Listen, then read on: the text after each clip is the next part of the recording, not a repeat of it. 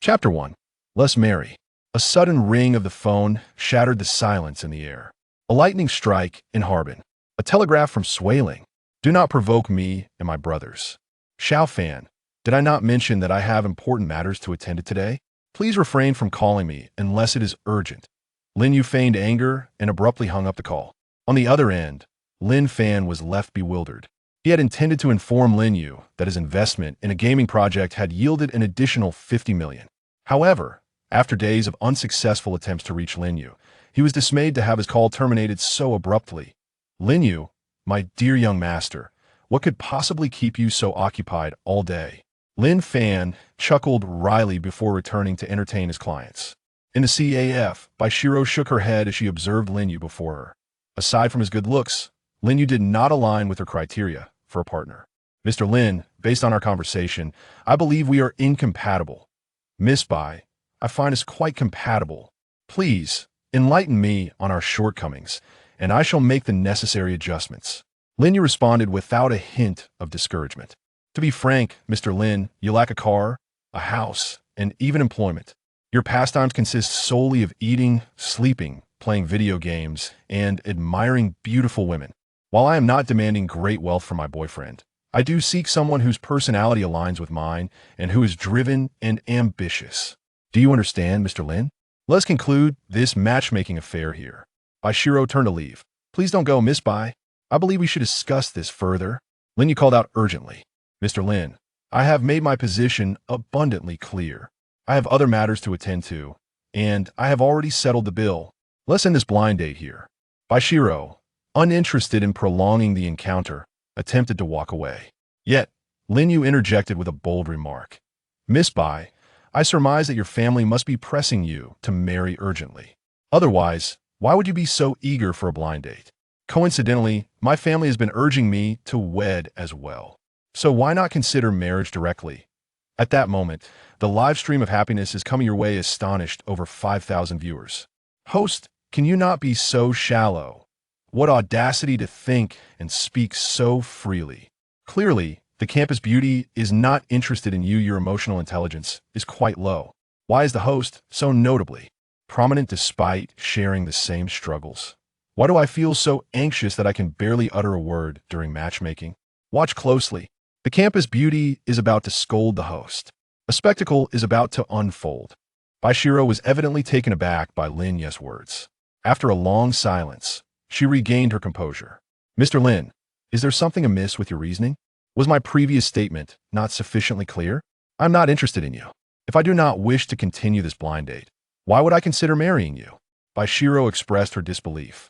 Miss Bai, let's not be so final in our words. How about we meet at the Civil Affairs Bureau tomorrow? Lin Yu declared, disregarding Bai Xirous' response and turning to leave.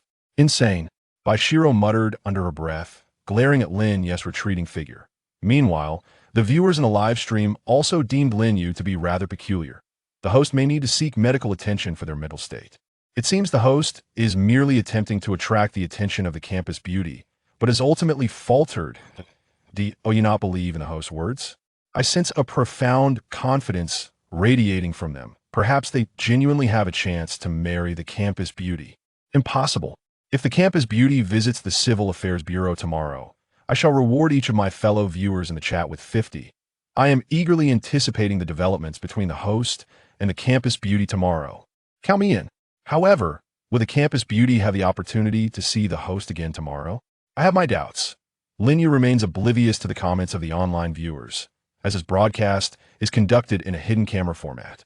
The individuals capturing the footage are concealed within the crowd, leaving him unaware of the lens directed at him. Thus, only the viewers can see him. This live stream is in fact a reality show titled Happiness Awaits You. The production team has selected 150 contestants through a nationwide audition to participate in a year-long competition in Yanhai City. The premise of the competition is for each participant to conceal their true identity while striving to earn a living and find love, ultimately forming a family. After 1 year, the contestant with the highest overall happiness metrics and popularity score will be crowned the champion. The prize for the champion amounts to an astonishing several billion. Lin Yu has enrolled in this program ever since his arrival in this world. The original owner of this body was not lacking in wealth. The Lin Group, the richest conglomerate in the Dragon Kingdom, is the family business of Lin Yu. One could say that Lin Yu is now a super-rich second-generation heir, with everything at his fingertips. Yet it is unclear what madness possessed the original Lin Yu to wager that he could thrive independently, even with nothing to his name. Thus, the original Lin Yu decided to join this program, but on the very first day of the competition, this young master, exhausted from moving bricks at a construction site, could not withstand the fatigue and fell, meeting his untimely end. In that moment, the current Lin Yu seized the opportunity. After merging memories, Lin Yu merely wished to live as a wealthy heir, but just as he contemplated withdrawing from the program, the system manifested. Named the Perfect Life System, its inaugural task was to compel Lin Yu to continue participating in the show. With no option but to comply with the demands of the system, Lin Yu pressed on with determination. Today marks the official commencement of the program, during which each contestant must randomly select a lady for a blind date. Fortune smiled upon Lin Yu as he drew Bai Xirou, the campus beauty, as his dating partner. Bai Xirou possesses captivating almond-shaped eyes that resemble shimmering autumn waters, and her exquisitely striking visage renders every smile and frown a delight to behold. She undeniably embodies the title of former campus beauty from the Communication University. For this occasion, Bai Xirou has adorned herself splendidly. Her elegant black gown paired with red high heels accentuates her alabaster neck, akin to a regal swan, making it nearly impossible to divert one's gaze after a mere glance. Lin Yu intended to showcase his best self today, but to his dismay, the system did not grant him that opportunity. This led to the previous dialogue and Bai Xirous' look of disdain. The program operates from 8 in the morning until 6 in the evening. It is now 7 in the evening, and the recording of the show has concluded. Lin Yu is driving his luxurious sports car, of which only 100 have been released nationwide, on the highway, reveling in the thrill of speed and passion. However, thoughts of the blind date weigh heavily on his mind, leaving him in a state of profound discontent. Will Bai Xirou truly go to the Civil Affairs Bureau tomorrow? What if I foolishly wait there for an entire day? Oh, dear system, are you genuinely toying with me? A swift strike across Harbin. A bolt from Sui Ling. Do not provoke me and my brethren. The ringing of the phone abruptly interrupted Lin Yu's reverie. Young Master Lin, it's been quite a while since you answered a call. Came Lin Fan's voice from the other end, tinged with a hint of melancholy. Lin Yu, slightly irritated, replied, Xiao Fan, why do you keep calling me? What on earth is the matter? With a resigned sigh, Lin Fan responded, Young Master Lin, I am your secretary appointed by the madam, not your nanny. The head of your entertainment project has been persistently demanding to see you. He wishes to discuss an additional investment of 3 million. What is your stance on this? Xiao Fan, it's just 3 million. Handle it as you see fit. Lin Yu replied, nonchalantly, By the way, Xiao Fan, I've been exceedingly busy during the day lately, so unless there's a catastrophe, refrain from calling me. Before Lin Fan could respond, silence enveloped the phone line. Dealing with a young master like you, I truly wonder what sins I committed in my past life. Lin Fan lamented, gazing at the mountain of documents piled on his desk, feeling utterly overwhelmed. Chapter 2. I am now married. The following day, Lin Yu arrived at the Civil Affairs Bureau early in the morning. He eagerly scanned the surroundings, anticipating the appearance of Bai Xirou. In the live stream titled Happiness Awaits You, enthusiastic viewers had already been waiting as long as Lin Yu for the event to unfold. Do you think the host will successfully meet the campus belle today? Who knows? I'm just here to witness the host's folly. Hey everyone, I'm back. Yesterday, I said if the campus belle shows up at the Civil Affairs Bureau today, I would give each of you 50. The offer still stands. Host, for the sake of my $50, you must give it your all. 2 hours passed, yet Lin Yu did not catch a glimpse of Bai Xirou. Instead, he was approached by a security guard from the nearby area. Young man, is that girl you were waiting for still coming? Lin Yu forced a smile, feeling somewhat awkward. She should be here soon, right? The guard, with the wisdom of experience, remarked, Are you perhaps here to get a divorce instead of a marriage certificate? If your wife has left you waiting this long, she likely doesn't wish to part ways. I advise you, young man, getting married these days is no easy feat. You need a car, a house, savings. None of these can be overlooked. And let us not forget the dowry. With such high costs of marriage, there's no need for you to seek a divorce. Besides, it's clear your wife isn't keen on leaving. Go home and make it up with her. Couples should never go to bed angry. Off you go. The security guard offered his heartfelt advice. Lin Yu, with sincerity in his eyes, posed a question. Is it possible that I'm actually here to obtain a marriage certificate? I seem to have forgotten to close the security booth door. I must take my leave. The guard, flustered, hurriedly departed. At this moment, over 5,000 viewers in the live stream were in fits of laughter. Ha ha ha. Host, did you hear what the security guard said? With the cost of marriage being so high, even if you marry the campus belle, you must weigh your options. The guard made a valid point. You should hurry home. The campus belle is unlikely to show up today. Host, you've already waited over 2 hours. It's time to let go. Call that security guard back. He was quite entertaining. Let him chat with you again. Of course. Lin Yu could not see the comments in the live stream. Yet, after waiting so long, he was beginning to grow impatient. Damn it, what a useless system. You're just leading me astray. Warning to the host. Do not question the system's decisions, or punishment will be imposed. At this, Lin Yu quickly backed down. I was wrong. System Daddy, I'll heed your guidance without fail. However, he internally cursed, knowing he could not express his discontent. The system reiterated its warning. Lin Yu was left speechless. As time dragged on, it was now 3 in the afternoon. Over half of the 5,000 viewers had left the stream, and those remaining were utterly bored. Lin Yu leaned against the wall, nearly dozing off, when suddenly a delicate, fair hand tapped his shoulder. Mr. Lin, I apologize for keeping you waiting, Bai Xirou said with a look of genuine regret. Lin Yu gazed in astonishment. Miss Bai, you truly have come. Mr. Lin, she replied candidly. To be honest, I had no intention of attending. I have been orphaned since childhood, relying solely on my grandmother. Her greatest wish in life has always been to see me establish a family and enjoy a blissful life. Recently, my grandmother has fallen ill and is hospitalized. To spare her worry, I have been fabricating tales of a long-term boyfriend.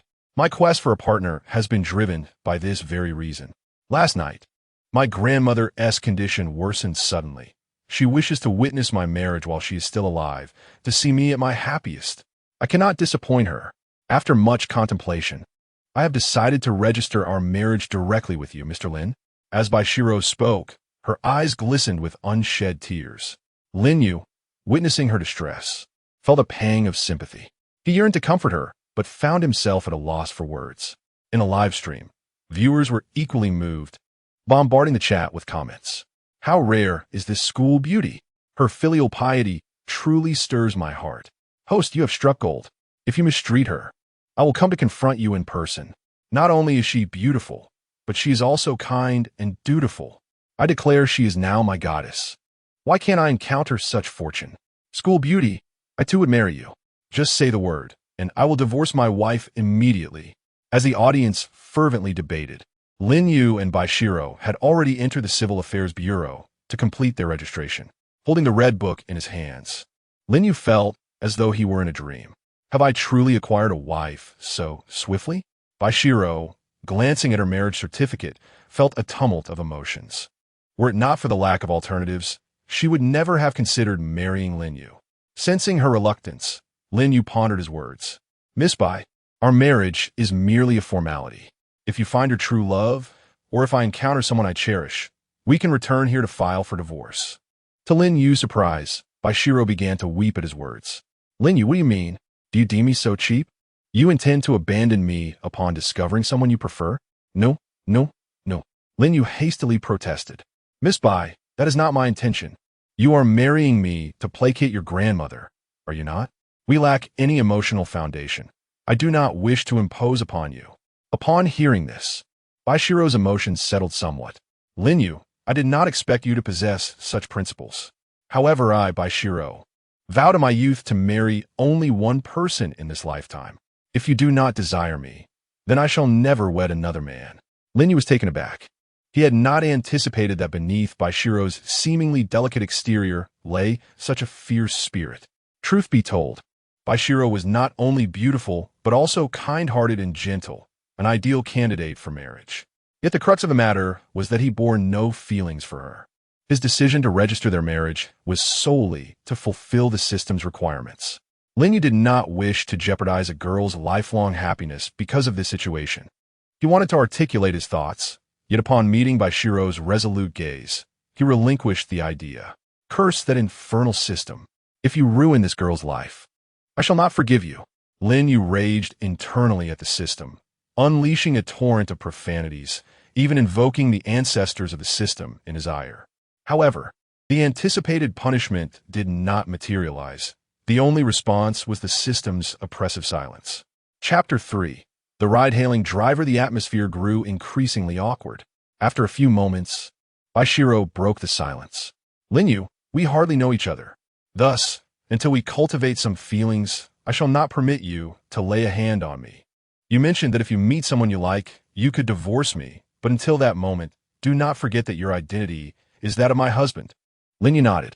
Certainly, Miss Bai. As your nominal husband, I shall ensure you do not face any grievances.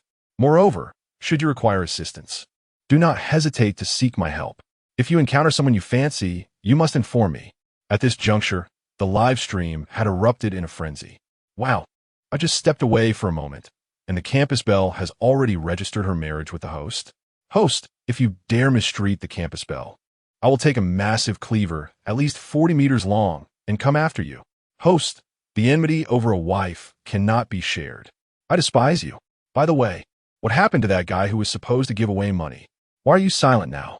Bai Xirou, upon hearing these comments, appeared less than pleased, her expression shifting to seriousness.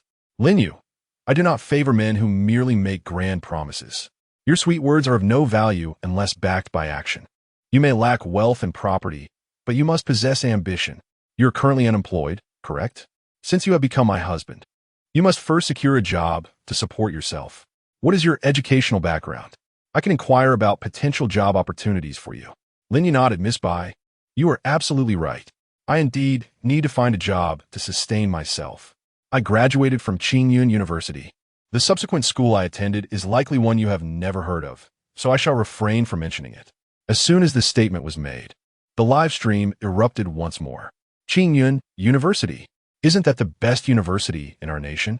The host has such a high level of education. Impressive. However, since the host is a graduate of Qingyun University, how could he possibly be unemployed? Surely he must have some flaw? The host's educational background somewhat matches that of the campus belle. I am increasingly eager to see how their story unfolds. Bai Xirou was equally astonished by Lin Yu's academic credentials. Lin Yu, I never imagined you were a top student from Qingyun University. You should not require my assistance in your job search. No sooner had she spoken than the phone rang. After Bai Xirou answered, her demeanor visibly shifted to one of alarm. Lin Yu, I must attend to an urgent matter at my company. Let us meet at the CAF for our blind date tomorrow morning at 9. Lin Yu was unable to respond in time. Bai Xirou hurriedly hailed a taxi and departed. Lin Yu, witnessing this, could only smile helplessly. Why the rush? I have my own car, he thought. The clock had already struck 7 in the evening, marking the conclusion of the recording for the show Happiness is Calling You. As Lin Yu drove his luxurious sports car, he pondered the prospect of employment. What kind of job could he possibly undertake? Firstly, he was not in need of money. Work was merely a way to pass the time. Moreover, he disliked being constrained by others. He craved a work environment that allowed for complete freedom. Ideally, he desired a job where he could choose to work or not at his whim. After much contemplation, Lin Yu finally settled on a profession, a ride-hailing driver. This role would grant him the flexibility to accept or decline rides as he pleased, free from the pressure of a boss or the confines of a traditional 9-to-5 job. Ultimately, he was indifferent to his earnings. His primary motivation was merely to fulfill his participation in Happiness is Calling You. Upon further reflection, Lin Yu found himself troubled by thoughts of Bai Xirou. He realized he knew very little about her circumstances. As a husband, albeit a nominal one, it felt irresponsible not to understand his wife's situation.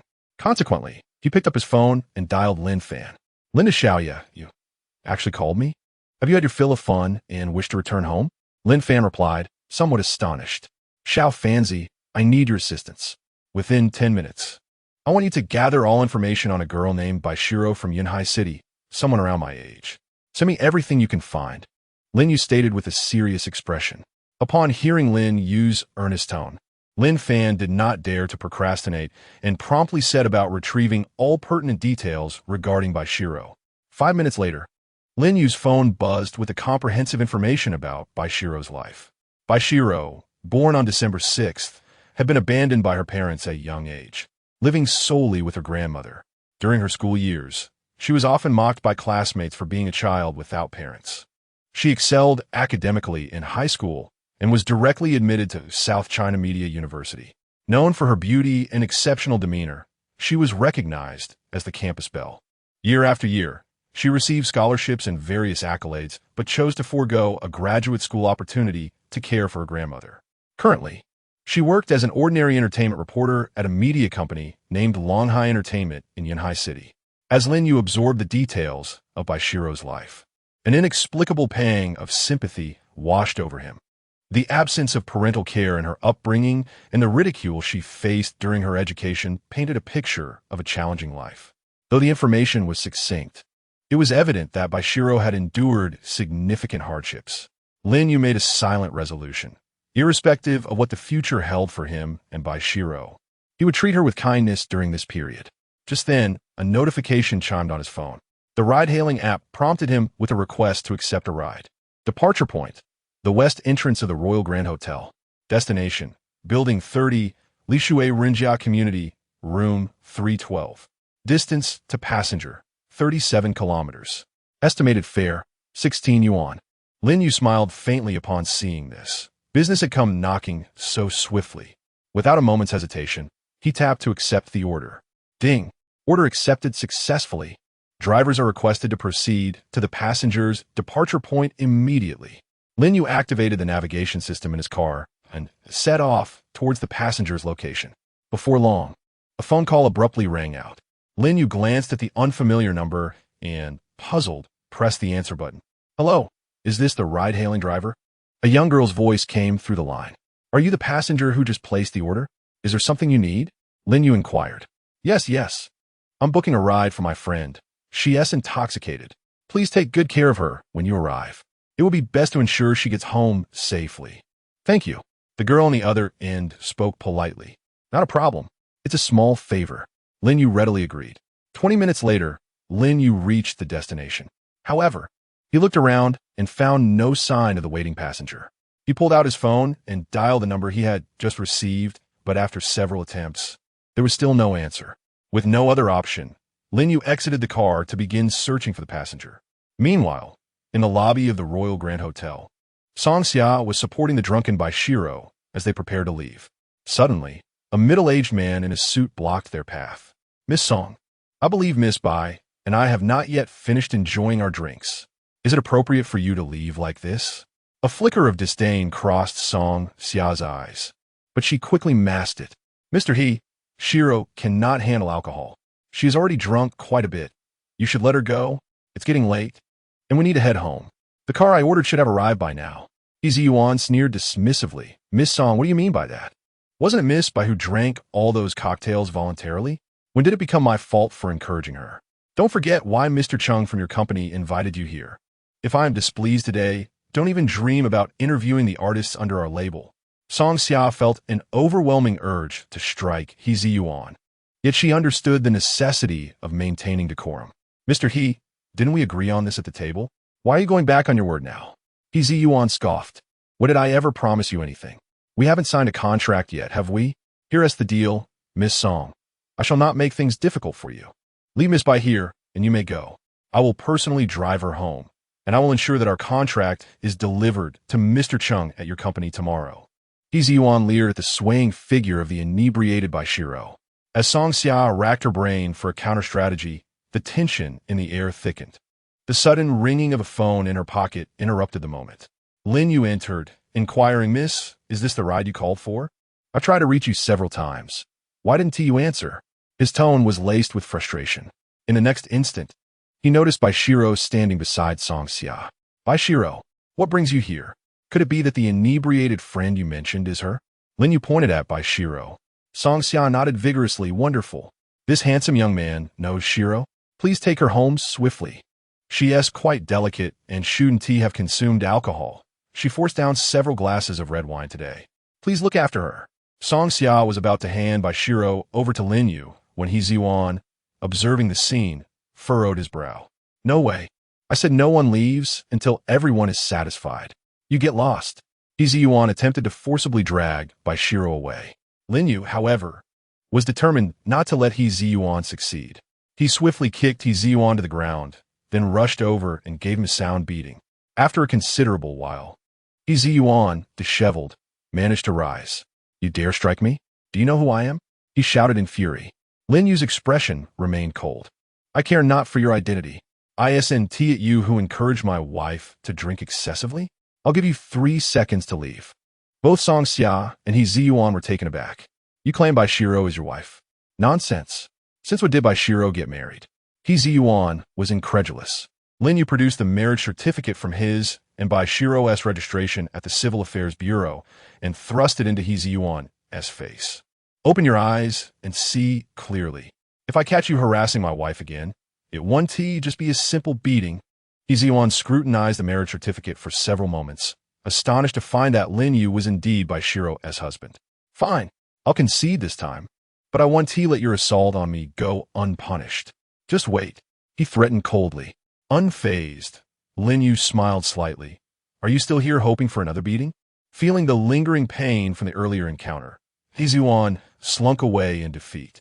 What a hero, saving the damsel. Truly impressive. However, this Bai Xirou is petty and has close ties with our company's general manager Chung. After you've defended Xirou today, her days at the company may not be easy. Song Xia expressed her concern for Bai Xirou. Miss, thank you for taking care of our Xirou today. Rest assured, since I dare to confront that scoundrel, I am not afraid of retaliation. No one can bully our Xirou, Lin Yu declared, lifting Bai Xirou in a princess carry. He left Song Xia with a graceful silhouette. So dashing. Xirou, you're so fortunate. Song Xia admired Lin Yu's departing figure, filled with admiration. Lin Yu initially intended to drive Bai Xirou home. However, Bai Xirou was clearly unwell and had even vomited in the car. Thus, he had no choice but to take her to a nearby hotel. As night approached, all the rooms in the hotel were fully booked. Nevertheless, due to Lin Yu's financial resources, the hotel manager managed to provide him with a room, specifically a couple's suite that had yet to be occupied. After considerable effort, Lin Yu finally managed to lift Bai Xirou onto the bed. The dim lighting and the intimate atmosphere surrounding them made the inebriated Bai Xirou, lying on the bed and showcasing her alluring figure, all the more captivating. The flush on her cheeks added a touch of sensuality to her beauty. All of this stirred Lin Yu's thoughts. We are legally married. Surely, it wouldn't be inappropriate for me to do something, would it? Lin Yu mused silently as he gazed at Bai Xirou. However, he still had his principles. He quickly rushed to the bathroom to splash some water on his face to regain his composure. After such a long ordeal, he too felt fatigued. Unfortunately, there were no sofas or similar furnishings nearby. Thankfully, the spacious bed in the couple's suite was ample enough. Thus, he gently moved Bai Xirou to one side and lay down on the other side of the bed, preparing to sleep. Yet, as Lin Yu began to drift off, he suddenly felt a weight pressing down upon him. Opening his eyes, he discovered that Bai Xirou had somehow climbed onto him. She clung to him, her drunken demeanor making her look quite pitiful as she pouted. Grandma, don't leave me. Mommy and Daddy don't want me. You can't leave me too. The sorrow in her words tugged at Lin Yu's heart, prompting him to tenderly respond to her drunken ramblings.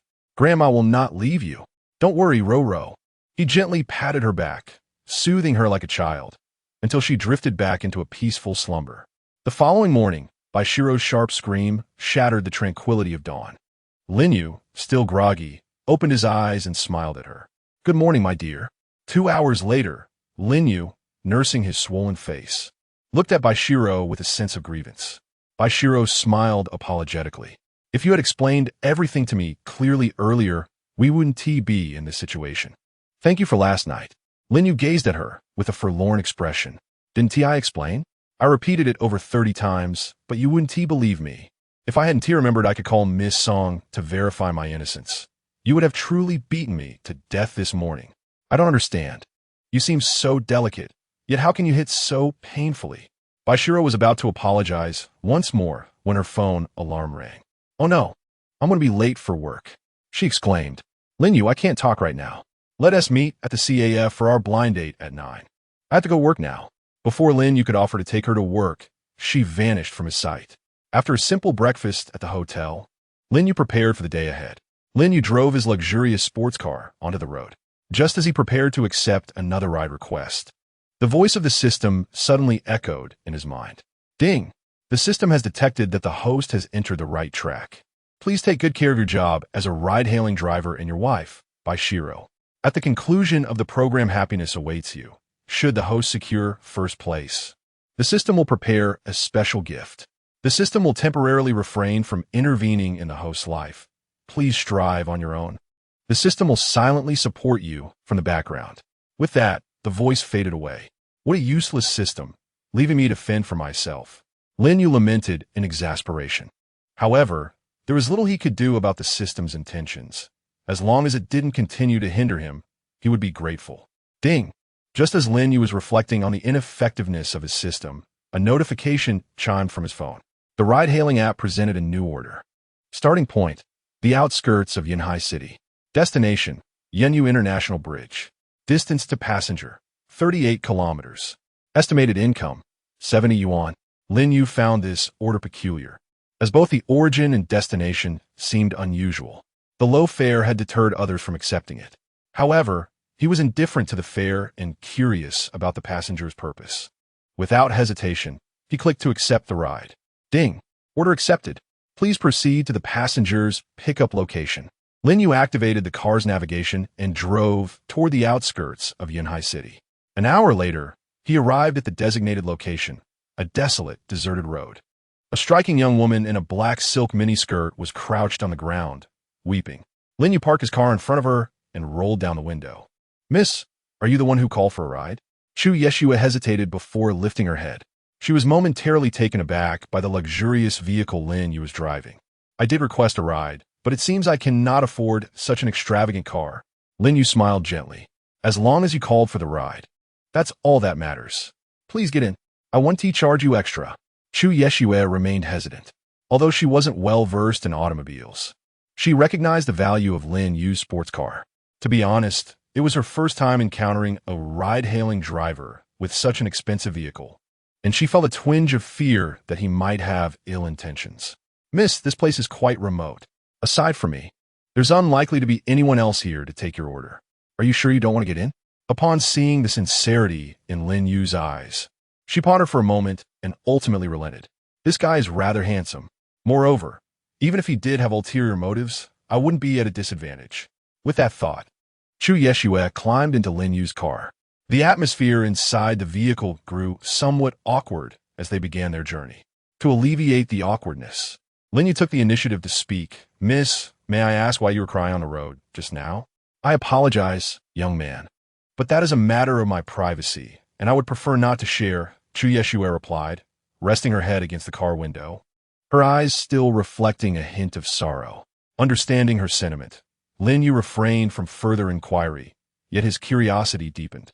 Meanwhile, as Lin Yu drove into the city, 2 or 3 black sedans suddenly appeared, trailing closely beside him. The occupants of these vehicles were all staff members from the program Happiness Awaits You, specifically tasked with filming Lin Yu. The program had installed a tracking device on Lin Yu's phone, allowing them to monitor his location in real time. At that moment, the viewers in the Happiness Awaits You live stream began to engage in fervent discussion. Host, if I'm not mistaken, the car he's driving appears to be one of the limited edition supercars released a few years ago by Long Country, of which only 100 were made. I noticed that too. Those supercars are incredibly valuable. I've heard that acquiring one costs at least 10 million.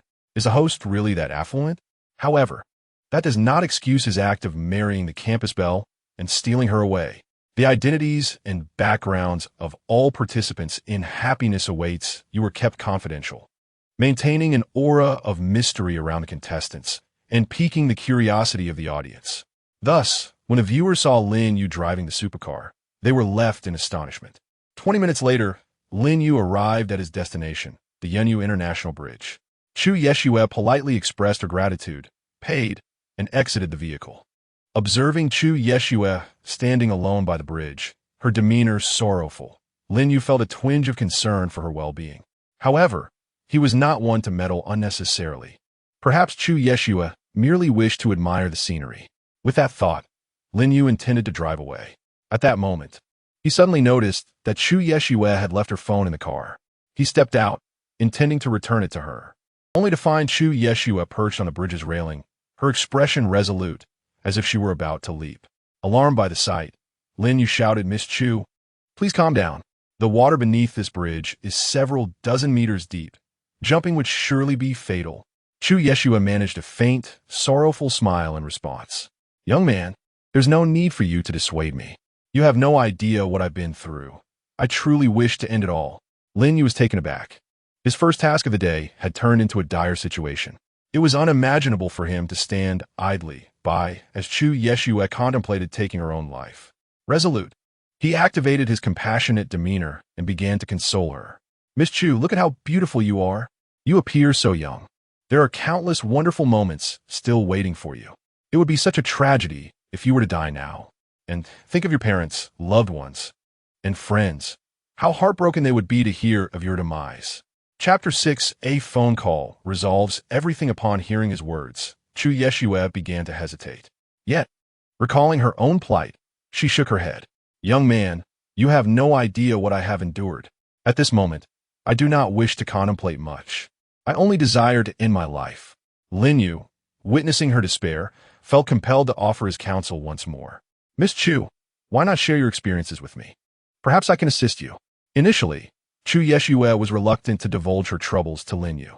However, considering her imminent demise, she thought it might be better to confide in someone and express her grievances. With a resigned sigh, she began, "Young man, I shall recount my tale. After graduating from university, I ventured to Yunhai City alone, striving to carve out my path. I diligently sought opportunities and eventually secured a position as the secretary to the general manager. I worked earnestly, committed to earning my keep. Yet, astonishingly, our general manager sought to make me his mistress, to which I naturally objected. In fact, I slapped him across the face, infuriating him immensely. Subsequently, he covertly spread rumors throughout the company, alleging that I had been attempting to seduce him. Before long, the entire company branded me as a shameless mistress. And even in my residential community, whispers of derision surrounded me daily. Not a single soul believed my innocence. I contemplated filing a sexual harassment complaint against the general manager. Yet the police dismissed my claims, citing a lack of evidence. I sought to resign and find employment elsewhere. But the general manager had already utilized his connections to tarnish my reputation across all similar firms in Yunhai City. Those companies, wary of offending my former employer, refused to hire me. As she recounted her ordeal, Chu Yeshue's sense of injustice deepened, and she broke down in tears. Lin Yu, enraged by her plight, could hardly contain his fury. Was it truly the case that a beautiful female secretary would inevitably entice the higher-ups of a company? Such absurdity was intolerable. The general manager's shamelessness in maligning a young woman's virtue was utterly despicable. Lin Yu felt his sense of justice swell within him. Not only Lin Yu felt this way. The viewers in a live stream were equally unsettled. "Damn it, this is infuriating. Where is that company located? I'm going to confront that general manager immediately." Host, you cannot turn a blind eye to this. If you are willing to assist this young lady, I will certainly watch your streams every day. The host drives such an extravagant car. He must be someone of significance. Please, teach that shameless general manager a lesson. It is truly pitiful that such a beautiful young lady faces such slander. Please do not despair. I support you. Saving a life is more meritorious than building a 7-story pagoda. Go for it. At that moment, Lin Yu made a resolute decision. He gazed earnestly at Chu Yeshue. "Miss Chu, you are still so young. Do not hastily relinquish your life. I will help you resolve this matter. Please tell me the location of that company and the name of the general manager who has harassed you." Chu Yeshua looked at Lin Yu with a hint of gratitude, but still shook her head. "Young man, I truly appreciate your willingness to help. However, my previous company ranks among the top 3 in the entire Yunhai City. If you were to stand up for me, you might also face repercussions. I do not wish to drag you down with me. I'm already quite delighted to have opened my heart to you today. Thank you, kind sir." With that, Chu Yeshue closed her eyes, feeling a sense of release. Just as she was about to leap, in that critical moment, Lin Yu dashed swiftly to her side and grasped the wrist of the teetering Chu Yeshua, preventing her fall. Witnessing Lin Yu's bloodied wrist from his effort to save her, Chu Yeshua felt an overwhelming surge of gratitude. She never anticipated that someone would truly be willing to save her. During this time, she had lived in darkness, and now, looking at Lin Yu, it was as if she saw a ray of light. Lin Yu, straining to pull her up, earnestly urged, "Miss Chu, do not give up.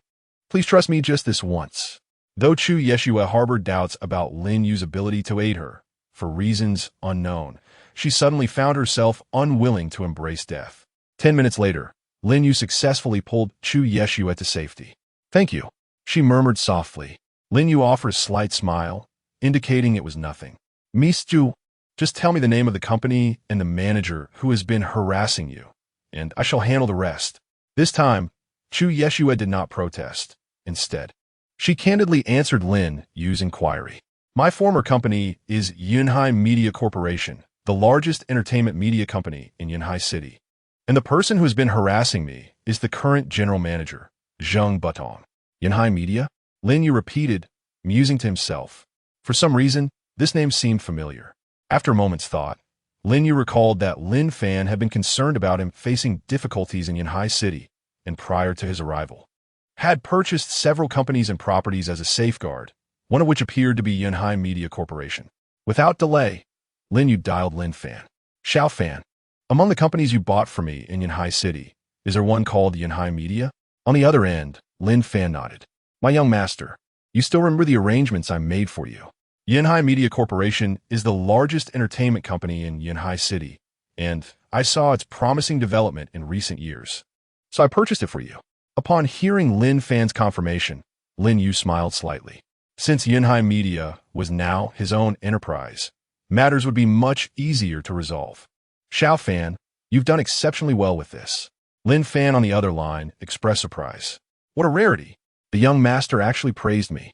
However, there's still one more thing I haven't mentioned. The villa I bought for you in Yunhai City is set to be handed over tonight. I'll send you the address. Make sure you go."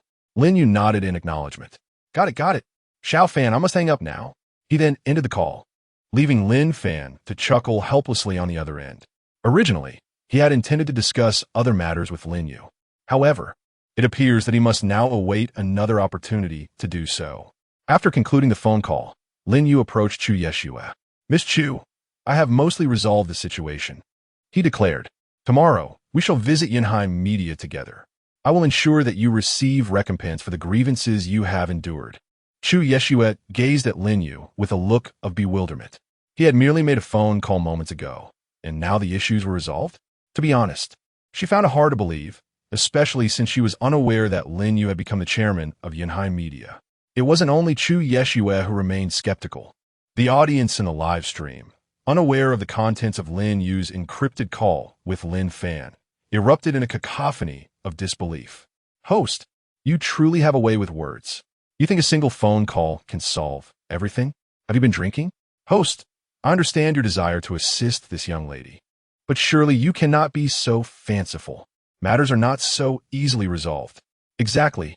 Host, do you think Yunhai Media is your family business? A mere phone call won't suffice. I refuse to believe it. Why won't you all believe the host?" I recall no one believed the host could marry the campus belle. I concur with what the viewer upstairs just said. Judging by the host's recent heroic act in rescuing this young lady, I am inclined to give the host the benefit of the doubt. Subsequently, Lin Yu took the initiative to drive Chu Yeshua back to her residential complex, offering her reassurance along the way. As Chu Yeshua looked at Lin Yu, she felt an overwhelming sense of security. A peculiar emotion began to blossom within her heart. After dropping off Chu Yeshua, Lin Yu glanced at the time and noted it was already 5:30 in the afternoon.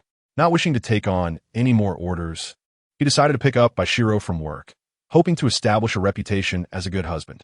Chapter 7. Picking up my wife from work at that moment, Lin Yu suddenly realized he had no idea where Bai Xirou worked. He promptly sent her a message inquiring about her company's location. Although Bai Xirou was puzzled as to why Lin Yu wanted to know, she nonetheless provided him with the address. Longhai Entertainment Company, Limited Curious. Lin Yu searched for the company and discovered that Longhai Entertainment was, in fact, a subsidiary of Yunhai Media. This revelation amused him, as it meant he had essentially become Bai Xirou's boss.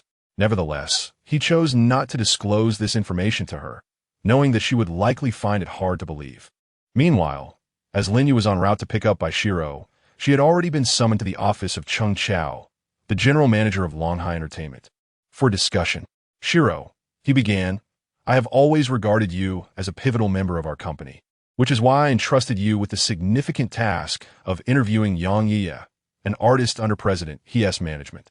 Yet, your husband had the audacity to physically assault President He last night. He called today, expressing his outrage and specifically demanding your dismissal. There is no other option. I repeatedly extended my apologies to Mr. He, sacrificing my own dignity in the process.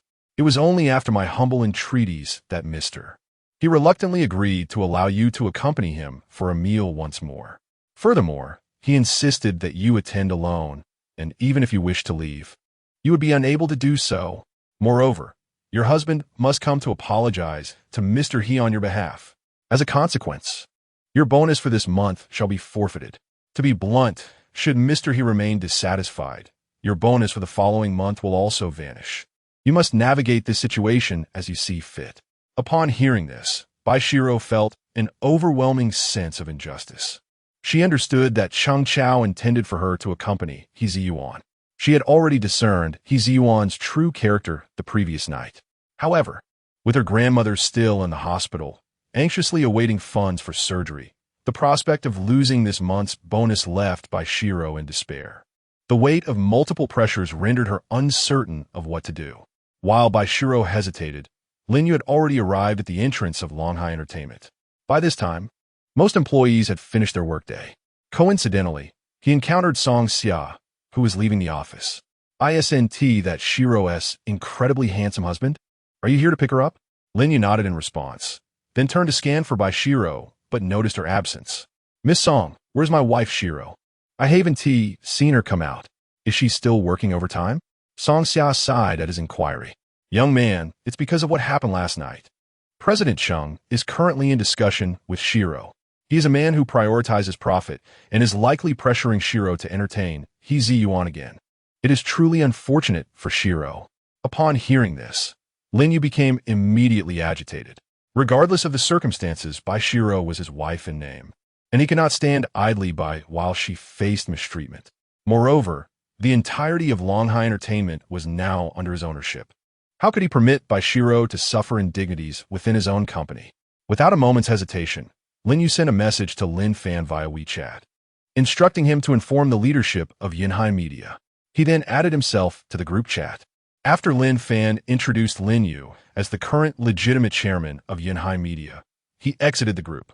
Following this, a wave of flattery ensued from the group members. However, Lin Yu was not swayed by such flattery. His sole purpose for joining the group was to ensure the protection of Bai Xirou. Thus, he sent a direct message stating, "I am not one to engage in idle chatter. Therefore, each word I utter bears significance. I will only say this once. Bai Xirou, an entertainment reporter from Longhai Entertainment, which is under Yunhai Media, is under my protection. Anyone who dares to bully her will be expelled without hesitation." This declaration sparked a considerable uproar. As the saying goes, a new official shows their authority with vigor. To everyone's surprise, the newly appointed Chairman Lin Yu made such a bold statement upon his arrival, prompting the leadership of Yunhai Media to commence a thorough search of Bai Xirou's profile and to warn those around them to steer clear of this woman named Bai Xirou. After all, the chairman had spoken decisively. Anyone who dares to bully Bai Xirou must face dire consequences. Not long after, Cheng Chao, a mid-level executive, received this news. He could hardly fathom that Bai Xirou had connections with the chairman of Yunhai Media. Longhai Entertainment was merely a small subsidiary of Yunhai Media.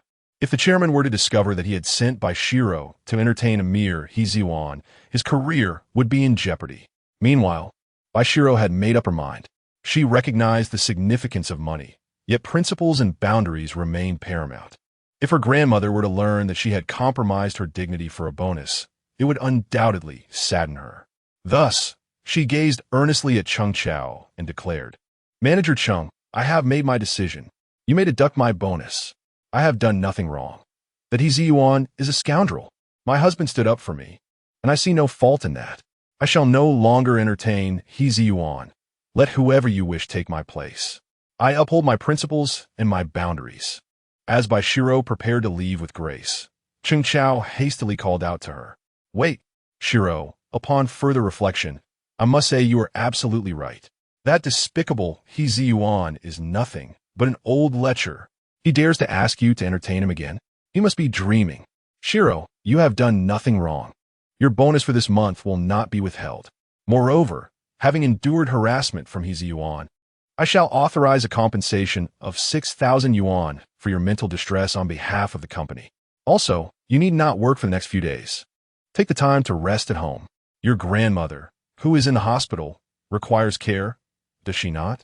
I shall grant you a paid leave of 1 month. Focus on taking care of your grandmother.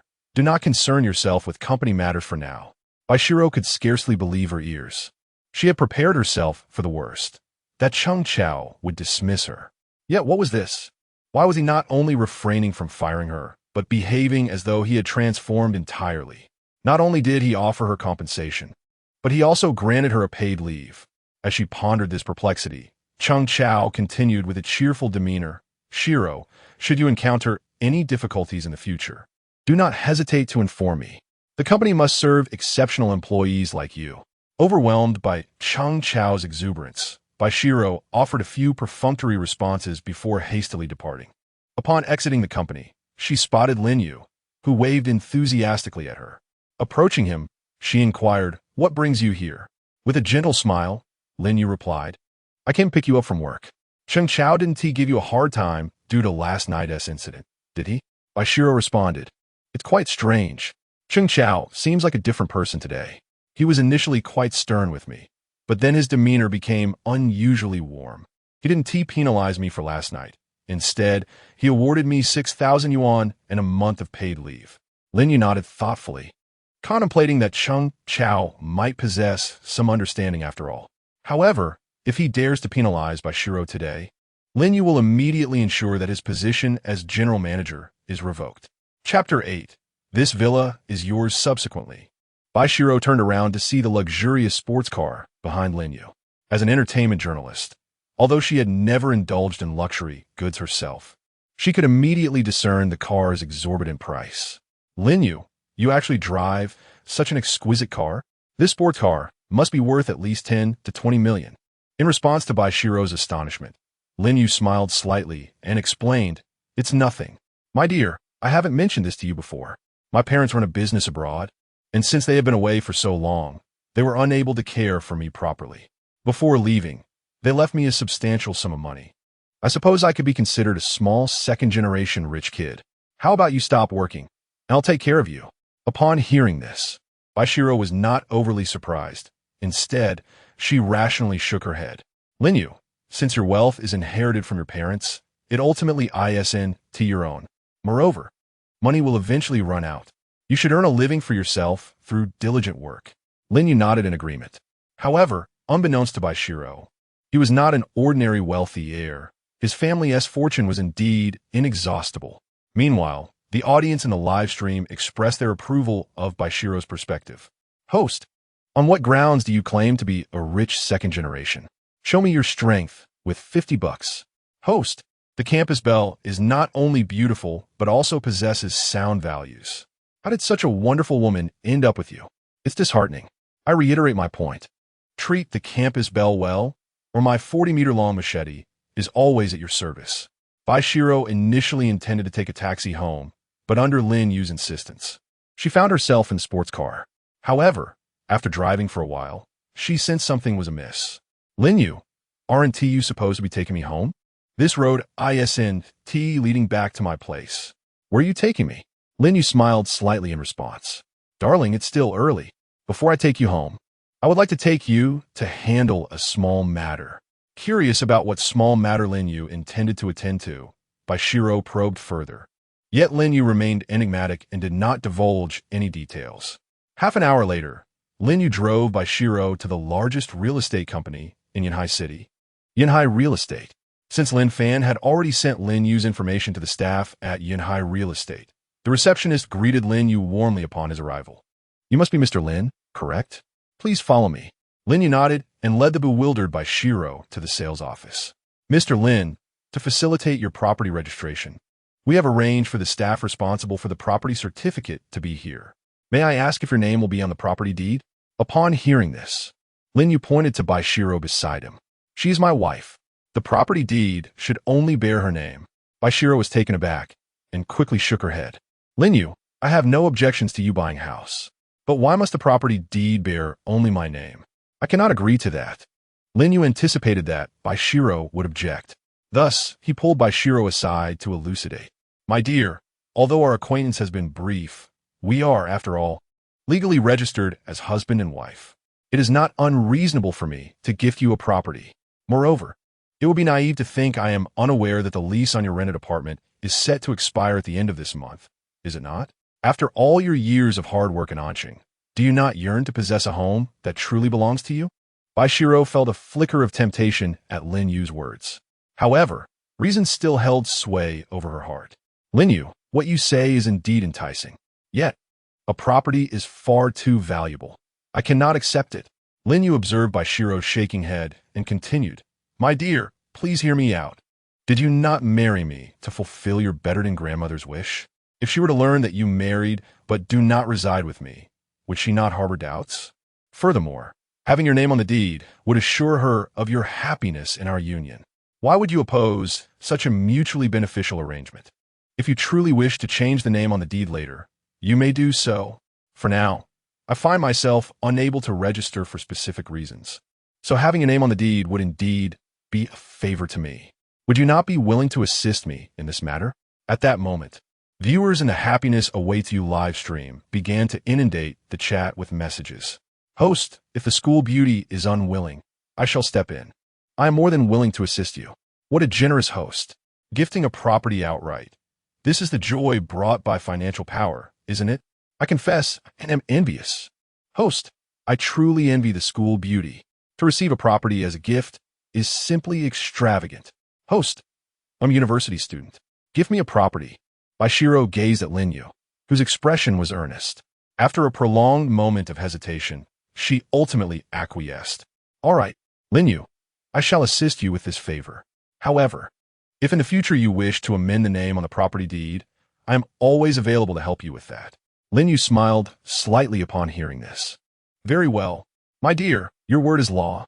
Though Lin Yu said this outwardly, it was likely that if Bai Xirou truly sought to change the name on the property deed later, he would not consent. This villa was a gift from Lin Yu to Bai Xirou. Should any unforeseen circumstance arise between them, Lin Yu was determined to ensure that Bai Xirou would never want for anything. Subsequently, under the guidance of the staff, the property deed was finalized with Bai Xirou's name alone inscribed upon it. However, upon receiving the keys, Bai Xirou experienced a pang of regret, for the house was entirely unlike what she had envisioned. She had initially presumed Lin Yu had purchased a standard property, only to discover that he had acquired an opulent 5-story villa, complete with an indoor swimming pool and an outdoor garden. The villa boasted a game room, a massage room, an esports room, and an array of dazzling entertainment and leisure facilities. Bai Xirou gazed in astonishment at Lin Yu. "Lin Yu, why didn't you inform me that the purchase was a luxurious villa? This is far too extravagant. The ownership cannot be registered in my name. Come on, let us rectify the name on the property certificate right away." Upon hearing this, Lin Yu shook his head. "No need for any changes. The registration is complete, and we are now legally married. It matters not whose name appears on the certificate." Noticing Bai Xirou's lingering hesitation, Lin Yu swiftly diverted the conversation. All right. Your immediate task is to move all your belongings from the rented apartment. Do not concern yourself with anything else." Bai Xirou, taken aback, replied, "Am I really moving in? I think I'm quite comfortable in my rented place." At this moment, Lin Yu felt a surge of frustration. Based on the information provided by Lin Fan, he knew that Bai Xirou's rental was situated far from the city center, perpetually leaking and inconvenient for transportation. Its only merit was its affordability. Understanding this made Lin Yu sympathetic towards Bai Xirou, which is why he was eager to show her the villa. For him, Having lived in a luxurious five-star hotel in Yunhai City for the past few days, the distinction between living in the villa or a hotel was inconsequential. Absolutely not. You must terminate that rental immediately. If you refuse to move into this villa, I shall sell it at a bargain. Bai Xirou quickly shook her head. No, no, no. Lin Yu, please don't be angry. I will move. At this juncture, several female viewers in the Happiness is Calling You live stream were in a frenzy. Oh, host, you are incredible. If the school belle refuses to move, let me in. I'm more than willing. Host, are you performing a classic scenario of a domineering CEO falling in love with me? How glitch, but I love it. More, please. Host, am I in a dating show live stream? So sweet. Host, upon closer inspection, you are quite handsome. Shall we exchange contacts? I am not after your wealth. Chapter 9. You are fired without delay. To prevent Bai Xirou from changing her mind again, Lin Yu promptly contacted a moving company. Within a few hours, all of Bai Xirou's belongings were relocated to the villa. Subsequently, Lin Yu and Bai Xirou began to organize the items together. After some deliberation, they decided that Lin Yu would occupy the 4th floor, which had an esports room, while Bai Xirou would reside on the 3rd floor, which boasted a splendid view and a pet room. It must be said that a woman's possessions are indeed plentiful. After a full evening of effort, Lin Yu finally finished arranging Bai Xirou's belongings. The two sat on the sofa, and Bai Xirou, looking around the spacious and comfortable room, smiled joyfully. This was the grand abode she had only ever dreamed of inhabiting. Little did she expect that, due to Lin Yu, her wish would be realized so soon. Lin Yu, thank you. However, at that moment, Lin Yu had already succumbed to exhaustion and fallen asleep on the sofa, oblivious to Bai Xirou's gratitude. Seeing this, Bai Xirou could only smile helplessly, then retrieved a thin blanket from the bedroom and gently draped it over Lin Yu. As Bai Xirou covered Lin Yu with a blanket, she found herself drawn closer to him. And it was then that she realized Lin Yu not only possessed striking features, but also had a fair complexion that rivaled the most popular stars in the entertainment industry. Moreover, there was an alluring aura about him that amplified his masculine charm. Bai Xirou gazed at Lin Yu for an extended moment, feeling a sudden warmth rise to her cheeks. Just then, Lin Yu awakened, his eyes meeting Bai Xirou's mere centimeters apart. With a gentle smile, he remarked, "Wife, you look truly beautiful, but why are your cheeks so flushed?" Flustered by his words, Bai Xirou quickly rose, saying, "Lin Yu, it's getting late. You should head upstairs to rest. I need to sleep too, or I want to be able to get up for work tomorrow." Lin Yu, a bit perplexed, replied, "But wait, wife, didn't President Chung grant you a month-long paid leave? You don't have to work tomorrow." At this, Bai Xirou's face turned even redder, and in a flurry, she pushed Lin Yu out the door, exclaiming, "I still need to get up early to take care of Grandma." "Oh dear, Lin Yu, I really must sleep now. You should rest early too. Good night." With her heart racing, she shut the door behind her, leaving Lin Yu standing in confusion. However, as he recalled Bai Xirou's shy demeanor, a smile involuntarily graced his lips. He thought to himself, who would have thought my stunning wife could be so endearing? He then called out, "Wife, good night," before heading upstairs to his own room. The following morning, Bai Xirou awoke, still drowsy, and, free from the obligation of an early work start, she slept until 10:30.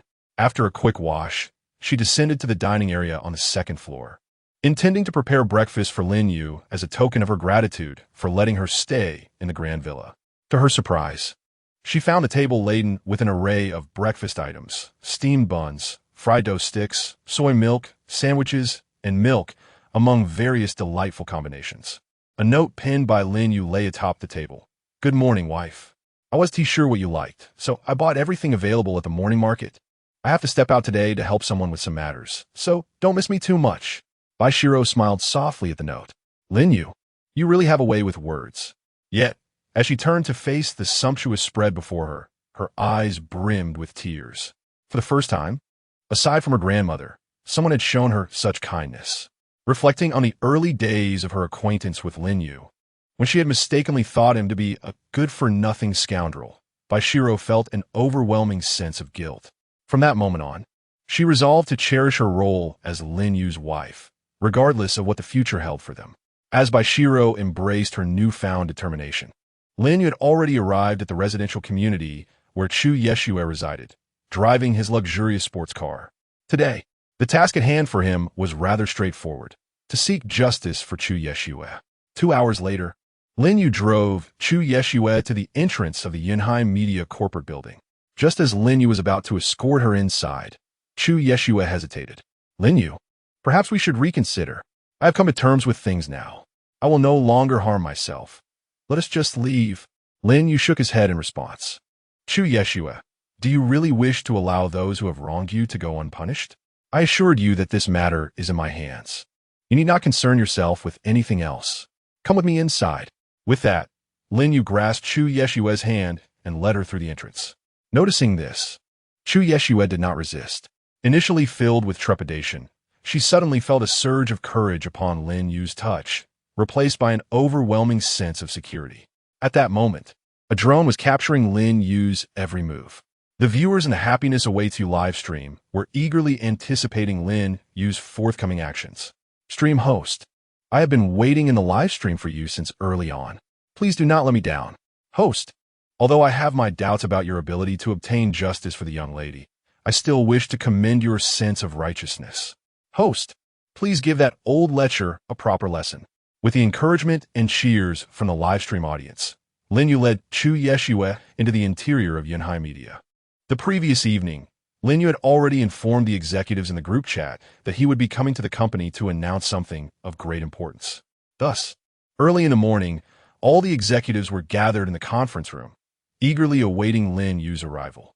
Upon entering the company lobby, Lin Yu and Chu Yeshue were greeted by 2 rows of beautiful female employees lined up to welcome them.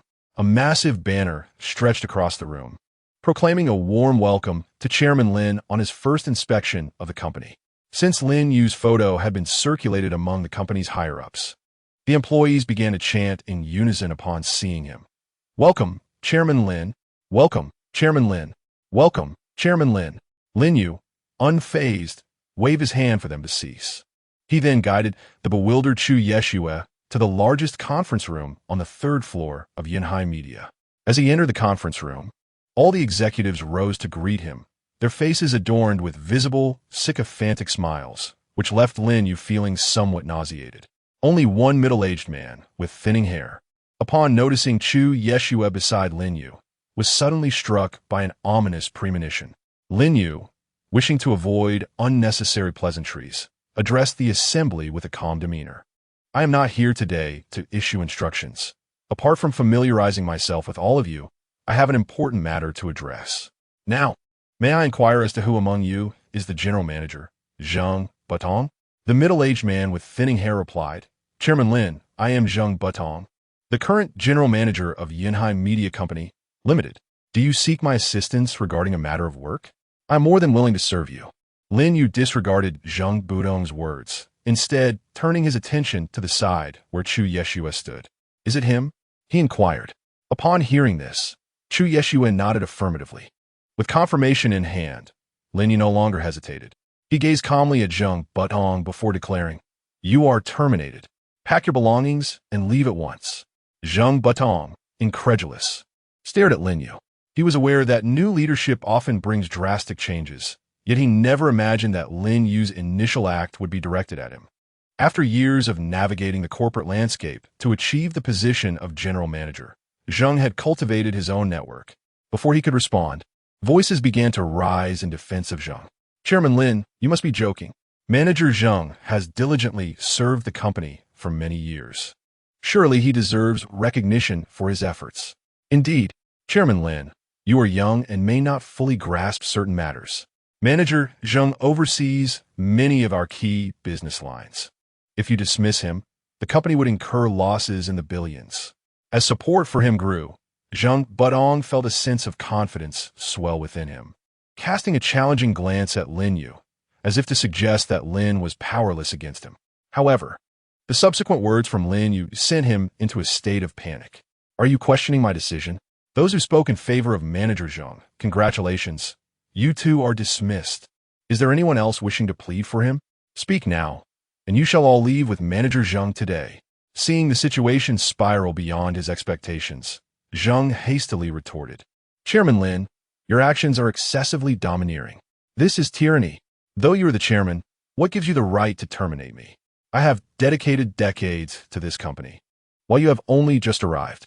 What qualifications do you possess to dismiss me? Exactly. Chairman Lin, you lack the authority to terminate Manager Zhang. We do not consent to this.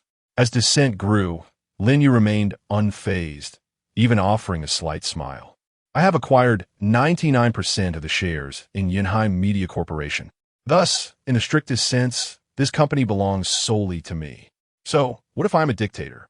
I have noted the names of those who defended Manager Zhang. I expect to see none of them on the company roster tomorrow. Furthermore, I announce a new personnel appointment.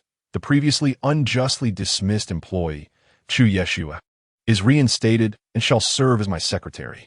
Additionally, the legal department is to bring Zhang Butong to court for his misuse of power in sexually harassing female employees. Our company shall not tolerate such behavior. The company's news department will also hold a press conference for me. Regardless of whether it is Chu Yeshua or the female employees previously harassed by Zhang Butong, our company must safeguard the privacy and safety of these women and ensure their innocence is restored. Furthermore, I demand a thorough investigation into the troublemakers spreading rumors within the company. Anyone found guilty shall be dismissed without hesitation. Chapter 10. The suspicious passenger. Upon hearing this, Zhang Butong collapsed onto the ground in disbelief. He never anticipated that after years of hard work to become the general manager, he could be so easily dismissed. Those who had initially supported Zhang Butong quickly recoiled and pleaded with Lin Yu, as they too wished to avoid termination. However, Lin Yu paid no heed to their pleas and instructed the security personnel to expel them without a shred of mercy. The remaining individuals in the conference room fell silent, fearful of attracting Lin Yu's attention. Meanwhile, Chu Yeshua felt as though she were trapped in a dream. No matter how far her imagination wandered, she could not fathom that Lin Yu was the chairman of Yunheim Media Company Limited. Not only was Chu Yeshua astonished, viewers in the live broadcast room titled Happiness is Calling You were also stirred, flooding the screen with various comments. Host, you are incredibly handsome. This is more thrilling than any drama I've ever watched. Host, didn't you claim to be just an ordinary rich second generation?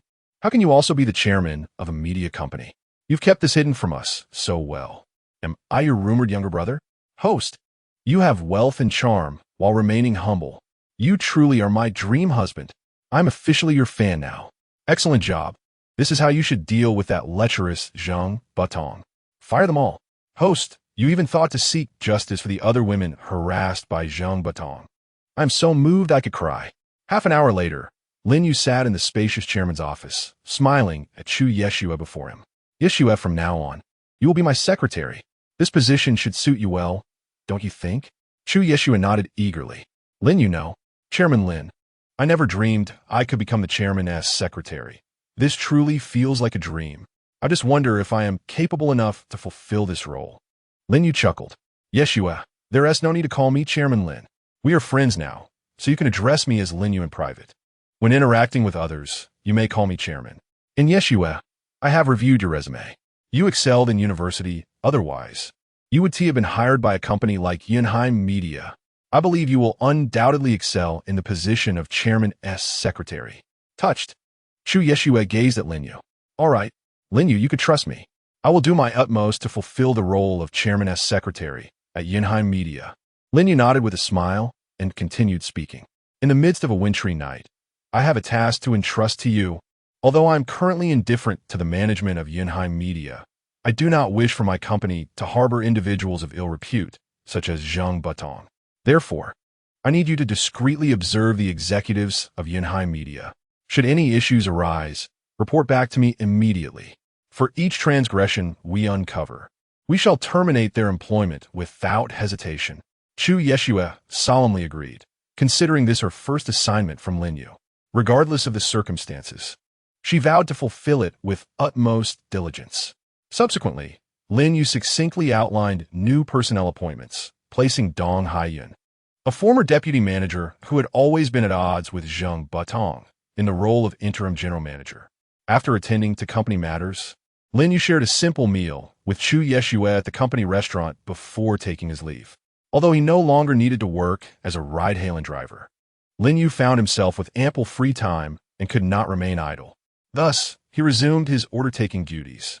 Ding, half a minute later, a notification chimed on his phone, indicating a new ride request. Pickup location, Yunhai City People's Hospital. Destination, Guangfa Construction Bank. Distance to passenger, 68 kilometers. Estimated earnings, 34 yuan. Without hesitation, Lin Yu accepted the order. Ding, order accepted successfully. A few minutes later, Lin Yu arrived at the passenger's location. After verifying the phone number, a middle-aged man, dressed plainly and holding a black briefcase, entered the vehicle with a grave expression. From the moment the man entered, Lin Yu sensed something was amiss. Although his awakened system seemed somewhat dormant, it still granted him the ability to foresee danger. Upon the man's arrival, a faint warning signal pulsed within Lin Yu's system. To ascertain the source of the impending threat, Lin Yu initiated a casual conversation with the middle-aged man. "Brother, are you heading to the bank to withdraw money? Is someone in your family hospitalized?" The man silently nodded in response. "Driver, could you please hurry? I'm a bit anxious." Noticing the man's urgency, Lin Yu reassured him. "Rest assured, at this hour, there shouldn't be many people at the bank. No need to rush. Also, I noticed you were holding onto that black briefcase. It seems like this style is quite uncommon nowadays." Upon hearing Lin Yu mention the briefcase, the man's demeanor shifted dramatically. "Driver, just focus on driving. This has nothing to do with you, so best not to pry." Lin Yu's intuition told him that the source of danger lay within that black briefcase. Consequently, he steered the car onto a secluded road and brought it to a halt. The middle-aged man, alarmed by the sudden stop, exclaimed, "Who told you to stop? Keep driving." Lin Yu turned back, earnestly advising, "Brother, heed my counsel. One must never engage in actions that will lead to future regret. It may still be possible to cease such conduct now." Yet, the middle-aged man evidently possesses little patience. He swiftly extracted a sharp dagger from his black briefcase and pressed it against Lin Yu's neck. "I am uncertain how you discerned it. Nevertheless, that detail is no longer of consequence. Drive towards the Guangfa Construction Bank. To speak candidly, I intend to rob the bank." Despite having formed a suspicion, Lin Yu was nonetheless astounded when the middle-aged man confessed. Although the blade was already at his throat, he felt no fear. Rather, he found the situation somewhat bizarre. Ever since Lin Yu decided to become a rideshare driver, he had accepted only 3 orders. The first was fortuitously to deliver Bai Xirou.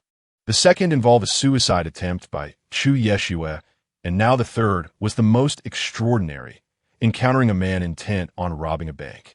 Lin Yu began to question whether he possessed a unique constitution, as other rideshare drivers might go a lifetime without such experiences, while he had met several in a brief span. Chapter 11. Be a beacon of light. What are you hesitating for? Drive quickly. Young man, I truly do not wish to harm you. Please do not compel me. The middle-aged man appeared agitated, on the brink of losing control.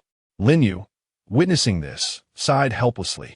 "Brother, you do not seem like the type of malicious villain. The bank is not closing yet.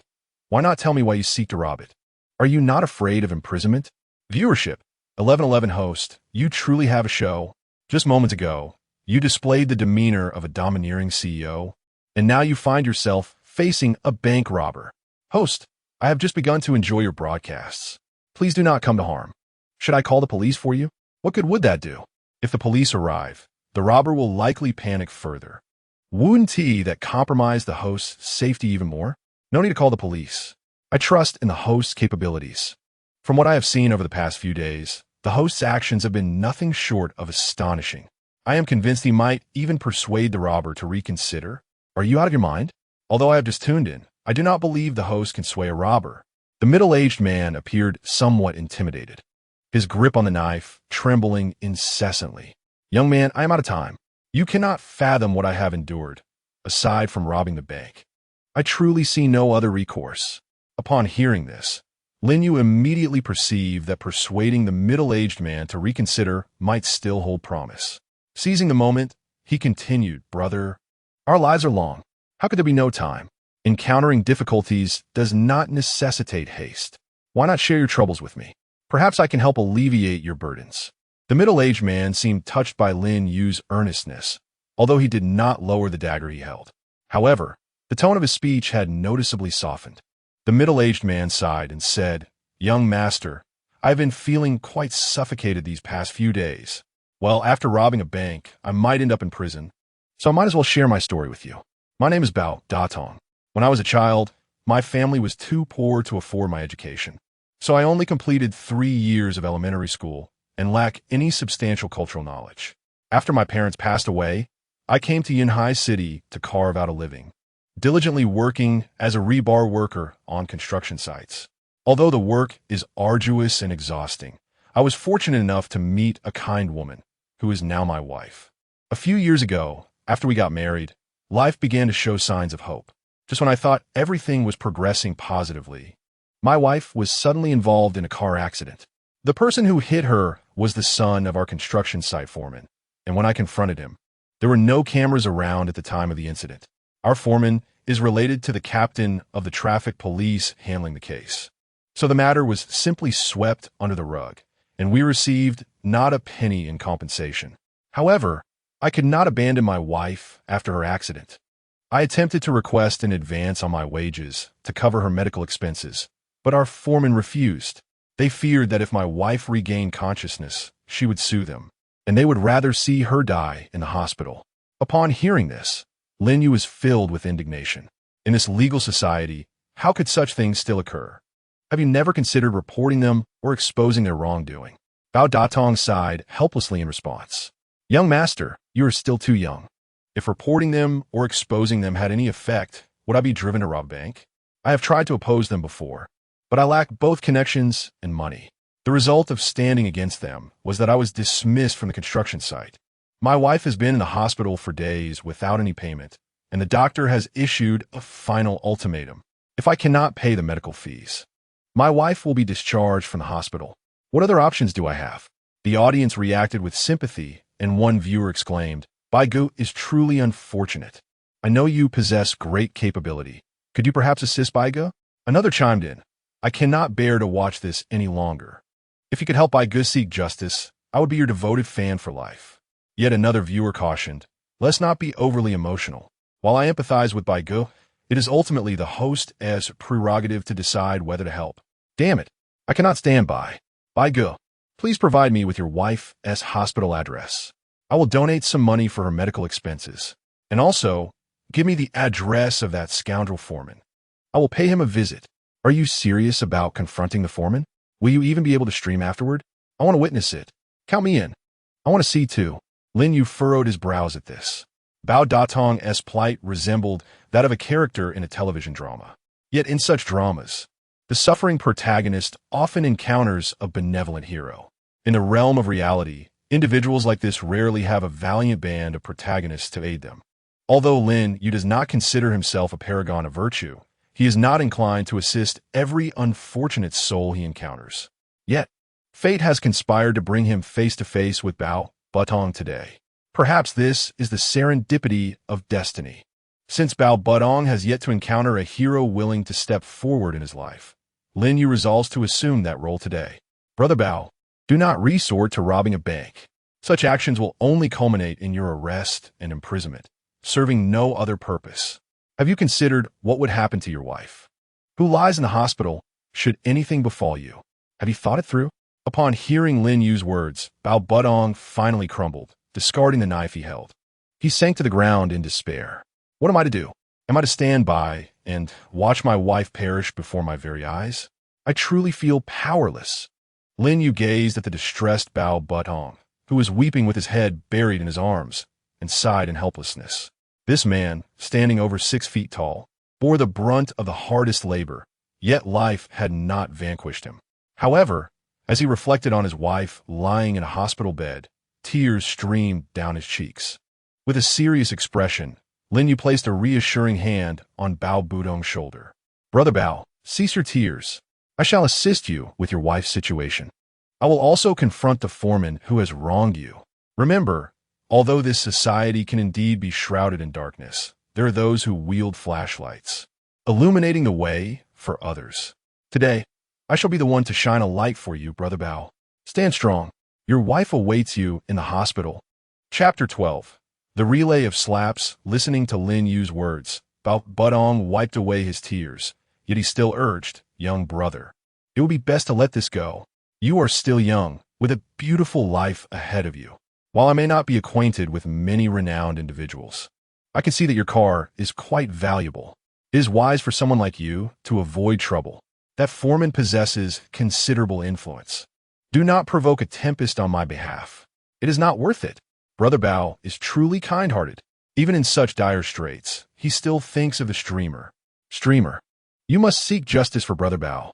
The loyal supporters in our live stream stand with you. Streamer, give it your all. Lin Yu was moved by Bao Butong's innate goodness. Without hesitation, he retrieved his phone and dialed Lin Fan. Xiao Fan, I previously asked you to find some capable hands in Anqing. How is that progressing? On the other end of the line, Lin Fan responded, my esteemed young master. Is that why you called? You have faith in my capabilities, do you not? I have certainly secured the assistance you require. Otherwise, if you encounter any mishaps alone in High City, how could I explain that? I have already established connections with the largest underworld faction in Yunhai City, the Black Dragon Gang. Their leader, Black Dragon, is a loyal and trustworthy individual. I shall provide you with Black Dragon's contact number immediately. If you need anything, just reach out to him. Subsequently, Lin Fan sent Lin Yu Black Dragon's phone number via WeChat, advising him to give direct instructions to Black Dragon.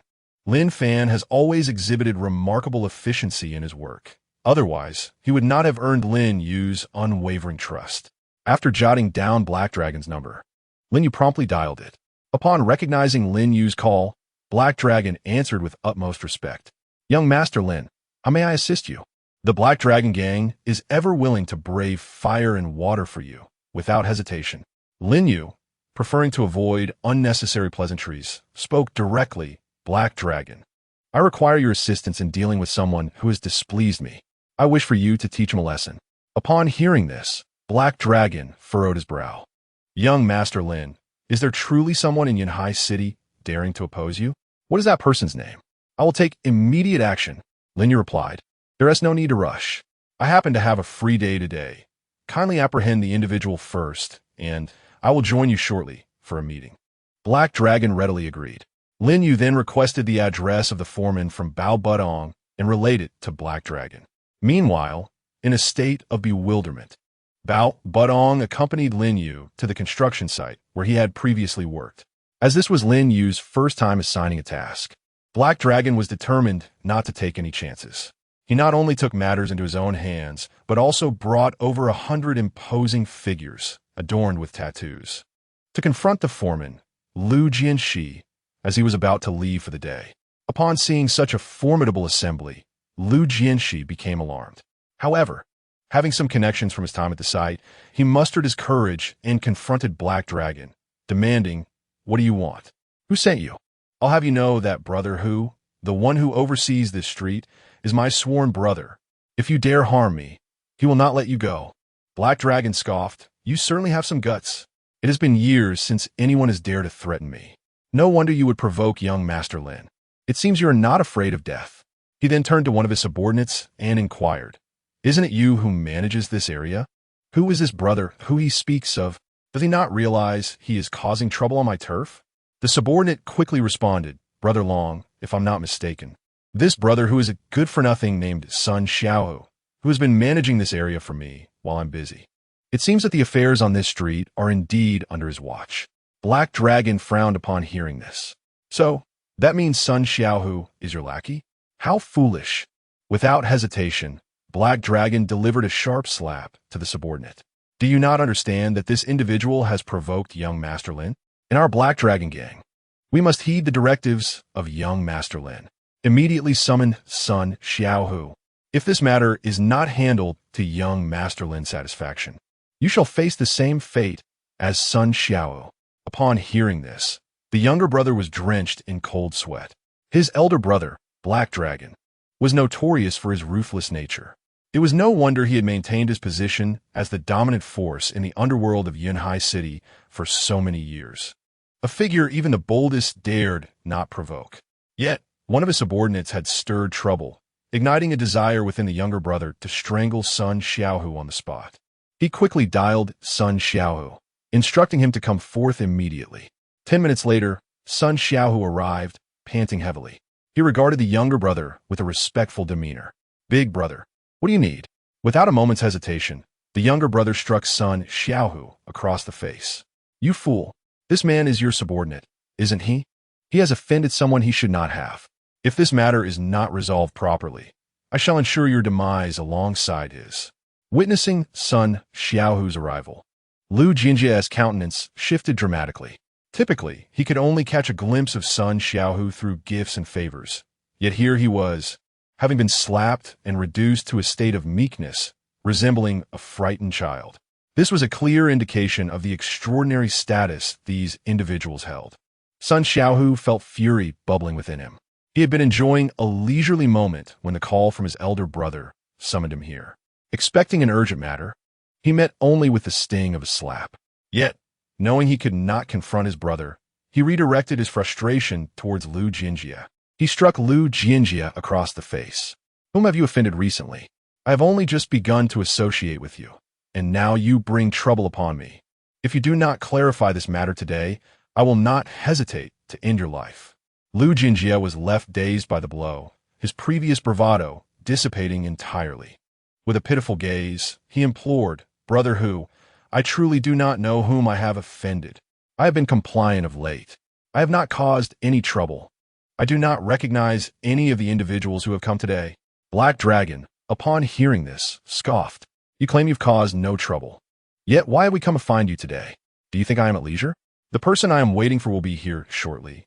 And if you fail to provide the information I seek, and young Master Lin deems me ineffective, I shall lose face. Tell me, how can I regain that lost honor?" The younger brother trembled with fear at these words. Having served Black Dragon for so many years, he understood that when Black Dragon spoke of losing face, it was a clear signal of intent to kill. If Lu Jinjia failed to produce any useful information, he too would likely be implicated. Thus, the younger brother swiftly approached Sun Xiaohu and struck him hard across the face, then seized him by the throat. Sun Xiaohu's face turned purple as he gasped for breath. Pleading desperately, "Big brother, I was wrong. Please spare my life." The younger brother coldly threatened him. "Did you forget to eat before hitting him? I must tell you, Sun Xiaohu, if you fail to extract any useful information today, you may not survive." With that, the underling released his grip as if discarding refuse. Sun Xiaohu gasped for breath, fully aware of the gravity of the situation. He clenched his fists and stormed toward Lu Jianxi with fierce determination. Lu Jianxi, terrified by Sun Xiaohu's demeanor, recoiled repeatedly. "Brother Hu, I truly have no idea who I have offended lately." Sun Xiaohu let out a cold laugh. "Unaware, are you? Allow me to assist you in recalling." He seized a steel rebar from the construction site and struck Lu Jianxi mercilessly, demanding, "Have you remembered yet? Have you remembered yet?" Just as Sun Xiaohu relentlessly pummeled Lu Jianxi, a luxurious black sports car arrived on the scene. Lin Yu, accompanied by Bao Butong, had come to the construction site. Upon exiting the vehicle, Bao Butong was paralyzed with fear at the sight of over 100 burly men in black attire. Had it not been for Lin Yu's presence beside him, he might have fled in terror. Upon noticing Lin Yu's arrival, Heilong immediately approached with utmost respect. "Young Master Lin, I am Heilong. From this day forth, my brothers and I, from the Heilong gang, shall serve you without hesitation." As Heilong bowed, the cohort of over 100 men in black followed suit, paying their respects to Lin Yu. The spectacle was nothing short of magnificent, leaving Bao Butong in a state of disbelief, and the viewers in the live stream equally astonished. Viewership 1111. Viewership 1111. Viewership 1111. Host, what is your background? Why do these seemingly formidable individuals show you such deference? Host, during your blind date, you claim to be without a car, a house, or a job. Yet you drive a nationally limited edition luxury sports car and own a grand villa. You are even the chairman of a major media company. Why are so many tough individuals following your lead? Host, what other surprises do you have in store for us? You have truly concealed your capabilities well. I adore this wolf in sheep's clothing persona. I have faith in you. Lin Yu nodded at Heilong. There's no need for such formality. I'm quite easygoing. Heilong, where is that foreman, Lu Jianxi, whom I asked you to find? Upon hearing this, Heilong promptly led Lin Yu to Lu Jianxi's side. At that moment, Sun Xiaohu was still relentlessly assaulting Lu Jianxi, who now resembled a battered mess. Sun Xiaohu only ceased his actions when one of Heilong's underlings urged him to stop. Lin Yu gestured toward the groaning Lu Jianxi and turned to Bao Butong, inquiring, "Is this the foreman who bullied you?" Despite Lu Jianxi's current state of disarray, Bao Butong recognized him immediately and nodded vigorously. "Yes, that's him. He is my contractor, Lu Jianxi." Upon collapsing on the ground, Lu Jianxi finally grasped the gravity of the situation when Bai Xirou questioned him about the matter at hand. Had Lu Jianxi been aware of his formidable connections, would he have dared to bully Bai Xirou? Nevertheless, having discerned the root of the issue, Lu Jianxi crawled to Bai Xirou's feet, bowing his head in supplication. "Brother Bao, I was wrong. Had I known you were so acquainted with Brother Hu, I would never have dared to bully you. Rest assured, I will cover all your wife's medical expenses. Please return to the construction site immediately. You need not continue as a rebar worker. We are in need of a supervisor at our site, and I believe you are perfectly suited for the role. I will even raise your salary by 3,000. I beg you, spare me." Lin Yu was somewhat astonished by Lu Jianxi's pragmatic approach. Without needing to utter a word, Lu Jianxi understood precisely how to proceed. Bai Xirou, being a man of integrity, found himself at a loss for words. Thus, Lin Yu took the initiative to ask, "Brother Bao, are you satisfied with his actions? If you find anything lacking, feel free to voice your demands." In response, Bai Xirou replied, "At this moment, I have no other intentions. I merely wish to settle my wife's medical expenses. I am indifferent to everything else." Upon hearing this, Lu Jianxi hastily retrieved a bank card from his pocket and without hesitation placed it in Bai Xirou's hand. "Brother Bao, this card contains 300,000. Use it for your wife's medical bills. If it is insufficient, let me know, and I will do whatever it takes to make up the difference. I truly realize my mistakes." Bai Xirou accepted the bank card without acknowledging Lu Jianxi further and turned to Lin Yu. "Thank you, little brother. Without you, I truly would not have known how to proceed. You have not only saved my wife's life, but also mine. Perhaps I should kneel before you." As Bai Xirou began to lower himself, Lin Yu quickly intervened, pulling him up. "Brother Bao, I truly did not do much. Now that the matter has been resolved, I shall take my leave. Should anyone dare to bully you in the future, do not hesitate to inform me. I assure you, I will make them aware of the consequences." As Lin Yu spoke, he deliberately cast a glance at the trembling Lu Jianxi on the ground. Lu Jianxi, upon seeing this, was instantly filled with dread.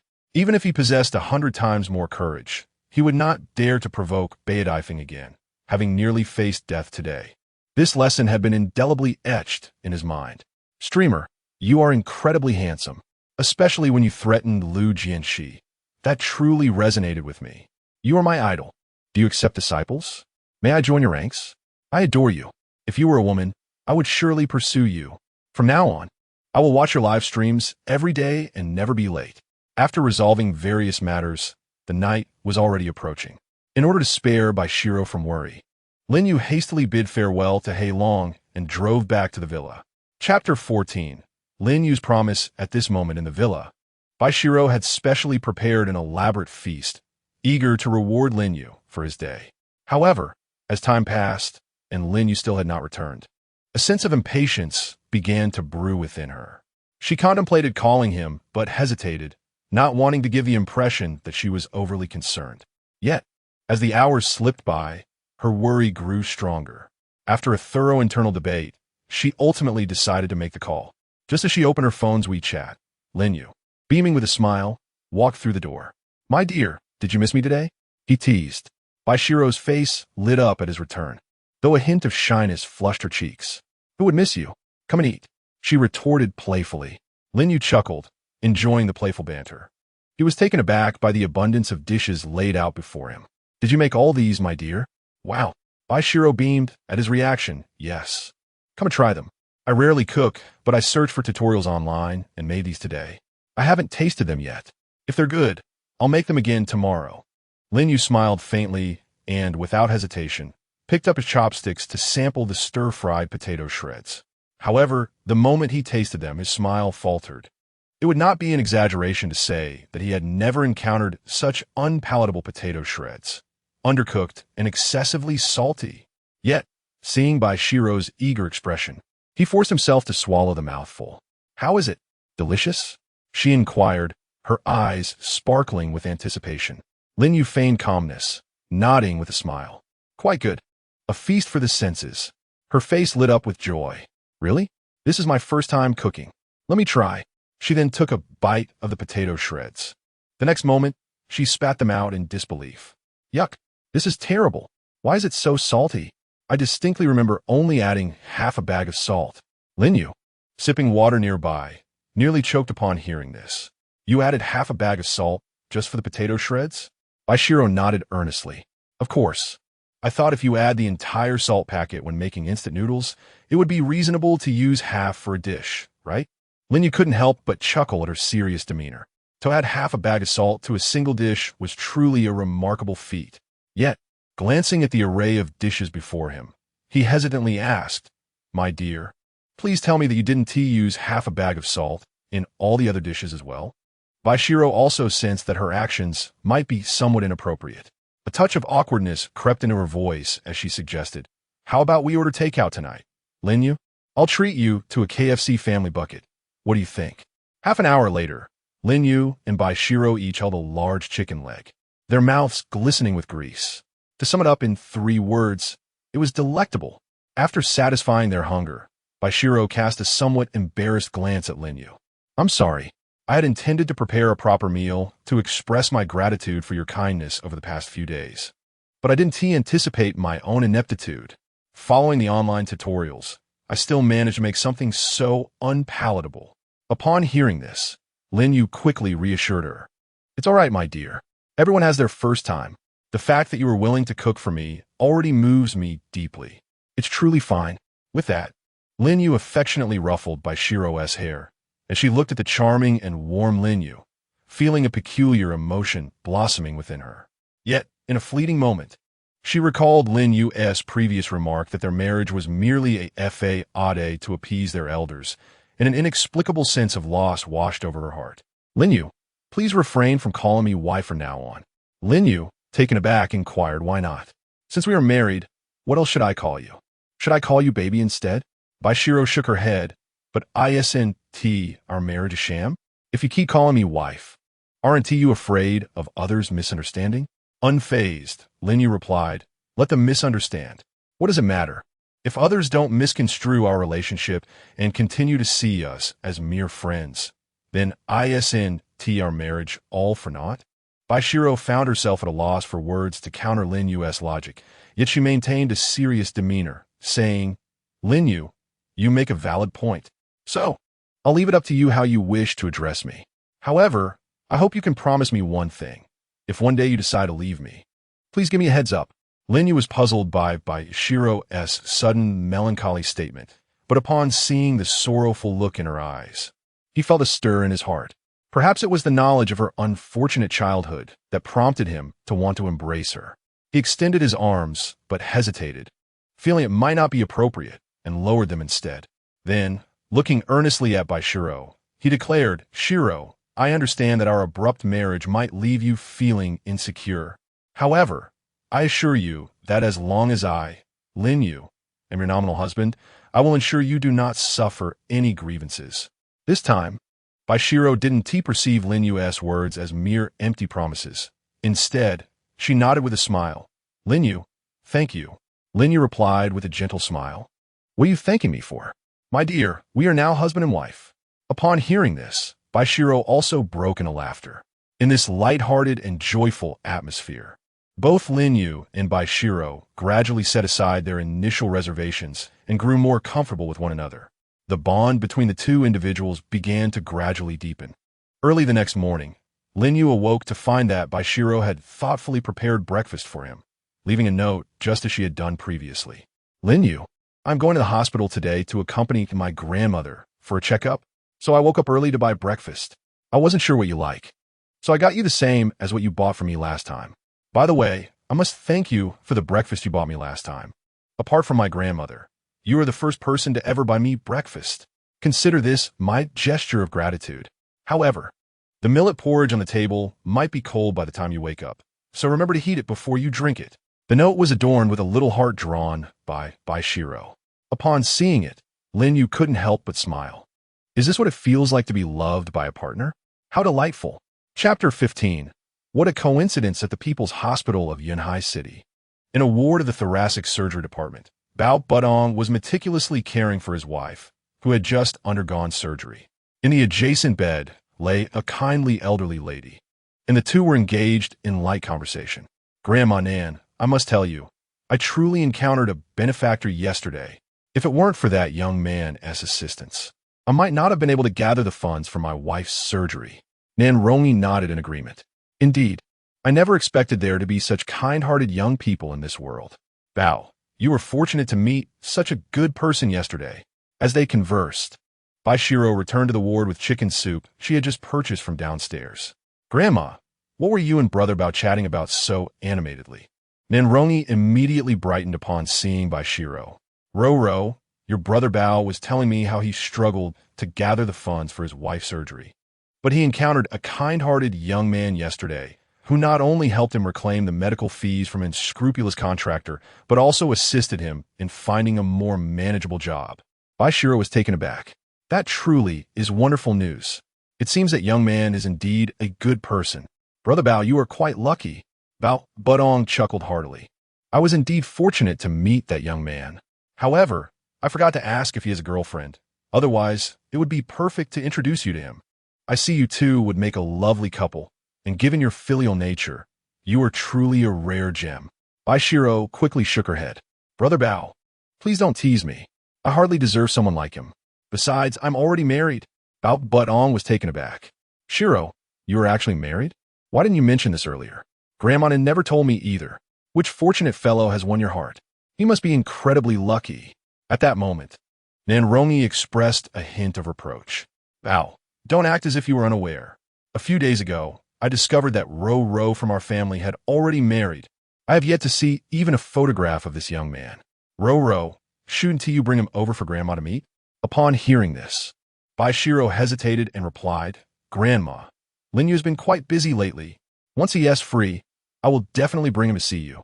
Nan Rongi, feigning sadness, responded, Ro, my health is deteriorating day by day. My only wish is to see my beloved Ro find happiness.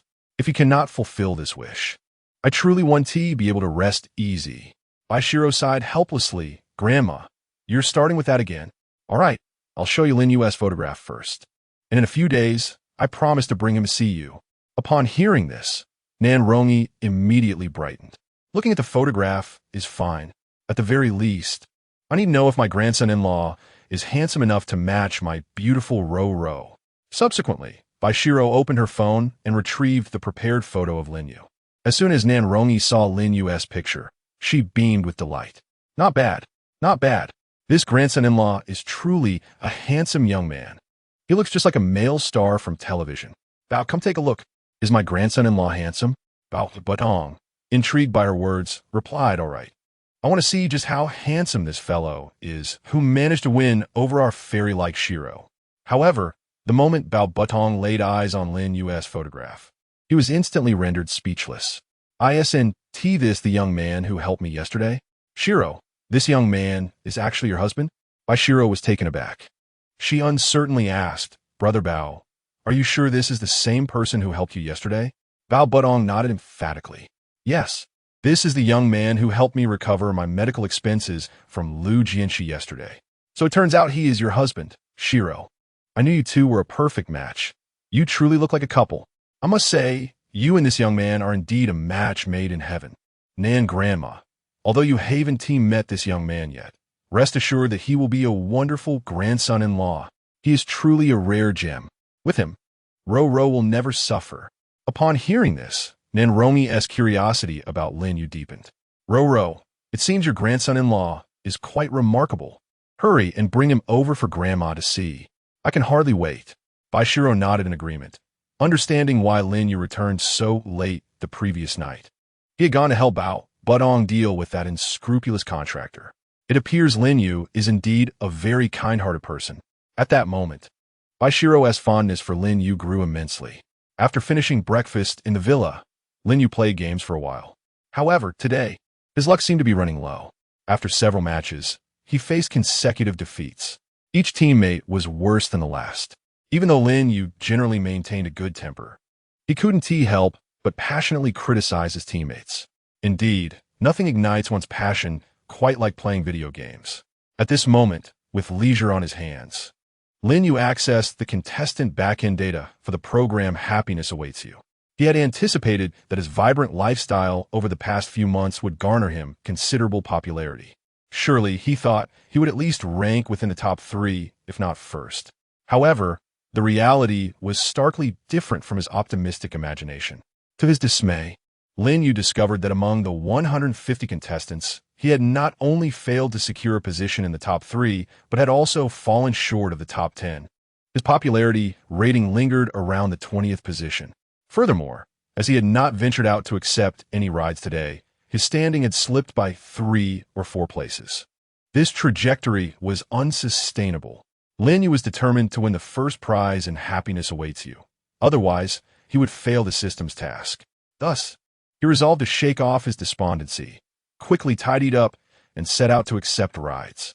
As it was the weekend, many people were hailing cabs. Within minutes, a notification chimed on Lin Yu's phone. The ride-hailing app had a new request.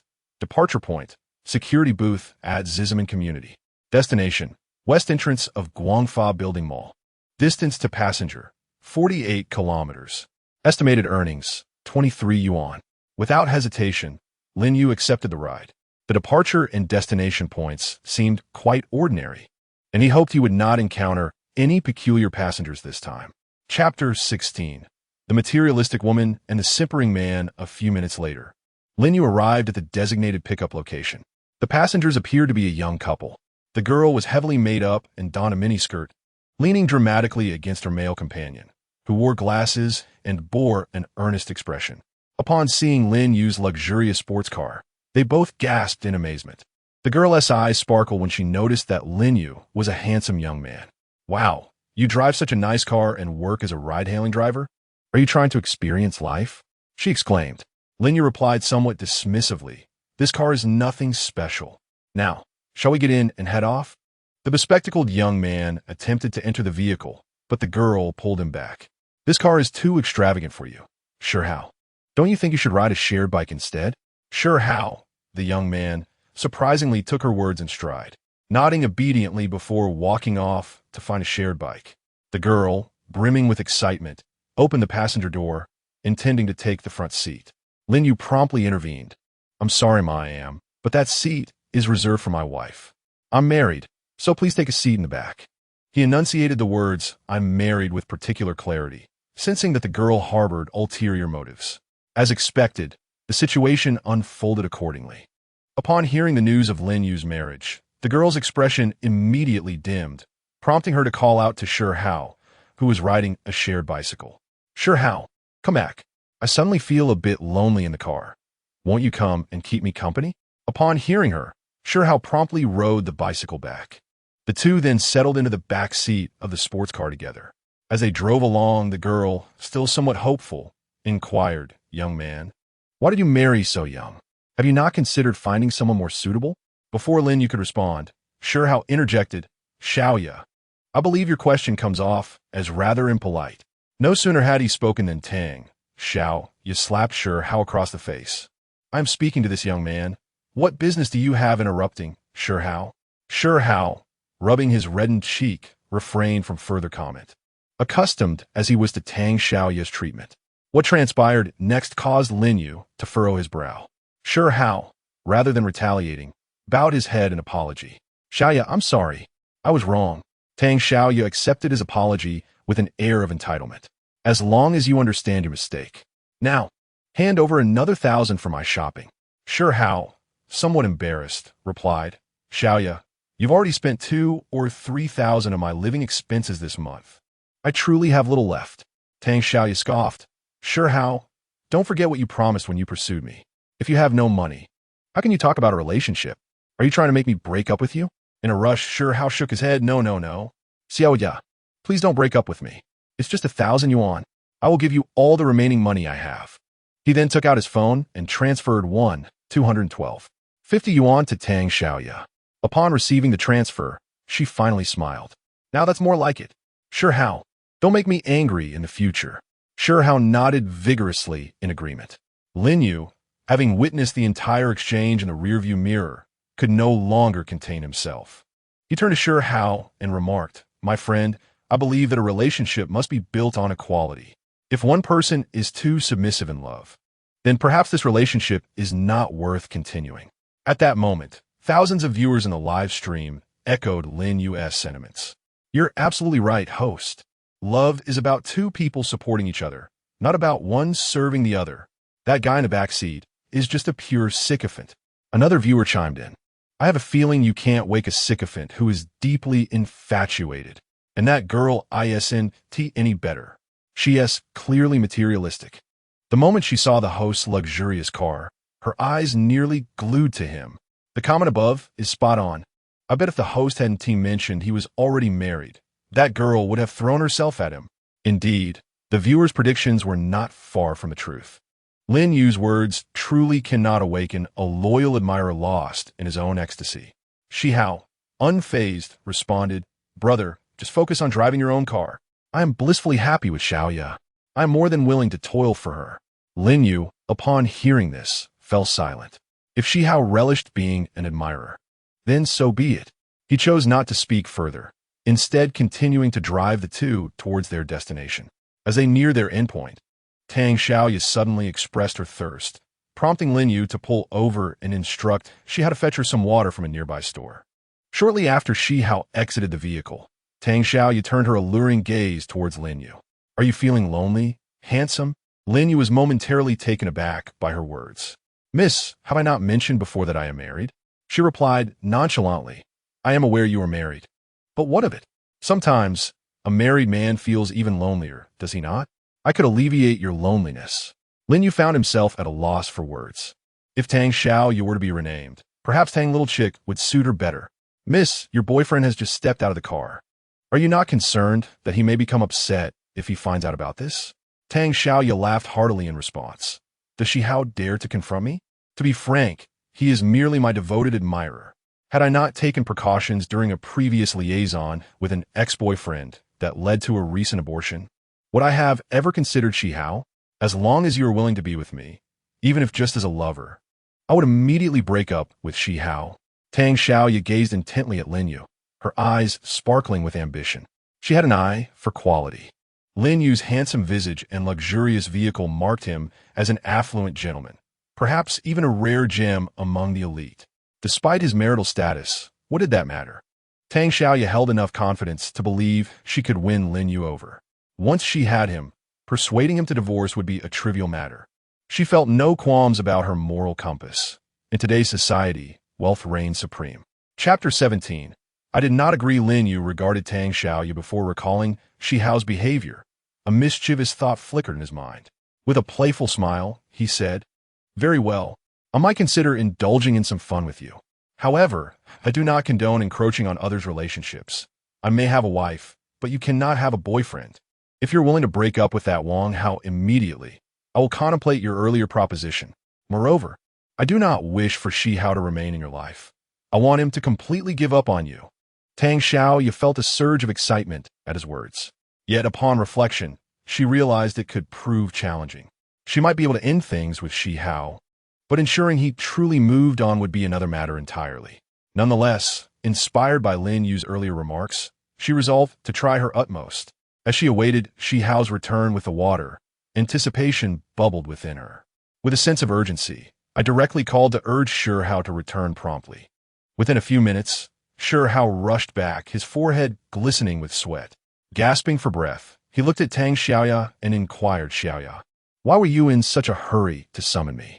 Is something wrong? Tang Xiaoya, with an air of indifference, responded coldly, Let us break up. Upon hearing this, Wang Hao immediately grew anxious. Xiaoya, why do you wish to end our relationship? Have I done something to upset you? Just tell me, and I shall amend my ways. Tang Xiaoya cast a disdainful glance at Shi Hao. There is no other reason. I simply no longer have feelings for you. Shi Hao, just the sight of you makes me feel repulsed. It would be best if you kept your distance and ceased any attempts to contact me. Sure how, taken aback, pleaded. Xiaoya, please. Even if we part ways, we can still be friends. I can still bring you breakfast every day. Please don't deny me the chance to see you. Lin Yu observed the scene in utter disbelief. Sure, Hao was being utterly pathetic. To suggest that they could remain friends after a breakup was nothing short of absurd. Tang Xiaoya felt a wave of nausea at Sure Hao's desperation. Sure Hao, could you refrain from continuing to be my devoted admirer? You lack wealth and connections. Moreover, you do not possess the qualities I find appealing. What makes you think I should have feelings for you? To be frank, I initially agreed to your pursuit merely because I was emotionally vulnerable after a tumultuous experience with my ex-boyfriend, which resulted in an unwanted pregnancy. I sought an outlet for my despair. Otherwise, why would someone of your caliber be worthy of me? Do you understand now? I truly wish to never see you again. Lin Yu, filled with anticipation, awaited Sure Hao's reaction. Any man would find such revelations intolerable. However, what unfolded next left Lin Yu utterly astonished. Sure Hao nodded and replied, Xiaoya, I have long been aware of all this. My affection is for you as a person. The situation with your ex-boyfriend was his fault, not yours. In truth, if you had chosen to keep the child, it would not have mattered to me. I would have embraced the role of father wholeheartedly. Xiaoya, I genuinely care for you. Please, do not leave me. I would do anything for you, even if it means serving you tirelessly. At this moment, not only was Lin Yu dumbfounded, but the viewers in the live stream were equally shocked. This guy is beyond redemption. I thought he was merely a typical admirer, but he has evolved into the king of them all. Seriously, my man, are you out of your mind? She's treating you this way, and you're still chasing after her. I can hardly stand it. Host, I will contribute to a fund to have someone teach him a lesson. This is infuriating. I concur with the previous commenter. A devoted admirer is not frightening. It's the extreme devotion that is alarming. Indeed, that materialistic woman is starting to seem more palatable. At least she does not hide her ambitions. Tang Xiaoya, observing Sure Hao's relentless pursuit, threw out another bombshell. Sure Hao, do you possess any dignity at all? At this point, there is something I can no longer conceal from you. In truth, several individuals from your dormitory have had intimate encounters with me, though they have kept this from you. Recently, when you were bedridden with a high fever, I claimed to be occupied with urgent matters and could not accompany you. The reality was that your closest friend from the dormitory was enjoying a hotel rendezvous with me, and we were too engrossed in our revelry to pay you any heed. Upon hearing this, Sure Hao stood frozen in disbelief. He harbored deep affection for Tang Xiaoya, even willing to lay bare his heart for her. Yet, as a man, he possessed his own dignity and boundaries. He could not tolerate Tang Xiaoya's infidelity, particularly with his dearest friend. Nevertheless, a glimmer of hope lingered within him. Xiaoya, you were merely jesting, weren't you? Tang Xiaoya let out a cold laugh. Sure Hao, do I need to deceive you? If you doubt me, inquire with your friend. His phone should still have the record of our rendezvous that day. Upon hearing this, Sure Hao's composure shattered. He stared at Tang Xiaoya, his voice rising in a desperate roar. Why? Why would you treat me this way? You are nothing but a shameless person. You do not deserve my kindness. At that moment, Sure Hao's heart was irrevocably shattered. When a devoted admirer loses faith in his goddess, he ceases to be merely an admirer and transforms into a tempestuous beast. In a fit of rage, Sure Hao raised his hand and struck Tang Xiaoya across the face. With an icy demeanor, he declared, Tang Xiaoya, I will not let this go. All the kindness I have shown you and the money I've spent will be accounted for, one by one. I swear, I shall not rest until I avenge this betrayal. Prepare yourself. With that, Sure Hao turned his back on Tang Xiaoya and departed. She clutched her reddened cheek, seemingly unable to comprehend that he had dared to strike her.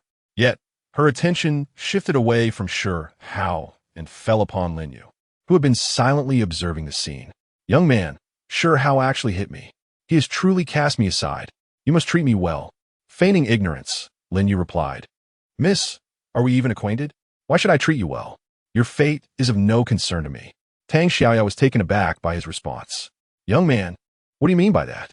Did you not say that if I were to break free from Sure Hao, you would be with me? Lin Yu smiled slightly.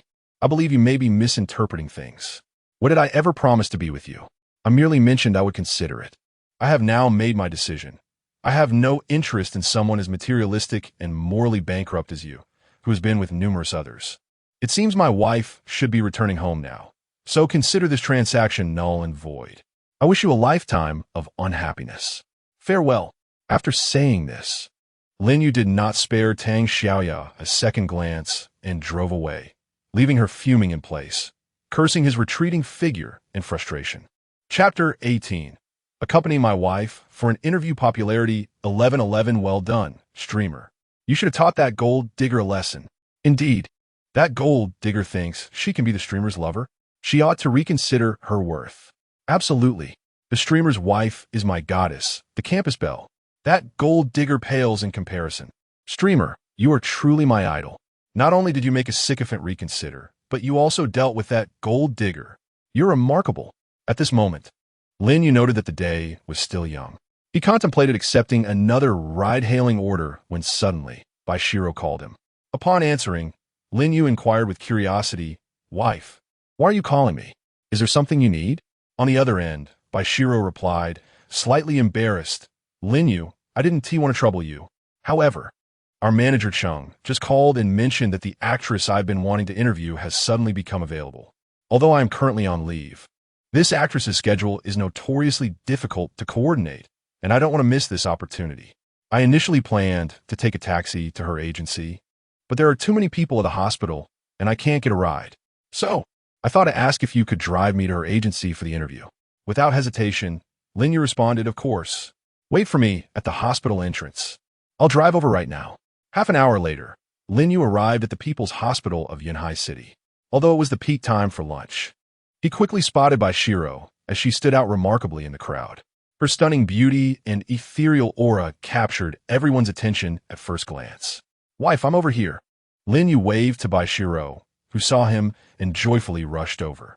Initially, Bai Xirou intended to sit in the back seat, but Lin Yu firmly guided her to the front passenger seat, fastening her seatbelt with a sense of authority. "Wife, from now on, you will sit in the passenger seat. Isn't it customary for a married woman to sit beside her husband? If you don't occupy the passenger seat, who else should?" Bai Xirou nodded obediently. "I understand." Lin Yu, seeing her resembling a little white rabbit, Lin Yu smiled, his spirits lifting considerably. On the road, their conversation revealed the identity of the interview subject. Though she was referred to as a star, she was merely a streamer known as Rabbit Does Not Eat Carrots, who had gained fame through suggestive short videos. Coincidentally, this Rabbit Does Not Eat Carrots was the very individual from his Yuan's company whom Lin Yu had confronted for attempting to harass Bai Xirou. Bai Xirou had reluctantly endured a dinner and drinks with his Yuan to secure this interview with the rabbit-themed streamer. After the incident where Lin Yu assaulted his Yuan, Bai Xirou had lost hope of interviewing the elusive rabbit who doesn't eat carrots. To her surprise, an opportunity arose today to interview this very rabbit. Unbeknownst to Bai Xirou, ever since Cheng Chao learned about her special connection with the chairman of Yunhai Media, he had been eager to find a way to curry favor with her. Aware of Bai Xirou's desire to interview the rabbit who doesn't eat carrots, Cheng Chao went to great lengths to arrange a meeting with his Yuan. After much persuasion, his Yuan finally consented to allow Bai Xirou to conduct the interview. However, this came at the cost of a valuable antique vase worth 500,000. Cheng Chao, nonetheless, did not perceive this as a loss. Rather, he felt it was a worthwhile investment. After all, winning Bai Xirou's favor was tantamount to winning the chairman's approval at Yunhai Media. If the chairman were to lend him even a slight support, Cheng Chao's career would undoubtedly flourish. In comparison to his future professional advancement, the vase's price paled in significance. It was precisely this mindset that enabled Cheng Chao to ascend to the position of general manager at Longhai Entertainment in such a short span of time. On their way, Lin Yu, puzzled, looked at Bai Xirou and asked, "My dear, why are you so eager to interview this rabbit who doesn't eat carrots?" "For what you said, isn't she merely a newly emerged internet celebrity in the entertainment industry?" Bai Xirou replied slowly, "Lin Yu, you're not entirely incorrect.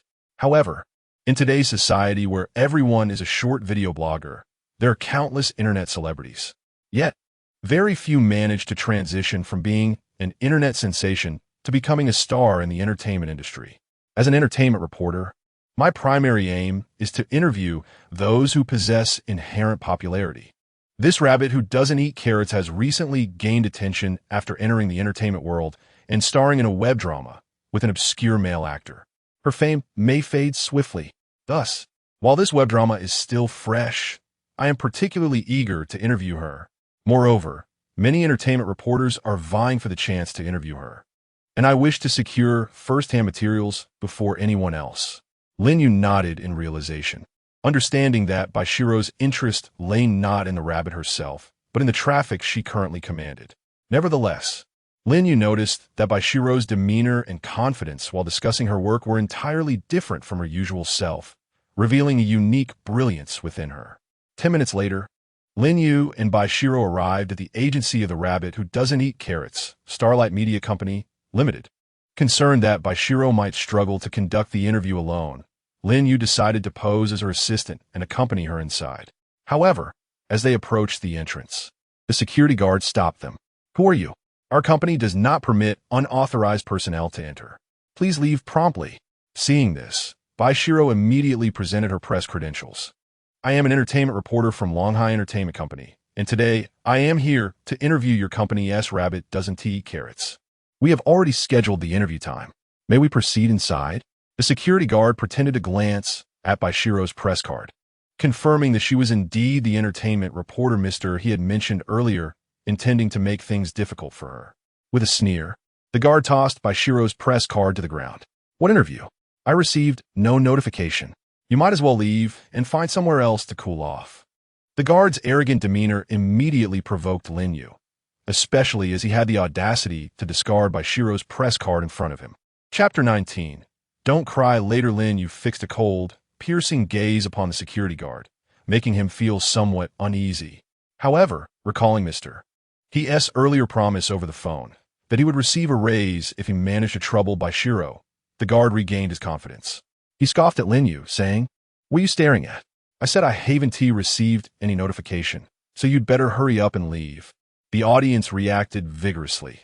This little security guard is far too arrogant. Teach him a lesson. Let him know the harsh realities of society. How dare you throw the press card of our school's goddess? You must be asking for trouble. No one stands in my way. I will take my great sword and deal with him. Host, it's your time to shine. I have faith in you. Show off your protective prowess for your wife. I will reward you. Lin Yu remained silent, watching Bai Xirou quietly pick up her press card from the ground, a flicker of sympathy crossing his eyes. He gently placed a hand on her shoulder and said, "My dear, please go to the car and prepare everything needed for the interview. I will handle the situation here." Bai Xirou hesitated slightly. "Lin Yu, how can you handle this? Should I call Mr. Chung? He promised I could interview rabbit doesn't eat carrots, so he wouldn't lie to me." Upon hearing this, Lin Yu immediately responded, "There's no need to trouble Mr. Chung over such a trivial matter. Otherwise, he might think you are incapable. Just trust me. I will ensure you get inside for the interview." Seeing Lin Yu's confident expression, Bai Xirou paused for a moment, but ultimately decided to trust him this time. She followed his advice and returned to the car to prepare the necessary items for the interview. After watching Bai Xirou get into the car, Lin Yu's demeanor shifted entirely. He stared coldly at the security guard. "So, you refuse to let us in, do you? Fine. Don't come crying to us later, begging to be allowed inside." The guard scoffed at Lin Yu. "Am I supposed to beg you to enter? What a delusion." In response to the guard's mockery, Lin Yu said nothing further. Instead, he took out his phone and dialed Chu Yeshua. "In a tranquil night, did you know that there exists a talent agency named Starlight Media in Yanhai City? Please investigate the details of this company for me."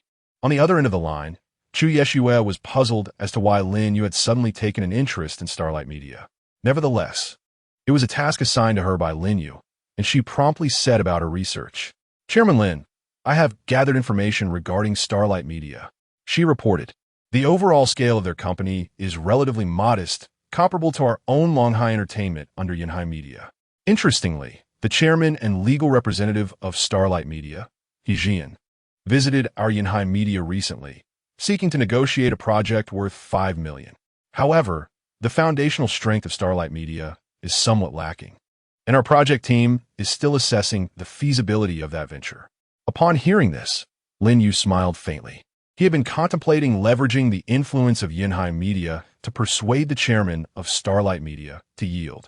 Little did he anticipate that Starlight Media would require his company as assistance. Consequently, Lin Yu promptly requested He Jian's phone number from Chu Yeshue. After obtaining it, he ended the call and dialed the number directly. Prior to the call connecting, Chu Yeshue had already taken the initiative to urgently contact He Jian, informing him that the chairman of Yinhai Media wished to speak with him and advising him to be adequately prepared, urging him not to treat the chairman with any lack of respect.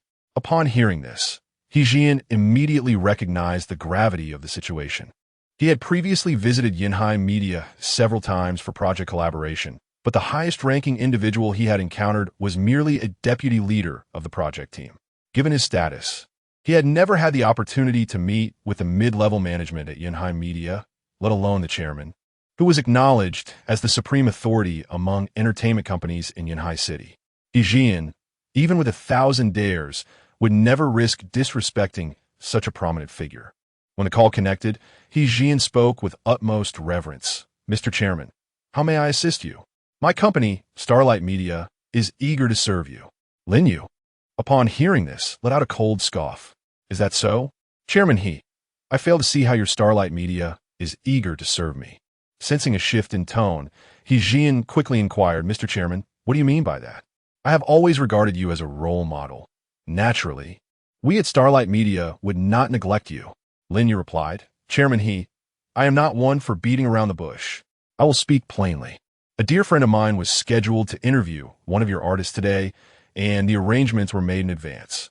Yet, your security personnel denied my friend entry and even tossed his press credentials to the ground. I am quite displeased. This is why I requested your number, to inquire whether you harbor any grievances against Yinhai Media, leading you to vent your frustrations on my friend." On the other end of the phone, He Jian was nearly startled into dropping his device. Had he known that a friend of the chairman of Yinhai Media was scheduled to visit his Starlight Media company for an interview with an artist, he would undoubtedly have been there personally to greet them at the door, rather than allowing the security to impede their entry. "Chairman, please do not be angry. I was entirely unaware of this situation. Had I known your friend was coming, I would have prepared the most lavish welcome." Lin Yu continued, "Chairman He, I am willing to temporarily accept that you were indeed oblivious to this matter. However, my friend is waiting outside your company. I urge you to rectify this issue promptly. As long as my friend is satisfied with your company, I shall also be pleased with your project." Without allowing He Jian a moment to respond, Lin Yu abruptly ended the call. Despite having spoken only once, He Jian firmly retained Lin Yu's concluding remarks in his mind. He was no fool. He understood the implications of Lin Yu's subtle hints. Consequently, He Jian swiftly deemed the matter of utmost importance and immediately contacted the head of the security team, Wang Yong. "Who is the security personnel on duty today? How could they possibly block our esteemed guest from entering? Rectify this situation at once. If that guest leaves or expresses any dissatisfaction, every one of you in the security department will be dismissed." Chapter 20. Requesting entry. Wang Yong trembled as he hung up the phone.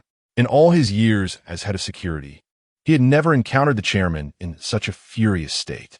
Typically, he seldom even laid eyes on Chairman He Jian, yet here he was, being contacted personally for a reprimand. Not wishing to jeopardize his position, Wang Yong hastily reviewed the duty roster, only to discover that the officer on duty today was his nephew, Wang Demao. Fueled by indignation, Wang Yong rushed from the duty room to the company entrance. Upon seeing Wang Yong approach, Wang Demao greeted him cheerfully. "Uncle, what brings you here?" Without a moment's hesitation, Wang Yong delivered a resounding slap across Wang Damao's face. Stunned, Wang Damao clutched his reddened cheek, feeling utterly wronged. "Uncle, why did you hit me? I haven't done anything to provoke you." Wang Yong, seething with anger, retorted. "Wang Damao, you have truly overstepped your bounds. Do you dare to claim you haven't upset me? Your actions nearly cost me my job. Did you not just obstruct a reporter from entering the company?" Realizing the gravity of the situation reflected in his uncle's furious demeanor, Wang Demao nodded nervously. "Uncle, how did you find out about this? It wasn't my intention to block that reporter. You see, President He specifically called me earlier, instructing me to make things difficult for that female reporter. He even promised a promotion and raise if I complied. Wang Yong scoffed at this revelation. A promotion and raise? Forget about any calls from President He. Just moments ago, the chairman himself contacted me. The chairman explicitly stated that if we dare to make things difficult for that female reporter or allow her to exhibit even a hint of displeasure, we shall be summarily dismissed from the company. Take a good look at what the chairman just posted in the company group.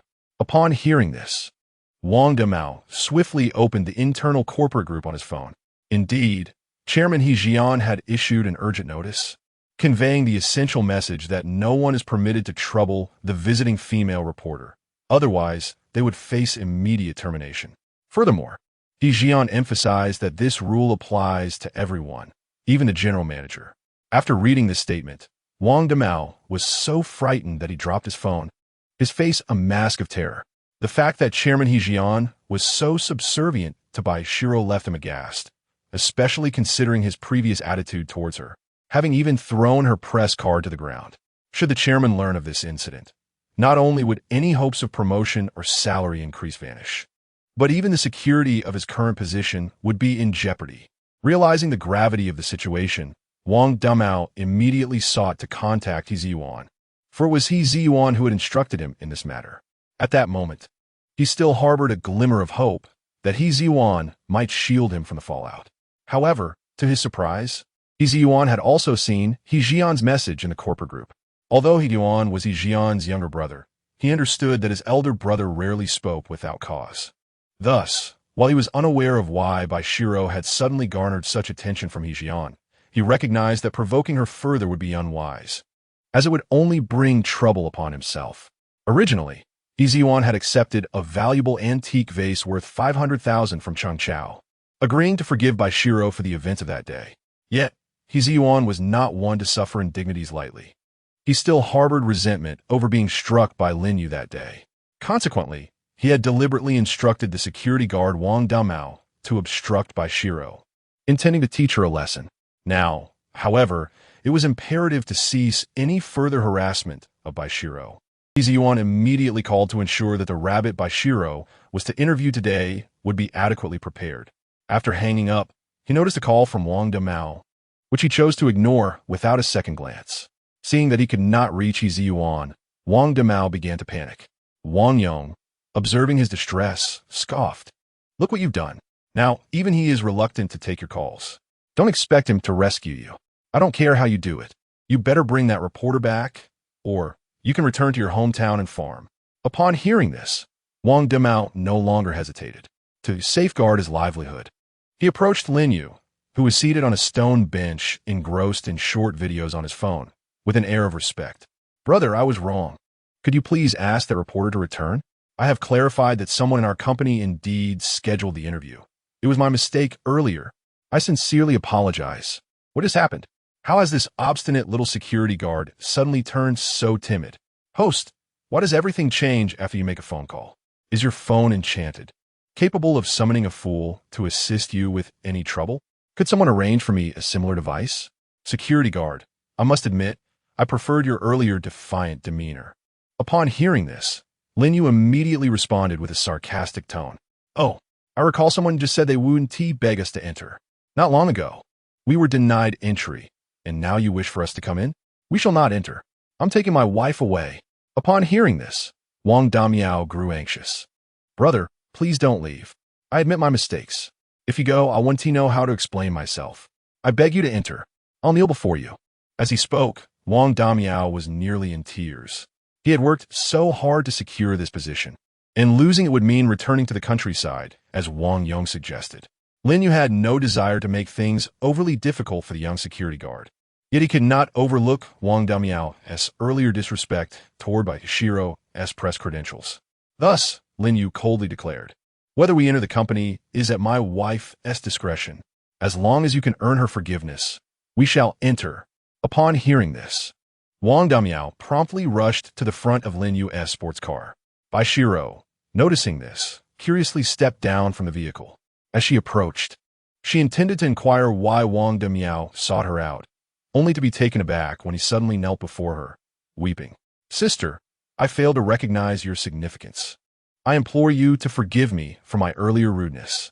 Bai Xirou was startled by this display. Turning to Lin Yu, she asked, "What is wrong with him?" Lin Yu casually replied, "My dear, after my earnest guidance, he has come to a profound understanding of his previous error. Thus, he insists on personally apologizing to you. Will you extend your forgiveness? If not, that is acceptable. After all, you have done nothing wrong." Chapter 21.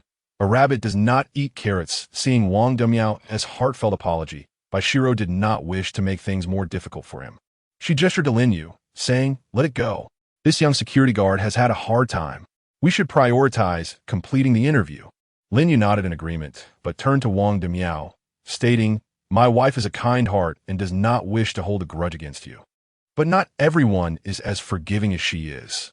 If you cannot learn to respect others, you should reconsider your role as a security guard. I hope you remember this lesson in the future." Wang Demiao quickly nodded, understanding that he had nearly lost his job. How could he forget such a lesson? Subsequently, Lin Yu and Bai Xirou did not waste any more time and, under Wang Damiao's earnest guidance, slowly made their way into the Starlight Media Company. Upon entering the Starlight Media building, Bai Xirou was left in a state of astonishment. As employees of Starlight Media filled both sides, each greeted Bai Xirou with enthusiastic salutations, creating an atmosphere reminiscent of a leader's inspection. Lin Yu, taken aback by the display, inwardly mused, "I hadn't anticipated that Jian would be so adept at orchestrating such a spectacle. Yet, this grandiosity seems rather contrived. The formalism is excessively pronounced. It appears that Starlight Media is rather ordinary. I ought to reconsider my collaboration with Yunheim Media with greater caution." Were Jian aware of Lin Yu's thoughts, he might very well have succumbed to despair in the restroom. Initially, Jiwen intended to personally welcome Bai Xirou, but upon observing Lin Yu beside her through surveillance, he was instantly reminded of the shadow cast by his previous encounter with Lin Yu. Moreover, he feared that his past inappropriate intentions towards Bai Xirou might come to light, prompting him to abstain from the meeting. Nevertheless, despite Jiwen's absence, Yang Hanhai, the vice president of Starlight Media, graciously descended to welcome Bai Xirou. "You must be the esteemed journalist here to interview our artist. Rabbit doesn't eat carrots. Welcome, welcome." Bai Xirou nodded, feeling somewhat flustered, and followed Yang Hanhai to the conference room. In the conference room, a young woman with an alluring figure and an innocent charm awaited Bai Xirou. She was Rabbit doesn't eat carrots, the subject of the interview. Once the camera was prepared, Bai Xirou wasted no time and commenced the interview. "Miss Rabbit doesn't eat carrots, you have never disclosed your real name online. Therefore, before we formally begin, may I inquire about how you would like to be addressed?" Taken aback by the unexpected request for such exclusive information, Rabbit doesn't eat carrots realized she had indeed never revealed her name online. Truth be told, she had been reluctant to participate in the interview, but with Chairman Jian personally urging her in their group chat, she felt compelled to attend. Additionally, Jian had called her prior, insisting that she answer truthfully to any questions Bai Xirou might pose, a strategy to curry favor with Bai Xirou. With no other option, Rabbit doesn't eat carrots replied honestly, "My real name is Ho Tsuefan." Upon hearing this, those present, including Lin Yu, nearly erupted with laughter. Viewers in the live stream found it equally amusing. Popularity 1,111. Popularity 1,111. Popularity 1,111. Ho Tsuefan? Is there truly someone from the younger generation with such an outdated name? No wonder she refrains from sharing it. That name is far too pedestrian. I've named my dog something more appealing. Come on, folks. Regardless of how the name sounds, it was bestowed by her parents, symbolizing their affection. Exactly. While one might critique the sound of a name, resorting to personal attacks only reflects poorly on you. Noticing that Bai Xirou remained silent, Rabbit doesn't eat carrots took the initiative to speak up. "Miss Bai, do you also find my real name rather old-fashioned?" "It's quite all right. I've grown accustomed to it." Upon hearing this, Bai Xirou shook her head and said, "Ms. Ho, I do not find your name to be rustic at all. On the contrary, I believe your name is quite unique." Ho Tsuefan looked at Bai Xirou with sincere eyes and couldn't help but smile. "Miss Bai, you're the first person to say that my real name is special. It seems you are quite different from those reporters who only seek attention. I am now very willing to accept your interview." Seeing this, Bai Xirou smiled gently and asked, "All right, why did you choose the alias the rabbit does not eat carrots?" Hotsuafen replied, "Because my family was very poor when I was young. There were hardly any children around willing to play with me. The only companion I had was a little rabbit my grandmother brought home. Every day, the happiest moment for me was coming home from school and feeding the little rabbit carrots. Every time I saw the rabbit gobbling up the food, I felt an immense sense of happiness. However, one day when I returned home, I found my little rabbit lying motionless on the ground, covered in blood. I broke down in tears. Then, as usual, I took a carrot to feed my little rabbit, but it wouldn't eat. I was still young and thought the rabbit was merely asleep. So from that day on, I continued to bring a carrot for my little rabbit every day. Yet, the rabbit never opened its eyes to eat the carrots I brought, even as its body decayed. Thus, from that day forward, my perspective shifted. Rabbits do not eat carrots. That is how my name came to be." Hotsuafen recounted this experience with a calm demeanor. Yet Bai Xirou felt a deep sense of discomfort within her. She couldn't help but ask, "Did you ever find out how your little rabbit died?" Upon hearing this question, Hotsuafen's expression turned somewhat cold.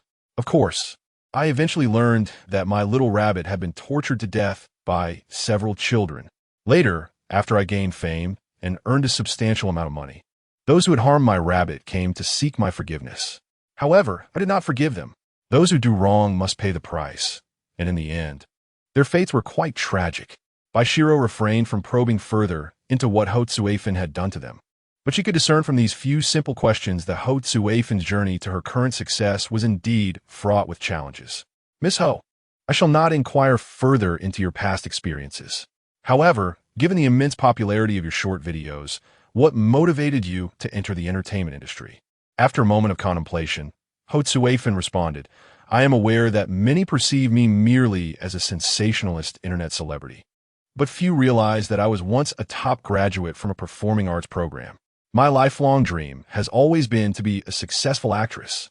Therefore, once I had earned enough from my short videos, I seized the opportunity to enter the entertainment industry. I am determined to pursue my dreams." In Chapter 22, "I'm Here For You," Bai Xirou posed a few more questions to Hotsuafen. As the interview progressed, Bai Xirou began to see a side of the rabbit does not eat carrots that was entirely different from the online perceptions. Recently, the internet has been inundated with disparaging rumors about the figure known as Rabbit does not eat carrots, claiming she is merely a fringe internet celebrity. However, through this interview, Bai Xirou has come to realize that Rabbit does not eat carrots is not as unremarkable as many have presumed. In fact, she exhibits a level of diligence and ambition that surpasses that of most individuals. Her entrance into the entertainment industry was not facilitated by any so-called unspoken rules.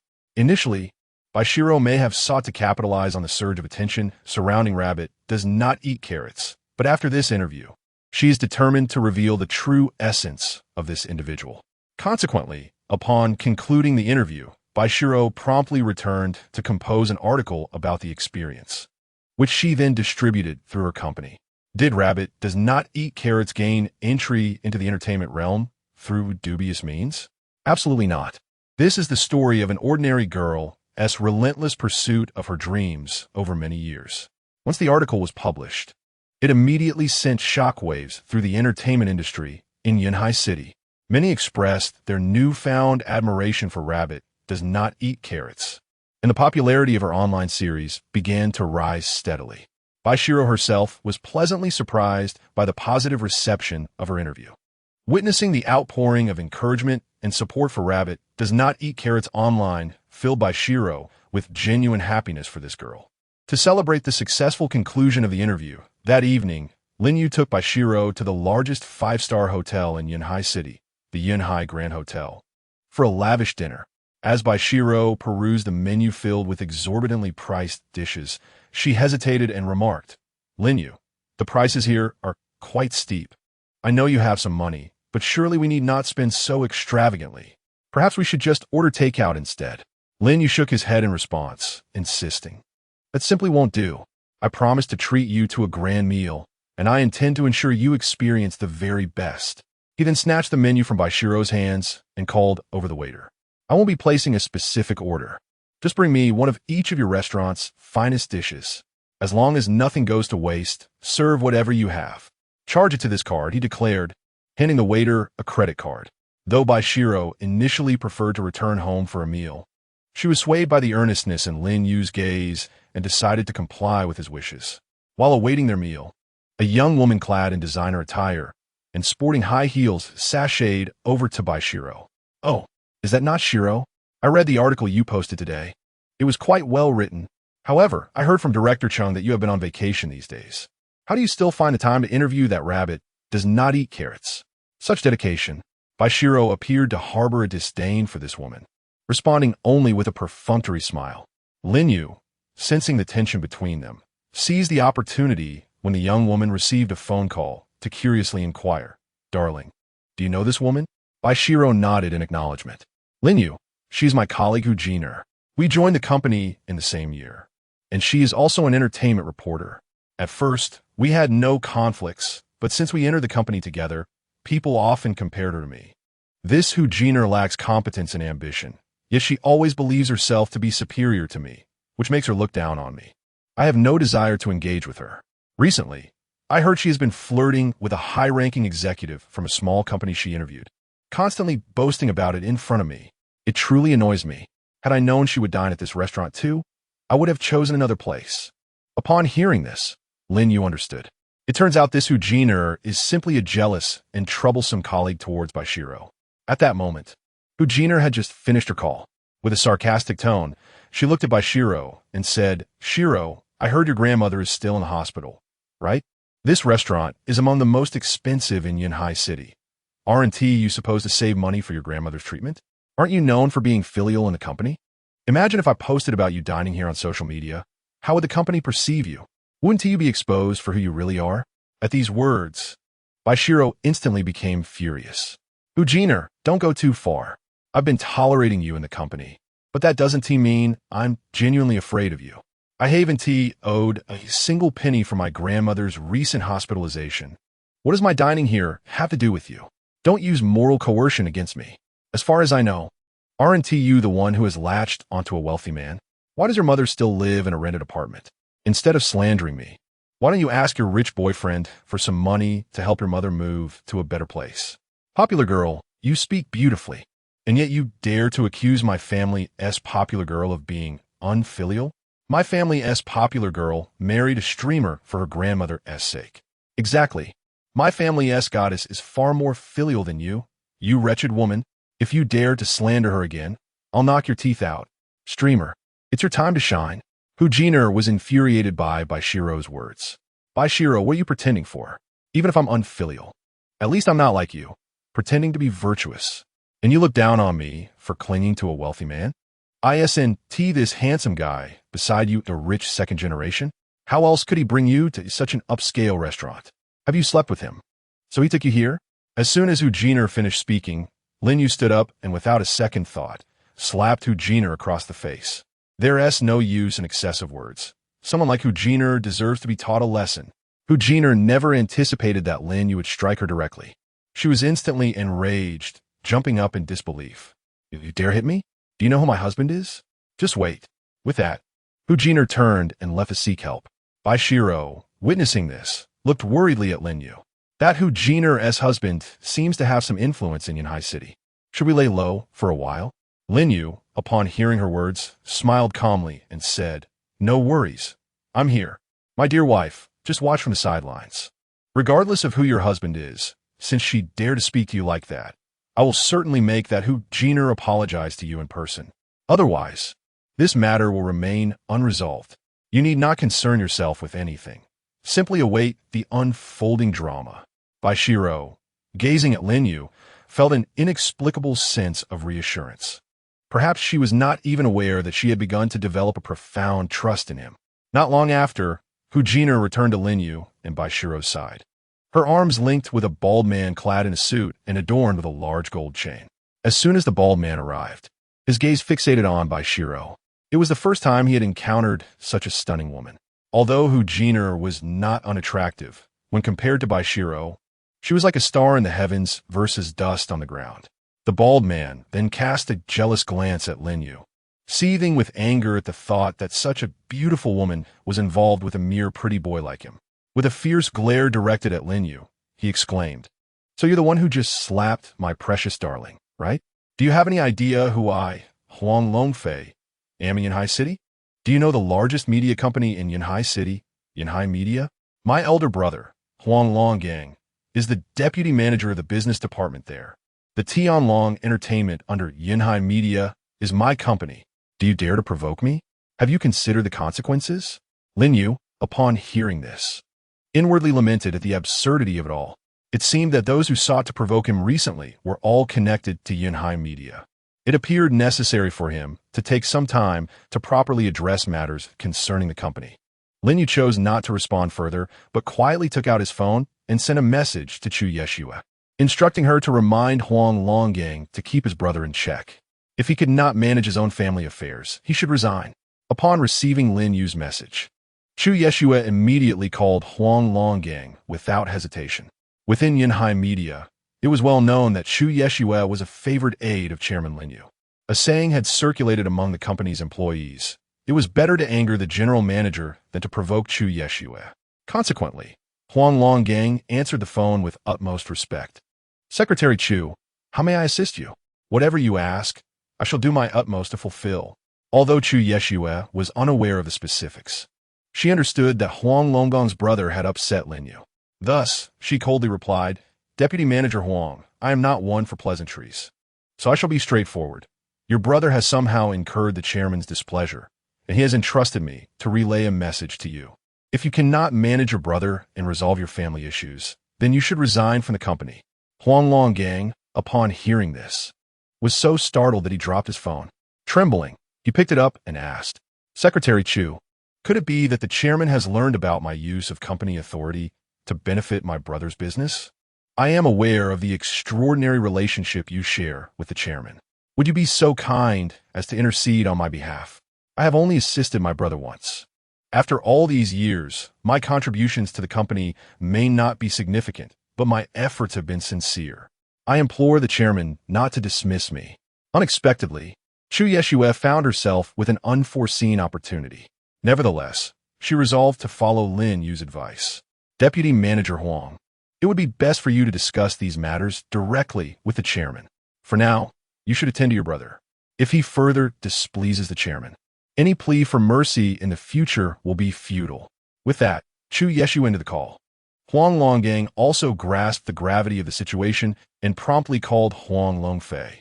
Meanwhile, Huang Longfei stared at Lin Yu, who remained silent, engrossed in his phone. Frustration bubbled within him. "Hey, I'm talking to you. Are you deaf? I advise you to apologize to my beloved immediately.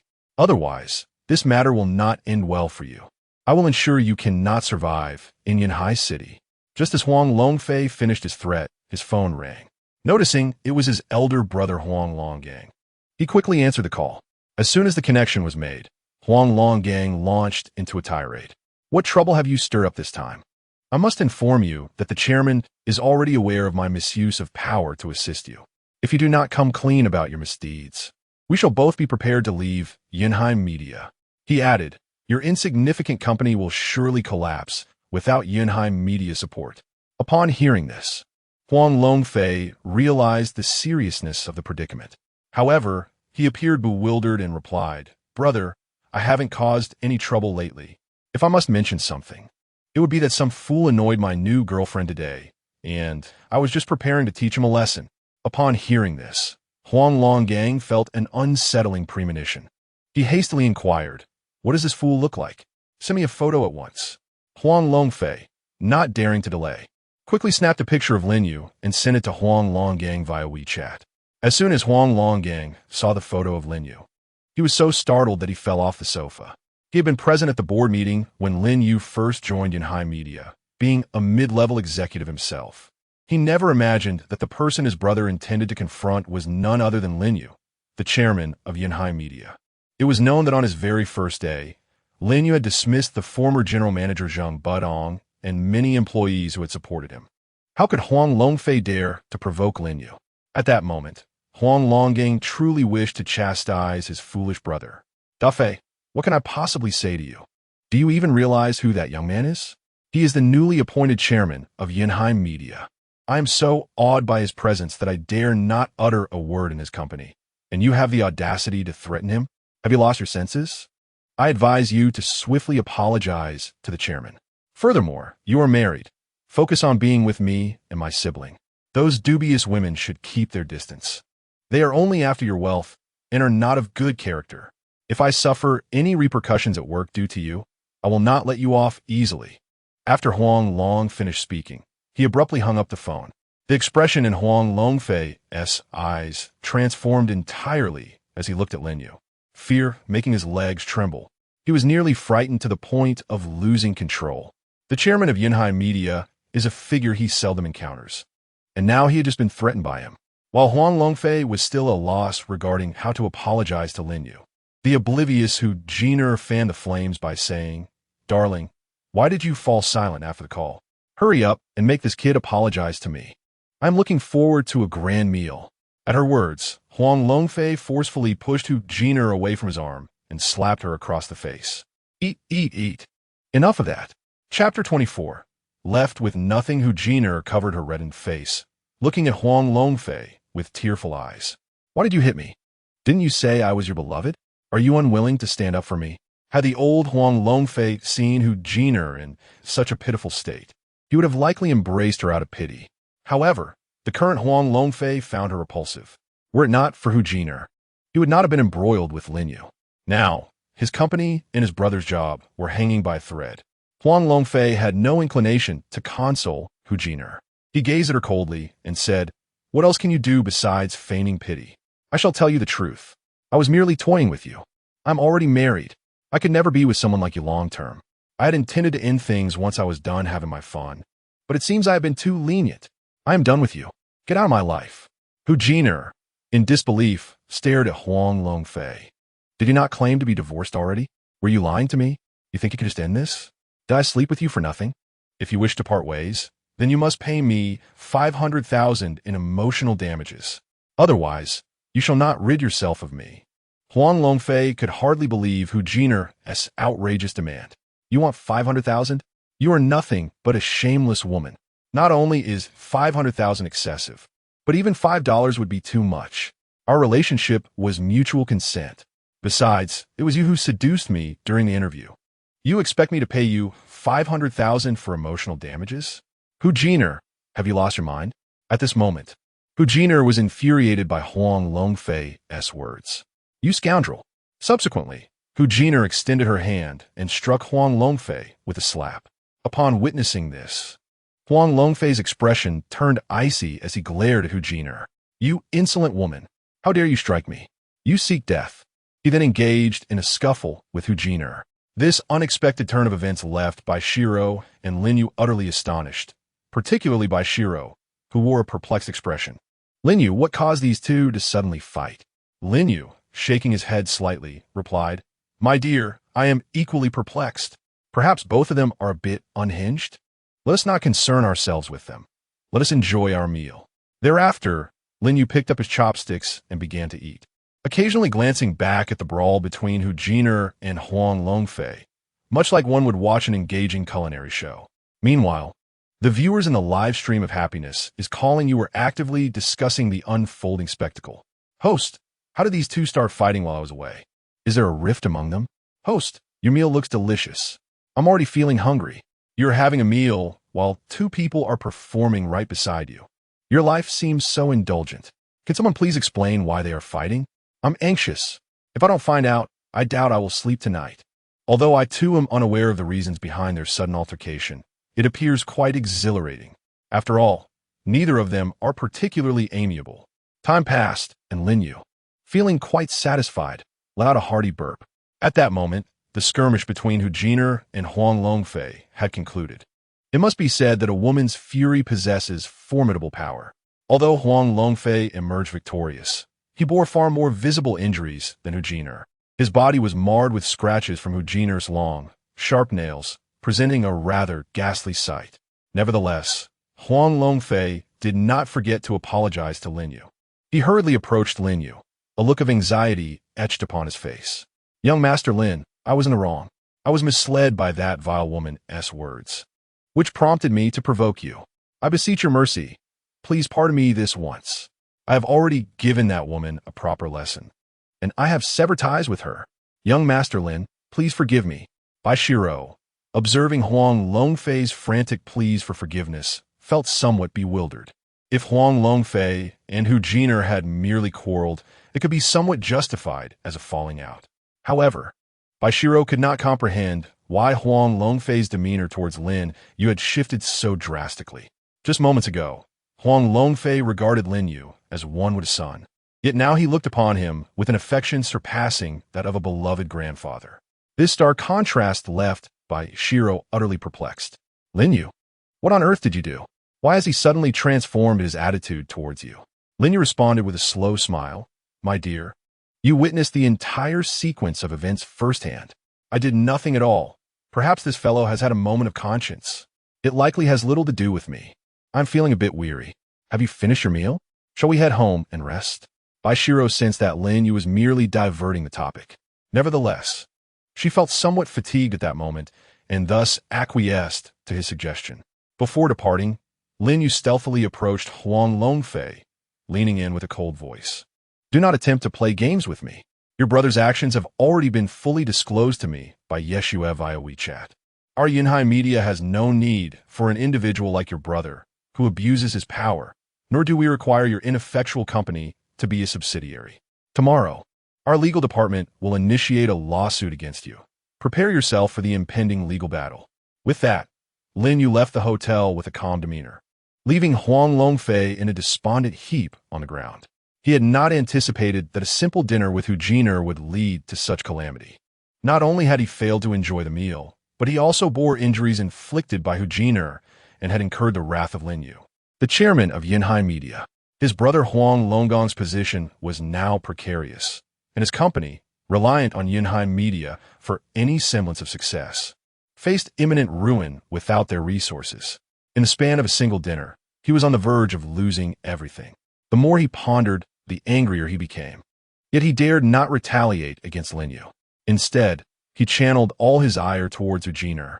Had she not insisted on dining at that restaurant, he would not have encountered Lin Yu. Had he not met Lin Yu, their illicit dealings would remain undiscovered, and none of this turmoil would have transpired. With this realization, his animosity towards Hu Jiner reached a boiling point.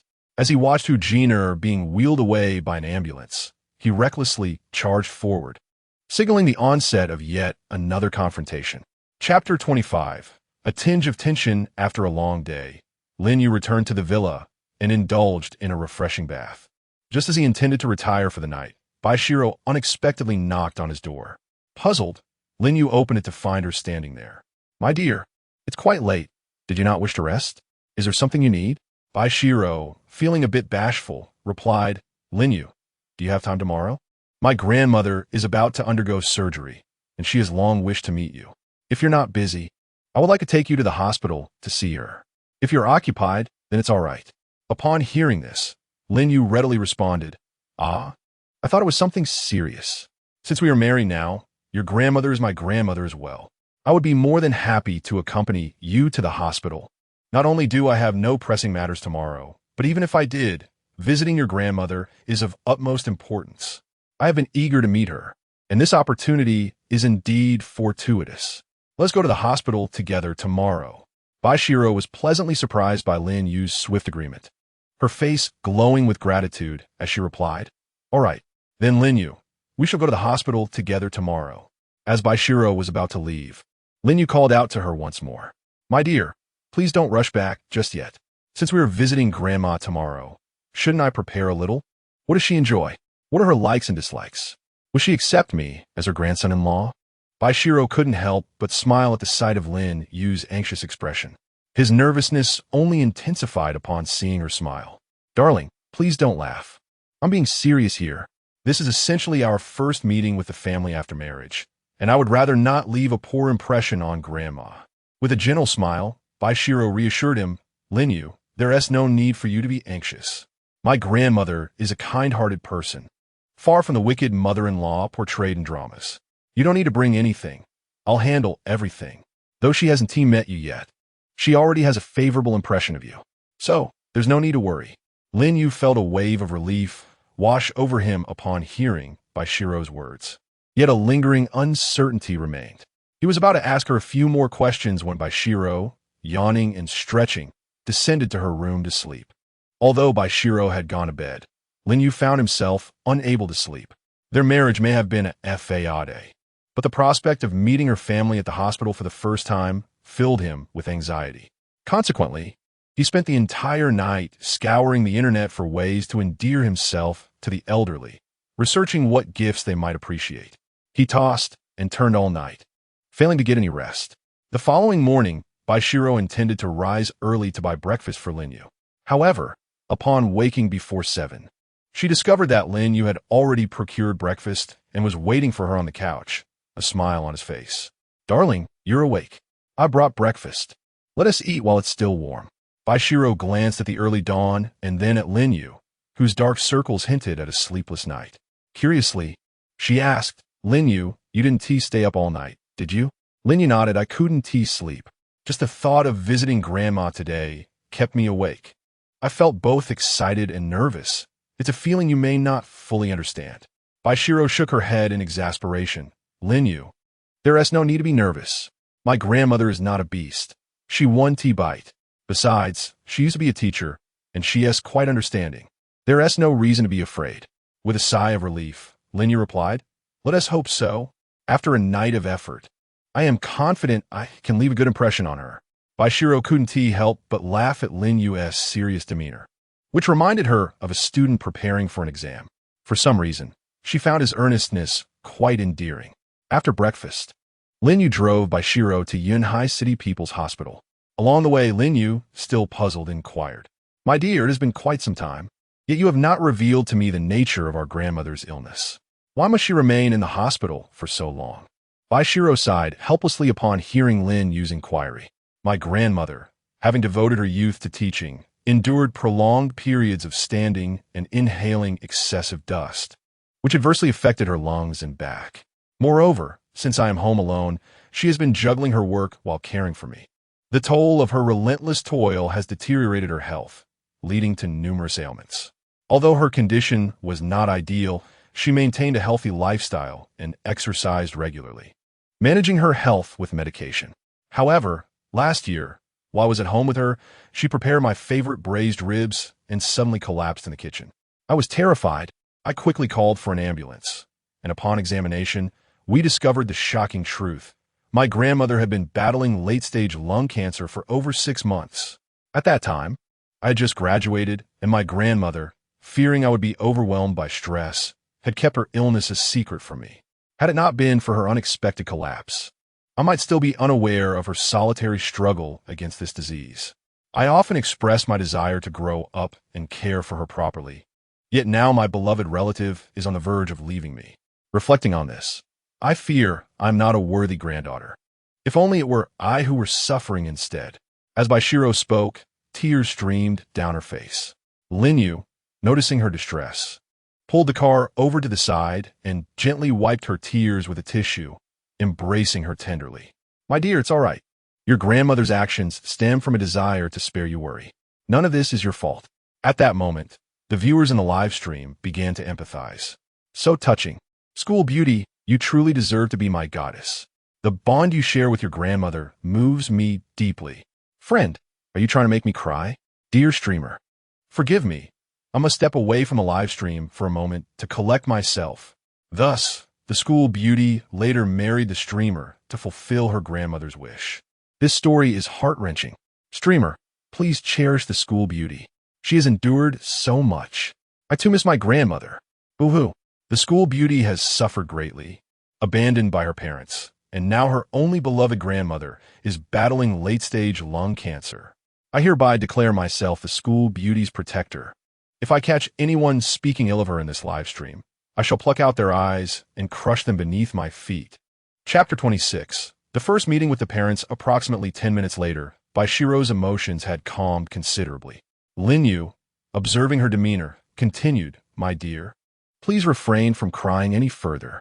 Otherwise, your eyelids will swell, and you'll resemble a little goldfish." Bai Xirou glanced at Lin Yu and retorted, "Humph. You are the goldfish. Now drive." Lin Yu chuckled upon hearing this, confirming that Bai Xirou had genuinely recovered her spirits. He then resumed, driving towards the hospital. Half an hour later, Lin Yu and Bai Xirou arrived at the Yunling City People's Hospital. After parking the car, Lin Yu mysteriously urged Bai Xirou to enter the hospital first, stating that he needed to prepare some gifts for his grandmother. Bai Xirou initially intended to protest that no gifts were necessary, but seeing Lin Yu's resolute demeanor, she ultimately acquiesced, merely advising him not to overdo it and to keep it simple with some fruits or similar items. Upon entering the hospital room, Nan Rongyi immediately looked behind Bai Xirou with eager anticipation, but after several glances, she realized there was no one else present. With a sigh of resignation, she remarked, "Ro, didn't you say you would bring my grandson-in-law to see me today? Where is he? Why have you come alone?" Bai Xirou responded with a gentle smile. "Grandma, is it not sufficient for me to visit you alone? Have you grown weary of my daily visits?" Nan Rongyi gazed at Bai Xirou with affection, exclaiming, "Of course it's sufficient. You are my precious Ro.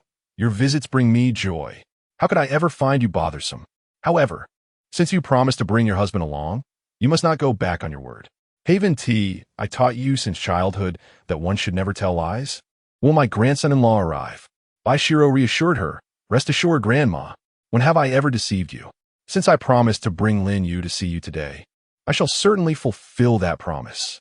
He has gone to buy some things for you and will be here shortly." Nan Rongyi's excitement bubbled over as she exclaimed, "Am I truly going to meet my grandson-in-law today? How wonderful! But why must he bring gifts? What a waste of money. We have everything we need here. Ro, quickly call him back. There is no need for any purchases." As soon as Nan Rongyi finished speaking, a group of burly men in black suits entered the room, each carrying various gifts of differing values, marching in unison. It wasn't long before the room was filled to capacity with nutritional supplements, fruits, health products, and other items favored by the elderly. Once the men had exited the room, Lin Yu entered, carrying 2 large boxes of precious medicinal liquor. In truth, he had been preparing gifts for his visit to Nan Rongyi since the previous evening. One simply cannot present themselves poorly when meeting the family for the first time. Such an appearance would be unworthy of Lin Yu's standing. However, he also understood that excessively extravagant gifts would not be appropriate. After much contemplation, he ultimately decided to order a variety of items online that were reputed to be beneficial for the health of the elderly, expediting their delivery. However, with so many items, he could not carry them all himself. Thus, he called upon Black Dragon for assistance. With so many subordinates at his disposal, it was quite simple for Lin Yu to enlist a few helpers, which explained the presence of so many imposing figures in black earlier. Their intimidating stature and fierce appearances startled all the doctors, nurses, and patients they encountered upon entering the hospital. The security guard at the entrance was even prepared for battle. Once these figures in black began to plot something sinister, the hospital security would immediately sound the alarm. However, no one anticipated that this seemingly formidable group of individuals had actually come to the hospital to serve as porters. Had it not been for the hospital's strict prohibition on photography, these black-clad men would undoubtedly have graced the headlines of Yunhai City's newspapers today. Bai Xirou and Nan Rongyi were both astounded by Lin Yu's grand gesture, their mouths agape in disbelief. Bai Xirou looked at Lin Yu in confusion and asked, "Lin Yu, why have you purchased so many items? Even my grandmother cannot consume or utilize all of this." She continued, "And who were those burly men in black? They all appeared quite menacing." Upon hearing this, Lin Yu frowned slightly. He certainly could not disclose to Bai Xirou that those men were affiliated with organized crime, as it might lead her to suspect that he too had fallen into a darker path. Thus, he casually fabricated a response. "Dear, you need not worry about those individuals. They are merely movers I hired to assist with transporting items. Moreover, since today is my first visit to see your grandmother, how could I possibly convey my sincerity without ample preparations?" Bai Xirou was somewhat skeptical, as those men hardly resembled movers. However, she also felt that Lin Yu had no reason to deceive her, so she chose to accept his explanation. After clarifying the situation regarding the men in black, Lin Yu approached Nan Rongyi's bedside with a beaming smile. "Grandmother, greetings. It's a pleasure to meet you. I am Lin Yu, your granddaughter's husband. I wanted to visit you earlier, and today I finally have the opportunity. Nan Rongyi gazed at the tall, handsome, and polite Lin Yu, nodding in satisfaction. Very good, very good. Lin Yu, you resemble the perfect grandson-in-law I had imagined. How delightful. Upon hearing this, Lin Yu felt a touch of shyness as he scratched his head. The nervousness he had previously shed returned, rekindled by Nan Rongyi's praise. Meanwhile, Bao Budong had returned with food for his wife. Upon entering the ward and seeing it filled with an array of gifts, he expressed his confusion. Did I perhaps take a wrong turn? How did the ward transform into a supermarket in such a short time? I just saw numerous burly men in black leave the hospital. Has a prominent figure fallen ill today? He remarked. What a strange occurrence, especially today. As soon as Bao Budong finished his complaint, he looked up and spotted Lin Yu and Bai Xirou. He approached Lin Yu with excitement. Young brother, what brings you here?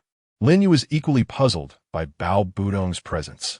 After Bai Xirou explained, he learned that Bao Budong's wife, who had been in an accident, was sharing a room with Bai Xirou's grandmother, Nan Rongyi. Who would have thought? Young brother, you and Xirou are a couple.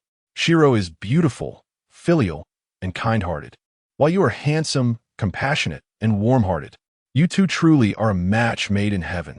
Nan grandma, you are indeed fortunate. Your granddaughter and grandson-in-law are both so exceptional. I am truly envious.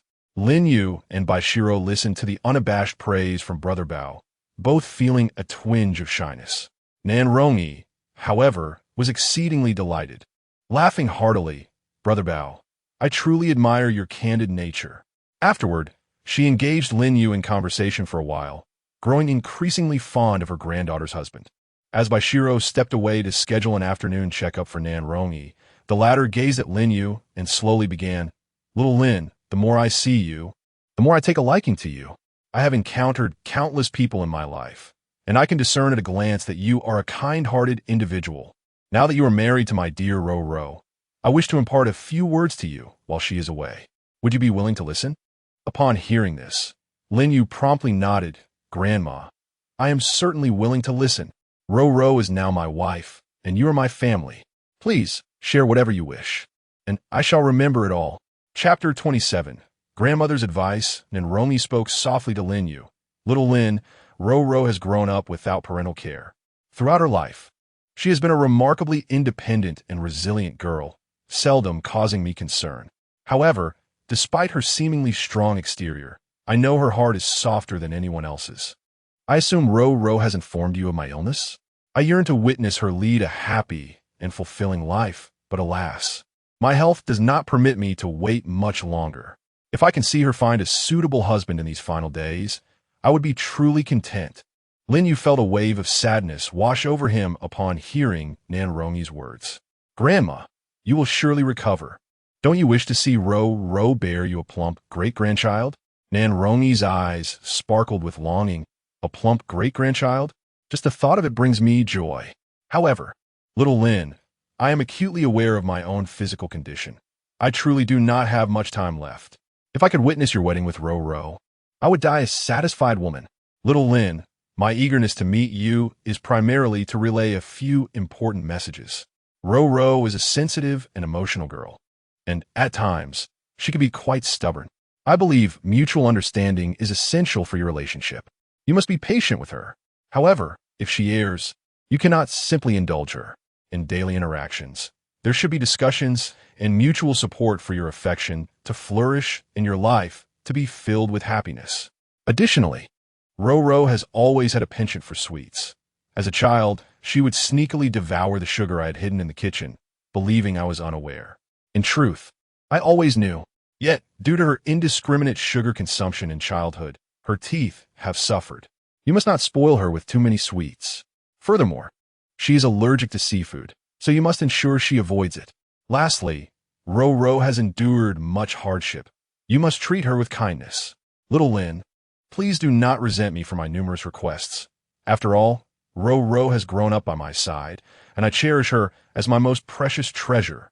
I truly do not wish for Ro Ro to endure even the slightest injustice. However, Shaolin, having spent many years as a teacher, I possess an uncanny ability to discern character. Whether a child is good or bad, I can perceive it at a glance. Shaolin, you are indeed a good child. I feel reassured in trusting Ro to your care. Can you promise me one thing? Always treat Ro well and never abandon her lightly. Is that understood? Listening to Nan Rongyi's words, Lin Yu felt a torrent of emotions within him. With a solemn expression, he nodded earnestly in agreement. Grandma, rest assured, I will ensure that Ro never faces any injustice. Upon hearing this, Nan Rongyi looked at Lin Yu with a warm smile and gently patted his head. Good child, as I approach the twilight of my life, having such a wonderful grandson-in-law like you is indeed a blessing from the heavens. Lin Yu, being a sensitive soul, gazed at the kind-hearted Nan Rongyi before him, and a wave of sorrow washed over him. Thus, he excused himself, claiming he wished to check on Bai Xirou. As he rose to leave the hospital room, he unexpectedly spotted Bai Xirou squatting outside, her eyes red and biting her lip, clearly having held back tears for a long time. Initially, Lin Yu intended to offer her some comfort, but as Bai Xirou looked up at him like a wounded little kitten, she uttered a heart-wrenching question that shattered his composure. Lin Yu, am I going to lose my grandmother soon? Upon hearing her words, Lin Yu's eyes also glistened with tears, and he enveloped Bai Xirou in his embrace, softly reassuring her. That will not happen. As long as I am here, I will ensure nothing befalls Grandma. Not only did Lin Yu feel an overwhelming sense of sorrow, but the viewers in Happiness is Calling You live stream were also deeply affected. Host, my grandmother also succumbed to cancer. I grew up with her by my side, and I miss her dearly. Wah! Host, you owe me tears. This is breaking my heart. Though I did not live with my grandmother, I come from a divorced family, and my grandmother raised me. Seeing her age day by day terrifies me, for I fear the day I may lose her. I would be utterly devastated. Host, why must you show such touching scenes? I cannot handle it. Host, I would trade 50 years of my brother's single life for my beloved grandmother to recover immediately. Grandma seems so wonderful. Why do good people not live long? In an effort to alleviate any worry for Nan Rongyi, Bai Xirou endeavored to compose herself, forcing a smile as she accompanied Lin Yu back to the hospital room. Subsequently, both Bai Xirou and Lin Yu acted as if nothing had transpired, spending the day with Nan Rongyi at the hospital. Upon returning to the villa that evening, both Lin Yu and Bai Xirou were engulfed in a whirlwind of emotions. Observing Bai Xirou's sorrowful demeanor stirred an inexplicable ache within Lin Yu. Once in his room, he promptly retrieved his phone and dialed number. After a long day, Guan Liu received a call from Lin Yu and quickly answered. Oh my, how surprising. Lin Yu, what prompted you to call me? Lin Yu, however, was not in the mood for idle chit-chat. He directly stated, Leo, your family is the largest pharmaceutical group in our dragon country. Your grandfather is also the foremost physician in the nation. I have a patient with late-stage lung cancer. Could you possibly assist me in treating him? I am willing to pay any price for a solution. Upon hearing this, Guan Liu replied, Lin Yu, after knowing you for so long, it's the first time I've heard you speak so earnestly. For most people, cancer is considered an incurable disease. Yet, there are indeed some specialized medications that can delay or even treat cancer, albeit they tend to be rather costly. If it's late-stage lung cancer and the cancer cells Haven T completely spread throughout the body, there may still be a chance for treatment. My grandfather has recently developed a miraculous drug that doesn't require surgery or injections. Simply ingesting it yields astonishing results. It has a high probability of curing cancer. However, as you know, my grandfather is quite temperamental, and he has only managed to produce fewer than 10 doses of this special medication. I fear he won't easily part with it. Lin Yu then inquired, Leo, is there any way you could help me acquire this special drug? I truly need it urgently. Consider it a favor owed to you. On the other end of the line, Guan Liu, seeing Lin Yu's sincerity, responded, the solution is rather simple. Lin Yu, you know my grandfather has always sought someone to inherit his medical skills. Yet, he holds a high opinion of himself. None of the family members, including me, meet his expectations. However, he has always taken a liking to you since childhood. Unfortunately, you show no interest in medicine.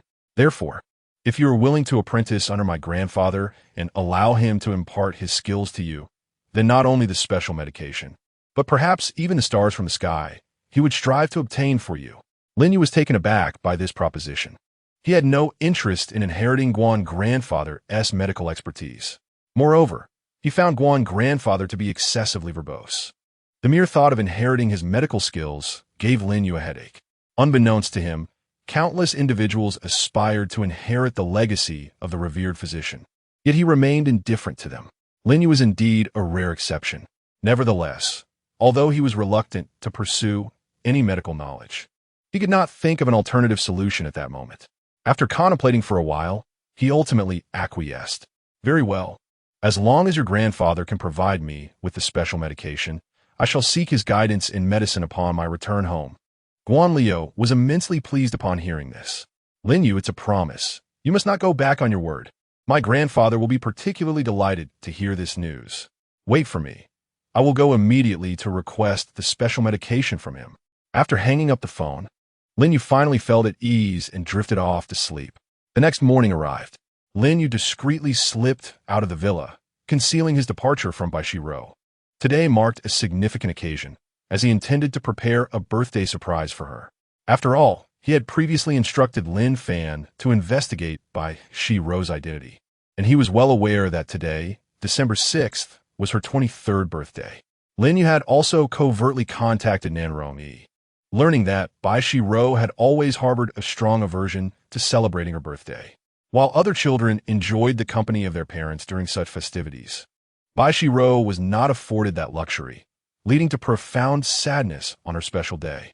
However, now that she was married to Lin Yu, he was determined not to let her continue feeling despondent. To keep his plans a secret, he had also arranged for Bai Xirou's close friend and colleague, Song Xia, to take her shopping today. Upon learning that Lin Yu was orchestrating a surprise for Bai Xirou, Song Xia readily agreed. Increasingly envious of her friend for having such a wonderful husband, following the events at the hospital yesterday, Bai Xirou's mood remained somewhat subdued. Thus, when Song Xia invited her to go shopping, she did not decline, though she found it peculiar that Lin Yu had vanished so early in the day. True to her role as an excellent accomplice, Song Xia kept Bai Xirou occupied, shopping until 8 in the evening. Bai Xirou et Gulim, Xia. We've already circled this mall 8 times. I truly can't shop any longer. I want to go home. Noticing that night had fallen and it was indeed time to head back, Song Xia consented to Bai Xirou's request to return home. However, instead of bidding her farewell, Song Xia smiled and said, Roro, I've yet to see your new villa. May I visit your new home today? Bai Xirou hesitated before messaging Lin Yu, as although the villa was officially in her name, she was acutely aware that Lin Yu was its true owner. Upon receiving her message, Lin Yu replied affirmatively, prompting Bai Xirou to agree to take Song Xia to the villa. Approximately an hour later, Bai Xirou and Song Xia arrived at the villa's entrance by taxi. However, contrary to expectations, the villa, which should have been brightly lit, was shrouded in darkness. Bai Xirou felt a twinge of confusion, pondering at this hour, could Lin Yu still not be home? Meanwhile, Song Xia urged Bai Xirou to open the door, as the cold outside was becoming unbearable. Heeding her friend's words, Bai Xirou quickly used facial recognition to unlock the villa's smart door. As they stepped inside, the once pitch-black hall suddenly erupted into a dazzling display of star-like lights. With a beaming smile, Lin Yu emerged from the shadows, pushing a grand 7-tiered cake adorned with candles. Accompanying him was Nan Rongyi, whom he had specifically brought from the hospital. Before Bai Xirou could fully comprehend the scene, music began to play, enveloping the moment in joyful celebration. With a radiant smile, Lin Yu gazed at Bai Xirou before him. Happy birthday, my dear. May you forever remain 18, eternally youthful, and find joy in every single day. Bai Xirou looked around, deeply touched, covering her mouth in astonishment. She then shot a playful glare at Song Xia and Lin Yu. How could you both conspire to pull off such a surprise behind my back? Her eyes then shifted to the side, where Nan Rongyi stood. Grandma, why are you joining Lin Yu in this mischief?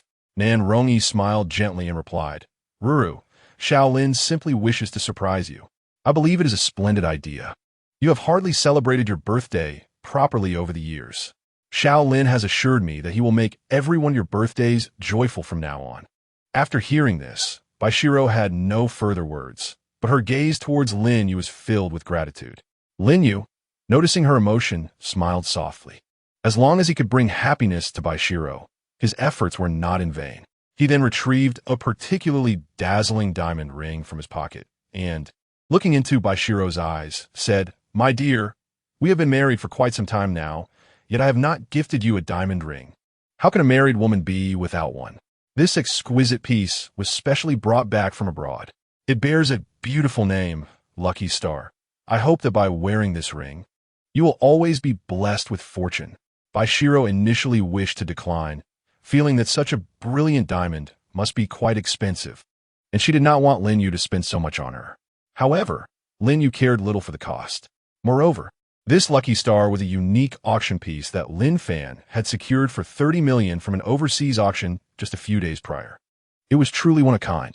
Lin Yu valued the ring's significance far more than its monetary worth.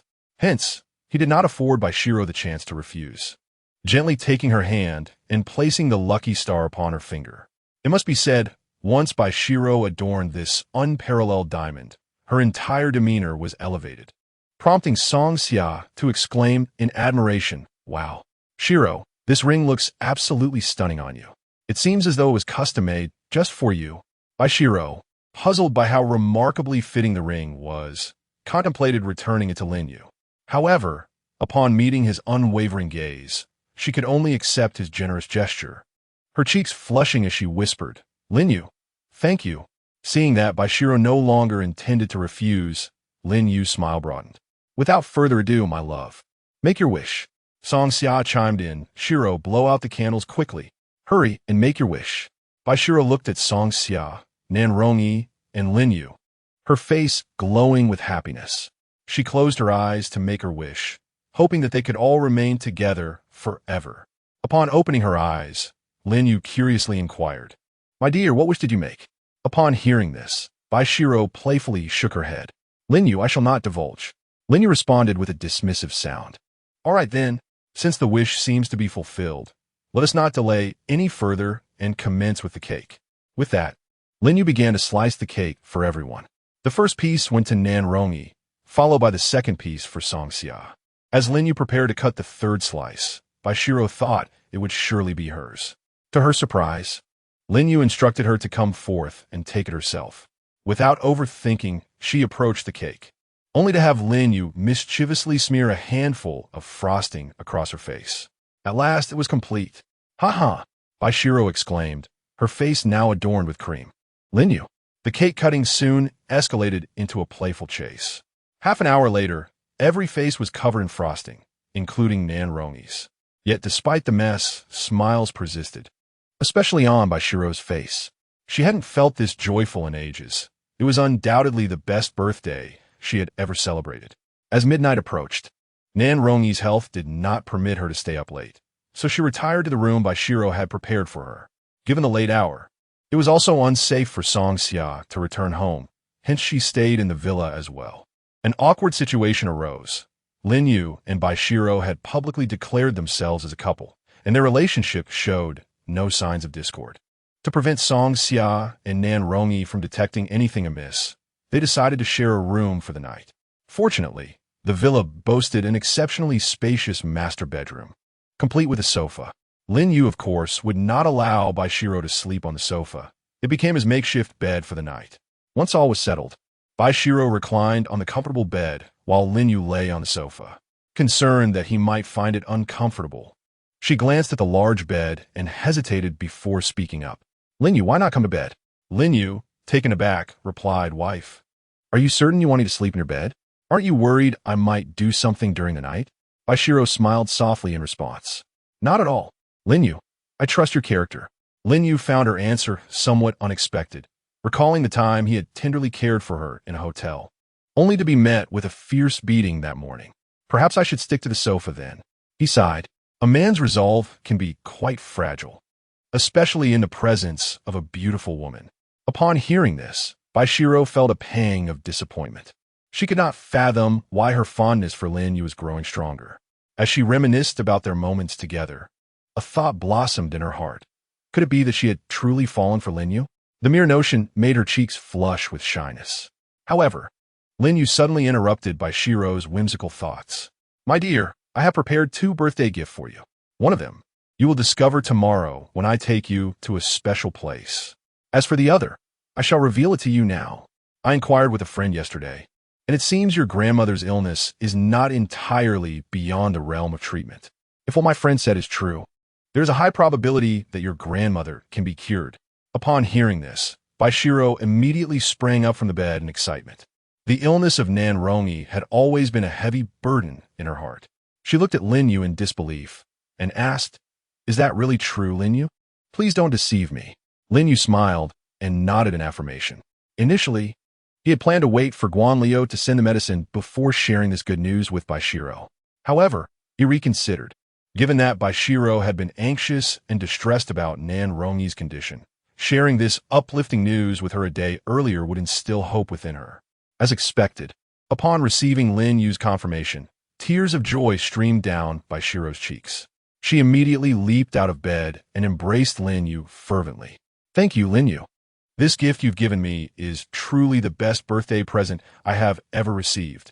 As long as my grandmother's illness can be cured, I will do anything you ask of me. I am overwhelmed with joy. Lin Yu, hearing her words, smiled gently and replied, All right, my dear, do not get too carried away. The medicine has yet to arrive. You should rest well tonight. Tomorrow morning, I will take you to unveil the final birthday gift. Now, go to sleep. Yet, at that moment, Bai Xirou was so exhilarated that she could not possibly sleep. Despite her restlessness, Lin Yu, having toiled throughout the day, soon succumbed to slumber on the sofa. Bai Xirou gazed at the peacefully sleeping Lin Yu, her eyes brimming with affection. Reflecting on all the surprises Lin Yu had prepared for her that day, she leaned down and planted a gentle kiss on his lips. In the next moment, it seemed that Lin Yu, even in his dreams, sensed something. He licked his lips and murmured, Delicious ice cream, strawberry flavor. Bai Xirou smiled softly at his words, then exerted all her strength to drag Lin Yu from the sofa to the bed, tenderly covering him with a blanket. With no inclination for sleep herself, she lay atop Lin Yu and whispered, Lin Yu, why are you so good to me? Throughout my life, aside from my grandmother, no one has treated me better than you. What should I do? I think I might truly be in love with you. But you mentioned that our marriage is merely a formality. Perhaps I should not expect too much? Indeed, Lin Yu, not only are you handsome, but your emotional intelligence is also remarkable, and you seem to come from a distinguished background with impressive credentials. Yet here I am, just a little-known entertainment reporter. How could I ever be worthy of you? Nevertheless, Lin Yu, do not underestimate me, Bai Xirou. If I truly confirm my feelings for you, I will not deceive my own heart. I will strive to make myself deserving of you. I, Bai Xirou, will undoubtedly not be inferior to any woman in the future. While the future remains uncertain, I currently do not wish for you to part ways with me.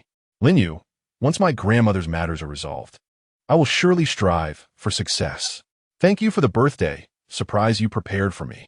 After speaking, Bai Xirou gazed affectionately at Lin Yu, then leaned in to plant a gentle kiss on his lips. Throughout her life, she had faced countless disdain and setbacks. Bai Xirou's growth has shown that she is no mere cliché protagonist from a melodramatic series. Upon realizing her genuine affection for Lin Yu, she resolved to work diligently to ensure she is worthy of him. Having grown up in an environment lacking love, she deeply appreciates Lin Yu's kindness and vows to cherish it even more. Chapter 30. Accompanying my wife to pick up the car the following morning. After enjoying breakfast that Bai Xirou had bought, Lin Yu first drove Nan Rongyi back to the hospital, followed by taking Song Xiao home. Bai Xirou assumed Lin Yu would take her back to the villa afterward, but to her surprise, he drove her to the largest car dealership in Yinhai City, the Yinhai Dominant Car Dealership. Confused, Bai Xirou looked at Lin Yu and asked, What are we doing here? Are you going to service your car? Lin Yu smiled slightly in response. Wife, do you remember me mentioning that I would give you 3 gifts for your birthday? This is the final one.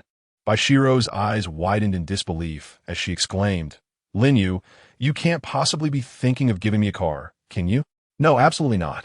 Lin Yu seemed to have anticipated her reaction and smiled.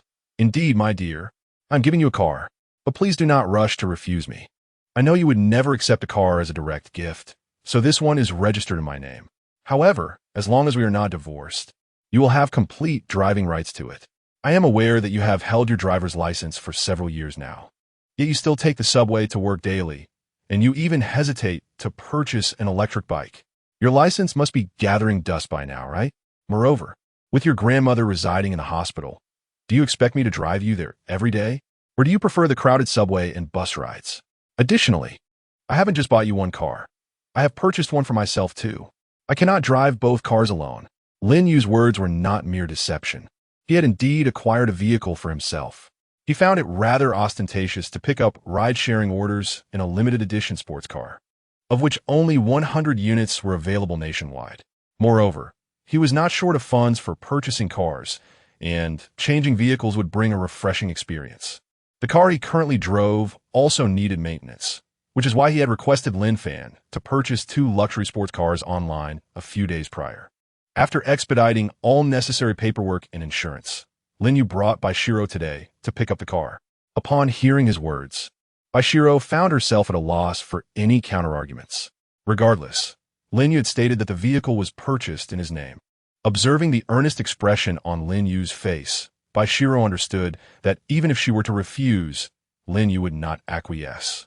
Thus, with a resigned sigh, she conceded, "Very well, Lin Yu, I appreciate your kindness. I accept."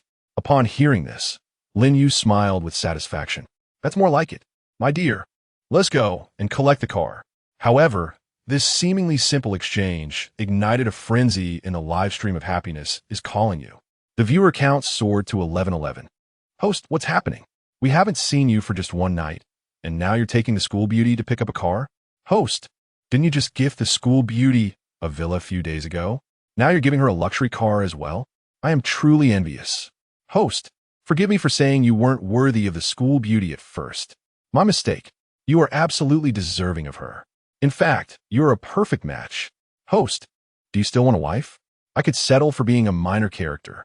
Host, look at the repulsive faces in this chat. You all envy the host's wealth. While I am merely concerned about whether the host slept well last night or had a meal today, to the fellow above, you're quite cunning. Have you all forgotten that the host is buying a car for the school beauty for a reason? Host, I haven't forgotten. Yesterday was the school beauty's birthday. Unfortunately, the live stream equipment malfunctioned and the program was on hiatus. Otherwise, I would have wished her a happy birthday. Count me in. Happy birthday to the best school beauty in the world. Happy birthday, goddess of the school beauty. As Lin Yu and Bai Xirou entered the dealership, they were immediately greeted by a beaming saleswoman. The dealership had received word yesterday that a lavish purchase had been made online, acquiring the most expensive pink Porsche and a white Lamborghini. Today, the owner was to collect the vehicles. Yanhai Dominant Car Dealership had not encountered such affluent clients in a long time, so they had arranged for a representative to be present from early morning. Since Lin Fan had provided Lin Yu's photograph during the online transaction, the saleswoman recognized them immediately and approached with a broad smile. Typically, ordinary customers would not elicit such enthusiastic attention from the dealership staff. Subsequently, the saleswoman informed the dealership manager that Lin Yu had arrived. Given that Lin Yu had paid in full for 2 top-tier sports cars, it was essential for the dealership to treat such a client with utmost respect. It was standard etiquette for the manager to attend personally. The saleswoman then led Lin Yu and Bai Xirou to the center of the showroom, where 2 luxury vehicles awaited. One was a limited edition pink Porsche, and the other a white limited edition Lamborghini. These exquisite cars had been on display for over 6 months, remaining unsold until Lin Yu instructed Lin Fan to purchase them outright online. The saleswoman, beaming with a radiant smile, pointed to the 2 luxury cars and introduced them to Lin Yu and Bai Xirou. Mr. Lin and Miss Bai, these 2 exquisite vehicles on display are the ones you are set to drive away, as these cars represent our dealership's prestige. The keys and relevant documents are in the possession of our manager. I have already informed him, so please bear with us for a moment. He will arrive shortly. As soon as the saleswoman finished speaking, a customer nearby suddenly expressed interest in another vehicle. However, there were no other sales representatives available at that moment. Observing the situation, Bai Xirou addressed the saleswoman. "We'll wait here for your manager. You should assist that customer over there." The saleswoman gratefully glanced at Bai Xirou, then apologized to the 2 before attending to the other customer. Gazing at the gleaming luxury cars on display, Bai Xirou couldn't help but be astonished. Lin Yu, could that pink Porsche be the car you intend to gift me? Lin Yu smiled faintly and replied, My dear, you're remarkably astute. Indeed, that pink Porsche is yours, while this white Lamborghini is mine. Once the manager brings over the keys, we shall venture out to test our new vehicles together.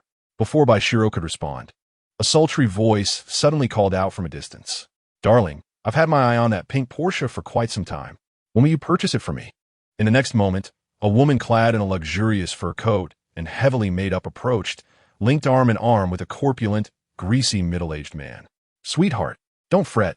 Once I receive the project funds next month, that pink Porsche will be yours, without a doubt. The woman exclaimed joyfully, kissing the man affectionately. You're so wonderful, darling, she added. Yet, the greasy man's gaze was fixated on Bai Xirou. Cheng Dashan, having encountered numerous women, had never seen anyone as stunning as Bai Xirou. The thought of spending a night with such an extraordinary beauty was enough for him to consider any risk. On the side, Wang Li noticed Cheng Dashan's hungry gaze directed at Bai Xirou, almost drooling with desire. With a disdainful huff, she chose not to confront him, but instead approached Bai Xirou and Lin Yu, casting a look of contempt at Bai Xirou. Young lady, you seem quite young. How much money could someone like you, fresh out of university, possibly have? Yunhai Dominant Car Dealership is the largest in our city, and even the least expensive vehicle starts at over 100,000. What business do you and this pretty boy have here? This isn't a place for you. You should leave at once. However, this situation appears far more repulsive than the previous one. The gentleman upstairs is quite right. The host should give her a good slap. Host, there are indeed many worthless individuals these days. This woman clearly is not of good character. Host, my popcorn is ready. Please commence your performance. Just as Lin Yu was about to deliver a resounding slap to Wang Li, Bai Xirou intervened. Lin Yu, let it go. It's not worth our time to engage with such a person. She isn't even worthy of your hand, lest it become soiled. Lin Yu nodded in agreement. Say, my dear, you are absolutely right. We certainly shouldn't stoop to her level, as it would tarnish our dignity. Wang Li, observing the harmonious exchange between Lin Yu and Bai Xirou, felt her anger surge, almost causing her to contort her mouth in frustration. Or are you two just discussing? Do you believe I can ensure you never set foot in this dealership again? Lin Yu couldn't help but retort, Oh, how impressive.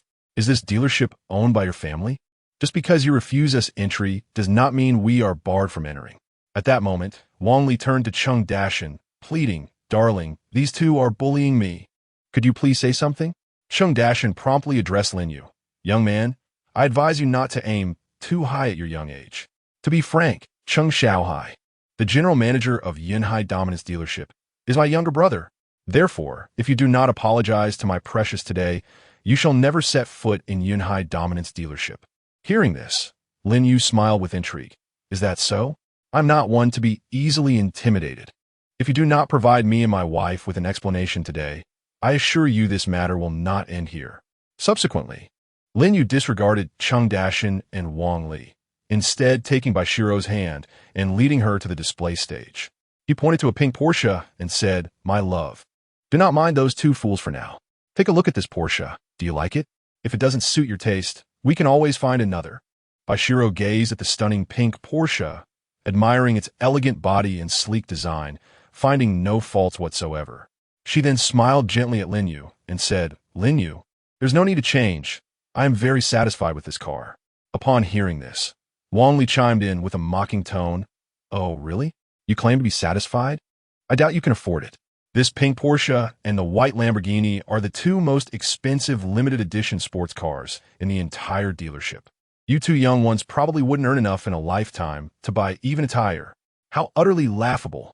Lin Yu responded. You say we could never afford this pink Porsche, but do you truly believe you can? Looking at you now, I suspect you might not even be able to afford a proper meal in your lifetime. Wang Li's face flushed with anger at Lin Yu's words. Who are you calling unable to afford a decent meal? I see that you are the one destined for such a fate. My husband has already promised me that once he receives his engineering payment next month, he will buy me this pink Porsche. Isn't that right, darling? Cheng Dashan is indeed a man who values his reputation. Although the annual payment for his projects barely affords him the luxury of this pink limited edition Porsche sports car, The moment Wang Li made her remark, coupled with his admiration for Lin Yu's companion, Bai Xirou, he felt compelled to showcase his financial prowess. Thus, he nodded affirmatively and proclaimed, "Indeed, once I receive my project payment next month, I shall promptly transfer the funds to my brother. By then, this pink Porsche will belong to my wife." Wang Li, upon hearing Cheng Dashin's words, wore a smug expression. Her gaze then shifted to the diamond ring adorning Bai Xirou's hand, a gift from Lin Yu the previous night, a token she initially hesitated to wear due to its extravagant nature. However, Lin Yu insisted, believing that if Bai Xirou did not don the ring, its charm would not bestow her with fortune. Yet, to the average observer, such a sizable diamond was a rarity, prompting Wang Li to mock without restraint. "I thought you were quite impressive, yet here you are, flaunting a fake diamond ring. How utterly embarrassing." Bai Xirou, upon hearing these words, felt her spirits plummet. While she could tolerate Wang Li's jests about other matters, this particular lucky star, as Lin Yu had named it, was a cherished birthday gift. Regardless of its actual monetary worth, in Bai Xirou's heart, it was priceless. With a cold demeanor, she confronted Wang Li, stating, "On what grounds do you claim my diamond ring is fake? It possesses a lovely name, Lucky Star. It is not a mere imitation. It holds special significance.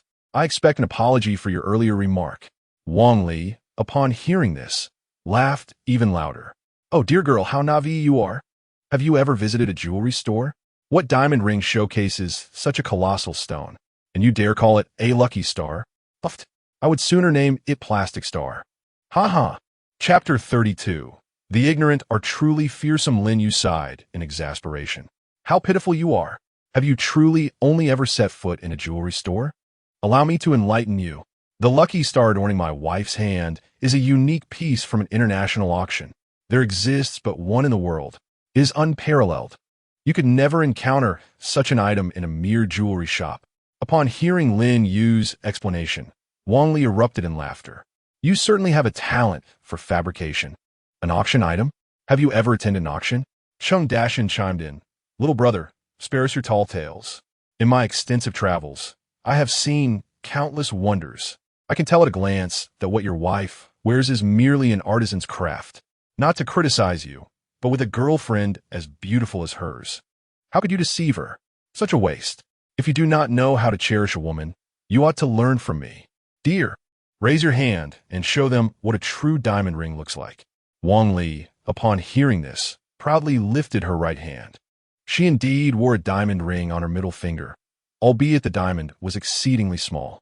If we were to compare the size of the lucky star on Bai Xirou's hand to that of an apple, then the diamond on Wang Li's ring could only be likened to a grain of rice.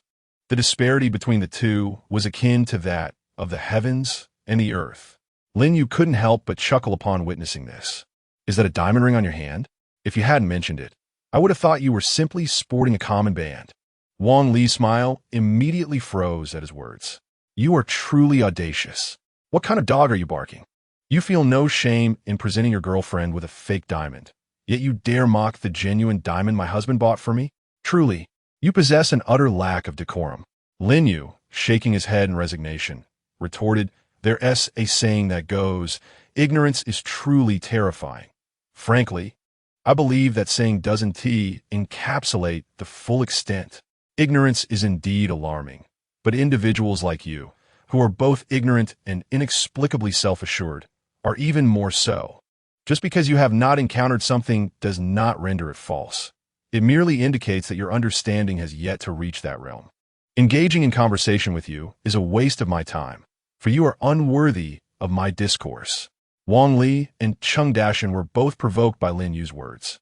Just as they were about to unleash their tirades against him, Cheng Xiaohai, the manager of Yinhai Dominant Car Dealership, rushed in, breathless and clutching car keys. Upon arriving, Cheng Xiaohai regarded Lin Yu with utmost respect, disregarding his elder brother Cheng Dashin entirely. "Mr. Lin, greetings. I apologize for the slight delay on my way here. I hope you will not hold it against me.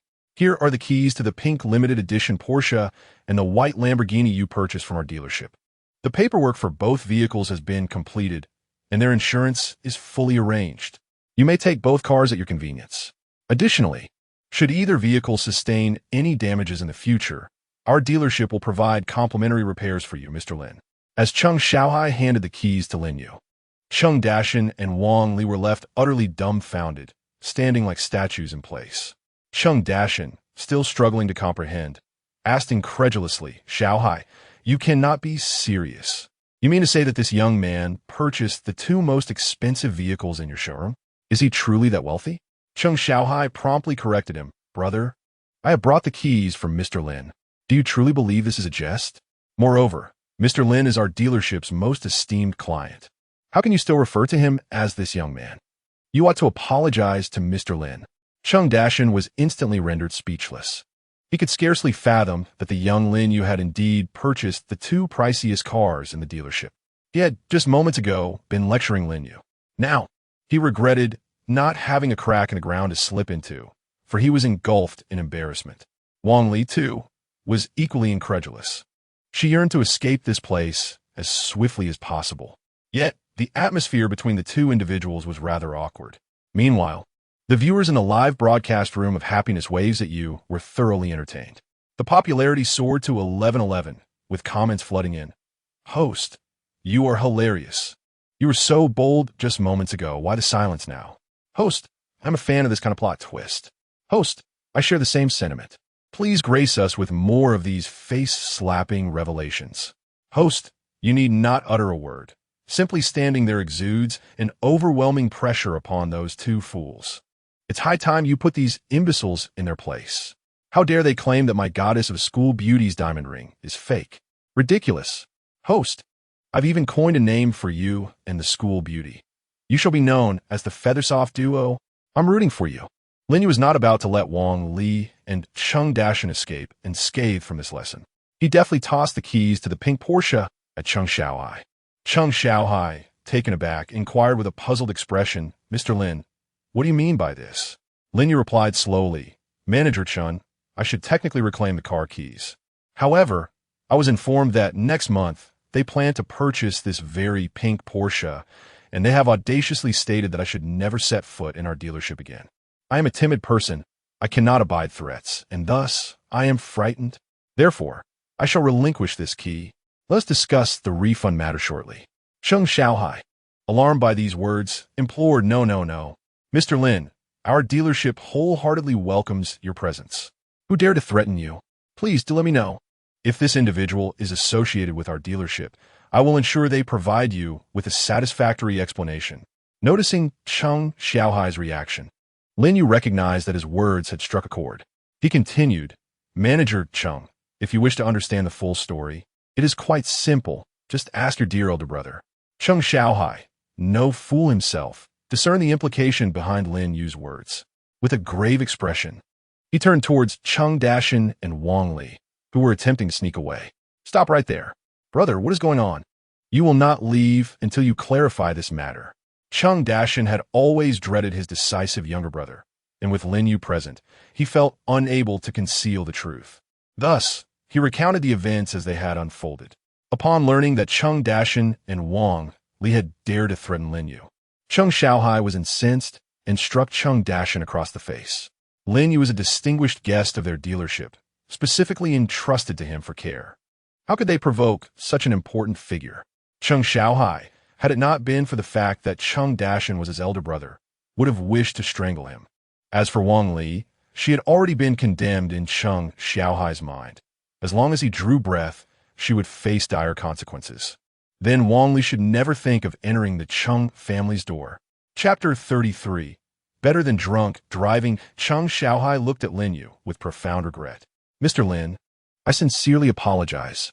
My momentary negligence has caused these two individuals to disturb you. Rest assured, they will no longer appear at our dealership from this day forth. As soon as Cheng Xiaohai finished speaking, Wang Li, oblivious to the gravity of the situation, interjected, Xiaohai, this brat only has a bit of money. You might not side with your elder brother, but why prevent us from visiting the dealership? He just insulted me. Do you not regard me as your sister-in-law? Cheng Xiaohai's expression turned icy. His gaze shifted to Cheng Dashin. Brother, is this truly the good sister-in-law you have chosen for me? Mother has urged me several times to persuade you to find another girlfriend. I believe today is an opportune moment.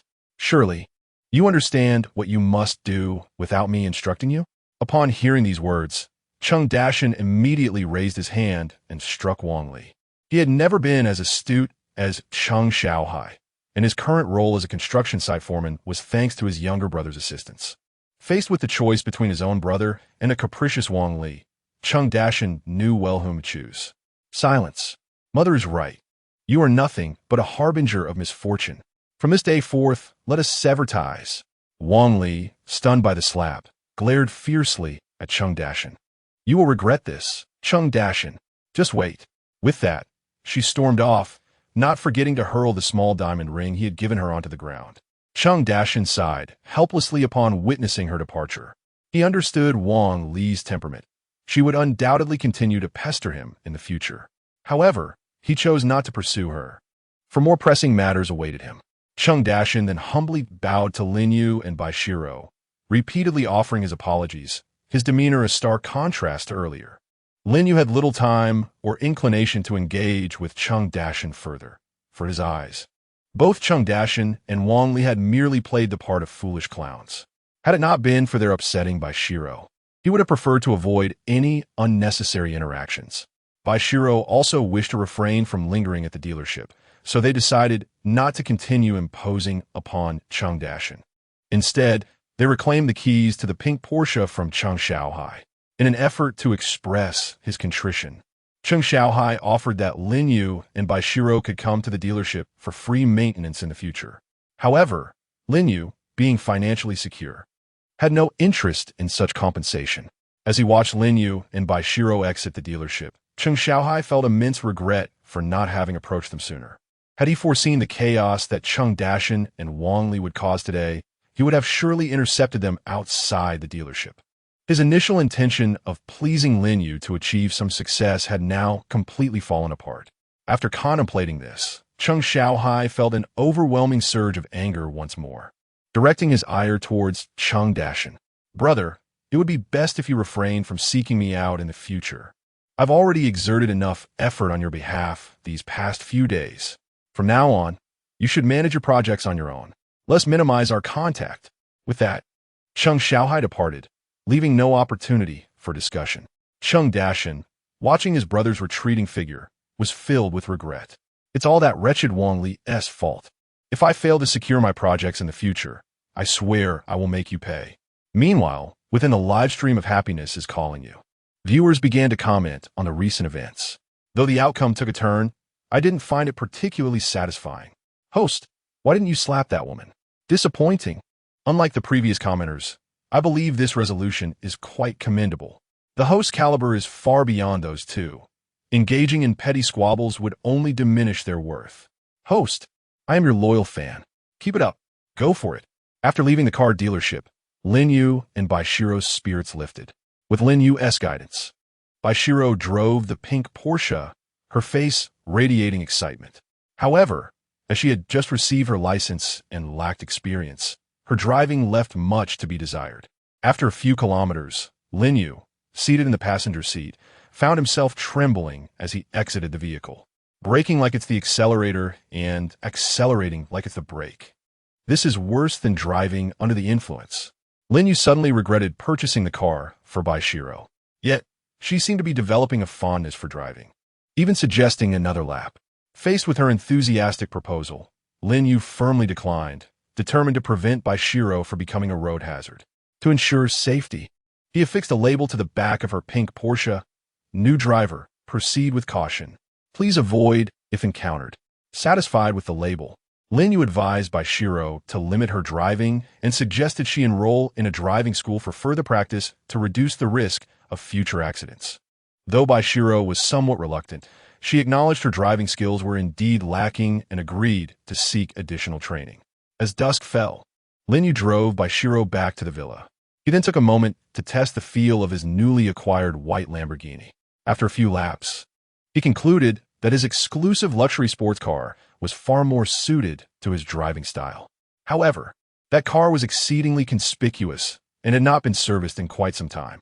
Thus, he decided to take the luxury vehicle to a professional maintenance shop before settling for the white Lamborghini for the time being. By this point, The night had completely enveloped the surroundings, and Lin Yu glanced at his phone, realizing it was already past 11 o'clock.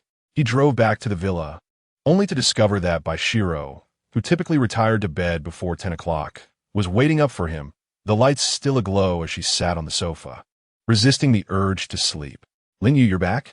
Now I can finally go to bed."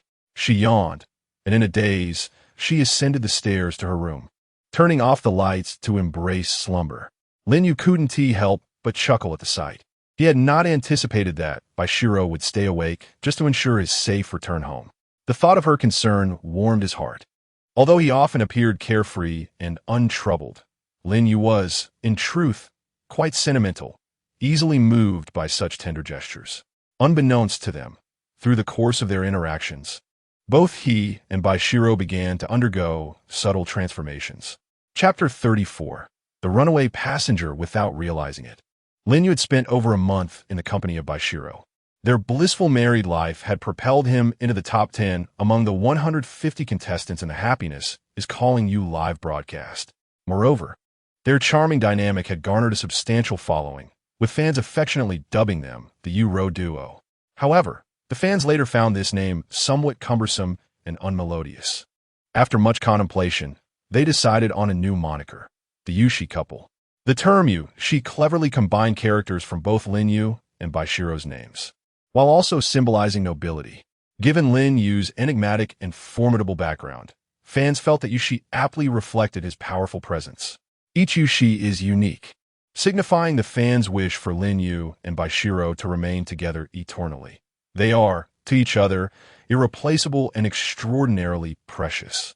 Thus, despite Lin Yu ranking only 10th among the contestants, the Yu-Shi couple firmly held the first position among all pairs in the show. Lin Yu was elated. His aspiration had always been to secure the top spot in Happiness is Calling You. With the recognition of their union by the audience, he believed that elevating his popularity further would make achieving that goal attainable. However, Bai Xirou's month-long leave had come to an end, and she was now preoccupied with her work at the company, resulting in fewer moments of sweetness between them.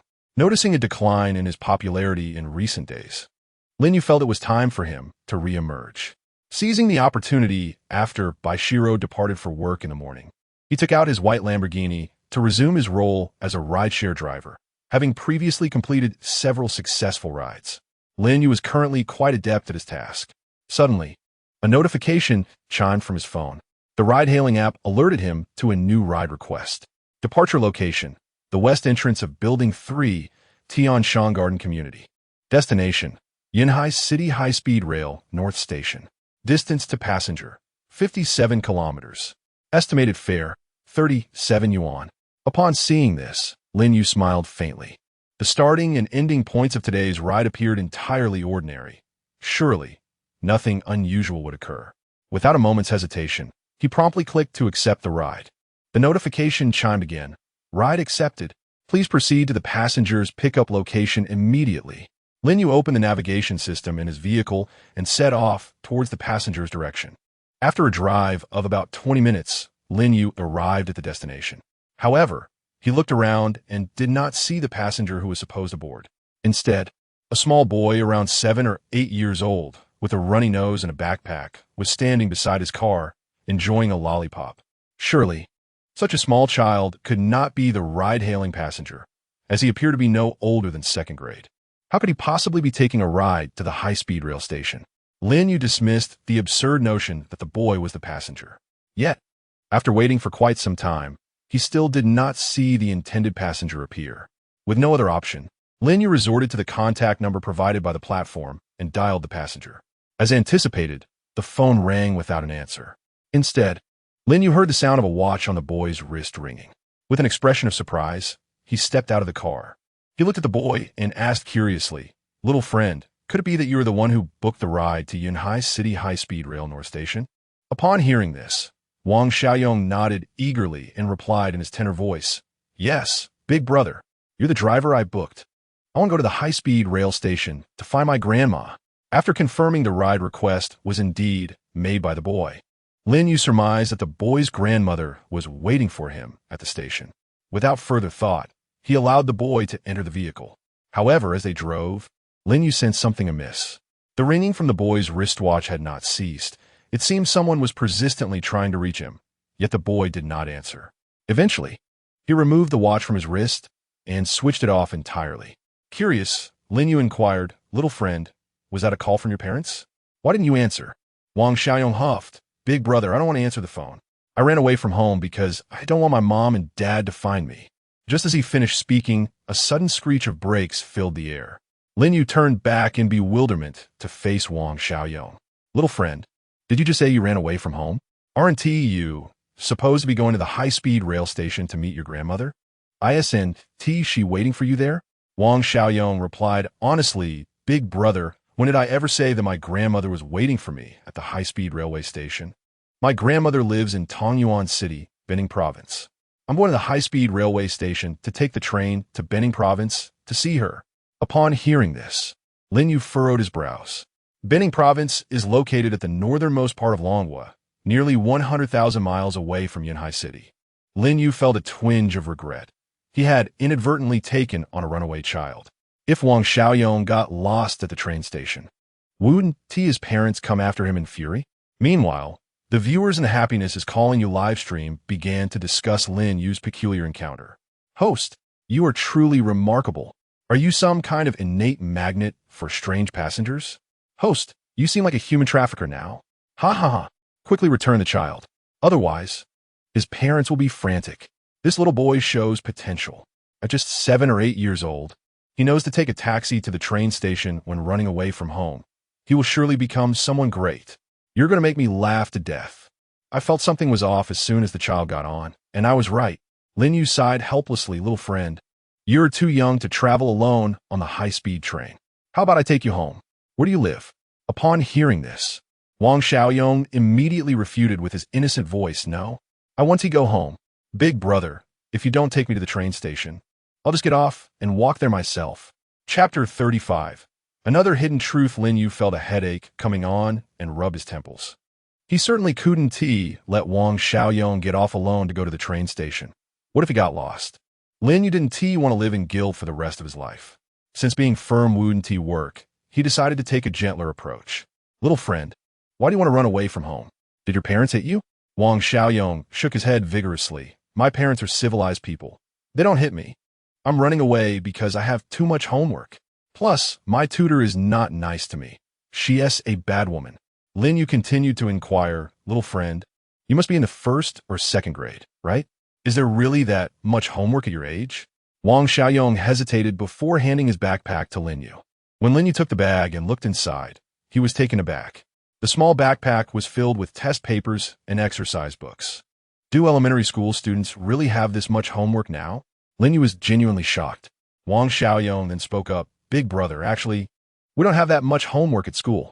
But my parents enrolled me in various extracurricular classes, like calligraphy, piano, art, and music. Then they hired a tutor for me, who is not nice at all.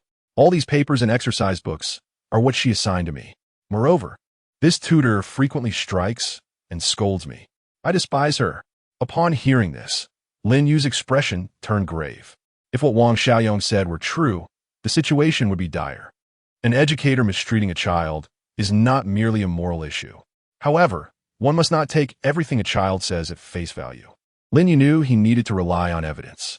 He then lifted Wang Xiaoyong's shirt and indeed found several bruises on his back that had been treated. "My dear child, has your tutor truly been abusive towards you? Why haven't you confided in your parents?" Wang Xiaoyong replied, somewhat aggrieved, "My parents believe that as an 8-year-old. My words cannot be trusted, and besides, teacher Wang acts exceptionally well in front of them. It is only after they leave that she becomes fierce and strikes me. Moreover, she forbids me from making any sound or telling my parents about these incidents. Otherwise, she would not allow me to play. Teacher Wang not only pinches my thighs, but also strikes the back of my hands. It hurts so much. Yet, after each incident, she applies medicine to my wounds. And once treated, they become invisible. However, the pain remains. I know that bad people should be apprehended by the police. Once after she hit me, I called the police. But when they arrived, Teacher Wang accused me of disturbing the peace, and I had no means to prove her wrongdoing. Consequently, the police did not believe me and instead reprimanded me for calling them unnecessarily. After that incident, Teacher Wang became even harsher. I do not wish to return home. I feel fearful at the sight of her. Yet, my parents regard Teacher Wang as exceptionally good. They even wish for her to stay at our home in the future. Out of fear, I ran away from home. Lin Yu furrowed his brow deeply upon hearing this. He had initially thought it was merely a rebellious child throwing a tantrum by running away, unaware of the underlying distress. Lin Yu detested the oppressive nature of exam-oriented education, and the thought of a tutor daring to physically punish a 7- or 8-year-old child filled him with indignation. At that moment, the sentiments of the viewers and the happiness is calling you live stream mirrored Lin Yu's own. The tutor is utterly outrageous. Does anyone have her address? I want to send her a warning. I was once subjected to corporal punishment by a teacher during my childhood. It was a nightmare that still sends shivers down my spine. You must assist this dear little boy in escaping his torment. We cannot allow harm to befall his tender heart. I'm a loyal fan of the Yushi couple. It is time for you to don the mantle of the righteous avenger. Go for it. I applaud you. Perhaps sensing the encouragement from the viewers, Lin Yu resolved to escort Wang Xiaoyong home and assist him in exposing the true nature of the tutor. Child, if I help you rid yourself of your tutor, would you be willing to return home? Wang Xiaoyong pondered for a moment, swaying his little head. Big brother, as long as I don't see Teacher Wang when I return home, I'm willing to go back. Lin Yu smiled slightly upon hearing this. All right, it's settled then. I will handle that tutor who has mistreated you. I assure you, I will make that abusive tutor leave your home. In the next moment, Lin Yu drove Wang Xiaoyong to the address he had provided. However, instead of taking him inside, Lin Yu retrieved his phone and called Wang Xiaoyong's parents using the number he had memorized. At that moment, Wang's parents were frantic, pacing in circles. They had only one child, and if anything happened to him, they could not bear to live. Seeing the unfamiliar number on his phone, Wang's father was initially hesitant to answer, but his anxiety drove him to pick up the call. Is this Wang Xiaoyong's father? I do not enjoy beating around the bush. Your son has been kidnapped by me. Upon hearing this, Wang's father immediately panicked. Who are you? Why have you kidnapped my son? Lin Yu chuckled on the other end. Why would a kidnapper take your son? Naturally, it's for money. Prepare 10 million immediately, or I will harm him. Wang's father, alarmed by the threat, responded hastily, No. Let us talk this through. You want money, right? That is fine, but I need to confirm my son is safe first. Why should I trust that you have kidnapped him? Lin Yu nodded in acknowledgement. I didn't expect you to be so cautious. Very well. I will let you hear your son's voice first. Then, Lin Yu allowed Wang Xiaoyong to speak a few words. Dad, I'm scared. Please come save me. Upon hearing his son's voice, Wang's mother immediately broke into tears. My dear son, don't be afraid. Mommy and Daddy will come to rescue you. Wang's father then said to Lin Yu, If I give you 10 million, you will release my son, correct? All right, where should I deliver the money? Both Wang's father and mother were affluent business people, residing in a villa. Although 10 million sounded substantial, they could indeed gather that amount together. Chapter 36. The veil is lifted. Lin Yu, on the other end of the line, smiled slightly and said, Just prepare the money. My accomplice will come to collect it. Wang's father, somewhat puzzled, asked, You have an accomplice? Are they coming to our home to take the money? Lin Yu nodded affirmatively. Of course. My accomplice is the mastermind behind this kidnapping and has been lurking among you. Once you hand over the money to my accomplice, I will return your son to you unharmed. Wang's father was taken aback, realizing that there was a nefarious kidnapper close by all along. But who could that person be? Due to the demanding nature of their business, Wang's parents were often absent from home, leaving Wang Xiaoyong under the care of the housekeeper. Concerned for his safety, they had installed a highly secure password lock on the villa. Unless one possessed the key or accessed the door from within, it was virtually impossible for an outsider to breach the entrance. However, on the day in question, Wang Xiaoyong had called to inform them of his return. Could it be that someone within the villa had orchestrated his abduction? The more Wang's father pondered this, the more plausible it seemed. Apart from himself and his wife, the only others present in the villa were the housekeeper and the private tutor, Wang Huihui. The housekeeper had taken leave to attend to matters back home, leaving only Wang Huihui behind. Thus, the identity of the accomplice was becoming increasingly clear. In a fit of rage, Wang's father stormed upstairs to Wang Hui's room. At that moment, she was engrossed in her show, blissfully unaware of the storm brewing behind her. Ms. Wang, why did you arrange for someone to kidnap Xiaoyong? Have he not treated you well? She removed her headphones, bewildered. Mr. Wang, what are you talking about? Xiaoyong hasn't he returned home yet? His tutoring session is about to begin. Wang's father fixed her with a cold, piercing gaze. Stop feigning ignorance. Where is Xiaoyong? If you can ensure his safe return, I will pay you any amount you desire. Her confusion deepened. What money? Mr. Wang, what on earth are you saying? Impatience clouded Wang's father's demeanor. Can you cease this charade? I know you are behind Xiaoyong's kidnapping, so return him to me at once. Wang Hui, taken aback, replied, Xiaoyong has been kidnapped? I had no idea. Wang's father, observing her persistent denial, scoffed. Your acting is quite impressive. The kidnappers just called me, and it is you who planned and executed this abduction. Xiaoyong could only have left the house, as no outsider could unlock the villa's entrance. Apart from you and Xiaono, is there anyone else in the villa today? You often claim that Xiaoyong trusts you the most. Thus, you exploited his trust, luring him out for the kidnappers. Did you not? My patience is wearing thin. If I do not see Xiaoyong soon, I shall call the police and have you arrested. At the mention of police intervention, Wang Hui panicked. Realizing that Wang's father was poised to make the call, she hastily exclaimed, Please, do not call the police. I can prove that I am not an accomplice. Xiaoyong does not even like me. Wang's father, taken aback, asked, What are you saying? What evidence do you have to prove that Xiaoyong does not like you? Wang Hui hesitated, contemplating the dire consequences of a police report. After all, the accursed kidnapper had implicated her as an accomplice.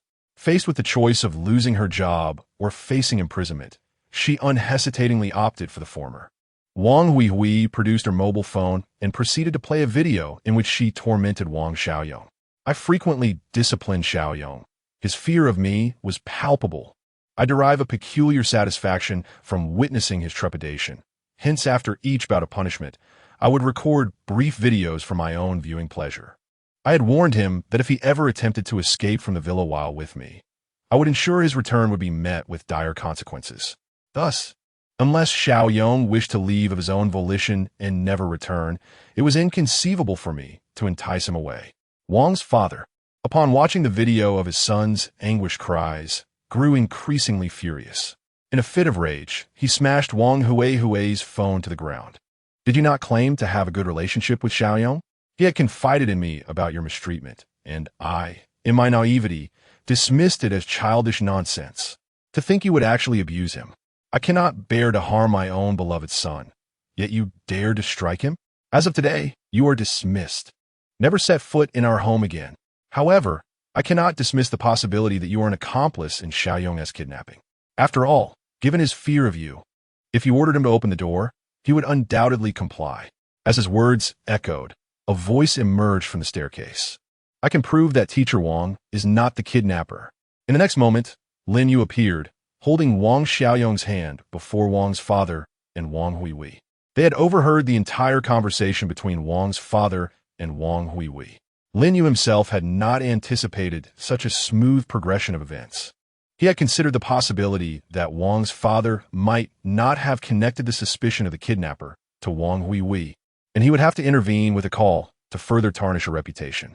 To his surprise, Wang's father had already drawn that conclusion. Wang's father and mother embraced Wang Xiaoyong with overwhelming joy, a sight that moved Lin Yu. However, Wang Hui was far from pleased. If she were to regain her senses, she might realize, Are you pretending to be the kidnapper, only to tarnish my name? Lin Yu responded with a slight smile indeed. Teacher Wang, it appears you possess a fair degree of cleverness. Seeing Lin Yu's smug demeanor, Wang Hui's anger flared. Yet, before she could unleash her wrath, Wang's father seized her hand and delivered a sharp slap. This is for Xiaoyong. Now leave my sight. I do not wish to see you again within a minute. Otherwise, do not blame me for being unkind. Wang Hui, aware of her culpability and recognizing her own vulnerability, could only depart in disgrace. However, before she exited, she could not resist hurling a parting threat at Lin Yu. You think you've caused me to lose my job? My boyfriend is a notorious gang leader in this area. You will regret this. I will not let you off easily. Lin Yu, unfazed by her threat, merely smiled in response. Very well. I eagerly anticipate your future performances. However, it would be wise for you to depart promptly. Wang Huihui cast a fierce glance at Lin Yu before fleeing in disarray. At the entrance of the villa, Wang's father and mother regarded Lin Yu with gratitude. Had it not been for him, they would remain oblivious to Wang Xiaoyong's plight and would have failed to see Wang Huihui's true nature. They even proposed to offer Lin Yu a reward, yet giving him money felt as unnecessary as offering water to a fish in the sea. As he was about to leave, Lin Yu gently ruffled Wang Xiaoyong's hair. Remember the promise you made to your big brother. You mustn't run away from home just because you dislike doing homework. Wang Xiaoyong nodded vigorously in response. Big brother, I won't forget. But will we still be able to meet again? What should I do if I miss you? Lin Yu smiled softly and pointed to the little genius watch on Wang Xiaoyong's wrist. Little Yong, if you miss your big brother, just give me a call. We shall meet again if fate allows. Subsequently, Lin Yu drove away in his white Lamborghini, gradually disappearing from the sight of Wang Xiaoyong and his parents. Back at the villa, Lin Yu realized it was already past 8 in the evening, yet Bai Xirou had not yet returned home from work. Hadn't he previously stated in the executive group of Yanhai Media that no one should trouble Bai Xirou? Was that general manager Cheng Chao from Longhai Entertainment causing trouble again? Just as Lin Yu contemplated calling Bai Xirou to inquire about the situation, she unexpectedly opened the villa door and returned. Concerned, Lin Yu asked wife, "Why are you home so late today? Is that Cheng Chao giving you a hard time again?" Bai Xirou shook her head in response. No. Ever since that last incident, when his attitude took a complete turn, he has treated me exceptionally well. It's as if he has become a different person. This time when I returned to work, he didn't trouble me at all. In fact, he even encouraged me to choose any project I wanted to undertake. His respect was truly remarkable. Sometimes, I even wonder if he has transformed into someone else, as the way he looks at me now is akin to how one would regard a boss. Lin Yu nodded in satisfaction, given Bai Xirou's description. It seemed Cheng Chao was behaving admirably. Since the general manager of your company hasn't troubled you, why did you return home so late? Upon hearing this, Bai Xirou responded, it is precisely because President Cheng mentioned he would allocate the company's finest project to me that I returned home a bit later today to prepare for the upcoming interview. Lin Yu, somewhat perplexed, inquired, My dear, what remarkable individual is worthy of your dedication to overtime, preparing so extensively for the forthcoming interview? Upon hearing Lin Yu mention the person she was set to interview, Bai Xirou's eyes sparkled with excitement. Lin Yu, you must promise not to be too astonished. The individual I am to interview is none other than the most popular young singer in our dragon country, affectionately referred to as the little diva of the entertainment industry. Su Nian. At the mention of Su Nian's name, Lin Yu was nearly propelled from the sofa in shock. Dear, you're not referring to the heiress of the Su group, are you? Bai Xirou nodded in affirmation. It is said that the little diva, Su Nian, is indeed the illustrious daughter of the renowned Su group in our dragon country. She possesses an exceptional lineage, striking beauty, and a captivating voice. Su Nian is truly the epitome of a perfect artist.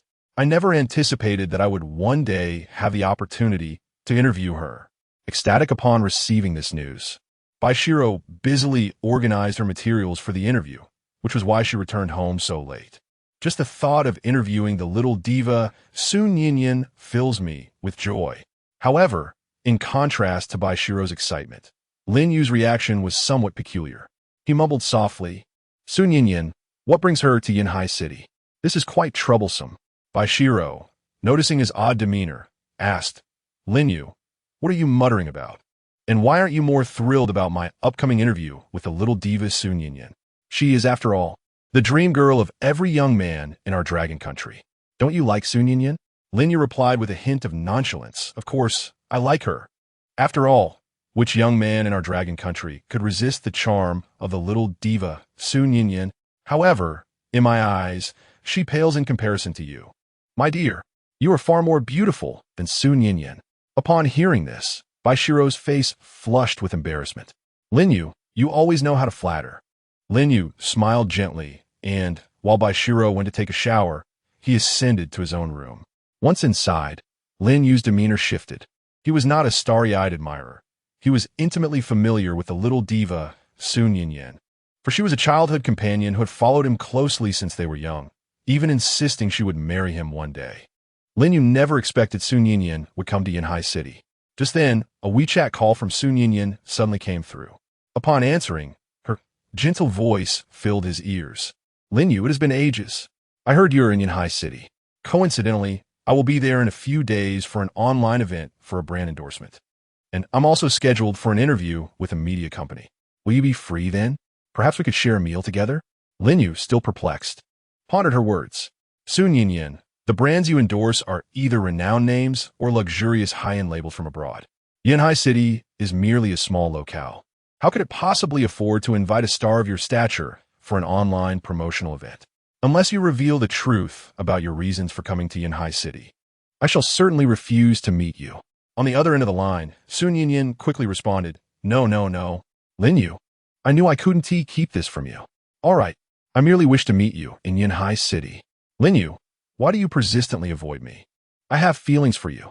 If Sun Yinyan's confession were to be revealed, countless heartbroken young men would likely leap from their windows tonight. After all, the little diva Sun Yinyan is the dream girl of innumerable young men in Longhua. Who would have imagined she would confess her affections? However, Lin Yu immediately shook his head in refusal, asserting, Sun Yinyan, I have told you countless times. I have always regarded you as a sister. I harbor no feelings for you, nor could I ever develop any. Undeterred, Sun Yinyan continued, Lin Yu, just wait. This call counts as my declaration of love, and you have rejected my advances 35,672 times. But it doesn't matter. Once I arrive in Yanhai City, I will seek you out directly. At that point, there will be no escape for you. Furthermore, Lin Yu, you should stop insisting that you see me as a sister. That is merely your own unreciprocated notion. In my heart, I have never regarded you as an older brother. My greatest wish since childhood has been to marry you. If you agree to be with me, I will immediately announce my retirement from the entertainment industry. I will do whatever you desire. Lin Yu's greatest fear was Sun Yinyan's persistence. Despite his clear refusals, she remained unwavering in her declarations of love. Lin Yu felt utterly powerless against her tenacity. Thus, if one were to compile a list of the top 10 individuals Lin Yu feared, Sun Yinyan would undoubtedly secure a place among the top 3. He sighed in resignation. Yinyan, why not stay in Beijing? Why must you come to Yanhai City to seek me out? I might not even have the time to dine with you. Su Nian, on the other end of the line, remained undaunted and smiled softly. No worries. Lin Yu, if you lack time, I will make sure to find you anyway. Well, I must end our conversation for now, as I need to retouch my makeup. After all, I have a magazine shoot to complete tonight. Lin Yu, we shall meet in Yanhai City in a few days. With that, Sun Yinyan hung up the phone. Lin Yu, feeling somewhat distressed, scratched his head. It seemed impossible to prevent Sun Yinyan from coming to Yanhai City. But as the saying goes, when troops come, one must defend. When water comes, one must block. Worst case scenario, he could simply hide. As night deepened, Lin Yu yawned from fatigue and decided to retire for the evening. The next morning, he saw Bai Xirou cheerfully driving to the company. Lin Yu continued his work as a ride-hailing driver. However, it was Tuesday, and the majority of students were attending school while workers were busy at their jobs. Consequently, there were fewer passengers hailing rides. After waiting for a considerable time without receiving any requests, Lin Yu decided to leisurely cruise the streets in his white Lamborghini. Not long into his drive, a group of red motorcycles suddenly appeared before him. In the next moment, Wang Hui, who had previously been exposed by Lin Yu, stood in front of his car along with several tattooed young men. Observing this, Lin Yu calmly opened his car door and stepped out. Wasn't this the teacher who threatened to take revenge on me yesterday? How did she arrive so quickly today? Wang Hui scoffed in response. You brat caused me to lose my job. Moreover, you made me lose face in front of my former employer. Today, you shall not leave here unscathed. Lin Yu remained unfazed, with the confidence stemming from his formidable family background as the heir of the Lin Group. He was well prepared for any ill-intentioned individuals seeking to harm him. His parents had trained him from a young age to possess the ability to protect himself. Although he had not engaged in any confrontations recently, he was well-versed in various disciplines, including mixed martial arts, ancient martial arts, marksmanship, and extreme sports such as diving, skydiving, and rock climbing, all of which tested physical and mental resilience. The individuals before him were merely a group of petty delinquents, and Lin Yu was not intimidated by their onslaught. Upon witnessing Lin Yu's calm demeanor as he exited the vehicle, Wang Huihui wasted no time. She immediately turned to the leader of the thugs, playfully demanding, "Darling, teach him a lesson." Ma Chong nodded eagerly. "Of course, my dear. Watch as I avenge you. Brothers, let us give this ignorant brat a proper lesson." With that, the group of thugs charged at Lin Yu, who was ready to engage them. Within mere minutes, the once boastful delinquents found themselves sprawled on the ground, utterly defeated. They were no match for Lin Yu's prowess. At that moment, the viewers in Happiness is Coming Your Way livestream were captivated by Lin Yu's fighting skills. "Host, why didn't you mention before that you were such a skilled fighter? You took on more than 10 of them without a problem. Impressive. Host, I thought you were more of a gentle type, but it turns out you're quite the tough guy. I admire you even more. Host, when will you teach me a few moves? I'd love to learn from you. Host, don't let that scheming woman Wang Huihui get away either. Teach her a lesson. I concur with the previous commenter. Go for it." Wang Huihui was taken aback by Lin Yu's fighting abilities. As he approached her step by step, fear began to overwhelm her. "Stay away from me. I am indeed a woman, and as a man, you must not strike me." No sooner had the words left her lips than Lin Yu raised his hand and delivered a resounding slap to Wang Huihui. "My apologies. I only refrain from laying a hand on women I deem worthy of respect. Scoundrels like you deserve to be struck." At that moment, Ma Chong, battered and bruised from Lin Yu's earlier assault, rose to his feet. He pointed a finger at Lin Yu's nose and exclaimed, "How dare you hit me? Do you not realize that my elder brother, Ma Zhong, is a subordinate of the notorious Black Dragon, the leader of the gang in Yanhai City? I advise you to apologize to me and my wife immediately. Otherwise, if I summon my brother, this matter will escalate dramatically. You will be finished. Do you understand?" Lin Yu, intrigued by the threat, replied, "Very well. I am quite eager to witness how I shall be finished. I grant you the opportunity to call your brother forth." Ma Chong, undeterred, quickly dialed his brother Ma Zhong. Upon hearing that his brother had been assaulted, Ma Zhong was immediately incensed and demanded to know their location. He intended to rally his men to support Ma Chong. After hanging up, Ma Chong gleefully looked at Lin Yu. "My brother is on his way. Soon, you shall learn the meaning of fear." Yet, Lin Yu remained unfazed and smiled slightly. "I truly look forward to it. After all, I have been in Yanhai City for quite some time now, and I have yet to learn how to write the word fear." Ma Qiang, witnessing Lin Yu's arrogance, felt a surge of annoyance. However, recalling his inability to defeat Lin Yu earlier, he dared not voice his grievances before Ma Zhong arrived. After several minutes, Ma Zhong arrived, accompanied by dozens of his subordinates, his fury palpable. "Who is the fool that dares to strike my brother? Does he wish to court death?" No sooner had he spoken than he laid eyes on the composed Lin Yu. The sight of Lin Yu nearly caused Ma Zhong to drop the club in his hand. He recognized Lin Yu, having witnessed him confront Lu Jianxi in the past, and he knew that Sun Xiao was one of Ma Zhong's subordinates. At that time, Ma Zhong himself had been terrified by Black Dragon's presence. As Ma Zhong was engulfed in shock at the sight of Lin Yu, Ma Chong, with a beaming smile, rushed to his brother's side and excitedly pointed at Lin Yu. "Brother, this is the scoundrel who struck me. You must teach him a lesson." Ma Zhong, upon hearing this, nearly collapsed in fear.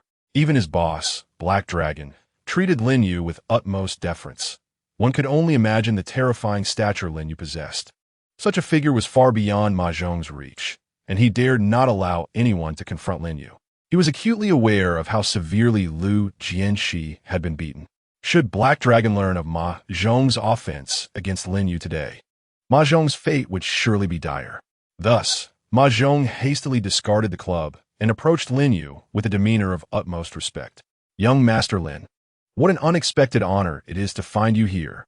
I sincerely apologize for the lack of proper reception." Lin Yu, upon hearing this, began to speak. "How'd I end up here? You should inquire with your dear brother." With a hint of tension, Ma Zhong began to sweat profusely upon hearing these words. He hurriedly shook his head in denial, exclaiming, "Certainly not. Young Master Lin, how could I ever dare to strike you? Unless I were possessed by the audacity of a bear or the courage of a leopard, I would never dream of laying a hand on you." Observing Ma Zhong's servile demeanor towards Lin Yu, Ma Chong was momentarily taken aback. This was certainly not the narrative he had envisioned. Therefore, he approached Ma Zhong, saying, "Brother, why are you being so courteous to this brat? He just assaulted me. You must stand up for me." Lin Yu interjected, "Look, your brother is requesting your support. It seems you came here with the intention of confronting me." Ma Zhong, terrified by Lin Yu's words, felt his hands trembling. He fervently shook his head in denial. "Young Master Lin, you are gravely mistaken. I did not come to defend Ma Chong. I am aware of the conflict between you two and have specifically brought someone to teach him a lesson." After uttering this, Ma Zhong sighed in relief. In moments of great tension, one's potential can indeed be remarkable. He had managed to concoct a rather plausible excuse. Lin Yu nodded, responding, "So you claim you are here to discipline Ma Chong, correct? Then let your performance commence. I am eager to witness how you intend to chastise him." Without hesitation, Ma Zhong swiftly seized a long rod from the ground and struck Ma Chong on the head. Ma Chong, bewildered, clutched his head and exclaimed, "Brother, weren't you supposed to stand up for me? Why are you hitting me instead?" Ma Zhong quickly denied, "Do not misinterpret my actions. Who is here to defend you? I am clearly here to support young Master Lin. Brother, strike him hard. Let my foolish brother comprehend the dire consequences of offending young Master Lin." As Ma Zhong relentlessly assaulted Ma Chong, Lin Yu chose not to intervene. After all, Ma Chong had brought this upon himself by provoking trouble. Meanwhile, Wang Huihui cowered in fear on the ground, trembling with trepidation at the thought of Lin Yu seeking her out. However, Lin Yu paid her no mind. She was merely a fool. It was likely that after this incident, Wang Huihui would tremble at the mere sight of Lin Yu, let alone consider confronting him. Coincidentally, at that moment, Lin Yu's phone emitted a notification.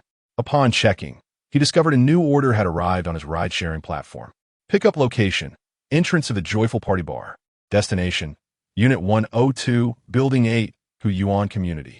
Distance to passenger, 56 kilometers. Estimated earnings, 26 yuan. Seeing this, Lin Yu smiled slightly, at last. A new order had come in. Without a second thought, he clicked to accept the order. Ding, order accepted. Drivers are to proceed immediately to the passenger's pickup location. With this, Lin Yu returned to his vehicle and activated the navigation system. Immediately, he hurried towards the passengers. 20 minutes later, Lin Yu arrived at his destination, the entrance of a lively nightclub. Before long, a wobbly, provocatively dressed young woman emerged from the bar, likely intoxicated beyond her limits. She struggled to open the car door, and upon witnessing this, Lin Yu promptly exited his vehicle to assist her. Once inside the car, the young woman appeared to regain her composure. "Driver, you're actually using a Lamborghini as a ride-hailing vehicle? Aren't you just a bit extravagant?" she remarked. Lin Yu responded nonchalantly, "It's not too bad. I'm off now." He then pressed the accelerator, setting the car in motion. During the drive, Pu Rong engaged in casual conversation with Lin Yu. "Do you believe in love?" she asked. Without turning around, Lin Yu replied, "Miss, this is a brand new car. A $500 fine for any mess." Pu Rong sighed in exasperation. How dull. This host truly lacks romance. That young lady clearly wishes to converse more with you. And you're talking about fines. As the minutes passed, more messages poured in. "Host, how come you keep encountering beautiful women while I can't find one?" Another viewer lamented. "I can see this lady has had quite a bit to drink. Just keep your thoughts in check." Another warned, "I trust your integrity. Stay composed." After a short while, Lin Yu arrived at their destination. Just as he was about to let Pu Rong out of the car, he noticed she had fallen asleep. With no other option, he gently attempted to rouse her. "Miss, wake up. We've arrived." However, despite his efforts, she remained unresponsive. Sensing something was amiss, Lin Yu observed that her lips had turned pale and her eyes were rolled back. She did not appear to be merely asleep. Adhering to the principle of prioritizing passenger safety, he swiftly transported her to the nearest hospital. Fortunately, thanks to his timely intervention, the doctors diagnosed Pu Rong with acute alcohol poisoning. Had he delayed, her life could have been in grave jeopardy. Lin Yu had effectively saved her life.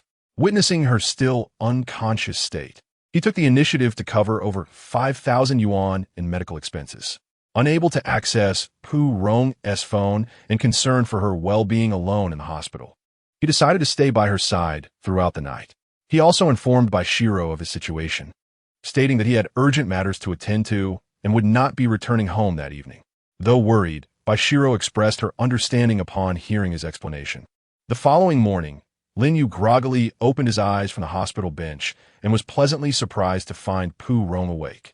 Relieved, he breathed a sigh of relief. "Miss, you're finally awake. Since you're up, I'll be on my way. By the way, I covered over 5,000 for your medical expenses, so please remember to reimburse me after your discharge." Subsequently, Lin Yu provided Pu Rong with a means of contact before preparing to leave the hospital. However, Pu Rong called out to him, "Hey, don't rush off. If you hadn't brought me to the hospital last night, I might not be alive today. You are my savior. You cannot just leave." In response, Lin Yu replied, "Beauty, it was merely a matter of convenience for me. Please don't take it to heart.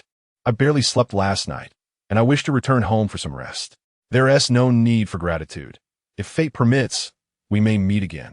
Noticing Lin Yu's evident fatigue, Pu Rong refrained from further detaining him, only promising that she would repay his kindness in the future. Lin Yu nodded in acknowledgement. Just as he was about to exit the hospital, a muscular man adorned with tattoos barged into the room. This man immediately expressed concern for Pu Rong. "Pu Rong, I heard you were hospitalized due to alcohol poisoning. Are you all right now?" Pu Rong appeared to harbor disdain for this muscular figure. "Qianbo, what are you doing here? Haven't we already ended things? Leave me alone." Qianbo merely smiled. "Pu Rong, are you still angry with me? My affair with you Tong Tong was nothing serious. You are still my favorite." Pu Rong, visibly irritated, retorted, "Do not utter the word love. It disgusts me. I caught you in bed with you Tong Tong. What further excuses do you have? I, Pu Rong, will not be with a cheating scoundrel. Our relationship is over." Qianbo, dismissive, replied, "Am I too kind to you? Do you think highly of yourself? Aren't you just a singer at a bar? My interest in you is a privilege for you. I've told you, my dalliance with you Tong Tong was mere fun. What more do you want from me?" Pu Rong, infuriated, clutched her chest. "I don't want to hear your excuses. We are done, and I don't wish to see you again. Leave." Qianbo, riled by Pu Rong's attitude, was about to retort when he turned and noticed Lin Yu standing beside her. The sight of the two alone together in the hospital room sparked a dubious thought in his mind. With a scoff, he declared, "So, Pu Rong, is that why you were so eager to break up with me? Have you found yourself a toy boy? When did you start flirting with him? Was it before I was with you Tong Tong? I, Qianbo, will not allow anyone to cuckold me. Kid, you better step away from Pu Rong. Then get on your knees and call me Grandpa, and we can let this slide. Otherwise, you'll face the consequences." Chapter 40. Truly speechless upon hearing this, Lin Yu looked at Qianbo with confusion. "Are you out of your mind? Do I know you? Furthermore, I don't even know this lady's name. How could I possibly be involved with her? I have no interest in your matters. I am tired and wish to return home to sleep. If you have nothing further, please step aside." Of course, Qianbo had no intention of letting Lin Yu leave so easily. "Where do you think you're going? Feeling guilty, are we? Before you clarify the situation with Pu Rong, do not even think about leaving. And as for you, Qianbo, having played with so many women without ever being cuckolded, do not expect to be the exception." At this moment, Lin Yu was rendered speechless. He genuinely did not wish to engage with someone as foolish as Qianbo. Just then, Pu Rong, lying on the hospital bed, interjected to defend Lin Yu. "Qianbo, do not slander this young man. If it were not for his timely intervention last night, I might have lost my life. He is my savior, so stop your nonsense." Qianbo scoffed coldly upon hearing this. "Pu Rong, I did not expect you to be such a skilled liar. Are you trying to suggest that after a night of drinking, this fellow was merely your rideshare driver? That he noticed something amiss while driving and took you to the hospital? Not only did he cover your medical expenses, but he also stayed with you all night. You don't even know his name, and then I just happened to show up at the hospital, correct?" Pu Rong, upon hearing his words, nodded honestly. "Qianbo, you are right. That is exactly how it happened." Seeing Pu Rong's acknowledgement, Qianbo reacted as if he had heard the most absurd joke. "Pu Rong, do you take me for a fool? What I just said was a fabricated story. I refuse to believe that things are truly that coincidental. Moreover, why would your savior be a young, handsome man rather than a gentleman in his 50s or 60s? People today are terrified in emergencies. Why would this young man be so kind as to stay with you in the hospital all night? And you truly do not know his name? Pu Rong nodded again. Qianbo, believe it or not, the truth is as I stated. I still do not know the young man's name. So cease your unfounded accusations. Let him go, or I will never forgive you. Qianbo, upon hearing this, snorted disdainfully. Pu Rong, do you think I believe you? I recall you were never one to lie before.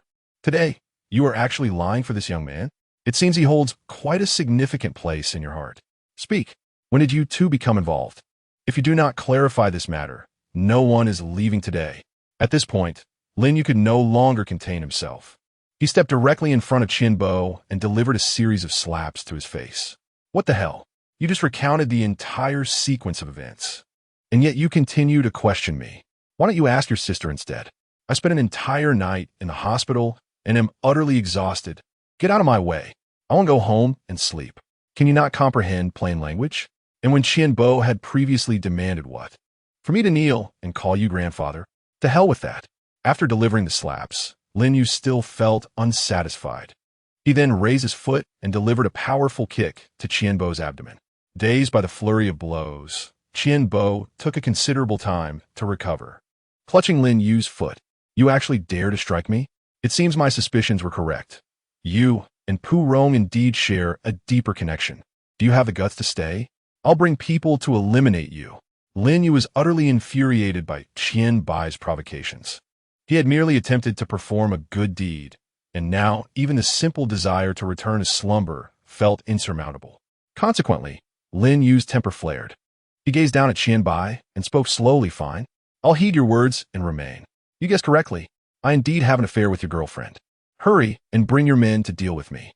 If you fail to eliminate me today, I shall ensure your demise instead. You are truly insufferable. After uttering those words, Lin Yu quickly covered his mouth, reflecting on how long it had been since he had last unleashed such vitriol. What has gotten into me today? It's all your fault, you foolish fool.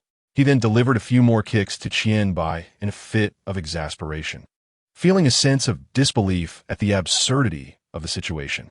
Subsequently, he returned to stand beside Pu Rong, instructing Bai to summon reinforcements. Meanwhile, Pu Rong, resting on the hospital bed, expressed her concern. Brother, Bai is not an ordinary individual. He is the heir of the Qian family conglomerate in Yunhai City, a bona fide second-generation wealthy scion. It is said that the Qian family has the backing of the most formidable underworld force in Yunhai City, the Black Dragon Gang, which is why Bai has always looked down on others. Why don't I distract him while you make your escape? Lin Yu, with a slight smile, reassured her. Beautiful lady, worry not. I fear nothing more than brainless rich kids. Today, if I do not make this fool pay for his insolence. He genuinely believe he is invincible. The audience echoed their support fervently. Indeed, that Bai is nothing but a dimwit. I am a devoted fan of the Yu-Shi couple. Let's take him down. Show this arrogant rich scion what true power looks like. Teach him a lesson. I cannot believe such ignorance still exists in the world. Beat him. Give him a good thrashing. However, Lin Yu was not one to act impulsively. Upon learning of Bai's connections to the Qian family and the Black Dragon Gang, he promptly dialed the Black Dragon. Recently, Lin Yu had encountered many individuals seeking trouble, all linked to the Black Dragon Gang. As the current overseer of the gang, he felt it prudent to remind them of their boundaries. When the Black Dragon received Lin Yu's call, his demeanor shifted to one of utmost respect. Before he could greet Lin Yu, a cold voice interrupted. Black Dragon, shouldn't you be managing your subordinates more effectively? The Black Dragon on the other end was taken aback, hastily inquiring, Young Master Lin, has one of my men offended you? Just say the word, and I will deal with him immediately. Lin Yu retorted with a disdainful scoff. Black Dragon, investigate what your men have done. Although the Black Dragon Gang operates in the shadows, some actions are best left untouched, lest they bring harm upon themselves. At that moment, the Black Dragon felt a cold sweat trickling down his brow. Lin Yu's words were evidently a veiled warning. The implication was unmistakable. Should the Black Dragon Gang engage in actions that displease him, they would undoubtedly face his retribution. Black Dragon would not dare question Lin Yu's capability, for he lacked even the authority to investigate Lin Yu's true nature. Chapter 41. The unfortunate Ma Zhong, consequently, Black Dragon immediately responded with sincere humility. Young Master Lin, I was in the wrong. I assure you, I will duly restrain the members of the Black Dragon gang in the future. Please forgive me this once. Upon hearing this, Lin Yu recognized that he had achieved his objective and continued, Black Dragon, I have heard that the Qian group in Yanhai City has some ties with your gang? Although puzzled by Lin Yu's inquiry, Black Dragon answered truthfully. Young Master Lin, the chairman of the Qian group, Qian Jun, was once my subordinate when we were carving out our territory together. He later ventured out on his own, and, as his elder brother, I have supported him considerably. Thus, it can be said that the Qian group indeed has some connection with us. May I ask why you suddenly take an interest in the Qian group? Black Dragon inquired. Lin Yu replied, It's nothing much. It's just that a young man named Bai from the Qian group is currently looking to have me killed. I heard that the Qian group has some relations with your Black Dragon gang, so I thought to call and inquire. Upon hearing this, Black Dragon nearly fumbled his phone in shock. Had he known that Lin Yu was inquiring about the Qian group due to troubles instigated by Bai, he would have certainly claimed there was no connection. Now, Black Dragon regretted not slapping himself. If Bai truly attempted to harm Lin Yu, his position as the leader of the Black Dragon gang would be utterly jeopardized. Seizing the moment before Bai could summon anyone, Black Dragon hastily stated, Young Master Lin, you need not concern yourself with this matter. That audacious brat, Bai, dares to trouble you. Rest assured, I will handle it. Lin Yu did not refuse. Since Black Dragon was willing to deal with Bai, he could merely await the unfolding drama. After the call ended, Black Dragon exhaled deeply. To be honest, after many years of commanding respect in Yanhai City, he had not felt such tension in quite some time. Nevertheless, Black Dragon recognized the necessity of not offending Lin Yu and could only vent his frustration on Bai. Without delay, Black Dragon placed a call to Qian Jun, the chairman of the Qian group and Bai's father. Upon seeing Black Dragon's name on the caller ID, Qian Jun instantly adopted a respectful demeanor. Brother Black Dragon, what brings you to call? Please, command me as you wish. Although I am no longer with the Black Dragon gang, you will always be my elder brother. Black Dragon coldly retorted, Qian Jun, do not call me brother. You are my elder brother. If you cannot manage your son properly, I shall take it upon myself. I'm calling to inform you that should you receive any bad news regarding your son Bai, do not worry or be anxious. That is all because your son provoked someone he ought not to have. Everything is his own doing. Subsequently, the Black Dragon hung up the phone. He promptly summoned all the capable members of the Black Dragon gang and marched towards the hospital where Lin Yu was located. Meanwhile, the person Bai had called also arrived. Coincidentally, the individual Bai summoned was Ma Zhong, who had just encountered Lin Yu the previous day. In an attempt to appease Lin Yu, he had nearly beaten his own younger brother, Ma Chong, to death. As for that despicable woman, Wang Huihui, Ma Zhong had not spared her either. After all, had it not been for her instigation, Ma Chong would not have foolishly sought trouble with Lin Yu. However, reflecting on how Lin Yu had driven away without uttering a word the day before, Ma Zhong felt an uneasy knot in his stomach. Just then, Bai called him. Ma Zhong was aware of the connections between Bai's Qian group and his own Black Dragon gang. Thus, he seized this opportunity to cultivate a favorable relationship with Bai, hoping to gain favor in front of their leader, the Black Dragon. Moreover, Bai had already discussed with Ma Zhong over the phone that if Ma Zhong was willing to confront Lin Yu on his behalf, he would straightforwardly reward him with 500,000 after the matter was settled. It would be foolish to turn down such easy money. Hence, Ma Zhong cheerfully brought along a group of his underlings to the hospital. Upon arrival, Ma Zhong looked at Bai and asked, Young Master Qian, who do you want me to beat up? I brought my brothers today. Just tell me who to hit, and I shall not hesitate. Before Bai could respond, Lin Yu, from within the ward, spotted Ma Zhong and his entourage. Lin Yu was taken aback by this serendipitous encounter. Having just met Ma Zhong yesterday, he was surprised to see him again today. Therefore, Lin Yu approached Ma Zhong and greeted him. Ma Zhong, we meet again. Yesterday, you mentioned coming to stand up for me against your brother. Today, you're at the hospital. Surely you're not here to defend me once more? Upon seeing Lin Yu, a cold sweat immediately broke out on Ma Zhong's forehead. He never anticipated that the person Bai intended to target was Lin Yu. This crucial detail had not been elucidated during their phone conversation. Had he known it was Lin Yu, no amount of money from Bai would compel him to come. He understood well the value of life over wealth. However, at that moment, Bai looked at Lin Yu with disdain, saying, "You little brat, don't try to cozy up to my brother. You, a mere pretty boy, could never know my brother. I'm not afraid to tell you the truth. This entire area is under my brother's control." Upon hearing about my situation, my brother hurried over, intent on eliminating you. This pretty boy. Are you scared? Let me tell you, it's too late to be afraid. This matter will not end here today. My brother will have my back. Lin Yu feigned fear in response, saying, "Oh really? Young Master Qian, if that is the case, I am utterly terrified. Brother, how do you intend to end my life today?" At that moment, Ma Zhong desperately wished to eliminate Bai. He found it difficult to explain why he was there and suspected that Lin Yu had yet to forgive him for the previous incident. However, this time, he brought a group of people intending to take down Lin Yu. Wasn't that akin to throwing himself into the line of fire?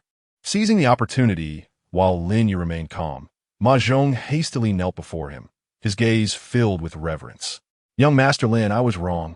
I had no idea that the fool Bo had offended you. Had I known, I would never have dared to come. I beg you, spare me this once."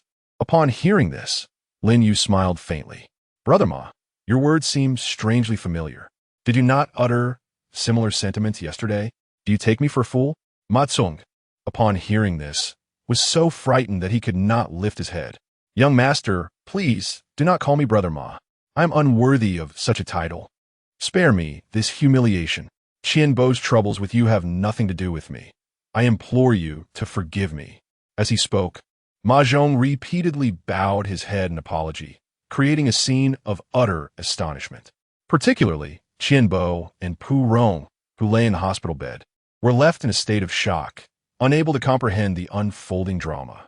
Just as the crowd was enveloped in astonishment, Hei Long arrived with a contingent of members from the Black Dragon Gang, making a grand entrance into the hospital room. Chapter 42. Sun Yinyan arrives. As Hei Long entered the room, Bo immediately approached him. Years ago, he had met Hei Long through his father, Jun, and had been captivated by his commanding presence. Hei Long was the person Bo admired most in his life. His tattoos and mannerisms were all imitations of the younger Hei Long, Uncle Hei Long. "What brings you here? Have you come to support your little nephew?" "I was just about to tell you, it's high time you kept a closer eye on the Black Dragon Gang. Look at this Ma Zhong, a mere little leader of the gang, showing such deference to that pretty boy. It's utterly disgraceful for our Black Dragon Gang." No sooner had Bo finished speaking than Hei Long shot him a cold glare. In the next moment, a member of the Black Dragon Gang stepped forward and delivered a resounding slap to Bo, forcefully knocking out 2 of his teeth. "What sort of identity do you think the leader of the Black Dragon Gang holds? He came here to support you? Who do you think you are to deserve such a thing?" Bo, though seething with anger, remained silent, swallowing his lost teeth in bitter resignation. After all, the Black Dragon Gang was widely recognized as the foremost underworld force in Yunhai City, and no one wished to offend them, especially not the Qian family, which had close ties to the gang. Hei Long, at that moment, had no time to spare for Bo. Instead, he approached Lin Yu with a demeanor of utmost respect. "Young master, I trust you are unharmed?" Lin Yu shook his head slightly. "I am fine. However, today's events have left me rather displeased.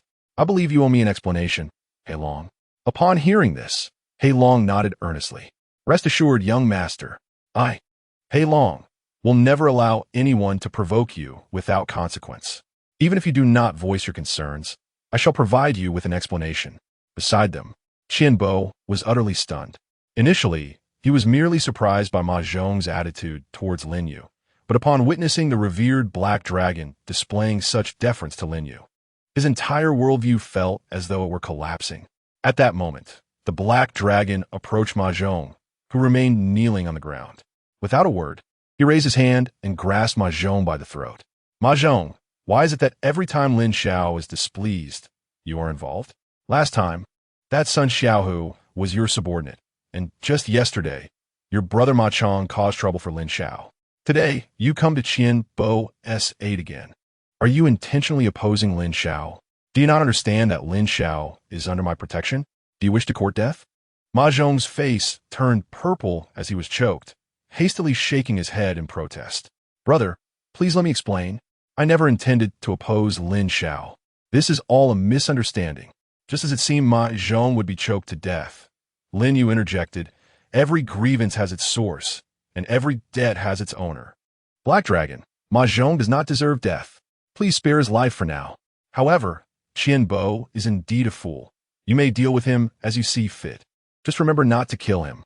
Upon hearing this, the Black Dragon released his grip. Rest assured, Lin Xiao, I will certainly satisfy you. Ma Zhong, now lying on the ground, cast a grateful glance at Lin Yu. Had Lin Yu not spoken on his behalf, he would have surely met his end. Although still struggling to breathe and unable to speak, he silently vowed to repay Lin Yu's life-saving grace in the future. After sparing Ma Zhong, the Black Dragon turned his attention to Qian Bo, who trembled in fear. Uncle Black Dragon, what are you planning? My father was once your comrade in life and death. Without my father's assistance, you would not have been able to establish the Black Dragon gang. You cannot harm me. The Black Dragon scoffed in disdain. Qian Bo, you are truly naive. Your father did indeed fight alongside me, but he has always been a coward, hiding at the back during every brawl. I have even shielded him from deadly wounds on 2 occasions. Had it not been for me, Black Dragon, your father Qian Jun would have perished long ago. These years, it was out of loyalty to the brothers who fought beside me that I utilized the influence of the Black Dragon gang to aid your father's development of the Qian family enterprise. This does not imply that I am obligated to support you forever. I owe your father nothing. Rather, he owes me much. As the saying goes, a father's debt must be repaid by the son. Today, I shall cripple you. From this moment, the Qian family enterprise shall be severed from the Black Dragon gang. And if your father has any objections, I, Black Dragon, am ready to confront him. In the next instant, the Black Dragon produced a sharp dagger from his pocket and, without hesitation, severed Qian Bo's manhood. The scene was gruesomely violent, and Lin Yu felt somewhat unsettled by it. Nevertheless, all of this was of Qian Bo's own making. Lin Yu felt no remorse. With the matter concerning Qian Bo nearly resolved, there was no longer any reason for him to remain in the hospital. Thus, he departed, entrusting the subsequent affairs to Heilong. As for Pu Rong, her hatred for Qian Bo's infidelity ran deep. Upon witnessing he long incapacitate him, she felt not fear, but a fleeting sense of satisfaction. Before Lin Yu left, Pu Rong promised to repay him for the medical expenses he had covered and expressed her desire to treat him to a meal as a gesture of gratitude. However, Lin Yu declined, having perceived a hint of affection in her gaze. He wished to avoid any entanglement with Pu Rong, thus claiming he was married and unable to dine alone with her. Upon hearing of Lin Yu's marriage, the sparkle in Pu Rong's eyes dimmed considerably. Nevertheless, she insisted on treating him to a meal, partly to express her gratitude for saving her life, and partly to satisfy her curiosity about the fortunate woman who had captured Lin Yu's heart. Though their acquaintance had been brief, Pu Rong was inherently drawn to connections forged through chemistry. Had Lin Yu not mentioned his marital status, she would have eagerly pursued him, for he embodied all her ideals of a partner. Half an hour later, Lin Yu returned to his villa in his Lamborghini, only to sense something amiss upon entering. Bai Xirou was absent, replaced by a striking woman whose beauty rivaled that of Bai Xirou. Clad in a white athletic ensemble and possessing long, lustrous golden hair, she was seated on the sofa, engrossed in television. The moment Lin Yu laid eyes on her, he instinctively wished to flee, but she had already noticed him. With palpable excitement, she dashed from the sofa and enveloped him in a tight embrace. Lin Yu, it has been so long. Lin Yu, feeling quite helpless in the arms of this woman, recognized her as Sun Yinyan, his most vexatious acquaintance. Sun Yinyan, could you please let go of me? Why are you holding on so tightly? At his words, Sun Yinyan released him, her tone laced with disdain. Lin Yu, you still don't know how to speak. It's been ages since I last saw you. Is it so wrong to want a hug? Lin Yu looked at her, puzzled. What brings you to my home? With a slight smile, Sun Yinyan replied, Aren't you going to welcome me? I came because I missed you. At this revelation, the audience in the live stream of happiness is coming to you erupted in excitement. Did I hear correctly? You actually know Sun Yinyan? She is my goddess. Host, this revelation has truly astonished me. To my astonishment, the goddess Su took the initiative to embrace you and expressed her longing for you. I could almost kill you. Host, I was not surprised by the crowd at the hospital supporting you, but the fact that even the goddess Su Yin is an old acquaintance of yours is truly unacceptable. Have you not already had enough with the White Campus Belle? Do not dare to harm my goddess Su. Lin Yu cast a sidelong glance at Su Yin, remarking, enough with the trivialities. How did you come to know my address in Yanhai City? Was it Xiao Fan who informed you? Su Yin smiled slightly and replied, Lin Yu, I know that you share a close bond with Lin Fan. Therefore, when you left Beijing, I sought him out. But that rascal refused to divulge where you had gone. In the end, I had no choice but to apply a bit of pressure. However, Lin Fan is quite loyal. He only revealed that you are currently in Yanhai City and nothing more. Lin Yu silently mused. Sure enough, that rascal Lin Fan has betrayed me. Just wait until I return to Beijing. I will deal with you. Meanwhile, Lin Fan, who was buried in a mountain of paperwork at the Lin Corporation, inexplicably sneezed. Wiping his nose with a tissue, he wondered, am I coming down with a cold? Perhaps it's due to the immense stress from work lately that I caught a chill last night. My esteemed young Master Lin, when will you return? I long for a vacation. Lin Yu looked at the persistent Su Yin, feeling a wave of frustration. How long do you intend to stay in Yanhai City? Raising an eyebrow, Su Yin replied, what? Lin Yu, do you wish for me to leave as soon as I arrive in Yanhai City? Not a chance. I have specifically requested time off from my agent, Lucy. I will not be leaving for half a month. Lin Yu felt his headache intensifying. He truly could not endure Su Yin's relentless pursuit. Not to mention half a month. He could hardly bear to spend even a single day with her. Yet, perhaps Lin Yu was the only man in Long Country unaffected by Su Yin's allure. The esteemed goddess Su Yin's popularity in Long Country is undeniably at its zenith. Every man would likely wish to spend more time in her presence. Lin Yu, however, remained an exception.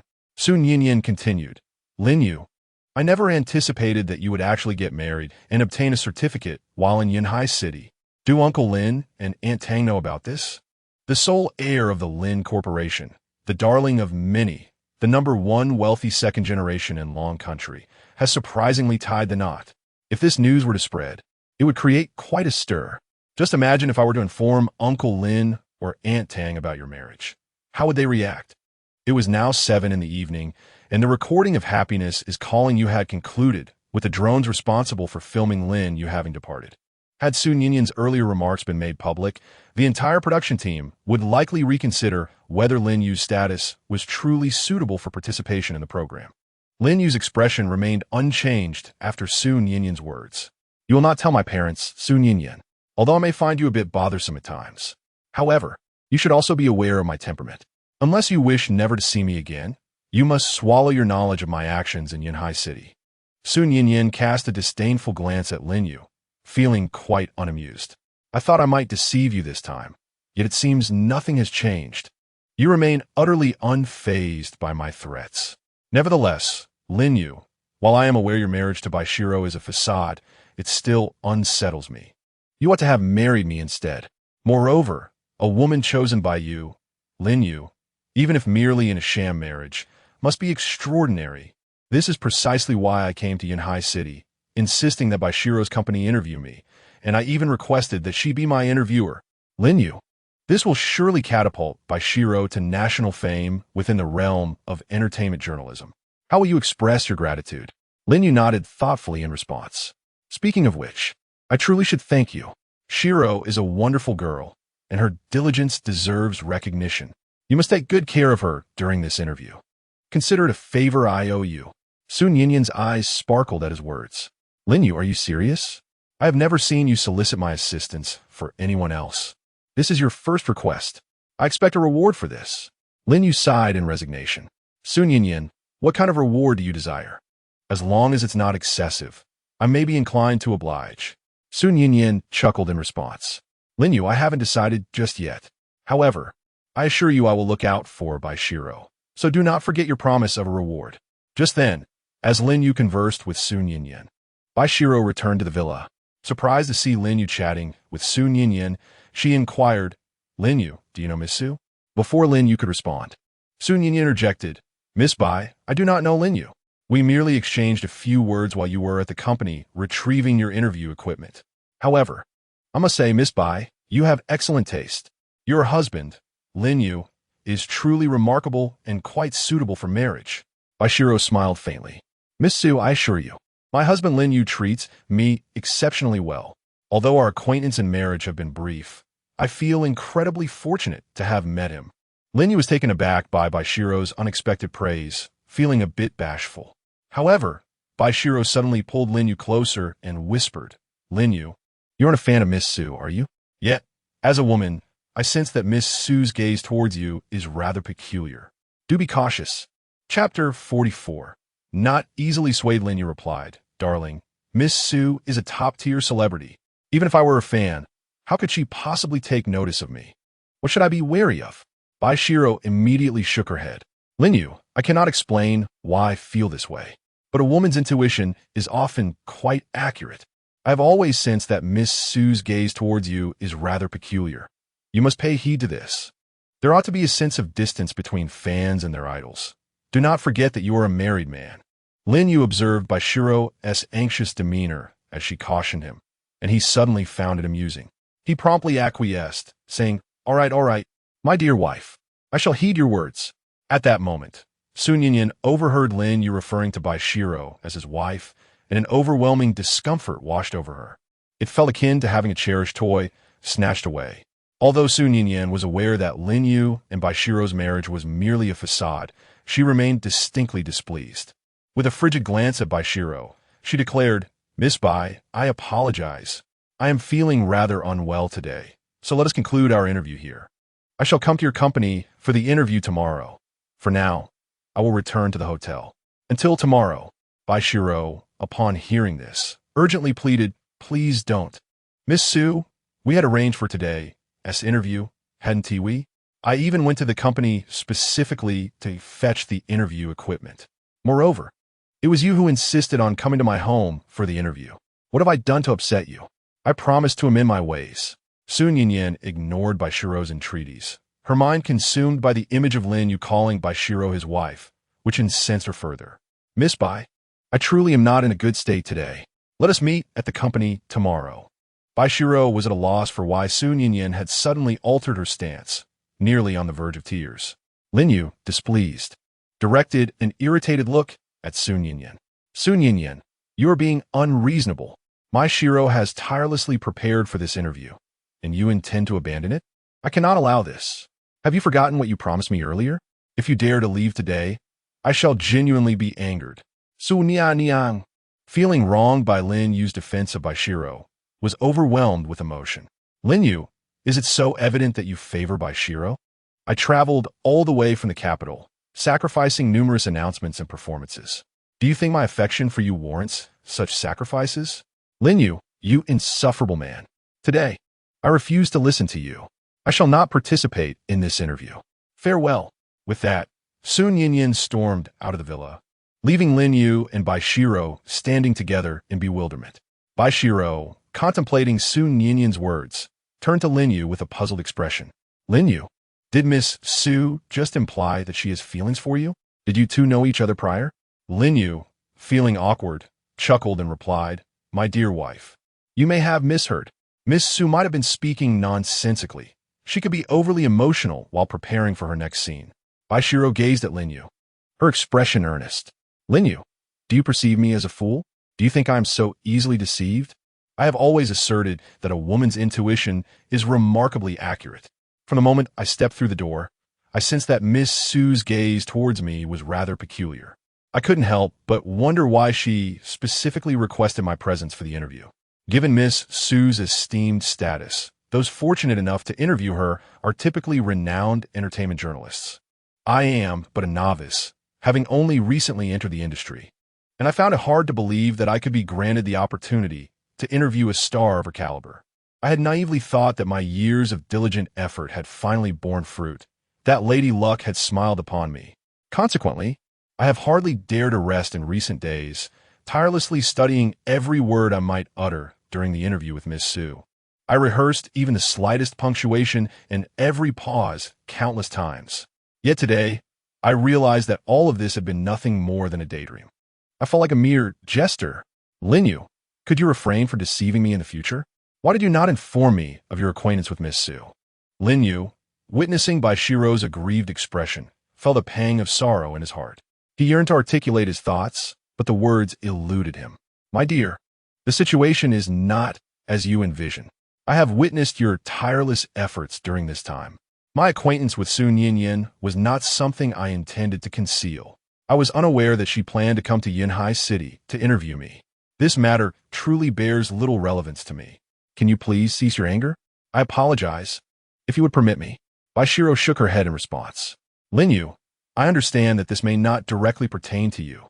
However, I am under immense pressure lately. Do you have any idea how many entertainment journalists are eagerly waiting to interview Miss Su? I truly value this rare opportunity. But I do not wish for it to be because of you that she agreed to my interview. That is not what I desire. Furthermore, I have come to understand that Miss Su holds feelings for you. After all, she specifically came to Yunhai City for your sake. Please go and comfort her. I wish to be alone for a while. After expressing her sentiments, Bai Xirou turned to ascend the stairs to her room. Lin Yu wanted to console her, hesitated upon seeing her retreating figure, realizing that it would be best to allow her some solitude. Reflecting on Miss Su's earlier frustration, Lin Yu felt a headache coming on. While he found it difficult to endure Su Ninian's persistent advances, he acknowledged that she was a childhood companion, and they shared a profound bond. He had always regarded the 2 years younger Su Ninian as a younger sister and often joked with her. He had no intention of driving her away. He was bewildered as to why she had suddenly erupted in anger. Bai Xirou's mood was adversely affected in significant part due to Su Ninian. Consequently, Lin Yu resolved to shift his focus and hurriedly set out to find Su Ninian. Surely, he could manage to soothe at least one of the two women? In a bid to evade the prying eyes of paparazzi and obsessive fans, Su Ninian's presence in Yunhai City was intentionally kept under wraps. However, Lin Yu had the assistance of the Black Dragon. As the most formidable underworld force in Yunhai City, the Black Dragon's intelligence network was far more sophisticated than that of ordinary individuals. Thus, Lin Yu learned of Su Ninian's hotel location through the Black Dragon-S intel. Chapter 45. Encountering the kidnappers 20 minutes later, Lin Yu arrived at the hotel where Su Ninian was staying, driving his Lamborghini. Upon reaching the hotel, he did not immediately seek out Su Ninian. Instead, he took out his phone to call her. He wished to offer an apology over the phone, hoping to alleviate any potential awkwardness when they met later. However, to his bewilderment, after numerous attempts, he found that her phone went unanswered. Lin Yu initially assumed Su Ninian was upset with him and was deliberately ignoring his calls. When he inquired at the front desk about the room number of the girl named Su, the receptionist informed him that 2 men, one tall and one short, dressed in black, had just come to ask the same question. A sense of foreboding washed over Lin Yu, for he knew that Su Ninian's assistant was a girl who never brought male bodyguards when she discreetly left. Why would other men be looking for her? Just as Lin Yu contemplated going to check on Su Ninian in her hotel room, he suddenly turned to see the 2 men in black, one tall and one short, escorting a dazed Su Ninian down the stairs. In a panic, Lin Yu shouted, "Su Ninian, I'm here to apologize. I'm sorry." Yet, Su Ninian did not respond. Instead, the 2 men quickened their pace upon hearing his voice. Realizing that something was amiss, Lin Yu immediately pursued them, calling out, "Stop right there. Let Su Ninian go." However, the 2 men in black paid no heed to Lin Yu's commands as they hurriedly led Su Ninian out of the hotel. They swiftly entered a white van and sped away before Lin Yu could catch up. In this moment of crisis, Lin Yu knew he should have called the police. But given Su Ninian's unique status, the news of her kidnapping could spark a significant uproar throughout the entire Dragon Country. Moreover, his own identity might be exposed, an outcome he wished to avoid. Thus, he resolved to rescue Su Ninian before the live broadcast of the program the next day. Yet, relying solely on himself would be unwise. He dialed the Black Dragon's number. When the call connected, the Black Dragon promptly inquired, "Young Master Lin, how may I assist you?" With a steely expression, Lin Yu replied, "Black Dragon, I need you to find out at all costs who in Yunhai City dares to send people to kidnap Sun Yinyan. Once you ascertain the information, notify me immediately, and I shall share my location with you in real time. You must promptly assemble the members of the Black Dragon Gang. Regardless of who has abducted Sun Yinyan, I demand that they face consequences before dawn tomorrow. On the other end of the line, the leader of the Black Dragon Gang was taken aback by Lin Yu's palpable fury for the first time, and thus he hesitated not. Moreover, he was somewhat aware of Sun Yinyan's esteemed status. Should anything unfortunate befall her in Yunhai City, it would undoubtedly draw national attention, making Yunhai City the focus of public scrutiny, and the Black Dragon Gang would certainly encounter dire repercussions. Aware of the gravity of the situation, the leader of the Black Dragon Gang assured Lin Yu that he would spare no effort in uncovering the truth. After the call ended, Lin Yu devoted his full attention to pursuing the white van ahead. Typically, Lin Yu's Lamborghini, when pushed to its limits, would outpace an ordinary van. However, this particular white van appeared to be modified, and to Lin Yu's astonishment, he found himself unable to catch up.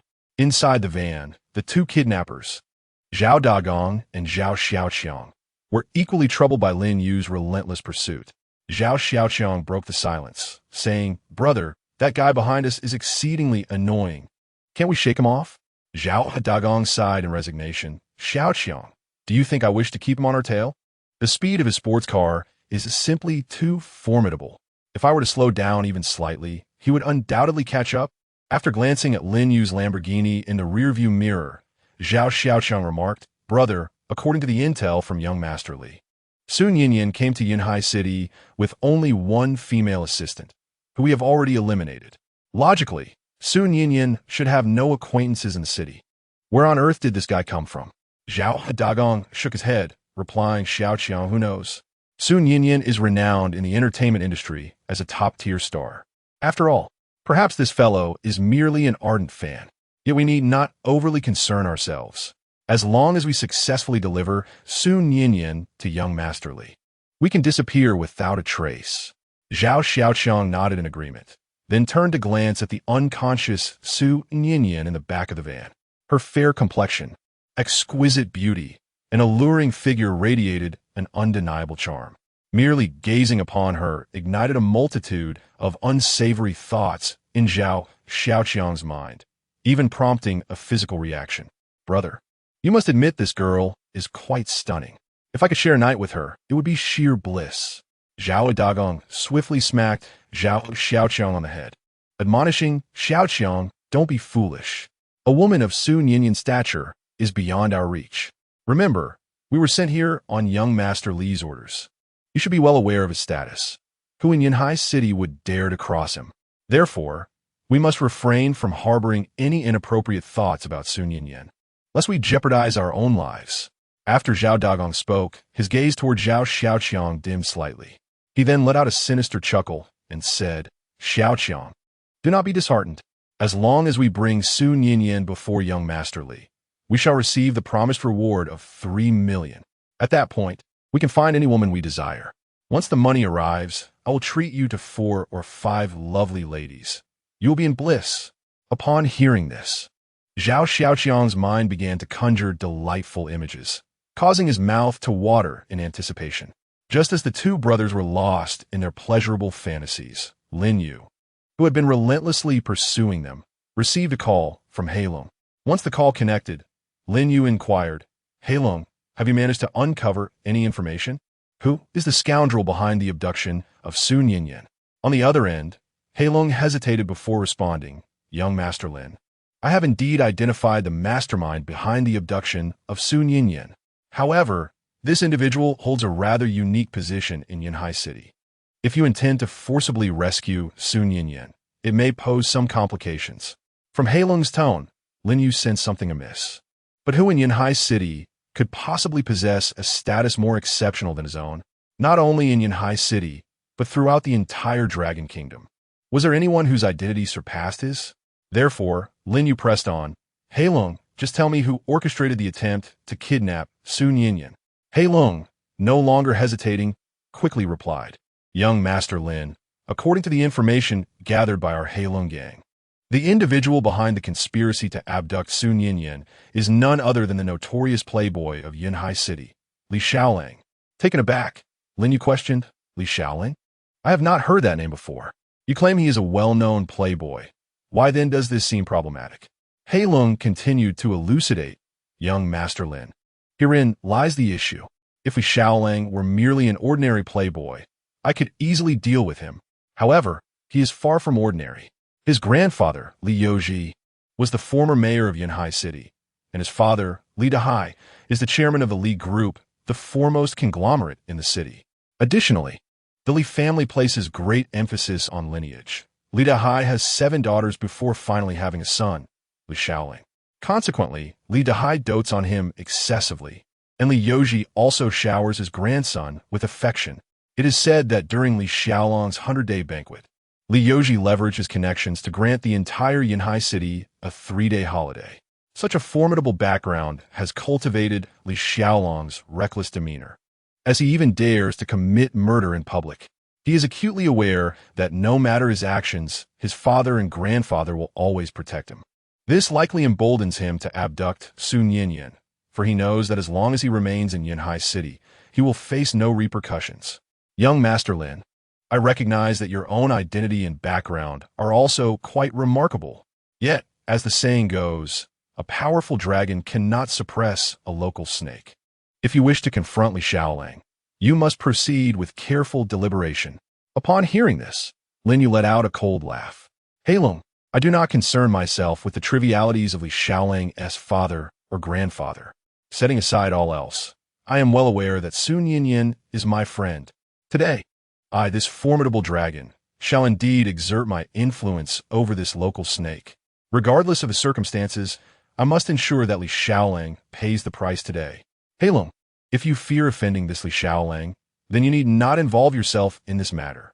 On the other end of the line, He Lung listened to Lin Yu's determined tone and was suddenly reminded of his own youthful days. Back then, he was brimming with vigor, unafraid of anyone's status or background. If push came to shove, he would simply take up a knife and fight. However, after many years of cautiously managing the He Lung gang, he feared that the young He Lung would look upon his current self with disdain. Moreover, during this time, Li Xiaolang had been encroaching significantly upon the territories of the He Lung gang. If not for the respect he held for Li Xiaolang's father and grandfather, He Lung would have severed ties with Li Xiaolang long ago. Perhaps today presented a splendid opportunity. After a moment of contemplation, He Lung ultimately resolved to support Lin Yu in dealing with Li Xiaolang. Lin Xiao, I have made up my mind. Since our He Lung gang is now under your command, we shall heed your every word. I will gather my men and come to you immediately. Tonight, I will certainly accompany you to teach that wretched Li Xiaolang a lesson. Lin Yu smiled slightly upon hearing this and then ended the call. While Li Xiaolang boasted connections, Lin Yu had his own. To ensure that today's operation against Li Xiaolang proceeded smoothly without external interference, Lin Yu took out his phone and dialed a number to his grandfather. At that moment, Tang Wenshan was engaged in discussions with several foreign diplomats. Although he had been retired for quite some time, his stature still commanded respect, and foreign emissaries would still seek an audience with him. Tang Wenshan regarded the obsequious expressions of the foreign diplomats with disdain. Were it not for concerns about the potential ramifications for international relations, he would hardly have entertained their presence. However, upon receiving Lin Yu's call, Tang Wenshan's demeanor instantly brightened, and he promptly answered, My dear grandson, what a surprise to receive a call from you. When will you come to visit your grandfather? It has been far too long, and I have missed you dearly. Hearing the affectionate tone of Tang, Wenshan brought Lin Yu a sense of comfort. His grandfather had always been extraordinarily indulgent towards him. Were it not for the tasks he had to fulfill, he would certainly wish to return and see Tang Wenshan. Grandfather, I currently have some matters to attend to. I promise that upon my return to the capital, you will be the first person I visit. The reason I called is that I require your assistance with something. I know you hold a significant position in the political landscape of Longhua. Are you well acquainted with the current mayor of Yunhai City? Tang Wenshan, somewhat puzzled, responded, Xiao Yu, why do you suddenly inquire about this? You aren't planning a covert trip to Yunhai City, are you? On the other end of the line, Lin Yu realized he could not conceal his whereabouts from Tang Wenshan. Therefore, he voluntarily confessed, "Grandfather, you're truly astute. You immediately guessed I was in Yanhai City. However, I sneaked away to Yanhai City, so please keep this a secret from me." To this, Tang Winshan chuckled heartily, saying, "Xiao Yu, rest assured, your grandfather would never betray you. I shall certainly keep this matter confidential for you. Nonetheless, now that you are in Yanhai City, it would be wise to find someone to look after you, as I am not very familiar with the mayor of Yanhai City. After all, his position is not particularly high, and our encounters have been scarce. However, the governor of Haidong Province, Hai Xiaotian, who oversees Yanhai City, was once my secretary. Should you require assistance, you may reach out to him directly. I will inform him of your situation and provide you with his phone number. Is this not considerate of your grandfather?" Upon hearing this, Lin Yu nodded appreciatively. "That is indeed thoughtful. Grandfather, when I return to the capital, I will certainly pay you a visit. I have some matters to attend to now, so I must take my leave. We shall meet again in the capital." With that, Lin Yu ended the call. Tang Winshan, still smiling, remarked this cheeky boy. Subsequently, he placed a call to Hai Xiaotian, the governor of Haidong Province, requesting him to look after his grandson, Lin Yu. Upon hearing this, Hai Xiaotian promptly agreed. After all, Tang Winshan's grandson was none other than the heir of the Lin Group, a status of considerable prominence in Longhua. Naturally, Hai Xiaotian could not afford to be negligent. Additionally, upon learning that Lin Yu was in Yanhai City without his prior knowledge, he convened an emergency meeting that very night, sternly reprimanding many high-ranking officials in the province. If anything were to happen to the heir of the Lin Group in Haidong Province, the repercussions would be unimaginable. Chapter 47. Seeking Li Xiaolang at this moment. Zhao Dagong and Zhao Xiaoqiang were closely pursuing Lin Yu, who was nearing Li Xiaolang's private villa. Growing increasingly anxious, they devised a plan. In a reckless decision, they sought a desolate area to eliminate Lin Yu once and for all. Thus, they deliberately drove their van to a remote wilderness. Lin Yu, unfazed, followed suit. After parking, Zhao Dagong and Zhao Xiaoqiang exited the vehicle, and Lin Yu stepped out as well.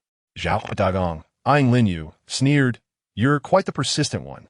You actually ventured into this desolate area just to chase us. Are you not afraid of death?" Lin Yu responded with a slight smile. "I am aware that both of you were instructed by Li Xiaolang to kidnap Sun Yinyan. I offer you a chance. Release Sun Yinyan immediately, and I shall generously let you go. Otherwise, you shall face the consequences." Startled, Zhao Dagong and Zhao Xiaoqiang exchanged glances. The directive from Li Xiaolang to abduct Sun Yinyan had been extremely discreet. Aside from them and Li Xiaolang, no one else should have known. How then? Did Lin Yu come to be aware of this? However, now that Lin Yu has discerned that the mastermind is Li Xiaolang, Zhao Dagong and Zhao Xiaoqiang can no longer allow him to live. Zhao Dagong cast a cold glare at Lin Yu and scoffed, "Kid, since you are aware that we were merely following young master Li Xiaolang's orders to abduct Sun Yinyan, how dare you pursue us? Are you truly unafraid of death?"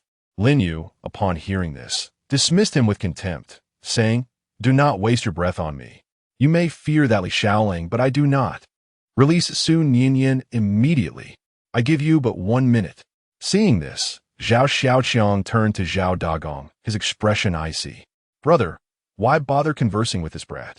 The time agreed upon with young master Li is drawing near. If we fail to deliver Sun Yinyan to him on schedule, we will face dire consequences." Zhao Dagong nodded in agreement. "Xiaoqiang, you are right.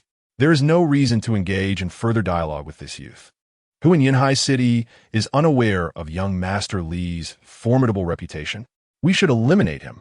With that, Zhao Dagong and Zhao Xiaoqiang each drew a sharp fruit knife from their pockets, advancing toward Lin Yu with murderous intent.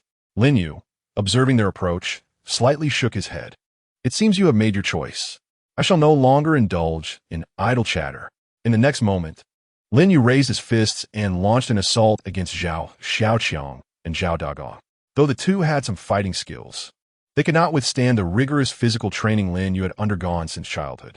Even with their fruit knives, after just a few exchanges, they found themselves not only unable to injure Lin Yu, but were swiftly defeated by him.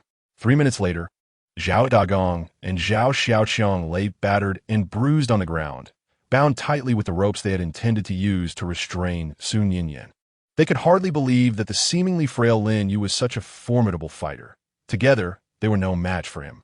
Lin Yu paid no heed to the fallen Zhao Dagong and Zhao Xiaoqiang. Instead, he hurriedly searched the van for the unconscious Su Ninian. Employing the first aid techniques he had learned in his youth, he swiftly revived her. When Su Ninian opened her eyes, the first face she beheld was Lin Yu's, and she thought she was dreaming. It was not until Lin Yu looked at her with a hint of remorse and said, "Ninian, I am truly sorry.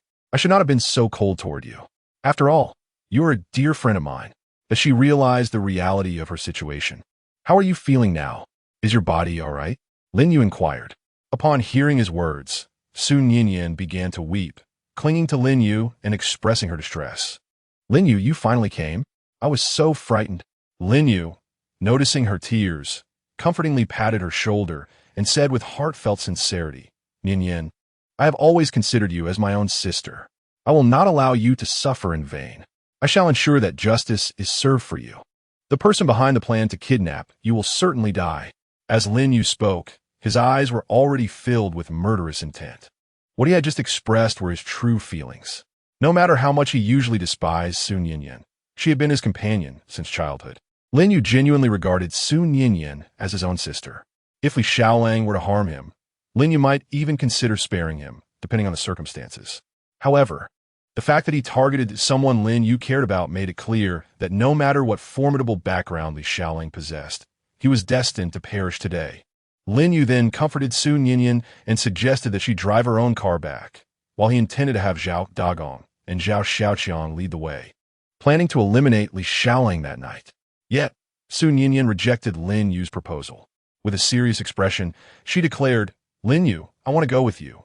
My assistant, Xiao Tao, was knocked out by those villains, and I want to witness that wretched person pay for his crimes." Lin Yu initially intended to refuse her request, considering the potential dangers of the mission. However, he understood Su Ninian's character. She was resolute and kept her promises, which was evident from her persistent pursuit of him.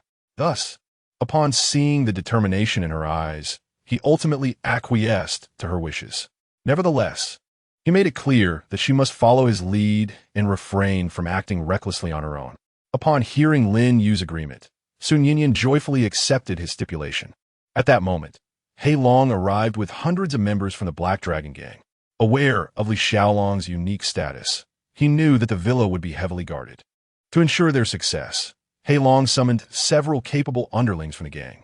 Su Ninian was somewhat surprised by the sheer number of people present, but considering Lin Yu's identity, she found no reason for concern. In contrast, Zhao Dagong and Zhao Xiaoqiang were utterly intimidated by the spectacle, having never encountered such a situation before. They mistakenly believed that these individuals were summoned by Lin Yu to eliminate them. Thus, they hastily bowed and apologized, exclaiming, "Big brother, we were wrong. It was all Li Xiao who compelled us to act this way. It has nothing to do with us." Lin Yu coldly snorted in response. "Neither of you can escape the consequences of your actions alongside Li Xiaolang. Now, take me to find him at once. Otherwise, I will have Hei Long bury you both alive right here, ensuring no one discovers your fate." Chapter 48. A ruckus at the villa. Upon hearing this, Zhao Dagong and Zhao Xiaoqiang trembled in fear, repeatedly begging for mercy. "Big brother, please don't bury us alive. We'll take you to Li Xiao right now." Subsequently, under the guidance of Zhao Dagong and Zhao Xiaoqiang, Lin Yu, Su Ninian, and Hei Long arrived at a secluded villa half an hour later. Although this place is remote, it is the only villa within a radius of several hundred miles. The surrounding areas are entirely forbidden, marked with a label that discourages any intrusion. Li Xiaolang has surprisingly created a personal domain for himself, a testament to his extraordinary status. Zhao Dagong and Zhao Xiaoqiang trembled as they pointed at the villa before them. "Brother, the location agreed upon with young Master Li is right here." Upon hearing this, Lin Yu nodded and subtly signaled to the sidekick, Black Dragon. Understanding Lin Yu's intent, Black Dragon instructed his two robust subordinates to seize Zhao Dagong and Zhao Xiaoqiang, lifting them as if they were mere chicks and forcefully slamming them against the villa's tightly shut doors. In the next moment, a piercing alarm echoed through the air. Li Xiaolang, who had been waiting in bed for Zhao Xiaoqiang and Zhao Dagong to deliver Sun Yinyan, slowly descended from his resting place. He leisurely dialed the security team leader, Wang Chong. Wang Chong, investigate the source of the alarm. If it's Zhao Dagong and Zhao Xiaoqiang, allow them entry. If not, eliminate them. Wang Chong was taken aback by Li Xiaolang's words. It was rather audacious to mention killing so casually. Indeed, Li Xiaolang was a unique figure among the wealthy scions of Yanhai City. Nonetheless, Wang Chong dared not defy him. After all, in Yanhai City, whether through his grandfather's political connections or his father's business influence, Li Xiaolang was not someone to be trifled with. As long as Li Xiaolang's backing remained intact, he was the acknowledged prince of Yanhai City. 1 minute later, Wang Chong arrived at the villa's entrance with dozens of bodyguards. Seeing Lin Yu and the imposing Black Dragon along with their entourage startled him. Since becoming the security chief of Li Xiaolang's villa, he had never encountered so many individuals daring to cause trouble for Li Xiaolang. Attempting to maintain an air of composure, Wang Chong addressed Lin Yu and the others. Who are you? Are you not aware that this is young Master Li's territory? Be sensible and leave at once, or I shall not hesitate to be rude. Lin Yu was solely focused on locating the insufferable Li Xiaolang and did not wish to squander time with Wang Chong. Thus, with a cold demeanor, he replied, "This matter does not concern you. Do not bring trouble upon yourself. I grant you an opportunity. Go inside and summon Li Xiaolang for me." Wang Chong scoffed in response. "You are quite audacious, aren't you? Offering me an opportunity? Do you realize what stature young Master Li holds in Yanhai City? Even the mayor fears to converse with him directly. What do you think you are?" Seeing this, Lin Yu ceased to indulge in further dialogue. "It seems you are nothing but a foolish simpleton. Black Dragon, take action. Whatever transpires today, I shall bear the consequences alone. Do not hold back. I will protect you." Black Dragon had felt some apprehension upon arrival, but upon hearing Lin Yu's assurance, confidence surged within him. Li Xiaolang, in the presence of Lin Yu, was nothing more than a pitiful figure. Moreover, the Black Dragon seized this opportunity to showcase his abilities before Lin Yu, hoping to redeem himself from the unfavorable impression left a few days prior. In doing so, he could also vent his frustrations, a truly gratifying endeavor. Thus, the Black Dragon immediately called out to the hundreds of his subordinates behind him, "Brothers, we all know the true nature of that scoundrel Li Xiaolang. For years, he has relied on his formidable connections to bully the brothers of our Black Dragon gang, and we have dared to seethe in silence. But now, with young Master Lin backing us, we need not fear that wretched Li Xiaolang any longer. For vengeance, for young Master Lin, strike them fiercely, break the limbs of Li Xiaolang's sycophants." As the Black Dragon delivered his impassioned speech, his subordinates were invigorated, rallying with fervor. They raised an array of weapons, launching a relentless assault against the dozen or so bodyguards led by Wang Chong. Although Wang Chong's bodyguards had been meticulously selected by Li Xiaolang's father, Li Dahai, each possessing the strength of several men, they were outnumbered by the Black Dragon gang. Furthermore, the individuals on the Black Dragon side had also been carefully chosen and were no pushovers. Consequently, Wang Chong's bodyguards soon found themselves overwhelmed, battered and bruised, collapsing in disarray. Inside the villa, Li Xiaolang grew uneasy as he noted Wang Chong's prolonged absence. He glanced at the surveillance monitors and observed the scene unfolding at the villa's entrance. Most individuals, upon witnessing their forces falter, would have already fled through the windows in panic. Yet, Li Xiaolang was no ordinary man. Having wielded power in Yanhai City for many years, although many harbored deep-seated animosity towards him, none dared to confront him openly. After all, it was well known that crossing Li Xiaolang came with dire consequences, unless one intended never to return to Yanhai City. Thus, upon seeing Lin Yu triumph over Wang Chong's men, Li Xiaolang did not cower. Instead, he strode confidently out of the villa. No sooner had he emerged than Zhao Dagong and Zhao Chong hastily implored, "Young Master Li, you have arrived.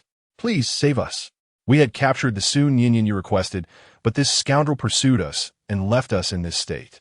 You must take our side." Hearing their pleas, Li Xiaolang first offered a slight smile, then produced a sleek black pistol from his pocket. Without uttering a word, he raised the weapon and discharged the trigger directly at Zhao Dagong and Zhao Chong. Bang, bang, bang. Without hesitation, he fired several rounds until both brothers lay lifeless in a pool of blood. Satisfied, Li Xiaoling lowered the black pistol, casting a disdainful glance at the bodies of Zhao Chong and Zhao Dagong. Two worthless fools. You are incapable of handling such trivial matters, and yet you expect me to rescue you? Perhaps it would be better for you to meet your demise. Following this, Li Xiaoling cast a wicked grin towards Sun Yinyan, who stood beside Lin Yu. You must be Sun Yinyan, indeed as beautiful as I saw on television. You exude an irresistible allure that beckons my conquest. I have encountered numerous women, yet none quite like you. My spirits are high today, so come and serve me obediently. Let's consider this matter settled. Chapter 49. I want your life. Sun Yinyan was instantly infuriated to the point of amusement by Li Xiaolong's words. She glared at him with icy disdain. What kind of worthless creature do you think you are, daring to demand that I, a lady of distinction, serve you? Have you watched too many palace dramas? Do you truly consider yourself a prince? I find you even less appealing than a stray dog on the street. Your very presence disgusts me. At her words, Li Xiaolong's expression shifted dramatically. Sun Yinyan, how dare you insult me? In other places, I may have held my tongue, but in Yanhai City, I am akin to a prince. Sun Yinyan, I recognize you are not an ordinary person either, but since you have stepped into my territory, you must heed my commands. Otherwise, these two fools will serve as a warning. He arrogantly gestured towards the lifeless bodies of Zhao Dagong and Zhao Xiaoqiang on the ground. With a lewd grin, he continued, Sun Yinyan, I shall grant you one last opportunity to atone. Come and serve me dutifully. If you please me, you shall escape unscathed. At this moment, Sun Yinyan struggled to suppress her inner fury. She turned to Lin Yu and inquired, Lin Yu, may I kill him? Lin Yu shook his head. Yinyan, to take the life of such scum would only tarnish your hands. Allow me to handle this. Sun Yinyan nodded obediently in response and ceased her conversation with Li Xiaoling. Observing this, Li Xiaoling glared at Lin Yu with contempt. I was speaking with Sun Yinyan, and you dare to interrupt? Who do you think you are? Are these people also under your command? Heilong, you previously rejected my invitation with such bravado. Why now do you serve this boy? You chose him over me? Are you not afraid of my grandfather and father uniting to dismantle your Heilong gang? Heilong responded with an impassive demeanor. Li Xiaoling, in comparison to Lin Xiao, you are but a speck beneath the stars. Naturally, I will choose the stronger ally. Li Xiaoling laughed heartily. Are you suggesting this boy is superior to me? How utterly ridiculous. I tell you, in all of Yanhai City, even a falling coin belongs to the Li family. If you think you can oppose me here, not even the king of hell can save you. Lin Yu merely smiled faintly and walked slowly up to Li Xiaoling. Without uttering a word, he raised his hand and delivered two resounding slaps to Li Xiaolong's face, shaking his hand in disdain after the act. You just claimed that even a coin falling from the sky in Yanhai City must belong to your Li family, correct? Well, after my arrival, no such coin will descend from the heavens of Yanhai City. Whether the city will bear the surname Li in the future is uncertain. But as long as I remain in Yanhai City for a single day, its skies shall only bear the surname Lin. To me, your Li family is akin to ants that could be crushed at any moment. Today, I shall make an example of you. Li Xiaoling, in disbelief, clutched his swollen face, his expression seething with rage as he glared at Lin Yu. How dare you strike me? No one has ever laid a finger on me throughout my life. You must be seeking death. Do you really think the Li family will fall in Yanhai City? Absolutely not. Regardless of your identity, I will kill you today. Prépare tout. After uttering these words, Li Xiaoling attempted to retrieve the black pistol he had earlier. Had Lin Yu not stepped directly in front of him, he might have hesitated. However, with Lin Yu now before him, he would not allow Li Xiaoling to fire upon him. Thus, as Li Xiaoling lifted the gun, Lin Yu swiftly delivered a forceful kick to his arm, causing him to drop the black pistol in pain.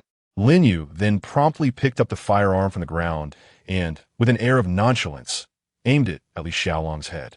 At that moment, facing the gun directed at him, Li Xiaoling remained unfazed. Do you dare to kill me?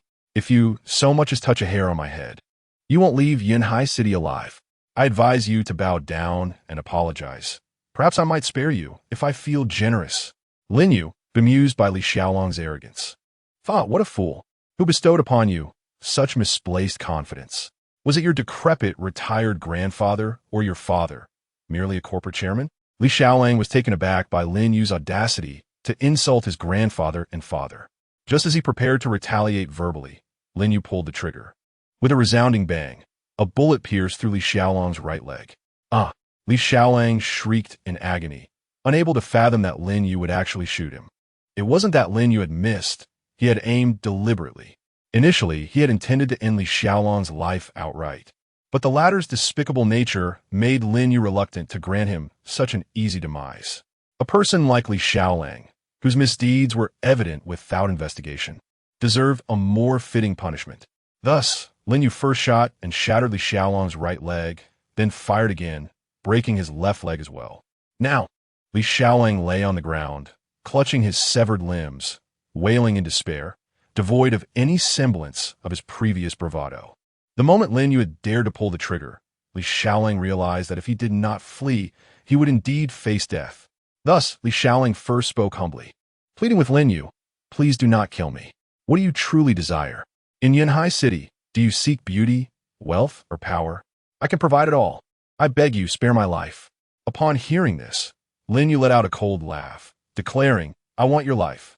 In the next instant, Lin Yu pulled the trigger, firing several shots into Li Xiaolang's heart. Instantly, blood stained Li Xiaolang's chest. He could hardly comprehend that he was truly facing death. The most tragic aspect was that even in his final moments, Li Xiaolang remained oblivious to the reason behind Lin Yu's desire to kill him. Nor did he grasp Lin Yu's true identity. Li Xiaolang perished with his eyes wide open, unable to find peace. After eliminating Li Xiaolang, Lin Yu exhibited no emotional turmoil, as he perceived Li Xiaolang merely as societal refuse. To him, killing Li Xiaolang felt akin to discarding trash into a bin. It was an act of utmost normalcy. How could he possibly experience any emotional upheaval? Subsequently, Lin Yu commanded Hei Long, take care of Li Xiaolang's body. Let us keep tonight's events confidential for now to avoid unnecessary complications. However, if the forces behind Li Xiaolang come seeking retribution, the Li family may well vanish from Yunhai City. Chapter 50. A shift in Yunhai City. Upon hearing these words, Hei Long nodded gravely. If anyone else had suggested the annihilation of the Li family, he would have deemed them insane, for the Li family's influence in Yunhai City was immense. In both business and politics, the Li family was the undisputed leader of the city, a power both wealthy and authoritative. They were truly formidable. Yet, the Li family's might was confined to the small locale of Yunhai City. Lin Xiao's connections extended to the capital, rendering the Li family insignificantly small in his presence. Hei Long had no hesitation in believing that Lin Yu possessed the capability to eradicate the Li family. Leaving Hei Long and his men to manage the scene, Lin Yu, accompanied by Su Ninian, set off for his residence. Initially, Su Ninian intended to return to a hotel, but Lin Yu found that too precarious. He proposed that she stay at his villa instead, as it was quite spacious. With only Lin Yu and Bai Xirou residing there, it felt exceedingly empty. Additionally, by having Su Ninian in his villa, Lin Yu could ensure her safety, especially since she would not be in Yunhai City for an extended period. Moreover, a crucial reason lay in the fact that Bai Xirou was still upset with Lin Yu. By bringing Su Ninian along, she could assist in soothing Bai Xirou's feelings. After much persuasion from Lin Yu, Su Ninian agreed to stay at his villa for a few days, promising to help him with Bai Xirou. However, she did present a condition. She would remain in Yunhai City for only one day. Lin Yu could not address Bai Xirou as his wife in front of Su Ninian. Although Lin Yu found it curious why Su Ninian raised such a question, it was evident that Bai Xirou was already aware of Lin Yu's prior acquaintance with Su Ninian. Therefore, there was no need for Lin Yu and Bai Xirou to feign a marital relationship in Su Ninian's presence. It was perfectly acceptable not to refer to Bai Xirou as his wife. Subsequently, during their journey, Lin Yu elucidated to Su Ninian the reasons behind his marriage to Bai Xirou, sharing the circumstances he faced while with her. For instance, Lin Yu omitted his true identity, instead portraying himself as a mere scion of a wealthy family, with his parents frequently abroad for work. After hearing Lin Yu's explanation, Su Ninian's initial discontent dissipated. and she promptly assured him that she would do her utmost to help conceal the truth. Moreover, she vowed to mend the rift with Bai Xirou. 2 hours later, Lin Yu drove Sun Yinyan back to the villa, and it was already 4 in the morning. Lin Yu had assumed that Bai Xirou would be fast asleep. However, to his surprise, she was not in the villa. A note was left on the table that read, "Lin Yu, I cannot seem to find rest. It appears the interview with Miss Su has fallen through. I am uncertain of my next steps, and the materials I prepared are likely futile. Thus, I shall head to the company to prepare for subsequent work. Rest well upon your return, and do not worry." Lin Yu felt a deep sense of helplessness upon reading the note. It was quite unique for Bai Xirou to choose to work overtime at the company at such an hour, truly a dedicated employee. Nevertheless, the content of the note heightened Lin Yu's concern for Bai Xirou's well-being. Just as he contemplated seeking her out, Sun Yinyan intervened, saying, "Lin Yu, you need not concern yourself with this matter. After all, Miss Bai's distress is a result of my actions. Your presence will not resolve anything. You must be weary after this long night. It is best that you get some rest. Women understand women best. I will handle Miss Bai's situation for you. I assure you that when you see her again, she will be as lively and charming as before." Lin Yu hesitated at her words. Yet Sun Yinyan did not afford him the opportunity to object. Instead, she gently pushed him back into his room, seizing the Lamborghini key from his hand, and then departed from the villa, driving Lin Yu's Lamborghini to Bai Xirou's company. Meanwhile, Li Dahai, upon hearing that Li Xiaolang intended to abduct Sun Yinyan, hurriedly sought to thwart his plans. While the general populace recognized Sun Yinyan as a top-tier celebrity in the entertainment industry, Li Dahai had previously conducted inquiries into this suddenly rising starlet. He discovered that there was no profitable capital backing Sun Yinyan's meteoric rise to fame, indicating that she was not a product of the star-making companies typically orchestrating such promotions. Yet, she managed to garner significant popularity within the entertainment realm. Sufficient evidence suggests that the capital backing her is remarkably formidable, rendering any external assistance for publicity unnecessary. Furthermore, from the moment Sun Yinyan rose to prominence until now, she has managed to maintain an unblemished reputation, devoid of any scandals or controversies. Such a feat is not something an ordinary celebrity can achieve.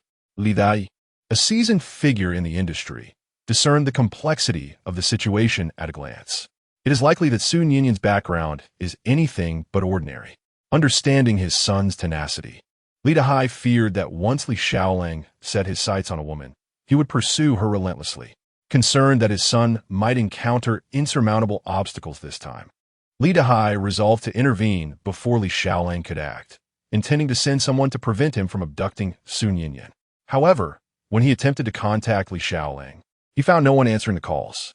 Uneasy, Li Dahai dispatched a trusted confidant to locate his son. By the time the confidant arrived at Li Xiaolang's villa, it was too late. Li Xiaolang had already fallen victim to Lin Yu's lethal intentions, his body disposed of by the Black Dragon in a nearby refuse pile. At that moment, Li Dahai remained unaware of this grim reality. His confidant merely reported that Li Xiaolang was missing. Unwilling to accept the possibility of anything happening to his cherished son, Li Dahai proclaimed that he would leave no stone unturned in his search for Li Xiaolang. After several hours of relentless searching, he ultimately discovered the dismembered remains of his son in the refuse pile. Upon witnessing the gruesome sight, Li Dahai was overcome with grief and fainted. The Li family had always maintained a single line of descent after fathering 7 daughters. Li Dahai had finally welcomed Li Xiaolang as his sole son, with doctors informing him that he had lost the ability to conceive. Li Xiaolang represented the last hope for the Li lineage. This explains Li Dahai's indulgent affection for his son, even in the face of Li Xiaolang's misdeeds. He would invariably come to his aid without a hint of dissent. Yet, now this flame of hope had been extinguished, leaving Li Dahai in profound sorrow. Upon regaining consciousness in the hospital, his first act was to summon all trusted members of the Li group. With a fierce determination, Li Dahai addressed them, declaring, "My son Xiaolang cannot have died in vain. You all must uncover the truth, even if it means turning Yinhai City upside down. I demand that you find the killer responsible for Xiaolang's death. Regardless of who this murderer is, They shall pay dearly for my son's demise. Chapter 51. I quit. The members of the Li group dared not defy Li Dahai's orders and promptly acknowledged his command with grave expressions before departing the hospital to investigate Li Xiaolong's death. Once they had left, Li Dahai found himself troubled by another matter: how to convey the heartbreaking news of Li Xiaolong's death to his father, Li Yoji, who cherished his only grandson as much as Li Dahai himself did. Due to the affection stemming from their generational bond, Li Yoji dotes on Li Xiaolang even more than Li Dahai. If Li Yoji were to discover that Li Xiaolang had been murdered, he would undoubtedly struggle to come to terms with such devastating news. However, Li Dahai found it impossible to conceal the truth. After much contemplation, he retrieved his phone and dialed Li Yoji's number. Sun Yinyan initially intended to drive directly to Bai Xirou's company to seek her out. Yet, an awkward predicament arose. Sun Yinyan had no knowledge of Bai Xirou's workplace location. Feeling too embarrassed to return and ask Lin Yu, she relied on the company name Bai Xirou had previously provided to search online for its whereabouts. Being directionally challenged, even with the aid of a navigation app, Sun Yinyan spent several hours before finally locating Longhai Entertainment, Bai Xirou's company. By now, it was past 8 in the morning, and employees of Longhai Entertainment were arriving for work. The news of Sun Yinyan's refusal for an interview had spread throughout the company, creating quite a stir. After all, the opportunity to interview a top-tier celebrity like Sun Yinyan was exceedingly rare. For a relatively small company like Longhai Entertainment, securing an interview with such a prominent figure was akin to striking gold. Yet, this opportunity had been squandered by Bai Xirou's actions. Consequently, even though the company's general manager, Cheng Chao, was aware of Bai Xirou's close ties with the chairman of Yunhai Media, he could not excuse her this time. The staff at the company were openly mocking Bai Xirou. Recently, Bai Xirou's paid leave had sparked envy among many employees, especially considering her diligent work ethic and striking beauty, traits that often incite jealousy in a workplace environment. During her absence, whispers circulated that she was Cheng Chao's kept woman. As Bai Xirou listened to the gossip while resting her head on the desk, her already tumultuous emotions grew increasingly agitated. Before she could respond, her only ally at the company, Song Xia, stood up to defend her. You lot should focus on your work instead of gossiping about others. Our Xirou is simply more talented and beautiful than you all. Why else would Miss Sun Yinyan specifically request her for the interview? It sounds to me like you're just bitter because you can't reach her level. As soon as Song Xia finished her retort, a heavily made-up woman wearing glasses emerged from the office. She was Cheng Shanshan, the vice president of Longhai Entertainment and the younger sister of Cheng Chao. Like Hu Jiner, who had previously troubled Bai Xirou, Cheng Shanshan harbored disdain for Bai Xirou, finding her beauty coupled with a lack of social skills rather irksome. Moreover, the persistent rumors about an extraordinary relationship between Bai Xirou and her brother, Cheng Chao, only fueled her resentment, particularly as she lacked connections within the parent company, Yunhai Media. Unbeknownst to them, Lin Yu had previously instructed the mid to senior management to extend a measure of care towards Bai Xirou. Consequently, Cheng Shanshan, in a fit of anger, sought out Cheng Chao to question him about his undue kindness towards Bai Xirou. Cheng Chao, concerned that his sister might cause an uproar, fabricated a reason to placate her, as he himself had not fully investigated Bai Xirou's relationship with the chairman. He also cautioned Cheng Shanshan to refrain from antagonizing Bai Xirou. Misinterpreting his words as a defense of Bai Xirou, Cheng Shanshan chose to ignore Cheng Chao for a considerable time. During the few days Bai Xirou had been working at the company, Cheng Shanshan had covertly tried to undermine her, which significantly contributed to Bai Xirou's late returns home. Otherwise, given her professional capabilities, such prolonged preparations would have been unnecessary. Aware of the close bond between Song Xia and Bai Xirou, Cheng Shanshan cast a cold glance at Song Xia, questioning whether she had any work obligations. She remarked that some individuals had taken an extended leave under dubious pretenses, advising Song Xia not to emulate them. Song Xia, recognizing that Cheng Shanshan's words were directed at Bai Xirou, stepped forward to support her, asking Cheng Shanshan to clarify her intentions. Cheng Shanshan scoffed, implying that certain individuals were fully aware of the implications of her words. She lamented the extensive resources the company had devoted to interviewing Miss Sun Yinyan, only to have it jeopardized by someone else's actions, thereby risking significant losses for the company. She asserted that if she were responsible for such a debacle, she would feel compelled to resign. Angered by Chang Shanshan's remarks, Song Xia was about to retort, but Bai Xirou intervened and restrained her. Chang Shanshan, looking at Bai Xirou with evident disdain, demanded to know why she had stood up, stating that she had not mentioned her name and questioned whether Bai Xirou intended to fulfill her work duties. Bai Xirou, with a cold smile, retorted that Chang Shanshan need not speak in such a condescending manner, asserting her own intelligence. Although she had recently taken a paid leave, she had accomplished more work than any other employee in the company. In the years she had been at the company, aside from her recent leave to care for her grandmother, she had not taken any time off. She challenged Chang Shanshan's qualifications to criticize her, pointing out that she merely relied on her status as the sister of Chang Zong to coast through her role. She questioned Chang Shanshan's contributions and understanding of the company's business plans and current projects. Chang Shanshan, visibly flustered by Bai Xirou's words, demanded to know her intentions. Declaring herself the deputy general manager of Longhai Entertainment, while dismissing Bai Xirou as merely a nurtured entertainment reporter. She warned Bai Xirou to speak respectfully or risk losing her position.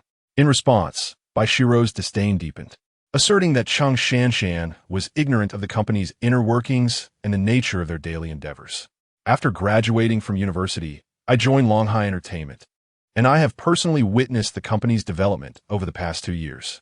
I hold a deep affection for Longhai Entertainment, and I have devoted my utmost effort to my position and responsibilities. The value I have brought to the company over these 2 years far surpasses that of you, the ineffectual vice president.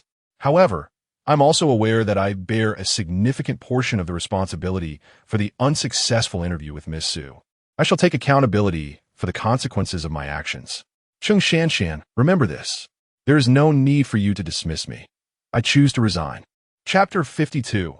I stand up for you. Bai Xirou exhaled deeply after speaking, as if the pent-up emotions within her had finally been released, bringing an indescribable sense of relief. Chang Shanshan and everyone else in the company were left astounded. No one had anticipated that the most dedicated employee, Bai Xirou, would take the initiative to resign. This revelation was far more shocking than the incident involving the interview with Sun Yinyan. Chang Shanshan, somewhat at a loss for words, stammered Bai Xirou, "Are you certain about this? If you resign voluntarily, you may find it impossible to return." Beside them, Song Xiao looked at Bai Xirou and urged Xirou, "Are you really going to resign? This is no trivial matter. What will I do if you leave?" Bai Xirou smiled faintly in response. "Song Xia, you are my only true friend in this company. I pondered over this decision all night long. This idea has been brewing within me for quite some time. Bai Xirou, am not a pushover. I have worked diligently and earnestly in this company for years. But what has been the outcome? My efforts have not received the recognition they deserve. Sometimes I find myself envying Lin Yu. Why is he able to pursue his desires without restraint? Is it merely because he is a wealthy heir? I believe not. It is because Lin Yu possesses a youthful audacity. He stands undaunted before authority. He is brave and kind-hearted. He understands what he truly desires. Moreover, he treats me exceptionally well. Since marrying him, I have grown increasingly optimistic and cheerful. I have never felt such hope in life. Last night, after the incident with Miss Su, I vented my feelings to Lin Yu and sulked in my room. In truth, I do not blame Lin Yu. I blame myself for being so helpless. I often rely on him to resolve my troubles. Therefore, today, I wish to take charge of my own life. I want to follow my heart's decision for once." Song Xia, observing the earnest expression on Bai Xirou's face, smiled as well.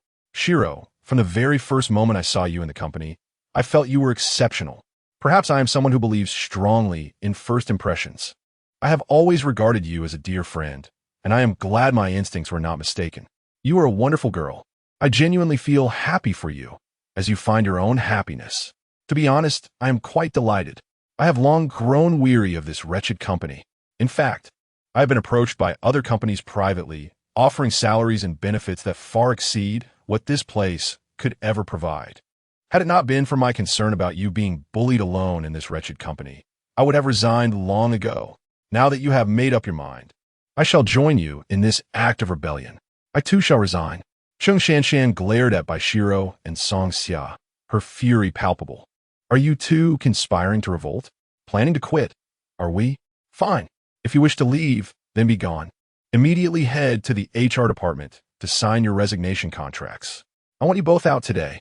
Bai Xirou and Song Xia paid no heed to Cheng Shanshan's tirade and proceeded to the HR department to sign their departure papers. As they prepared to leave the company, Song Xia turned to Bai Xirou with genuine concern. Xirou, what are your plans moving forward? Would you like to join me at the company I mentioned?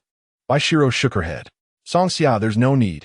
After working at such a high intensity for so long and taking a month off recently, I feel utterly rejuvenated. I plan to spend quality time with my grandmother. Finding a new job can wait. Moreover, I was quite harsh towards Lin Yu last night. I need to return and apologize. I do not wish for any rift between us. Song Xia listened, a look of envy crossing her face. Xirou, I truly envy you for having found such a wonderful husband. Lin Yu is so good to you. When will I find my own true love? Bai Xirou smiled gently. Our dear Song Xia is so exceptional. You will surely find your own Prince Charming. I left home in the early hours.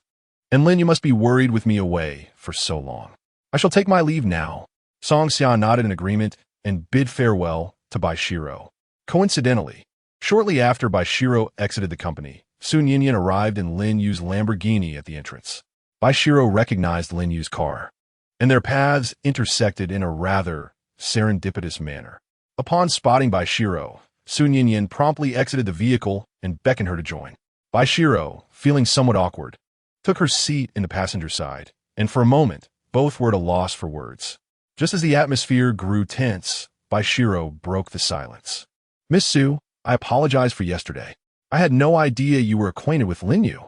You have feelings for him, don't you? Su Niang, taken aback by Bai Xirou's directness, nodded without hesitation. You're correct, Miss Bai. Lin Yu and I grew up together, and I indeed hold strong feelings for him. However, I believe the apology should be mine. Had I not acted petulantly and declined your interview, you would not have felt so disheartened last night. The blame lies with me. Nonetheless, I must clarify that this matter is entirely unrelated to Lin Yu. If you seek to vent your frustration, direct it at me instead. Bai Xirou smiled softly in response. No need for that, Miss Su. I believe I have deduced the general course of events. This situation does not involve Lin Yu. Sun Yinyan sighed in relief upon hearing this. Her primary intention for seeking out Bai Xirou was to ensure that Bai Xirou would not misunderstand Lin Yu because of her. Sun Yinyan had anticipated that she would need to expend considerable effort in explaining herself, but to her surprise, such explanations were unnecessary. It became evident that Bai Xirou possessed a greater understanding than she had initially assumed. As the atmosphere threatened to turn awkward, Sun Yinyan took the initiative to speak up. Miss Bai, shouldn't we be heading to your company for the interview today? I assure you, I will follow your lead without question. Upon hearing this, Bai Xirou shook her head, replying, Miss Su, there is no need for our interview, as I have just resigned for the company. Sun Yinyan quickly inquired, why? Miss Bai, weren't you doing well at that company? What prompted this sudden resignation? Subsequently, Bai Xirou briefly elucidated the situation. With each revelation, Sun Yinyan's anger grew. In a fit of indignation, she pulled Bai Xirou down from the vehicle. How could they misunderstand you like this? Miss Bai, no matter what, you are Lin Yu's legally recognized wife. Their slander is an affront to him. I cannot accept this. Even if you have resigned, you must not leave so easily. We must show them the consequences of their actions. Come, let us return. Today, I shall ensure you get the retribution you deserve. Chapter 53. Only letting Miss Bai interview. Seeing this, Bai Xirou initially wished to dissuade Sun Yinyan, but Sun Yinyan remained resolute in her desire to take Bai Xirou back. She reassured Bai Xirou that she need not worry about anything. Upon returning to the company, she only needed to observe her actions. Unable to resist Sun Yinyan's determination, Bai Xirou acquiesced and followed her towards the company entrance. Meanwhile, Cheng Chao, the general manager of Longhai Entertainment, arrived at the office. Noticing a crowd gathered inside, he found it peculiar. Upon investigation, he discovered that Bai Xirou's workspace was inexplicably vacant. He promptly inquired of Cheng Shanshan, who had yet to leave. Shanshan, where is Bai Xirou? Why hasn't she arrived at work at this hour? And where are her belongings? Cheng Shanshan nonchalantly replied, Brother, there's no need to ask about Bai Xirou. I have already let her go. Qing Chao, alarmed, grasped Cheng Shanshan's shoulders tightly, exclaiming, What did you say? You actually dismissed Bai Xirou? Cheng Shanshan winced at the pressure on her shoulders and retorted, Brother, let go. You're hurting me. I simply terminated an employee. Is it necessary for you to react so dramatically? Is Bai Xirou truly your sister-in-law's mistress? I must inform you, Cheng Chao, my sister-in-law treats me well. I will not permit you to secretly harbor any mistresses behind her back. At that moment, Cheng Chao felt an overwhelming urge to reprimand Cheng Shanshan. Bai Xirou shared a close relationship with the chairman of Yunheim Media Group. If this information reached the chairman's ears, he would be in serious trouble. Just as Cheng Chao contemplated calling Bai Xirou back, Sun Yinyan unexpectedly entered. Without giving Cheng Chao a chance to respond, Cheng Shanshan eagerly approached her, as she was also a fan of Sun Yinyan. Miss Su, what brings you personally to our company? The reporter who offended you last time has been dismissed by me. She now has no connection to our company whatsoever. You may freely designate any other reporter from our firm to conduct your interview. Before Sun Yinyan could respond, Cheng Shanshan's gaze shifted to Bai Xirou, standing behind her, her expression filled with disdain. Bai Xirou, weren't you quite resolute in resigning just moments ago? Why have you returned now? Let me make it clear.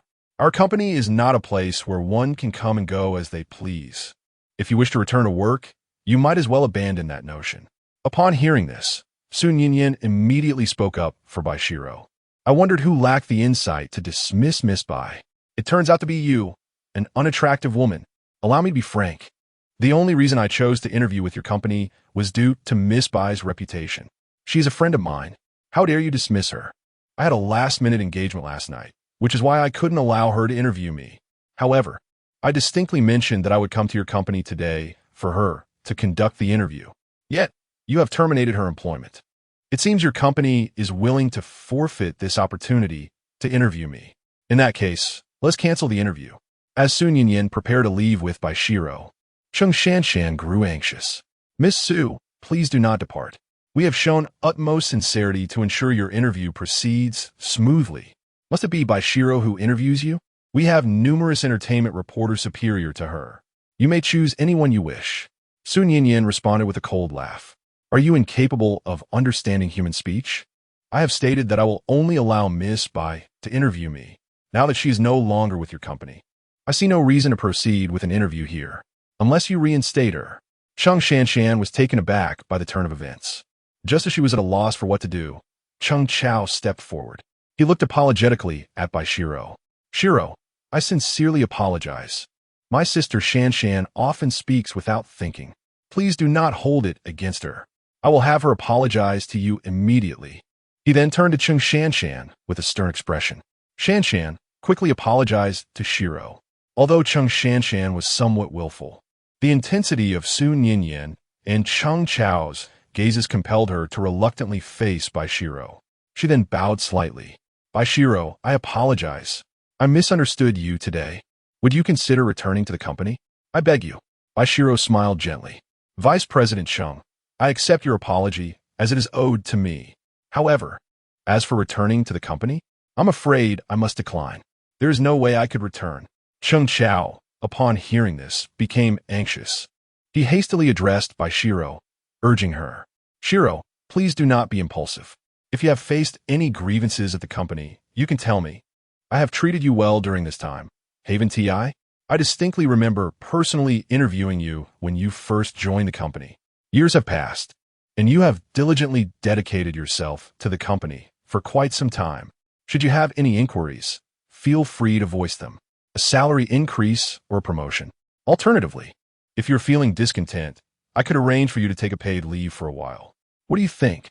Faced with such enticing propositions from Cheng Chao, Bai Xirou shook her head resolutely.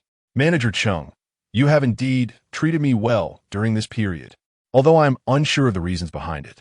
I sincerely thank you for your care. However, beyond this recent phase, you are well aware of how you have treated me. I have always been one of the hardest workers in the company. In terms of performance and efficiency, I can confidently assert that. Yet, how many bonuses that rightfully belong to me were awarded to others due to various reasons? How many receive rewards for currying favor with you? And how many were overlooked for not doing so? I understand that no workplace is entirely fair, and although I've been aware of the underlying circumstances, I have remained silent. But now I no longer wish to endure it quietly. I implore you, Manager Chung, to reflect on whether I, Bai Xirou, have not made significant contributions to the company. I shall refrain from further remarks. Recently, there have been persistent rumors within the company suggesting an inappropriate relationship between us. I would like to ask, are you truly unaware of this? If you are aware, then why do you not clarify it? Chung Chao found himself momentarily speechless in the face of Bai Xirou's unrelenting inquiries. He had no desire to dispel the rumors surrounding him and Bai Xirou. However, he had heard that the former general manager of Yinhai Media was dismissed by the current chairman for sexually harassing a female colleague. The prevailing narrative painted Bai Xirou as the one attempting to seduce him, which posed no risk to Chung Chao. Thus, despite being aware, he chose to disregard it. After noticing Chung Chao's silence, Bai Xirou let out a cold laugh and continued, "Since you are unwilling to speak, I shall clarify myself. There is no personal relationship between us. To be blunt, I, Bai Xirou, have no interest in you. I am married and have a husband who far surpasses you. Furthermore, once I resign, I shall not return. This company will no longer have any connection to me. Farewell." With that, Bai Xirou departed with grace. Sun Yinyan echoed her sentiments, stating, "Since Miss Bai has left, let us conclude our interview here. I will reveal the deeds of your company, the diligent and kind reporter exploited by her unscrupulous company. This story shall certainly feature in my Weibo post."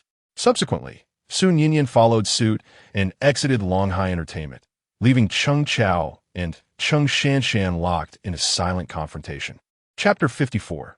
The Friendship of Women. After a brief silence, Chung Chao, filled with rage, turned and slapped Chung Shanshan, exclaiming, "You fool! You know very well why I have been so amiable towards Bai Xirou recently. It is because she has an extraordinary relationship with the new chairman of Yinhai Media Group." On the very first day of his tenure, the newly appointed chairman specifically addressed the mid to senior management of the entire group, urging them not to mistreat Bai Xirou. This is precisely why I have been extraordinarily kind to her during this period. I dread the thought of her holding a grudge against me for my previous actions, which could reach the chairman and impede my ascent within the company. After investing considerable effort to gain a modicum of her favor, all of it has been ruined today by your interference. And do you not recognize the stature of Sun Yinyan? She is undoubtedly a leading celebrity in the entertainment industry. It is widely believed that she is destined to become the next diva. Numerous companies are vying for the opportunity to interview her. When Sun Yinyan specifically requested our company for an interview, she insisted that Bai Xirou be the journalist conducting it. Were your ears stuffed with hay? Did you not hear her? Now, not only has our company's interview with Sun Yinyan fallen through, but she will also take to Weibo to criticize us. Considering her vast fan base, can you fathom the damage our company's reputation will suffer? Who is spreading rumors about my relationship with Bai Xirou? I demand you uncover the source. Regardless of their position or status within the company, anyone who has uttered slander regarding my relationship with Bai Xirou should be dismissed. Chung Shanshan, I believe you have been spoiled by your parents since childhood. Effective immediately, you will no longer serve as vice president. Until you bring Bai Xirou back to the company, do not dare to show your face here. Now leave my presence.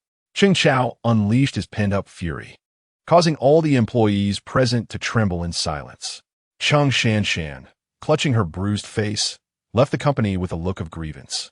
After her departure, Chung Chao remained irate and turned to the silent employees. "What are you all staring at? Don't you have work to do? Anyone who fails to complete today's tasks will be dismissed alongside me." With that, Chung Chao returned to his office, slamming the door behind him in frustration. The events of the day had truly driven him to madness.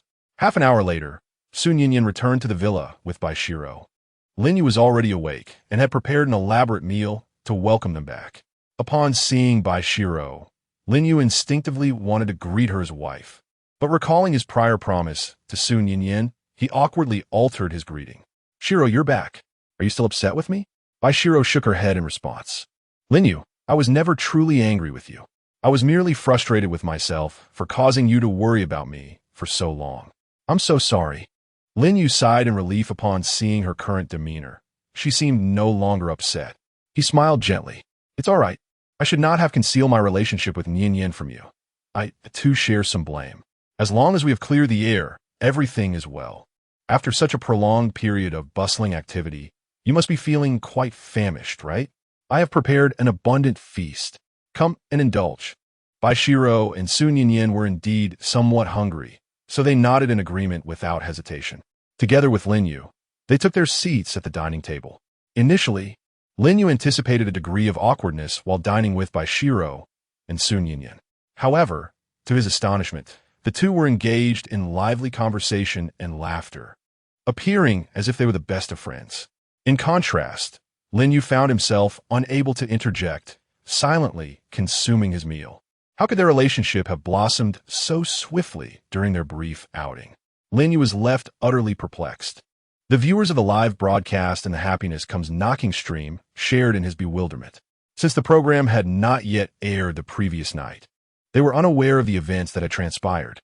Furthermore, as Lin Yu was one of the contestants, the audience remained oblivious to the experiences shared between Bai Xirou and Sun Yinyan. Consequently, they began to speculate. Host, what is going on? Did my campus goddess and my idol Sun Yinyan already know each other? Host, what exactly happened last night? Everyone seems rather odd. Host, I neglected to ask for one thing last night. Could you possibly procure a signed photo of Sun Yinyan for me? I adore her. Host, count me in. I want one too. Look at them, how pathetic. They are embarrassing themselves just to get a signed photo. I'm nothing like them. Host, I'm unabashed. I want 10 signed photographs. Host, I envy you for dining with two stunning beauties. Host, it seems the campus goddess and Sun Yinyan are getting along splendidly. You must be merely a coincidence. These two are the real deal. It is no wonder Lin Yu was perplexed by the sudden warmth in the relationship between the two women. On their way back, Bai Xirou and Sun Yinyan had already conspired to set aside any grievances or misunderstandings they may have had. Both were genuinely concerned for Lin Yu, so they chose to interact as close friends in his presence. As they chatted, Bai Xirou and Sun Yinyan discovered a remarkable rapport, leading their conversation to flourish. And before long, their bond deepened significantly. Sometimes, friendships among women can blossom quite rapidly. After satisfying their appetites, Lin Yu learned from Bai Xirou about her resignation. Sun Yinyan also shared the specifics with him. Upon hearing this news, Lin Yu was incensed. Longhai Entertainment is a subsidiary of Yunhai Media, and the thought of Bai Xirou being mistreated within the company he oversees was intolerable. Seizing the opportunity to excuse himself to the restroom, Lin Yu discreetly took out his phone and dialed Chu Yeshua, expressing his dissatisfaction with Cheng Chao, the general manager of Longhai Entertainment, and requesting her to investigate the matter. If Cheng Chao has any issues, then let Chu Yeshua find an opportunity to dismiss him directly. Chu Yeshua is remarkably efficient in her work. Upon learning of Lin Yu's request, she promptly agreed. After hanging up the phone, Chu Yeshua commenced her investigation into Cheng Chao's activities over the years within the company. Since Lin Yu, the chairman, had issued a command, Chu Yeshua, as the secretary to the chairman, would not disappoint him. Meanwhile, Cheng Chao, who was seated in his office, seething with anger, suddenly sneezed, mistakenly believing it to be a cold brought on by his frustration, unaware that his job was on the line. Chapter 55. From now on, your husband will support you after a long day without rest. Sun Yinyan could no longer endure and decided to take a refreshing shower before retreating to the room arranged for her by Lin Yu to sleep. Seizing the opportunity, while Sun Yinyan was absent, Lin Yu approached Bai Xirou. My dear, do you truly intend to resign? If it is due to grievances at the company, you can confide in me. I will stand up for you. Bai Xirou looked at Lin Yu and smiled gently. Lin Yu, I genuinely wish to resign.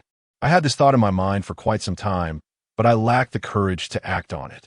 Now that I have finally resigned, I feel an overwhelming sense of relief and an indescribable joy, seeing that Bai Xirou was truly resolute in her decision. Lin Yu felt a wave of relief wash over him. He was indifferent to whether Bai Xirou continued working at the company. His concern lay in her happiness. It appeared that she had long contemplated her resignation. If leaving her job brought her joy, then Lin Yu was pleased as well. He looked at Bai Xirou and smiled softly. My dear, if you want to resign, then go ahead. You can pursue whatever makes you happy. Bai Xirou shot Lin Yu an exasperated glance. Lin Yu, I would love to not work. But without a job, I have no income. And we are merely in a contractual marriage. Are you going to support me from now on? Lin Yu, upon hearing this, looked at Bai Xirou with earnestness. Of course. From now on, your husband will take care of you. Bai Xirou, gazing into Lin Yu's sincere eyes, suddenly felt her face flush. At that moment, Lin Yu, with a look of concern, reached out to touch Bai Xirou's face. My dear, why is your face so red and warm? Are you coming down with a fever? Coming back to her senses, Bai Xirou shook her head, claiming she was not ill, and hurriedly made her exit. Lin Yu, puzzled, scratched his head. He had spoken from the heart. If Bai Xirou truly wished to cease working, he would gladly support her endeavors. After all, he was not lacking in funds. Yet, he could not comprehend Bai Xirou's reaction. Meanwhile, the viewers in the live stream began to fervently discuss the unfolding situation. Streamer, you're such a tease. Our school flower goddess is clearly shy, and you can't even see it? The host expressed disdain for straight men, suggesting that he should have boldly embraced the campus beauty and taken her into a room. He noted that the comments made by viewers were precisely what they wished to see, even offering to pay for the experience, revealing a modest financial capability. The host was particularly struck by the earlier declaration of support, asking if he too could receive such nurturing, as he had been unemployed for quite some time and was reluctant to seek work. Meanwhile, Bai Xirou and Sun Yinyan had returned to their respective rooms, leaving Lin Yu feeling somewhat bored. Curiosity led him to open the live data for Contestants of Happiness is Calling You, and he was astonished to discover that his ranking had dropped by 2 positions. However, he acknowledged that the decline in rank was understandable.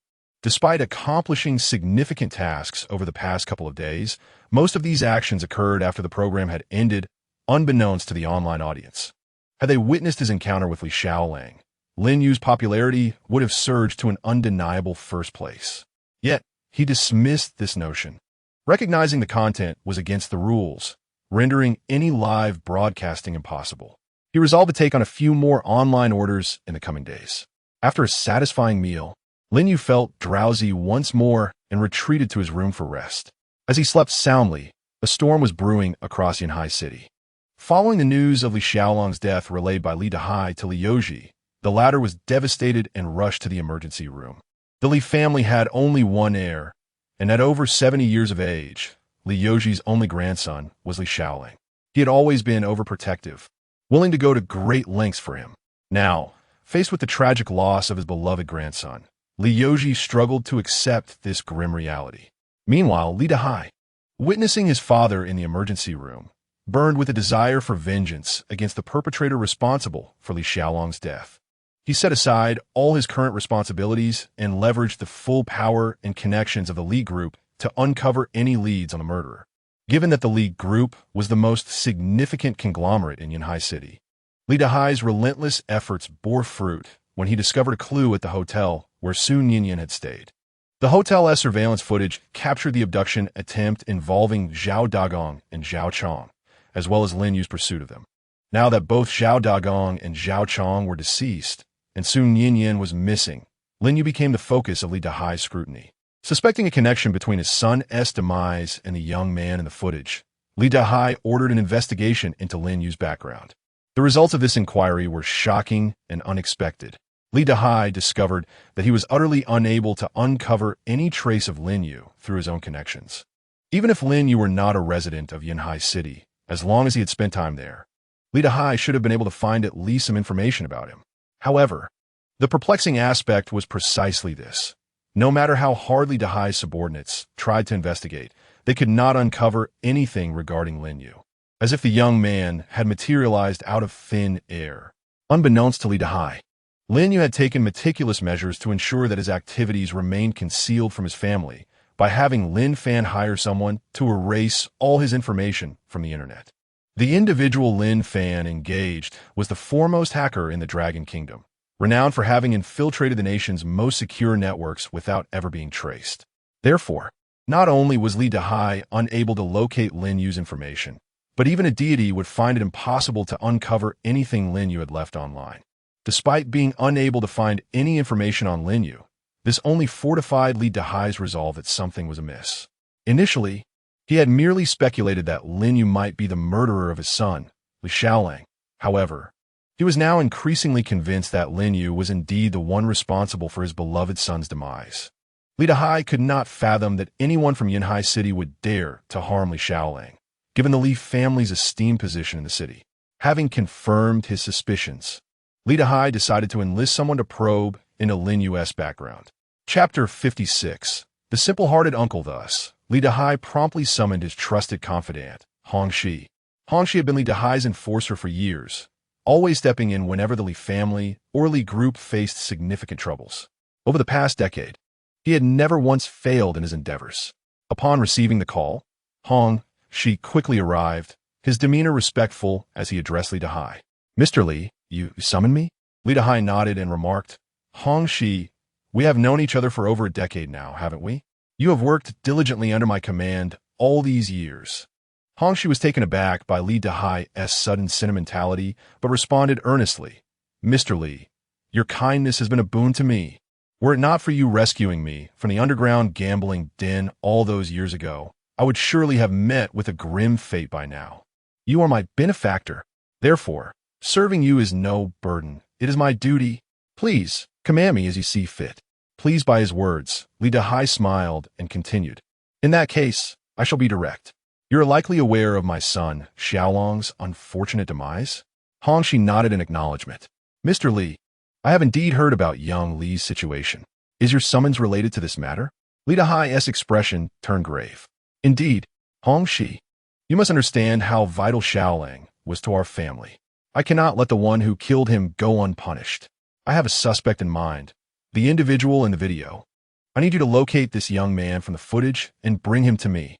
Hong Shi scrutinized the image of Lin Yu displayed in the video. He nodded in agreement and said, "Rest assured, Mr. Li, I will certainly bring this fellow to see you." With that, the red snake departed. Li Dahai cast another glance at Lin Yu in the video, his eyes filled with murderous intent. "Dare to provoke the Li family? I shall ensure you have no place to rest in death." The following morning, Sun Yinyan expressed her intention to take the recently resigned Bai Xirou out to lift her spirits. Thus, at the crack of dawn, she pulled Bai Xirou along for a shopping spree at the mall. Shopping is undoubtedly one of the most delightful activities for women. However, before leaving, Sun Yinyan bundled herself up meticulously, then set out with Bai Xirou.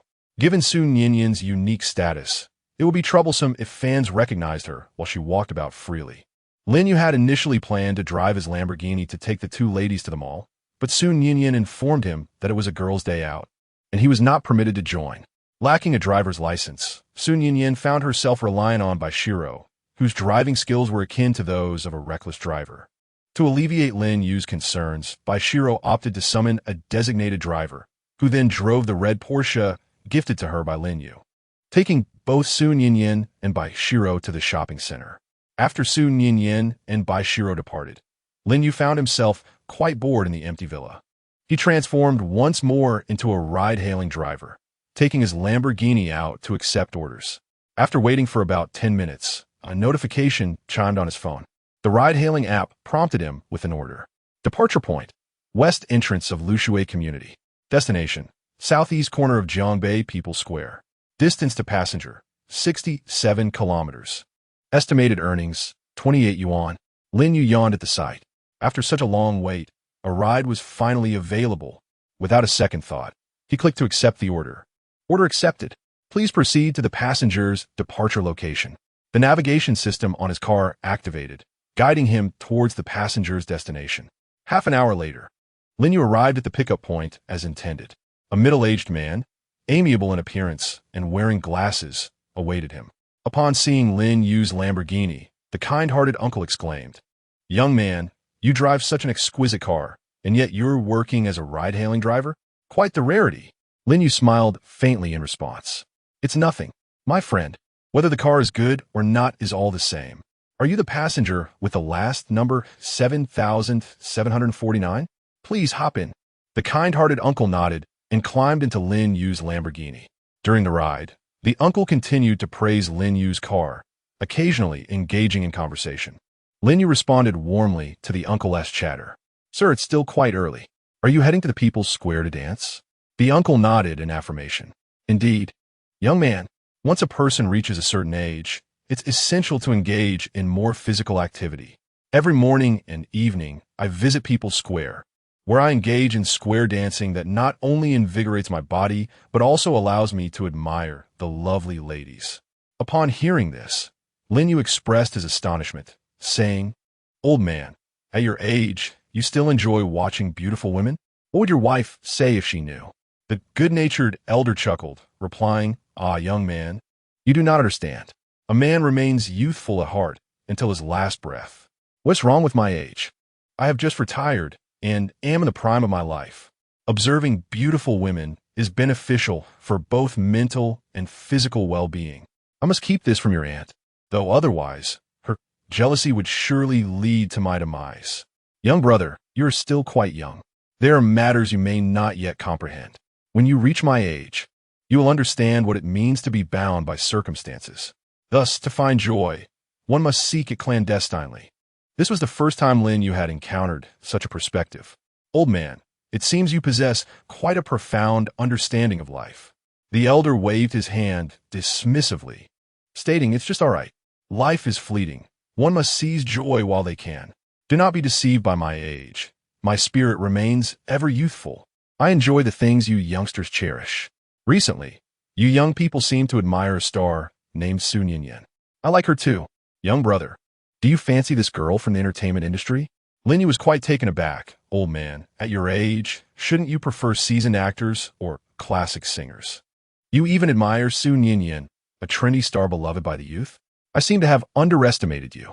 I also appreciate Sun Yinyan. However, I am not her devoted fan. I prefer the melodies of Jay Cho and the fantasy dramas featuring the seasoned actor who, Lin Yu spoke from the heart. Perhaps it was due to his familiarity with Sun Yinyan that he was inclined to support her. Yet, if asked to be as obsessed as her fans, he would find that difficult. Thus, he spoke honestly. Noticing the change in the elder's expression, Lin Yu continued, Oh, I see. However, I have heard that Sun Yinyan recently arrived in Yanhai City. Even though you're not her fan, you still appreciate her, don't you? Do you know where she is staying? I wish to meet her as a fan. Upon hearing this, Lin Yu's smile abruptly faded. He immediately stopped the car, turning to regard the elder with a cold gaze. How'd you come to know Sun Yinyan was in Yanhai City? Who are you really? Chapter 57. The arrival of Xuan Wu at this moment. The red serpent wished to maintain his ruse, feigning confusion as he looked at Lin Yu. Young brother, what are you talking about? I don't quite understand. I am merely an ordinary retired worker. Did Sun Yinyan not come to Yanhai City? I heard it as a rumor. Why are you so serious, young man? Lin Yu scoffed. I never imagined you could feign ignorance so well. Do you truly believe I am oblivious? For now, I shall not hold you accountable for your knowledge of Sun Yinyan. You just claim to be an ordinary retired worker, correct? Yanhai City is a third or fourth tier city, and one might assume that an ordinary retired worker would not earn much. However, if my observation serves me right, the watch adorning your wrist is a limited edition from abroad, with the most affordable version priced at no less than 700,000. How could a mere retired employee from a regular company afford such an extravagant timepiece? Upon hearing this, she realized his oversight. In his haste that day, he had neglected to inspect his own adornments. This watch was something he had worn consistently, a habitual accessory. Before each of his lethal endeavors, he would adjust the watch to time his actions, reminding himself that the entire process, including the disposal of the body, should not exceed 20 minutes. For years, Hongxi had successfully concealed his true identity, but today, unexpectedly, Lin Yu had unraveled his facade. With his identity now laid bare, Hongxi decided to abandon his pretense. He regarded Lin Yu with a look of disdain. I didn't anticipate your cleverness. Yet, alas, your intelligence only amplifies the likelihood that you are the one who killed little Li. Lin Yu, upon hearing this, immediately speculated, Little Li? Are you referring to that fool, Li Shaoling? It appears you are an assassin sent by the Li family. Hongxi nodded in acknowledgement. Indeed, you are quite astute. Merely mentioning little Li and you deduce my affiliation with the Li family. It seems further probing is unnecessary. You're most likely the murderer of little Li. Just as Lin Yu contemplated taking the initiative, Hongxi swiftly produced a sharp dagger from his coat, pressing its cold blade against Lin Yu's throat. I'm not like your ordinary assassin. Since my inception into this profession, I have never failed. Do you dare attempt any antics beneath my watchful gaze? How laughable. However, I do have a peculiar habit. I enjoy documenting the last words of every individual before their demise. So, as you face your end, do you have any final words?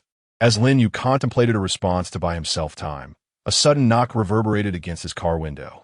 Fearing the exposure of his assassin identity, Hongxi commanded Lin Yu to lower the window to ascertain the situation, while he maintained the dagger against Lin Yu's waist.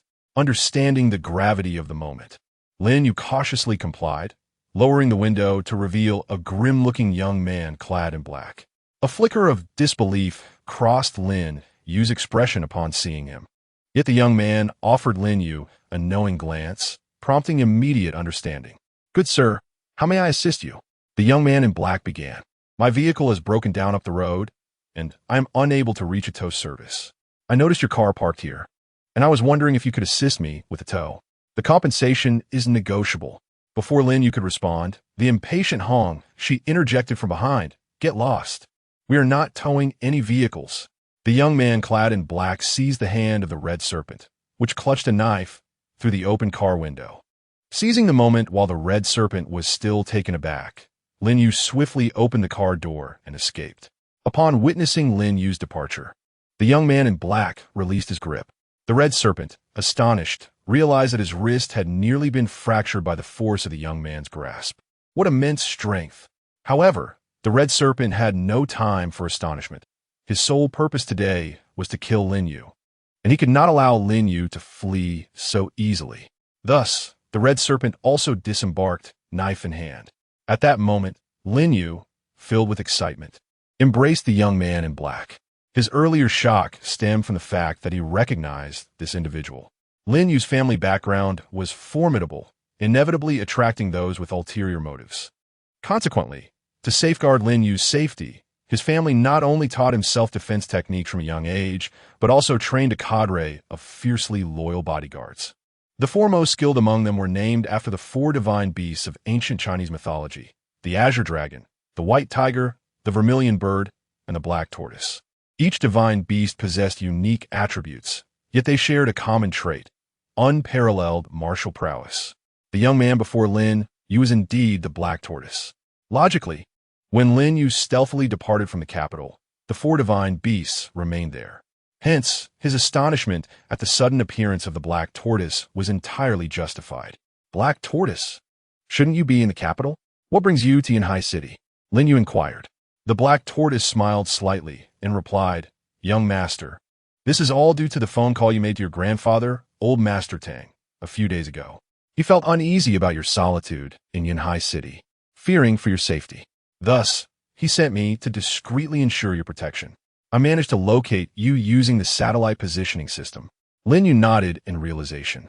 The black tortoise's actions indeed mirrored those of his grandfather, Tang Wenshan. However, now that the black tortoise had come to Yanhai City, Lin Yu need not engage in fights or even killings himself. After all, as one of the four divine beasts, the black tortoise was a force to be reckoned with throughout the Dragon Kingdom. At that moment, the red serpent, who had chased after them, seethed with rage upon witnessing Lin Yu and the black tortoise sharing a jovial exchange. "I never imagined you two were acquainted. It seems I've been outsmarted. I haven't felt this furious in ages. No matter.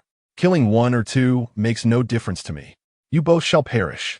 Seeing this, the black tortoise stepped protectively in front of Lin Yu, his expression cold as he glared at the red serpent. "You dare to lay a hand on my young master? Truly seeking death. It has been quite some time since I last stretched my limbs. I shall use you as practice." The red serpent scoffed in response. "What arrogance! I shall eliminate you first, and then that wretched boy." In an instant, Xuanwu and the red serpent charged towards each other. Chapter 58. Let us become brothers after a brief encounter. Xuanwu stood nonchalantly in place, still grasping the sharp knife that the red serpent had wielded moments before. Meanwhile, a crimson line appeared on the red serpent's neck as he collapsed to the ground, Disbelief etched across his face, lifeless at Xuanwu's hands. Xuanwu glanced at the corpse of the red serpent and smirked disdainfully. You couldn't withstand even a single blow. With such meager prowess, how dare you covet my young master? Ridiculous. Once the red serpent was dealt with, Lin Yu ushered Xuanwu into his Lamborghini. Earlier, Lin Yu had specifically driven them to a secluded location, resulting in the abrupt cessation of the live broadcast from Happiness Waves to You due to a lack of signal. At that moment, the live stream unexpectedly resumed, leaving viewers puzzled. Popularity, 1111 host. Why did the stream suddenly cut off? What happened to that loquacious uncle? Host, what did you bring such a handsome young man? He.S. definitely my type. Why does the stream seem to change hosts so abruptly? Is a magic act? Lin Yu and Xuanwu were oblivious to the barrage of comments from the viewers. While in the car, the drone could only capture their silhouettes, and their conversation remained unheard. Unless Lin Yu chose to reduce the car's speed and connect his phone's recording device to the live stream, the audience would remain in the dark. At present, Lin Yu had no intention of linking the audio, as both he and Xuanwu needed to maintain their secrecy. Xuanwu, are you truly not coming back to the villa with me? Xuanwu shook his head and replied, Young master, since you are participating in a live variety show, my presence at the villa could potentially expose my identity. This would hinder my ability to operate discreetly and protect you. Before I arrived, I rented an apartment in Yunhai City. I shall reside there for now. Should any matters arise, do not hesitate to contact me. Upon hearing this, Lin Yu found merit in Xuanwu's reasoning and ceased his insistence. Xuanwu then inquired curiously, Young master, what was the identity of that assassin? Why did he pursue you? Lin Yu recounted the events concerning Li Xiaolang to Xuanwu. Upon hearing the tale, Xuanwu's gaze turned icy. That Li Xiaolang dared to target Miss Su? Although the Su group may not possess the same strength as the Lin group, it is nonetheless a formidable force within Long Country. The Li family is merely a local power in Yunhai City. To provoke the Su group is tantamount to courting death. Furthermore, they audaciously blame your actions for Li Xiaolang's demise, when in truth, he deserved his fate. How dare such a trifling clan act so brazenly towards you? Young master, grant me half a day. I shall personally behead Li Dahu, the chairman of the Li group, along with his father, Li Yoji. However, Lin Yu shook his head in response. Xuanwu, I know you do not speak idly. You undoubtedly possess the capability to eliminate Li Dahu and Li Yoji. Yet, this venture seems rather dull. I find myself quite bored in Yunhai City, and since the Li family intends to target me, I shall engage them in a delightful game. Xuanwu, keep a close watch on Li Dahu and Li Yoji's movements. I am eager to see what tricks they might conjure. Having watched Lin Yu grow up, Xuanwu understood that Lin Yu was intrigued by the Li family. He nodded affirmatively. No problem. Young master, I will ensure to monitor every move of the Li family. I will guarantee that all their actions remain within your purview. Upon hearing this, Lin Yu bestowed Xuanwu a trusting smile. The four divine beasts, each endowed with extraordinary strength, also possessed unique talents. Xuanwu excelled in intelligence gathering and tracking, making Lin Yu confident in his ability to oversee the Li family's affairs. Following their conversation, Lin Yu reminisced with Xuanwu before driving him to his rented accommodation in Yunhai City. After bidding farewell to Xuanwu, Lin Yu felt quite pleased. After all, Xuanwu was among the few he knew well in the capital. Having a familiar companion brought him considerable comfort. As time passed, Lin Yu realized it was getting late and assumed that Xian Yinyan and Bai Xirou would soon return from their shopping excursion. Hence, he drove back to the villa. Meanwhile, Xian Yinyan and Bai Xirou, having concluded their day of shopping, returned home utterly exhausted. They collapsed onto the sofa, surrounded by shopping bags that nearly filled the floor, remnants of their day's conquests. Xian Yinyan reclined comfortably on the sofa and exclaimed, Xirou, it has been ages since I enjoyed a shopping spree like that. It was absolutely exhilarating. You have no idea. Whenever I step out, a swarm of fans tends to follow me. While most of my admirers maintain a sense of boundaries, I find the obsessive fans and intrusive paparazzi utterly vexing. I can only imagine that if they knew I were in the restroom, they'd find a way to sneak in and capture me. They truly are peculiar. Bai Xirou glanced at Xie Ninian with sympathy. Ninian, It seems that being a major celebrity is no easy feat. Xie and Yin nodded in agreement. Indeed, nothing comes easy. However, being a star is quite lucrative. A single endorsement can earn me hundreds of thousands to millions. Celebrities of my standing can secure contracts lasting several years, but money is not a concern for me. It holds little value in my life. Xirou, I have found you to be quite remarkable during our time together. Were I a man, I would genuinely wish to marry you. It has been a long time since I met someone with whom I resonate so well. Bai Xirou, feeling a sense of connection, replied, indeed, although there were minor disagreements when we first met, I find your straightforward personality quite refreshing. You are quite different from the image of Sun Yinyan I had seen on television and the internet. I had presumed that a star of your caliber would be aloof. Upon hearing this, Sun Yinyan smiled gently and replied, what is there to be aloof about? Being a star is merely a profession. We are all just ordinary people. Xirou, those so-called pretentious celebrities you see online, I find them rather insincere. Setting aside the celebrity facade, we are all the same. Since we have such a wonderful rapport, why don't we become sworn sisters? Bai Xirou was taken aback by this suggestion. Yin, are you joking with me? Chapter 59. Fair competition with a serious expression. Sun Yin nodded. Xirou, I am indeed sincere. I truly think you are wonderful. How delightful it would be for us to become sworn sisters. Bai Xirou hesitated. But your background and mine are so different. I worry that your family might not approve. Sun Yin chuckled softly. Xirou, you are overthinking it. My family would surely support me in finding a kindred spirit. Do you think we are in a dramatic soap opera? A lady cannot befriend an ordinary girl? Besides, I am not a true lady, and you are certainly not ordinary.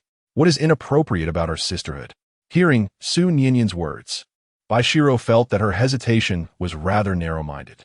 She nodded in agreement. All right, since you have made up your mind, I have no reason to refuse. Let us become sworn sisters. Sun Yinyan beamed with joy upon Bai Xirou's acceptance.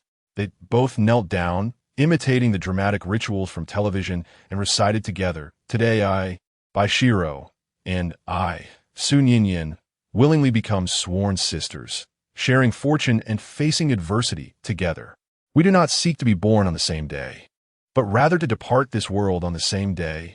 After fervently declaring their vows, Bai Xirou and Sun Yinyan embraced each other in delight. Since Bai Xirou was a few months older than Sun Yinyan, she naturally assumed the role of the elder sister, while Sun Yinyan became the younger sister. Sun Yinyan gazed at Bai Xirou with a gentle smile. Sister Xirou, from this day forward, we are sworn sisters. Bai Xirou promptly responded, Sister Yinyan, we shall be family from now on. They exchanged joyful smiles, radiating happiness.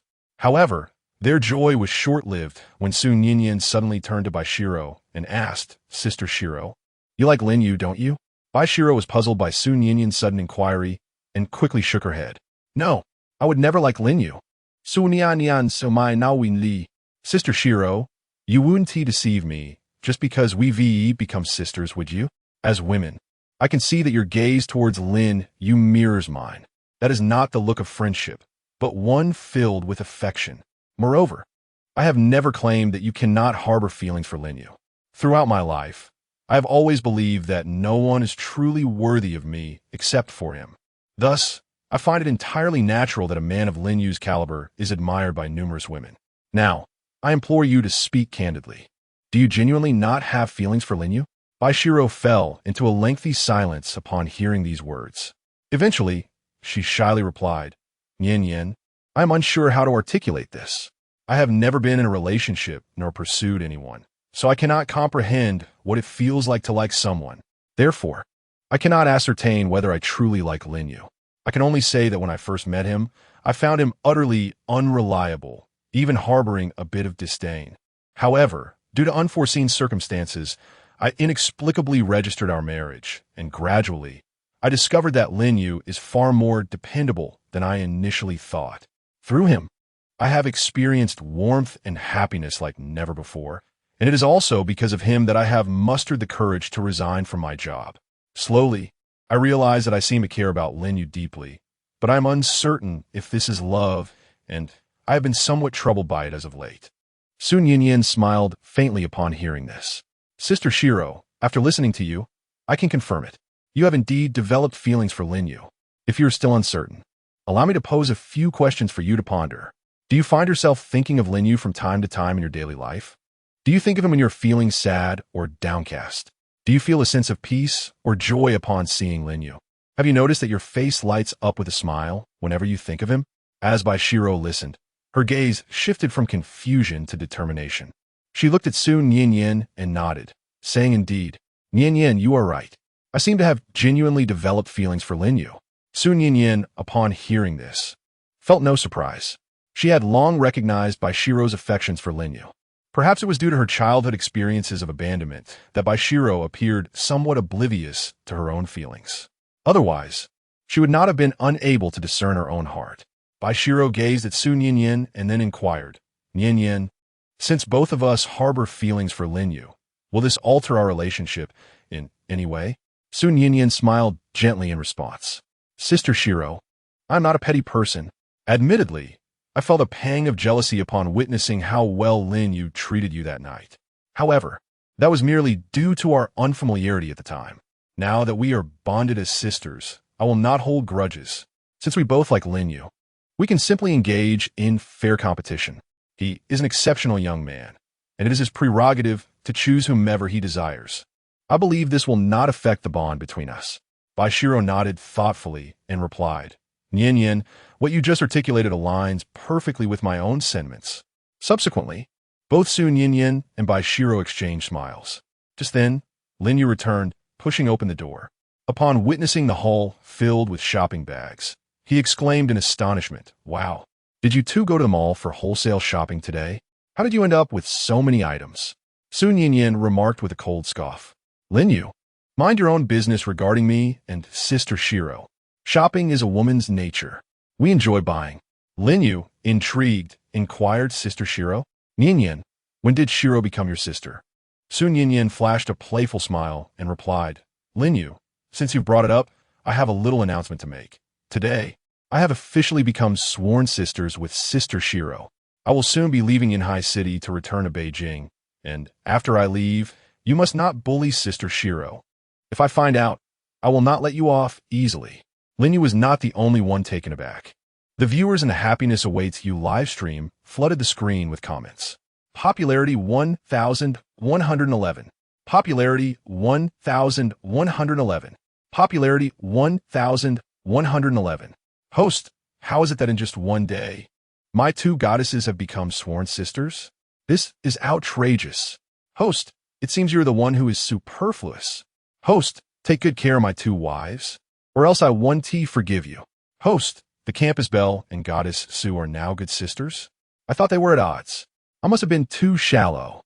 Chapter 60. The Li family's moves. Lin Yu, though puzzled by the sudden bond between Bai Xirou and Su Nianyan, felt a sense of joy at witnessing their camaraderie. Both women were significant in his life, and their harmonious interaction was indeed pleasing to him. However, amidst their delightful gathering, some individuals grew restless. At the hospital, Li Dahai awaited the return of Hong Shi, who had failed to report back. Amidst his confusion, he noticed that the tracker worn by Hong Shi had suddenly ceased to move. Acting out of caution, Li Dahai dispatched someone to the location of the tracker, only to discover Hong Shi's lifeless body. The infallible Hong Shi had met his demise. This revelation left Li Dahai utterly astounded. Yet amidst his shock, he was now certain that Lin Yu was the one responsible for the death of his son, Li Shaoling. Although Lin Yu's information was elusive online, he had indeed operated in Yanhai City. Li Dahai, employing a method akin to searching for a needle in a haystack, eventually uncovered some leads on Lin Yu. To his astonishment, he discovered that Lin Yu was the mysterious new chairman who had acquired Yanhai Media Group. Furthermore, the Black Dragon Gang had recently been subdued, and the mastermind behind it was none other than this young man named Lin Yu. Upon learning this, Li Dahai was left in a state of shock. Although the information was scant, it was sufficient to indicate that this Lin Yu was no ordinary individual. Just as Li Dahai pondered how to confront Lin Yu, news broke within the hospital. Li Xiaolong's grandfather, Li Youji, had awakened from his coma. Upon receiving this news, Li Dahai hurried to Li Youji's hospital room. As Li Youji slowly regained consciousness, A sigh of relief escaped him. "Father, you have finally awakened. You have no idea how terrified I was while you lay unconscious these past couple of days." Li Yoji had no time to engage with Li Dahai's concern. His first utterance was a question. "Dahai, have you found the culprit responsible for Xiaolong's death?" Li Dahai nodded in response. "Father, I have indeed identified the murderer of Xiaolang, but it seems handling the situation may prove to be rather complicated." Upon hearing this, Li Yoji furrowed his brow. "Dahai, is there anyone in Yanhai City that our Li family cannot manage? Who is this individual? Tell me, how dare he take the life of my beloved grandson? I will ensure he meets a fate worse than death." Seeing the murderous intent in Li Yoji's eyes, Li Dahai felt compelled to reveal everything he had recently uncovered regarding Lin Yu. He relayed all the information in one breath. Li Yoji's expression grew serious. A young man with no discernible background has stealthily acquired both Yunhai Media Group and the Black Dragon Gang right under our noses? How intriguing. Regardless of his origins, as long as he remains in Yanhai City, he must come to terms with who the true authority is here.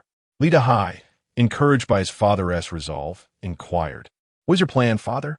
Li Yoji smirked coldly.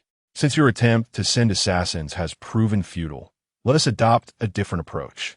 First, we shall dismantle the forces surrounding this Lin Yu. Once he stands alone, how will he dare to oppose us? The Li Group and Yunhai Media Group are competitors, so I entrust you with the task of undermining Yunhai Media. As for the Black Dragon Gang, I will contact our current mayor, Gong Yi, to initiate a citywide campaign against organized crime. We must eradicate every member of the Black Dragon Gang. Once we have dismantled these two factions, I doubt that young man will have anything left to challenge our Li family." Lidai shuklat hartili. "Father, your cunning never ceases to amaze me. I will return to the group immediately to devise a plan to bring down Yunhai Media Group." Li Yoji nodded in agreement and proceeded to dial Mayor Gong Yi's number. A few minutes later, Mayor Gong Yi, with a respectful demeanor, ended the call. At that moment, his secretary, Xiao Wang, could no longer contain his curiosity. "Mayor, why do you show such deference to that old man, Li Dahai? Hasn't he been retired for a long time?" With a resigned sigh, Gong Yi replied, "Xiao Wang, given that you have been with me for quite some time, I will share a few candid thoughts. I truly wish to avoid any dealings with Li Yoji, but he was, after all, our previous municipal party secretary. By virtue of his seniority, I must address him as senior. Moreover, although Li Yoji has been retired for quite a while, a significant portion of the current city government consists of individuals he strategically placed in their positions. Moreover, those individuals heed only the words of Li Yoji. At times, they do not even accord me, the mayor, the courtesy of respect. Thus, I find myself compelled to curry favor with Li Yoji. Otherwise, certain responsibilities of my office would become exceedingly difficult to fulfill. Furthermore, Li Yoji's son, Li Dahai, is the chairman of the Li Group, the largest conglomerate in Yanhai City, and is widely acknowledged as our city's wealthiest citizen. Therefore, from every conceivable angle, it is imperative that I do not offend Li Yoji." Upon hearing this, Secretary Xiao Wang cast a sympathetic glance at Mayor Gong Yi. "Your Excellency, it seems you are truly in a challenging position. What has Li Yoji requested of you this time? Do you require my assistance?" Gong Yi nodded in response. "Xiao Wang, Li Yoji suddenly called me to express his concerns about the declining public safety in Yanhai City. He hopes I will vigorously initiate a crackdown on organized crime. On the surface, it appears he is genuinely advocating for a safe and secure environment for the citizens of Yanhai. However, in reality, it seems he has a particular faction in mind that displeases him, prompting this elaborate endeavor to combat crime." Just as Gong Yi was contemplating Li Yoji's cunning nature, the phone rang once more. He initially assumed it was another call from Li Yoji, but to his surprise, it was the governor of Haidong Province, Hai Xiaotian. Recognizing the identity of the caller, Gong Yi immediately adopted a cordial demeanor. "Governor Hai, what a pleasant surprise. Have you come across some important directives from the provincial government?" Without wasting any time, Governor Hai spoke directly. "Gong, you know I'm not one for unnecessary pleasantries, so I will be brief. A young man named Lin Yu has recently arrived in Yanhai City. I do not care what methods you employ. You must locate him and ensure his well-being. Should Lin encounter any issues, you are to resolve them promptly. If you find yourself unable to do so, do not hesitate to call me. I will personally assist in resolving any difficulties he faces. In short, it is imperative that this young man is satisfied with his experience in Yanhai City. Gong Yi, I am not here to intimidate you. But should I learn that Lin has uttered any disparaging remarks regarding Yanhai City or Haidong Province, your tenure as mayor may very well come to an abrupt end. From the tone of Hai Xiaotian, Gong Yi grasped the gravity of the situation. He immediately assured Governor Hai, rest assured, I will diligently attend to the needs of this young man, Lin Yu. As long as I, Gong Yi, remain mayor of Yanhai City, I will ensure that he suffers no indignities. Pleased with Gong Yi's commitment, Governor Hai nodded in satisfaction. Remember your words, Gong Yi, regardless of the circumstances. As long as it is not a catastrophe of monumental proportions, you must always advocate for Lin Yu's interests. Keep this admonition in mind. Subsequently, Hai Xiaotian ended the call. Gong Yi immediately cast a serious glance at his secretary, Xiao Wang. Let us set aside the matter concerning Li Youji for now. Xiao Wang, I need you to investigate the young man named Lin Yu from Yanhai City. The provincial governor personally contacted me to ensure his well-being. It is clear that this Lin Yu is someone of significance. We must not be negligent with him, for the consequences could be dire. Our Yanhai City cannot withstand any turmoil. Understanding the gravity of the situation, Secretary Xiao Wang promptly assured Gong Yi that he would locate Lin Yu.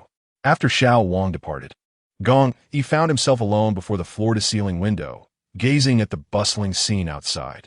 His heart was tumultuous.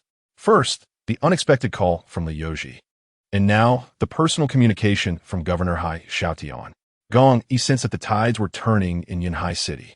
Nevertheless, he understood the necessity of aligning himself properly. Li Youji was merely a retired municipal secretary, while Hai Xiaotian was the current and tangible governor of Haidong Province. Naturally, Gong Yi prioritized the directives of Hai Xiaotian. As for the tasks assigned by Li Youji, they could wait until he found Lin Yu, as indicated by the governor. 2 days swiftly passed.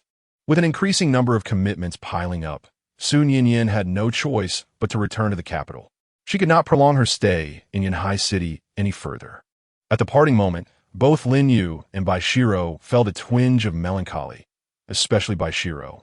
Having spent the past few days in close company with Sun Yinyan, she had developed a profound bond with her. Perhaps due to her rarity in forming good friendships, Bai Xirou cherished this sisterly connection immensely. As she observed the tearful Bai Xirou, Sun Yinyan felt a pang of sorrow as well, yet she maintained a gentle demeanor in comforting her. Sister Xirou, please don't cry. It's not as if we can never meet again. If you miss me, you can always video call me in the evening. Bai Xirou, her voice choked with emotion, replied, but Yinyan, you are a superstar in the entertainment industry. I know you will be busy with various tasks once you return. Who knows when we will meet again? Su Nian my sopti. It's all right. If I could sneak away to Yanhai City once, I can certainly manage to do so again. I believe we will reunite soon. Sister Xirou, please don't be sad. If you remain sorrowful, it will sadden me as well. Bai Xirou nodded in acknowledgement. All right, Nian, I will always think of you. Su Nian zesi poka. Expressing that she too would miss Bai Xirou upon her return to the capital. Then, Sun Yinyan turned her attention to Lin Yu. Lin Yu, while I'm away, you must not bully Sister Xirou. If I find out, I will not spare you. Lin Yu chuckled helplessly. How could I possibly bully Xirou? You two seem to have inexplicably formed such a close bond these past few days that you have united to torment me. Just last night during our card game, even after losing, you both ganged up on me and pinched me. My arm is still bruised. Sun Yinyan nodded in response. Lin Yu, it's good that you understand the gravity of the situation. Who do you think you are, sneaking away cards last night? Did you really believe that both Xirou and I wouldn't notice? You deserve to be caught. As the three of them engaged in their cheerful conversation, the driver who had brought Sun Yinyan began to urge her to set off soon, lest her flight be delayed. Seeing this, Sun Yinyan hesitated no longer. She waved a reluctant farewell to Bai Xirou and Lin Yu before getting into the car, gradually vanishing from their sight. Bai Xirou watched Sun Yinyan's departing figure, feeling a pang of melancholy. Yinyan is truly a wonderful girl. I'm so glad to have met her. Lin Yu, noticing her sorrow, gently patted her shoulder in a comforting gesture. My dear, Nian is just as delighted to know you. It's not as if you won't see each other again. Farewells among friends are perfectly normal. Don't be sad. To lift your spirits, how about I take you out for a sumptuous dinner tonight? Bai Xirou shook her head, replying, Nian has left. I'm simply not in the mood for a grand feast right now. However, Lin Yu, you mentioned on my birthday that my grandmother's illness could likely be treated. Has there been any progress on that front lately? Lin Yu responded, my dear, even if you hadn't asked, I would have informed you. Last night, I called a friend. The miracle cure is on its way. It should arrive in about a week. Your grandmother's health will surely improve. Bai Xirou was so elated that she jumped in place.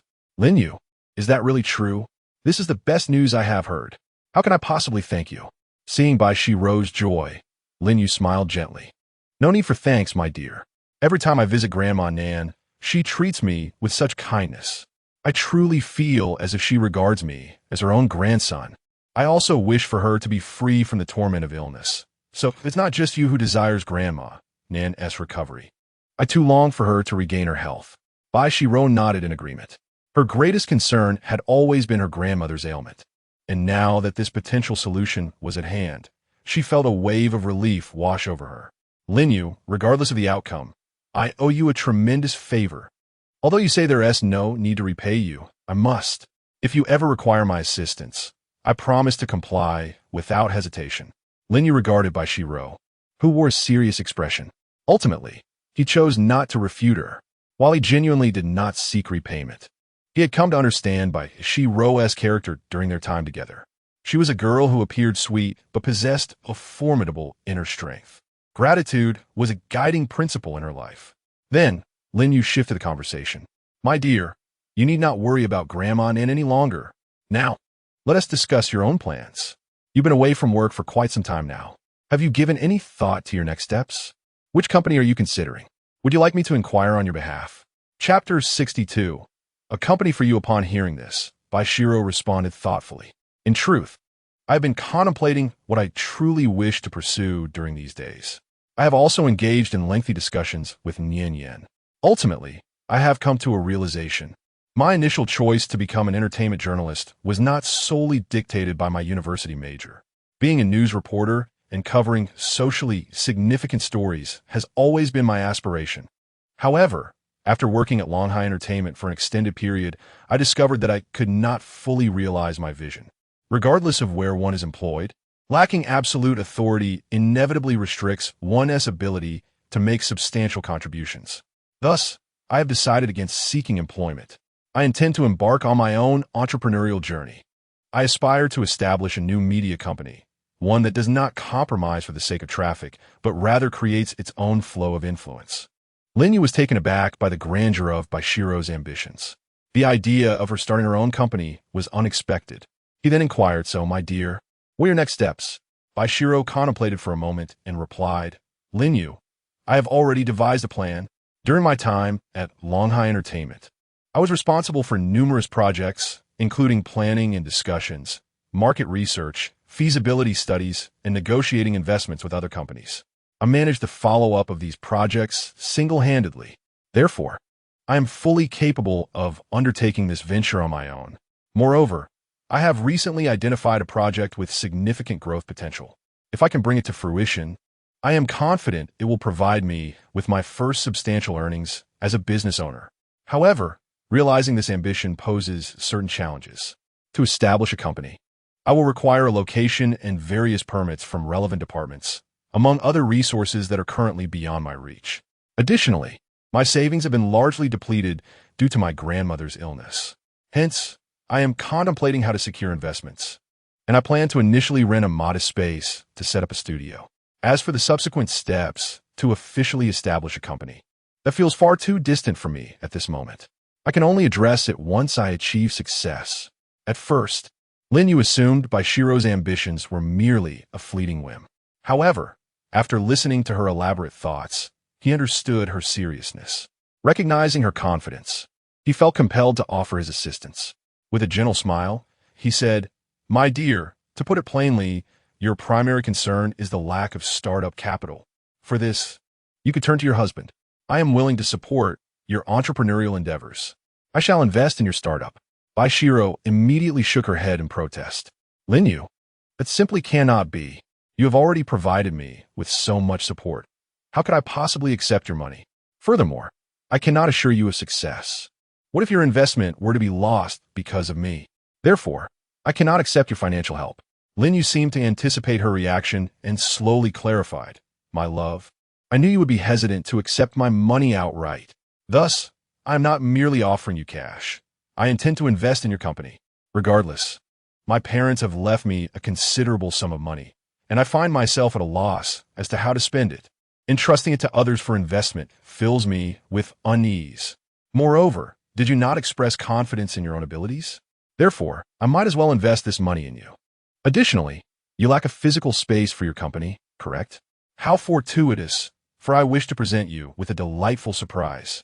With that, Lin Yu retrieved his phone and displayed a document to Bai Xirou. Upon seeing it, Bai Xirou's eyes widened in astonishment. The document was, astonishingly, a transfer agreement for the legal representative of Longhai Entertainment.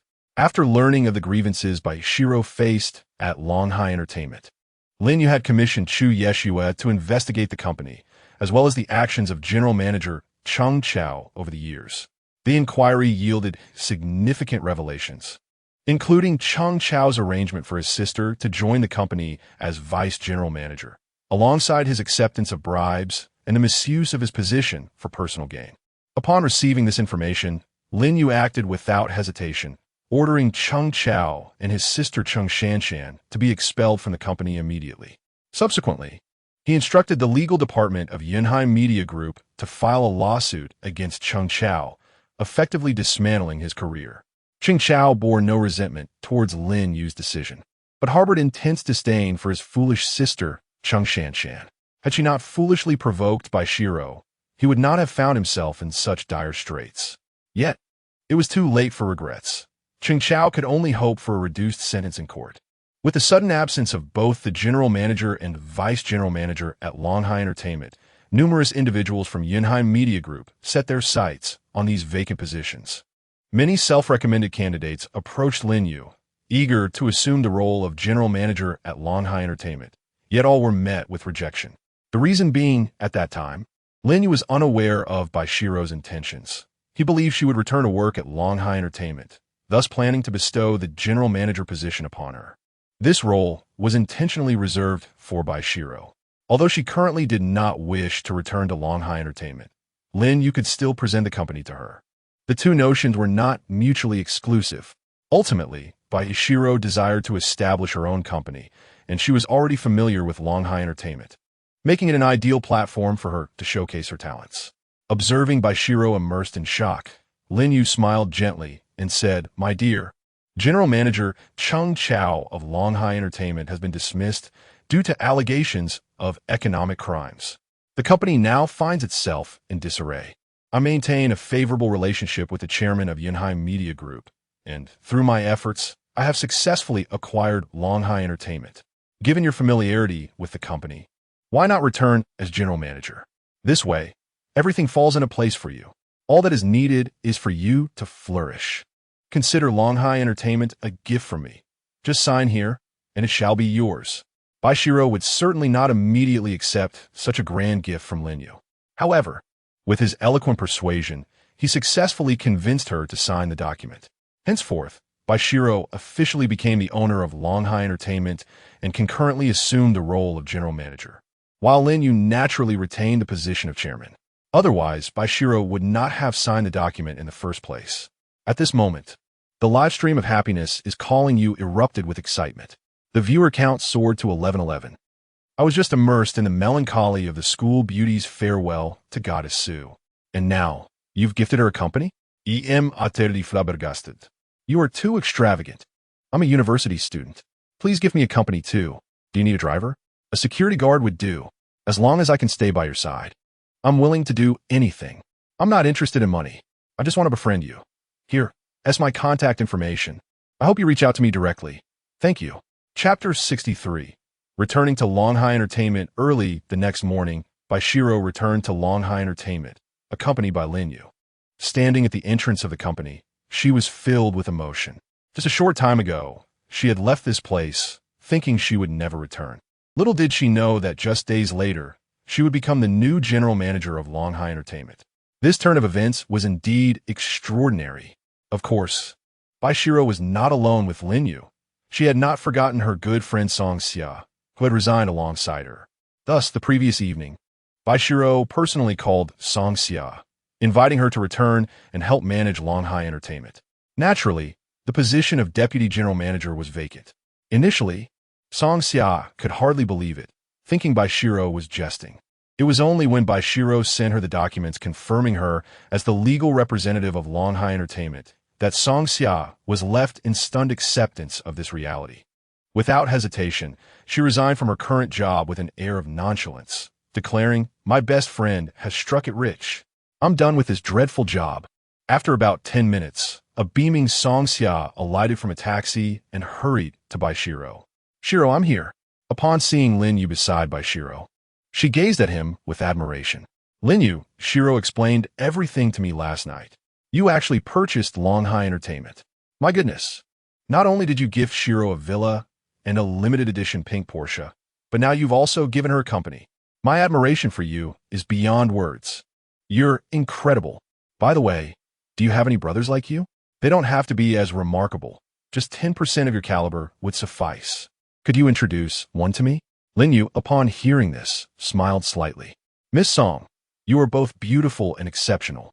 I firmly believe that your true soulmate will soon arrive.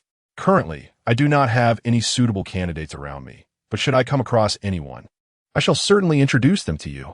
Upon hearing this, Song Xia nodded in satisfaction. "Lin Yu, you possess a remarkable emotional intelligence. To have you as a potential spouse is nothing short of perfection. However, a man like you would surely require someone as lovely as my dear Xirou to truly appreciate him. The two of you are simply a match made in heaven. Henceforth, I declare myself your foremost supporter.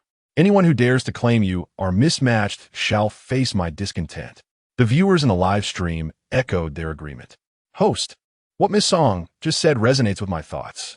You and the school beauty are indeed a perfect pair. Host, I raise my banner for the Yushi couple. Let no one dare oppose you. Host, the Yushi couple's popularity is soaring. I will support you daily to ensure you remain at the top." At this juncture, Bai Xirou noticed that everyone had gathered, thus she decided not to delay any further. She led Lin Yu and Song Xia into the venue. In light of the recent upheavals at Longhai Entertainment, many employees felt on edge. Rumors circulated the new general manager and deputy general manager would be arriving today. With the new administration often bringing change, no one wished to attract ire. While some were apprehensive about offending the newcomers, others sought to ingratiate themselves with the new general manager. Among those most eager were Hu Jiner, who had previously clashed with Bai Xirou, and Lin Yuan, who had been the personal secretary to Cheng Chao. Following a fallout with Huang Longfei at a five-star hotel, Hu Jiner had lost face before Bai Xirou. Fearing that her indiscretions would be revealed, she had made excuses to avoid returning to work until she heard of Bai Xirou's resignation, at which point she returned to the office with a bright smile. Despite the fallout with Huang Longfei, Hu Jiner had not learned from her mistakes. Instead, her disdain for Bai Xirou intensified. Why should she, who had seduced the boss, suffer while Bai Xirou enjoyed a handsome and wealthy husband? Jealousy had transformed Hu Jiner's demeanor. The only consolation she found was that Bai Xirou had left the company while she remained employed. Upon learning that the new general manager was quite young, Hu Jiner intended to leverage her beauty to attract his attention. Having stumbled once with Huang Longfei, she was determined to succeed this time. However, Lin Yu harbored similar ulterior motives. She had ascended to the position of secretary to the general manager by being Cheng Chao's mistress. Recent rumors about Cheng Chao and Bai Xirou had only fueled her animosity towards Bai Xirou, as she resented the fact that she was the legitimate mistress. After Cheng Chao's downfall, Lin Yuan's life became increasingly difficult. Consequently, she set her sights on the newly appointed general manager, desiring only to be a favored aide. The identity of the general manager was of no concern to her. As the saying goes, those who are similar often understand each other's thoughts most clearly. Today, Both Hu Jiner and Lin Yu vied to greet the new general manager and deputy general manager at the company entrance. This unusual behavior sparked animosity between the two. Hu Jiner was the first to speak, Secretary Lin. The welcoming of the new general manager is an event organized by our company's publicity department. It seems unrelated to you, doesn't it? My presence here suffices, so you should return. Unwilling to back down, Lin Yu retorted, Miss Hu, you don't seem to be part of the publicity department either, do you? If you can greet the new general manager, why can't I? Hu Jiner continued. Secretary Lin, our previous general manager, Chung, is probably still at the detention center, isn't he? As his personal secretary, shouldn't you check on him? The new general manager likely wouldn't appreciate a second-hand product. At the mention of being called second-hand, Lin Yuan's temper flared. Hu Jiner, we are both cunning foxes. Don't play any tricks with me. You're here to make a good impression on the new general manager to facilitate your own pursuits. Yet you dare label me as second-hand. Just recently, didn't you cozy up to a married young boss? We are equally matched, so don't point fingers. Your hypocritical facade disgusts me. Hu Jiner, incensed by Lin Yuan's words, gritted her teeth in anger. Just as their confrontation was about to escalate, Bai Xirou, along with Lin Yu and Song Xia, suddenly appeared before them. Seeing their common adversary, Bai Xirou, approach, both Hu Jiner and Lin Yuan promptly altered their demeanor. They exchanged knowing glances and redirected their hostility toward Bai Xirou.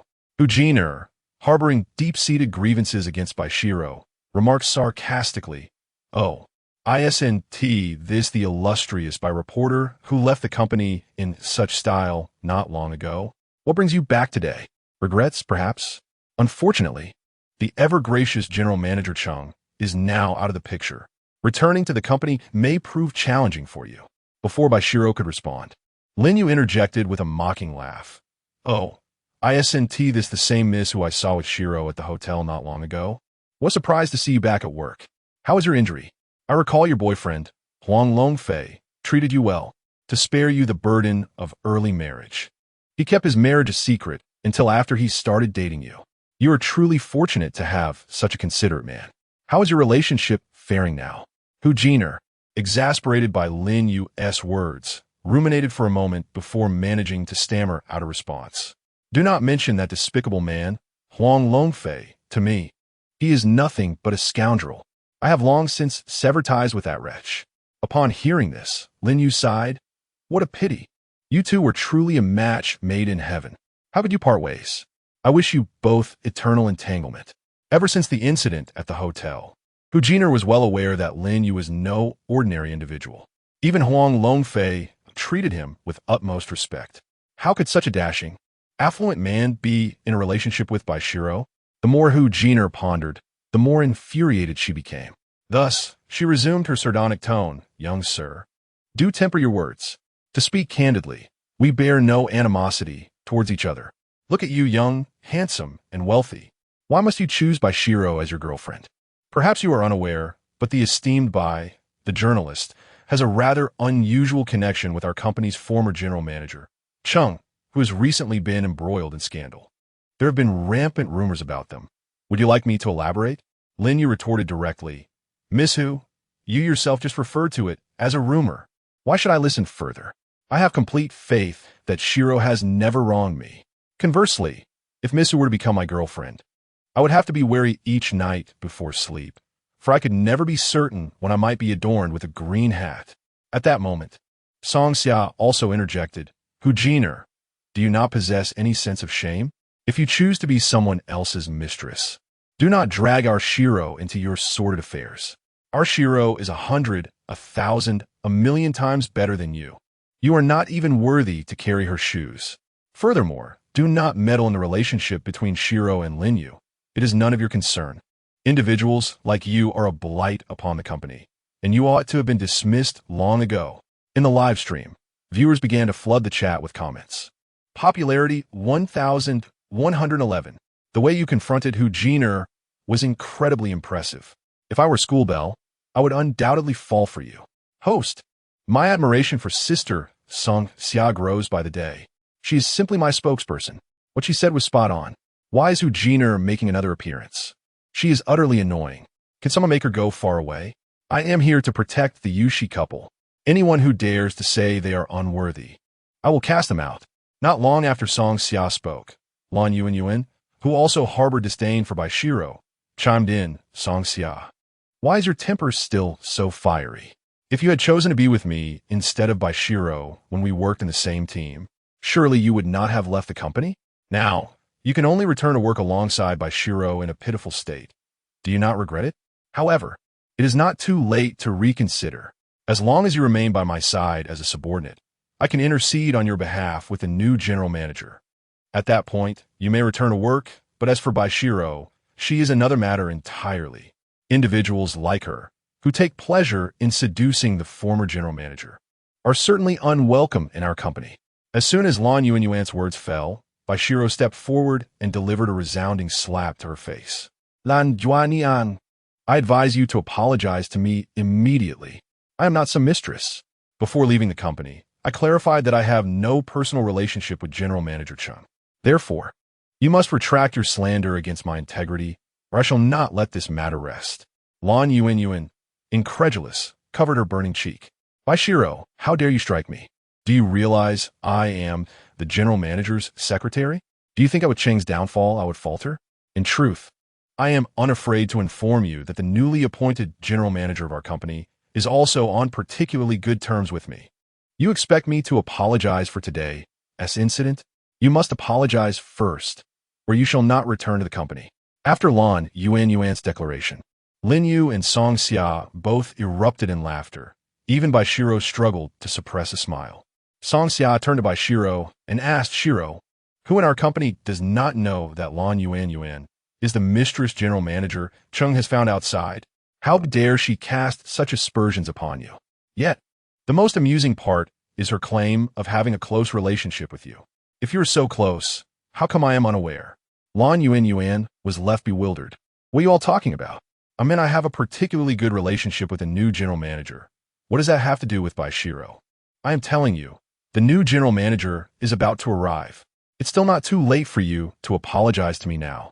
At this moment, Song Xia could hardly contain her laughter, nearly collapsing to the ground. She looked at Bai Xirou and said, Xirou, do tell this foolish Lin Yuan. What she is saying is absolutely hilarious. I can hardly take it. Ha ha ha. Bai Xirou, now unwilling to waste any more time with Lin Yuan and Hu Jiner, took out the appointment letter for the general manager of Longhai Entertainment and tossed it directly in their faces. Initially, they were puzzled by the document, but as they read it, their mouths dropped open in astonishment.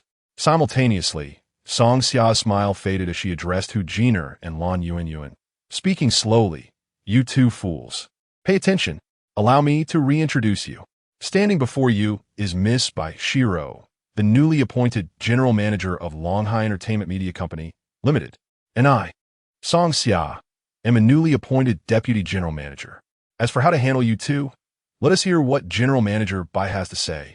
Without hesitation, Bai Xirou responded, I can forgive your previous rudeness. I can accept your hostility towards me, but only if you possess sufficient value. However, from my perspective, you lack any capability whatsoever. My company does not require sycophants, so you two should hastily gather your belongings and leave. Upon hearing this, Hu Jiner and Lin Yuan collapsed to the ground. They had envisioned countless scenarios for Bai Xirou's return to the company, but never anticipated she would return as the new general manager. The revelation shattered their worldviews. The notion of appeasing the newly appointed general manager had become a mere farce. However, with their jobs hanging in the balance, Hu Jiner and Lin Yuan hastily pleaded with Bai Xirou. In this harsh market environment, employment was scarce, and neither of them wished to lose their current positions. Yet, in response to their desperate entreaties, Bai Xirou remained impassive, instructing them to proceed to the HR department to complete their resignation formalities, offering them no respite whatsoever. Lin Yuan and Hu Jiner exchanged glances, and an intense animosity flared between them, each wishing to inflict pain upon the other. They could not vent their frustration on Bai Xirou, so their anger was redirected towards one another. Without further ado, they engaged in a physical altercation. Minutes later, security forcibly ejected Hu Jiner and Lin Yuan from the premises. From that moment forward, they were severed from any ties with Longhai Entertainment Company. Meanwhile, within Longhai Entertainment Company, Bai Xirou and Song Xia convened the inaugural meeting of the newly appointed general manager. Upon learning that Bai Xirou was the new general manager, the employees were left in utter astonishment. Those supervisors who had previously held unfavorable views of her now bowed their heads, unable to meet her gaze. Observing the once arrogant executives now averted their eyes, Bai Xirou couldn't help but reflect on the intricate nature of humanity. Then, Bai Xirou addressed the assembly, stating, "I believe you're all familiar with me. Hence, I shall forego unnecessary introductions. From this day forth, I, Bai Xirou, shall officially assume the role of General Manager of Longhai Entertainment Media Company, Limited, while Song Xia will serve as our Vice General Manager. Are there any objections?" The executives present responded with enthusiastic applause, for with Bai Xirou now as the legal representative of the company, any opposition would be futile. If resistance bore no fruit, why not join her? Witnessing the fervent applause from the executives, both Bai Xirou and Song Xia felt somewhat out of place. However, Bai Xirou was not there for indulgence. She aimed to achieve tangible results worthy of her title as General Manager of Longhai Entertainment Company. With earnest determination, she declared, "I am not one for pleasantries. I am acutely aware of our company's current situation. To speak candidly, our promotion system is deeply flawed.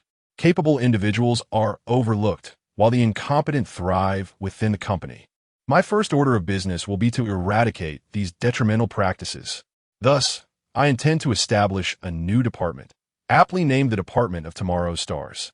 This department will be directly overseen by myself and Vice General Manager Song Xia, and I will select at least 10 competent employees from within the company. These employees may report directly to me without being subject to the oversight of other departments within our company. The most pressing matter at hand is the preparation for the Department of Tomorrow's Stars. As for other issues, I shall deliberate based on the current circumstances of our company." The executives in the conference room were taken aback by Bai Xirou's words. It is common knowledge that a new official often makes bold moves. Yet no one anticipated that Bai Xirou's initial act would ignite so swiftly. Observing her earnest demeanor, it is evident that this so-called Department of Tomorrow's Stars will be quite formidable. Many executives began to feel a sense of unease, fearing that the days ahead would be challenging. Lin Yu, who had remained silent, smiled slightly upon hearing this. His intention for coming today was to assist Bai Xirou in addressing any issues should she feel nervous or uncertain on her first day as general manager. However, it became clear that Bai Xirou was far more capable than Lin Yu had imagined. His anticipation grew regarding the heights to which she could elevate Longhai Entertainment. Just as Lin Yu was eagerly watching Bai Xirou deliver her speech, his phone rang unexpectedly, breaking the moment. He glanced apologetically at Bai Xirou before stepping out to take the call. Upon checking his phone, he discovered it was a call from Xuanwu. After answering, Lin Yu inquired, "Xuanwu, why are you calling me all of a sudden?" On the other end, Xuanwu responded, "Young master, I did not wish to disturb you, but you previously instructed me to keep an eye on the Li family's activities. Recently, I made a significant discovery. The Li Group appears to be engaged in real estate and financial investments, but their most lucrative ventures are in pyramid schemes and operating underground casinos. These two enterprises are the primary reasons the Li Group has become the wealthiest in Yunhai City. Furthermore, Li Dahai has personally founded an organization for illicit activities. In addition to Li Dahai's criminal undertakings, I have also uncovered that although Li Yoji is retired, the developments behind the Li Group in recent years have all been orchestrated by him, and many within the current government of Yunhai City are still his associates. Young master, you may not be aware, but there is a saying in Yunhai City, whether Yunhai is chaotic or not. It is up to the Li family to decide." Lin Yu chuckled coldly upon hearing this. Whether Yunhai is chaotic is not determined by the Li family. But now that I am here, they shall be relegated to the past. Xuanwu, continue to investigate the movements of Li Dahai and Li Yoji. Compile a comprehensive account of all their illegal activities. I intend to ensure the complete disappearance of the Li family from Yunhai City. Xuanwu nodded respectfully, saying, "Young master, rest assured that I will keep a vigilant watch over the actions of Li Dahai and Li Yoji. The diminutive Li family dares to provoke your ire. Their days of bliss are undoubtedly numbered. However, there is another matter at hand, my young master. It appears that Li Dahai has recently set his sights on your Yunhai Media Group. Shall I intervene on your behalf to thwart him? Upon hearing this, Lin Yu shook his head. No need. Xuanwu, I am rather keen to observe the tactics Li Dahai will employ. I hope he refrains from using anything too base, for that would render the encounter rather uninteresting. Chapter 66. Encountering a fraudster on the other end of the line, Xuanwu nodded in understanding. Since Lin Yu wished to engage with Li Dahai, he would acquiesce to Lin Yu's desires. Subsequently, Xuanwu shared additional information regarding the recent activities of Li Dahai and Li Yoji. Lin Yu learned that both individuals aimed to undermine the Yunhai Media Group and the Black Dragon Gang. It seemed they intended to dismantle their influence in Yunhai City first, which piqued his interest. As Lin Yu contemplated this, another thought crossed his mind. He promptly ended the call with Xuanwu and dialed Lin Fan. Upon receiving Lin Yu's call, Lin Fan felt a twinge of anxiety. Young Master Lin, the matter regarding Yunhai City was not my intention to disclose to Miss Ninian. She simply would not relent. I had no choice but to mention that you were in Yunhai City. I intended to inform you at an opportune moment, but I never anticipated Miss Ninian would seek you out so soon. Lin Yu let out a cold snort. Enough, Xiao Fan.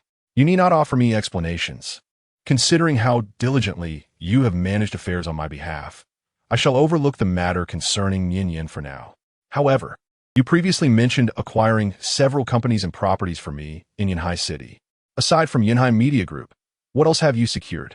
Hearing Lin Yu's lack of approach, Lin Fan sighed in relief and responded, Young Master Lin, you have finally remembered that I procured several companies and properties for you in Yunhai City.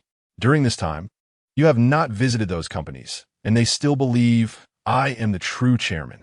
In addition to Yunhai Media Group, I have acquired Hengxin Real Estate Group, the largest real estate company in Yunhai City, and Lahai Insurance Group, the largest share trading company in the city. Lin Yu was taken aback. So many companies in Yunhai City were under his name? He continued to inquire, Xiao Fan, can these companies collectively rival the Li Group, which hold the top position in Yunhai City? On the other end, Lin Fan responded with a hint of disdain, Young Master Lin, you vastly underestimate my capabilities. Did you think I would procure mere small enterprises for you? Yunhai Media Group ranks third in Yunhai City. Hengxin Real Estate Group ranks second. And Lahai Insurance Group ranks fourth. The financial resources of Hengxin Real Estate Group are comparable to those of the Li Group. Together, the three groups could easily purchase 2.5 of the Li Group. Had it not been for my investigations revealing that the Li Group engages in somewhat dubious dealings and operates as a family business, I would have certainly acquired the Li Group for you. Perhaps I should attempt to acquire the Li Group? Lin Yu promptly dismissed the notion. No need for that, Xiao Fan. You have performed admirably. I shall now visit the Hengxin Real Estate Group and Lahai Insurance Group, as you suggested. And for heaven's sake, do not purchase the Li Group. Otherwise, I shall have to hold you accountable for Sun Yin seeking retribution against me. Subsequently, Lin Yu instructed Lin Fan to send him information regarding Hengxin Real Estate Group and Lahai Insurance Group via his mobile device. He then ended the call. Lin Fan felt somewhat perplexed. Why did the esteemed young Master Lin appear so enigmatic? Nonetheless, he felt a sense of relief that Lin Yu did not mention Sun in seeking him out in Yunhai City, which brought him joy. However, upon glancing at the mountain of documents piled on his desk, Lin Fan's head began to throb inexplicably once more. Lin Yu opened his mobile map and discovered that Hengxin Real Estate Group and Lahai Insurance Group were relatively close to one another. He decided to first visit the Hengxin Real Estate Group, followed by Lahai Insurance Group. Meanwhile, in the office, Bai Xirou and Song Xia were still engaged in a meeting with executives from Longhai Entertainment Company. To avoid interrupting Bai Xirou's work, Lin Yu simply sent her a message on WeChat informing her that he had some matters to attend to before departing from Longhai Entertainment Company. Just as Lin Yu was about to drive his Lamborghini to Hengxin Real Estate Group, he inserted the car key and was about to ignite the engine when suddenly, a 56-year-old man appeared before his Lamborghini, grinning oddly at him. As Lin Yu pondered the man's intentions, the elderly gentleman abruptly collapsed in front of his vehicle, clutching his right leg and wailing, "Help! I've been in an accident. My leg is killing me." Lin Yu, witnessing this scene, was at a loss. If he had indeed struck someone, he would certainly compensate them. However, the reality was that his Lamborghini had yet to be started, and this man had chosen to lay down directly in front of his car. Lin Yu was not a fool. He could easily discern that the man was attempting to extort him. Consequently, he decided against hurrying to Hongxin Real Estate Group and instead alighted from his Lamborghini, feigning concern as he approached the elderly man. "Sir, are you all right? Where have you been injured?" Guan Daqiang, observing the young man descend from the vehicle, could not suppress a smirk of satisfaction. Years of experience in this con game had taught him that young men like Lin Yu were the easiest targets for extortion. Moreover, Guan Daqiang had been observing for quite some time. None of the surrounding vehicles could compare to the price of Lin Yu's limited edition Lamborghini. It was clear that someone who could afford such luxury would not be lacking in funds. Thus, Guan Daqiang prepared to extract a handsome sum from Lin Yu. He immediately began to wail on the ground. "I believe my right leg is broken. It hurts terribly. Young man, what do you think we should do?" Lin Yu responded, "Sir, should I take you to the hospital for an examination? However, my dear sir, I am still somewhat curious. It seems that I caught a glimpse of you smiling at me just now, and considering my vehicle has yet to commence its journey, how could you possibly have been struck by it?" Upon hearing this, Guan Daqiang immediately began to feign innocence. "Young man, are you implying that I am deceiving you? If your car hasn't moved, how could I have been hit? It is entirely possible that your vehicle did indeed start moving without your awareness. Moreover, we are strangers. How could I possibly smile at you? Young man, do not slander me. As for the hospital, there is no need for that. I possess the X-ray. Take a look. I have a comminuted fracture in my right leg. You appear to be quite young, and I do not wish to make this difficult for you.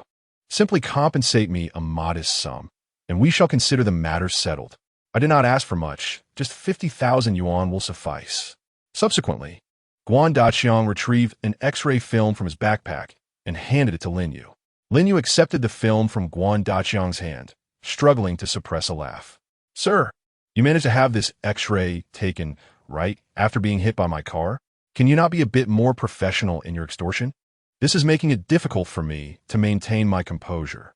If you genuinely require money from me, I am not entirely against giving you 50,000 yuan. But as for your attempt to extort me here, I assure you, not a single cent will be given, not even a dime." Chapter 67. Hongxin Real Estate Group. Meanwhile, the viewers in Happiness is Calling You live stream were in fits of laughter. This old man is truly unprofessional at scamming. He brings out the X-ray immediately after the accident. It's hilarious. "Host, if you give him money, I will truly lose all respect for you. That would be utterly foolish. Let the old man experience what it feels like to encounter someone tough." Upon hearing that Lin Yu refused to pay him, Guan Daqiang's expression changed instantly. "Young man, I see you're quite young, and I do not wish to put you in a difficult position. But do not mistake my kindness for weakness. This X-ray was not taken immediately. I had just finished at the hospital and was on my way home when your vehicle struck me. If you insist on accusing me of extortion, there is little I can do. I have already verified that this location is a blind spot, with no surveillance to prove that you did not hit me. Therefore, you must give me 50,000 yuan, or this matter will not be resolved. Should I choose to involve the authorities, the amount will certainly exceed 50,000. Lin Yu regarded the smug Guan Daqiang with a cold smile. "Sir, it appears you are quite adept at this scam. You've even prepared for the absence of surveillance. However, since there are no cameras here, on what grounds do you claim that I struck you with my vehicle? I could simply drive away now, couldn't I?" With that, Lin Yu intended to get into his car. Yet, Guan Daqiang unexpectedly rushed forward and clung to Lin Yu's leg. "Young man, if you do not pay me today, you shall not leave. Do you think I, Guan Daqiang, am merely a soft target? I am like a persistent adhesive. Even if you wish to shake me off, I shall demand my due." Seeing this, Lin Yu kicked Guan Daqiang away and promptly dialed Heilong's number on his phone. To manage a rogue like Guan Daqiang, one must enlist even more formidable scoundrels. Otherwise, no matter how much Lin Yu reports to the authorities, he cannot rectify the vile actions of someone like Guan Daqiang. Once the call connected, Heilong, with a tone of utmost respect, inquired, "Young Master Lin, how may I assist you?" Upon hearing this, Lin Yu recounted the incident of Guan Daqiang attempting to extort him and promptly shared his current location with Heilong. Without a moment's hesitation, Heilong dispatched several members of the Heilong gang who were in proximity to the scene. How dare someone attempt to extort Lin Yu on his own turf in Yanhai City? Heilong thought that Guan Daqiang had truly lived long enough. Unbeknownst to Guan Daqiang, Lin Yu had contacted Heilong. He remained dismissive, scoffing, "Young man, your call is futile. Unless you're calling to bring me money, no one can help you." Lin Yu merely smiled at these words. "Is that so? Then let us wait and see." "My dear sir." A few minutes later, a group of burly men stormed toward Lin Yu and Guan Daqiang. Leading them was Wang Hu, a notorious thug in the area. Wang Hu initially regarded Lin Yu with deference, stating, "Young master, the boss has briefed me on the situation. You may leave this matter to me. I shall deal with someone like Guan Daqiang." Meanwhile, the viewers in the Happiness Awaits You livestream were amused to see Lin Yu summon a cadre of muscular men. Well done, streamer. Evil must be confronted with evil. Don't let that old villain escape. Let these brothers teach him a lesson. He dares to extort money? Fat chance. Make him experience the harsh realities of society. Beat him into submission. The audience clamored to witness Guan Daqiang's comeuppance. However, Lin Yu had other obligations. He needed to hurry to Hengxin Real Estate Group and Lahai Insurance Group, leaving no time to relish Guan Daqiang's misfortunes. After entrusting Guan Daqiang to Wang Hu, he swiftly departed in his Lamborghini. Once Lin Yu had left, Wang Hu turned his gaze coldly toward the now panicked Guan Daqiang, who was contemplating fleeing. "Hold it right there. Guan Daqiang, you've been trying your luck here, haven't you? Ordinarily, I wouldn't interfere, but you've drawn young Master Lin's ire, prompting my hasty arrival." Recognizing Wang Hu, Guan Daqiang quickly apologized. "I'm sorry, Brother Hu. I truly had no idea that kid had such connections. Now that he has gone, could you spare me?" Wang Hu snorted disdainfully. "Guan Daqiang, you expect me to let you off? If this reaches my boss, Heilong, he might very well skin me alive. Your fate today is of your own making. Who told you to provoke young Master Lin? Brothers, give him a thorough beating." At Wang Hu's command, over a dozen burly men surged forward, mercilessly pummeling Guan Daqiang, who could only cower on the ground, wailing in despair. There was no room for any resistance whatsoever. If given a second chance, even with 800 times the courage, Guan Daqiang would surely not dare to provoke Lin Yu again. Half an hour later, Lin Yu arrived at the entrance of the so-called Hengxin Real Estate Group. Drawing from his previous experience at Yanhai Media Group, he effortlessly made his way through the company's entrance. Since the first-floor lobby of Hengxin Real Estate Group served as a sales office, there were no security personnel to hinder his entry. Subsequently, Lin Yu sent a message to the group of senior executives, informing them of his arrival. Upon learning that the newly appointed chairman had arrived, the executives, despite it being lunchtime, hurried back to the office, eager not to leave a poor impression on Lin Yu.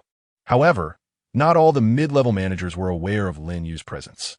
Just as Lin Yu was about to take the elevator to the chairman's office, an unexpected incident occurred. Inside the elevator, apart from Lin Yu, there were a man and a woman. The woman was quite young and beautiful, while the man appeared somewhat greasy and unrefined. Upon Lin Yu's entrance, the woman's gaze was immediately captivated, for he was exceedingly handsome. Hu Jiao, having worked at Hengxin Real Estate Group for several years, had never encountered a colleague as striking as Lin Yu. However, noticing Hu Jiao's infatuation, Tian Dazhuang grew displeased. In an attempt to assert his masculinity, he quickly pulled Hu Jiao behind him and cast a hostile glance at Lin Yu. "Hey, which department are you from? I've been at the company for quite some time and have never seen you before." Lin Yu had no intention of engaging with Tian Dazhuang, but out of politeness and considering it was his first day at Hengxin Real Estate Group, he did not wish to leave a negative impression on the employees. Thus, he politely replied, "I am a new employee, so it is only natural that you haven't seen me around the company yet." Upon hearing that Lin Yu was new, Tian Dazhuang's disdainful expression deepened. "So you're just a rookie. I am the team leader of the company's publicity department. Which department are you from? If you tell me, I might be able to help you make some connections and ensure your comfort in the company." Lin Yu quickly realized that Tian Dazhuang had mistaken him for a mere newcomer. Adopting a relaxed approach, he refrained from disclosing his identity as the chairman and responded with feigned gratitude. "You seem like a company veteran. It's just that I haven't been assigned to a department yet. Otherwise, I would certainly seek your assistance." Upon hearing this, Tian Dazhuang's contempt was unmasked. The company hasn't even assigned you a department yet, so you're just an intern. If you're an intern, why are you taking the elevator? There are stairs over there. Can't you climb them? In our company, the elevators are primarily reserved for the use of senior executives. Are you not aware of this? Hurry and exit the elevator. Beside them, Hu Jiao expressed her surprise, saying, "Does our company have such a regulation? How come I was unaware?" Tian Dazhuang shot her a knowing glance, and she instantly comprehended his intentions. He was deliberately trying to make trouble for Lin Yu. However, Lin Yu remained unfazed, instead offering a slight smile and responding, "Are you certain you wish for me to vacate the elevator and take the stairs? You might regret this." Qion Dazuon Skolfit. Regret? What do you think you are? Let me assure you, there will be no regret. Get out of the elevator immediately. Lin Yu, undeterred by the confrontation, proceeded to send a few messages in the executive group chat of the company, along with a recording of Tian Dazhuang's earlier remarks. In an instant, the executive chat of Hengxin Real Estate Group erupted with activity. Mao Yongkai, the head of the publicity department, trembled with anxiety. For Tian Dazhuang was one of his subordinates. Without a moment's hesitation, he dialed Tian Dazhuang's number. The moment Tian Dazhuang saw it was Mao Yongkai calling, he immediately adopted a respectful tone. "Minister, what prompted you to call me all of a sudden? Is something the matter?" On the other end, Mao Yongkai erupted in a furious tirade. "Did you just tell a young man to get out of the elevator and take the stairs?" Tian Dazhuang was taken aback. The news of his earlier outburst had spread so rapidly that even Minister Mao was aware of it. As he contemplated how to respond, he noticed his phone battery was nearly depleted. He then asked, "Minister, how did you find out about this? Does that young man have any connection to you? Should I call him back?" Upon hearing Tian Dazhuang's admission, Mao Yongkai's face turned red with rage. At that moment, he genuinely wished to strangle him. The newly appointed chairman of Hengxin Real Estate Group had not even stepped into the office on his first day, yet he allowed a subordinate to expel someone from the elevator. If this incident were to leak, would he still have a job as the head of publicity? Just as Mao Yongkai prepared to unleash his fury upon Tian Dazhuang, the latter's phone mysteriously powered off. Mao Yongkai, listening to the automated message, seethed with anger. "You wretched Tian Dazhuang, if I lose my job because of you, I swear I will personally make you pay." He threw his phone in frustration and hastened to the elevator entrance. Meanwhile, Tian Dazhuang, bewildered by the abrupt disconnection, had no idea of the true purpose behind Mao Yongkai's call. Hu Jiao, observing his confusion, inquired, "What happened to Dazhuang? Why did Minister Mao call you?" Tian Dazhuang pondered for a moment before replying, "I have no idea. Perhaps the newly arrived intern is acquainted with Minister Mao, which might explain why Minister Mao wishes to call me to inquire about him. It seems I must seek out this intern. Jiao, you may return to the workplace now. I shall join you shortly." Upon hearing this, Jiao obediently nodded. Thus, Tian Dazhuang exited the elevator, heading towards the stairwell in search of Lin Yu. At that moment, Lin Yu stood silently at the stairwell, curious to observe how this situation with Tian Dazhuang would unfold and what efficiency and processes the senior executives of Hengxin Real Estate Group would exhibit. However, it appeared that Lin Yu's superiors had not yet arrived, and instead, Tian Dazhuang was the first to make an appearance. As soon as Tian Dazhuang spotted Lin Yu loitering at the stairwell, a sense of inexplicable irritation washed over him. Although Lin Yu might very well be related to Minister Mao, Tian Dazhuang, as a team leader, could not allow himself to lose face in front of this new intern. With an air of impatience, he addressed Lin Yu. "Hey you, the new intern, what are you doing standing here at the stairwell? Are you on guard duty? Minister Mao just called me, and it seems he wants me to keep an eye on you. Come with me to the elevator. I'll show you around our publicity department and then take you to see Minister Mao to hear his instructions." However, Lin Yu remained unmoved, replying, "No, thank you. Didn't you say I wasn't allowed to take the elevator? I think I shall wait here." Tian Dazhuang snorted derisively. "What this? Are you, a mere intern, trying to throw a tantrum at me? Even if you're a relative of Minister Mao, it won't work in my presence. If you refuse to come with me, do you believe I can make your time at this company unbearable?" Intrigued, Lin Yu responded, "From your words, it seems you possess quite the integrity. You even disregard the minister's relatives. But what if I were not merely the new intern at Hengxin Real Estate Group, but rather its newly appointed chairman? At this, Tian Dazhuang appeared to have heard the most ridiculous joke. You, the new intern, are far too arrogant. If I recall correctly, the newly appointed chairman of Hengxin Real Estate Group is named Lin Yu. Is that your name? You look like you've just graduated not long ago. Landing a job is already impressive enough, and you expect to be our new chairman? What a farcical notion. Lin Yu chuckled in response. But I truly am the newly appointed chairman of Hengxin Real Estate Group. If you apologize now, it might still be salvaged. Nonetheless, Tian Dazhuang remained resolute. I do not care if you are indeed our new chairman, Lin Yu. Even if you are, I am not intimidated. Do you understand? I fear no authority. Stop indulging in such futile daydreams. I could just as easily claim to be your father. Chapter 69. Regret is futile. Lin Yu regarded the disdainful expression on Tian Dazhuang's face without saying much more. He glanced at the time on his phone. 10 minutes had passed since he had shared the recording in the company group chat. In theory, those eager to curry favor with the chairman of Hengxin Real Estate Group should be arriving soon. However, upon noticing Lin Yu's indifference, Tian Dazhuang's temper flared. He stepped forward, intending to forcibly drag Lin Yu away. Just as Tian Dazhuang grasped Lin Yu's collar, a commanding voice echoed nearby. Stop! Who gave you the audacity to lay hands on our chairman, Lin? You must have taken leave of your senses. In the next moment, a refined man in a black suit, adorned with spectacles, swiftly approached Tian Dazhuang and intervened. Tian Dazhuang was taken aback upon recognizing the newcomer. It was Bai Xirou, the vice president of Hengxin Real Estate Group.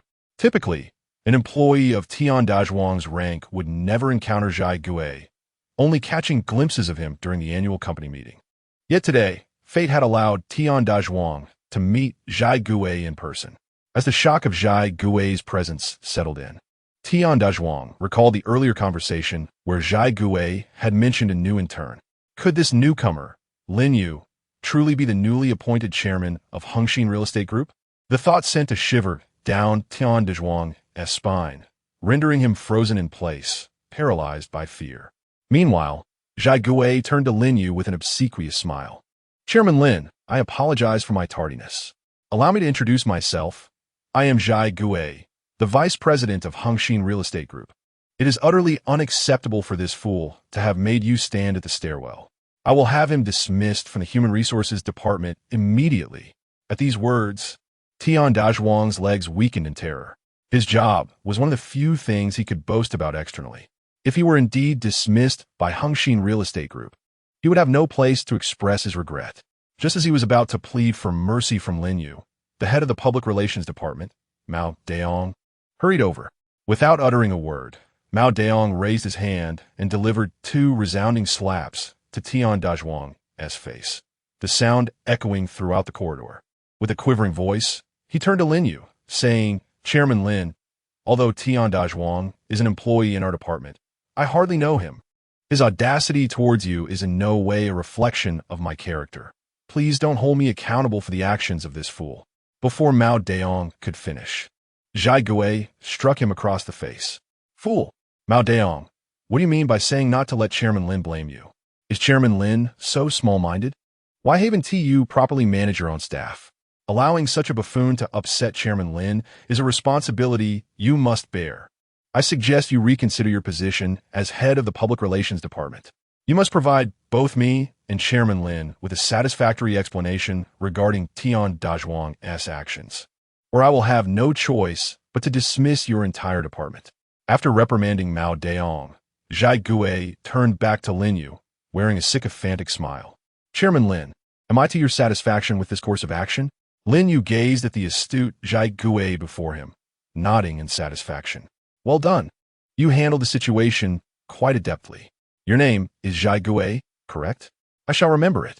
Upon hearing these words, Bai Xirou's face lit up with joy. Lin Yu had taken note of his name, which meant his trip had not been in vain. Just as Bai Xirou was about to utter more flattering words to Lin Yu, a visibly distressed Tian Dazhuang rushed over, trembling as he addressed Lin Yu. Chairman Lin, I was wrong. I failed to recognize your stature. I beg for your forgiveness. I shall never dare to act so again. Lin Yu, with a cold demeanor, replied. Tian Dazhuang, what if I were not the chairman of Hengxin Real Estate Group, but merely a newly arrived intern, given your previous haughty demeanor, which in turn would wish to remain with us at Hengxin? Therefore, there is no room for negotiation regarding your situation. The specifics of your handling will depend on your department head's decision. After speaking, Lin Yu paid no further heed to Tian Dazhuang and instructed Zhai Gui to escort him to the chairman's office. Watching Lin Yu depart, Tian Dazhuang shifted his hopes to Mao Deong. Director, I have served in our department for many years. While I may lack achievements, I have certainly put in my share of effort. Please do not expel me. In response, Mao Deong kicked Tian Dazhuang aside, exclaiming, "To hell with you. If it weren't for your blunders, I wouldn't be in such dire straits. My own job is hanging by a thread. Do I have time to concern myself with you? Hurry and go to the HR department to process your resignation. After all these years, at least leave with some dignity." With that, Mao Deong left with a frosty expression, leaving Tian Dazhuang sitting dejectedly on the ground, tears of regret streaming down his face. The earlier display by Lin Yu, who had adeptly turned the tables, led to a remarkable surge in viewership in the Happiness Awaits You livestream, skyrocketing from 5 to 6,000 to an astonishing 50 to 60,000. Host, I had no idea you had such hidden depths. One chairmanship in Yunhai Group wasn't enough. You are also the chairman of Hengxin Real Estate Group? You are truly impressive. Host, I once thought you were merely a slightly affluent second-generation heir, but it seems I underestimated you. You are wealthier than I imagined. Host, that was splendid. You handled it perfectly. Seeking forgiveness? Forget that nonsense. Host, the number of viewers in your live stream has grown exponentially. As an old fan, I am immensely proud. In the chairman's office of Hengxin Real Estate Group, Lin Yu convened all the senior executives for a brief meeting, aimed at familiarizing himself with the company's leadership and introducing his new role. Although the meeting proceeded smoothly, Lin Yu sensed a subtle unease. One seat among the executives remained conspicuously vacant, suggesting the absence of a significant individual. Thus, Lin Yu turned to Zhai Gui with a hint of confusion. Isn't there someone missing from this gathering? Who is that individual? Upon hearing this, Zhai Gui immediately replied, Chairman Lin, this seat belongs to Yuan Qian, the general manager of Hengxin Real Estate Group. You have not been present at our Hengxin Real Estate Group for some time, and General Manager Yuan is the highest-ranking individual in our organization. Chapter 70. No need to come again. Lin Yu, perplexed by this revelation, pondered, if Yuan Qian is indeed the general manager of Hengxin Real Estate Group, then why has he not graced us with his presence today? Zhai Gui fell suddenly silent upon hearing this. None of the senior executives present chose to respond to Lin Yu. Observing their reticence, Lin Yu seemed to grasp the underlying situation. A faint smile graced his lips as he remarked, it appears that General Manager Yuan holds a significant position within our Hengxin Real Estate Group. My inquiries as chairman are met with silence from you all. I have little patience for disobedient employees. If you refuse to enlighten me on the whereabouts of General Manager Yuan, I would suggest you vacate the premises of this company. The senior executives present were taken aback by Lin Yu's declaration. The general manager's secretary, Yu Gang, who had always been close to Yuan Qian, boldly retorted, Chairman Lin, do not overstep your bounds. You are merely on your first day in our Hengxin Real Estate Group, while we are the backbone of this organization. By what authority do you presume to dictate our fates? Yu Gang's words resonated with many of the executives. Instead of responding with anger, Lin Yu merely smiled and answered, You inquire about my authority? Quite simply, Hengxin Real Estate Group is my sole possession. I hold 100% absolute control over this enterprise. With this proclamation, a profound silence enveloped the room. Yu Gang's expression turned pained. Though reluctant to admit it, he acknowledged the truth in Lin Yu's assertion, finding himself at a loss for a rebuttal.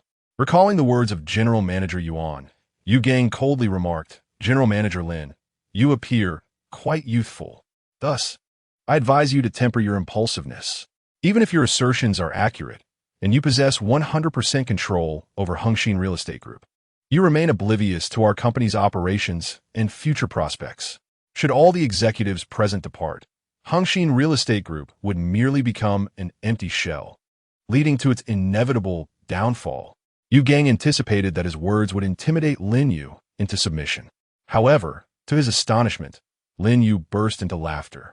I dare say you are even more foolish than that Tian Dazhuang. Do you truly think that I would invest such a substantial sum to acquire all the shares of Hengxin Real Estate Group, only to be concerned about its profitability? In other words, even if Hengxin Real Estate Group were to become a mere shell or face complete bankruptcy, what would it matter to me? Do you believe I would be troubled by such matters? Even if I were to sell Hengxin Real Estate Group at a loss right now, my convictions would remain unchanged. What I require is a cadre of employees who are utterly obedient and heed only my commands, rather than a group intent on undermining my authority. Therefore, I reiterate, either align yourselves with me, the chairman, and inform me of what that general manager Yuan Qian is up to, or vacate the company immediately. I am not one to squander time, so I grant you but a single minute to ponder this. Once the time elapses, those who remain silent may leave. As Lin Yu's words fell, all the company executives present, including Zhai Gui, were left astounded. No one anticipated that the seemingly youthful Lin Yu would act with such decisiveness. At that moment, Yu Gang found himself ensnared in a quandary. Observing that Lin Yu had commenced a countdown, the pressure became unbearable for Yu Gang. He was the first to speak up. Chairman Lin, I was mistaken. My earlier remarks were instigated by General Manager Yuan Qian. They were not my true sentiments. Please do not hold it against me.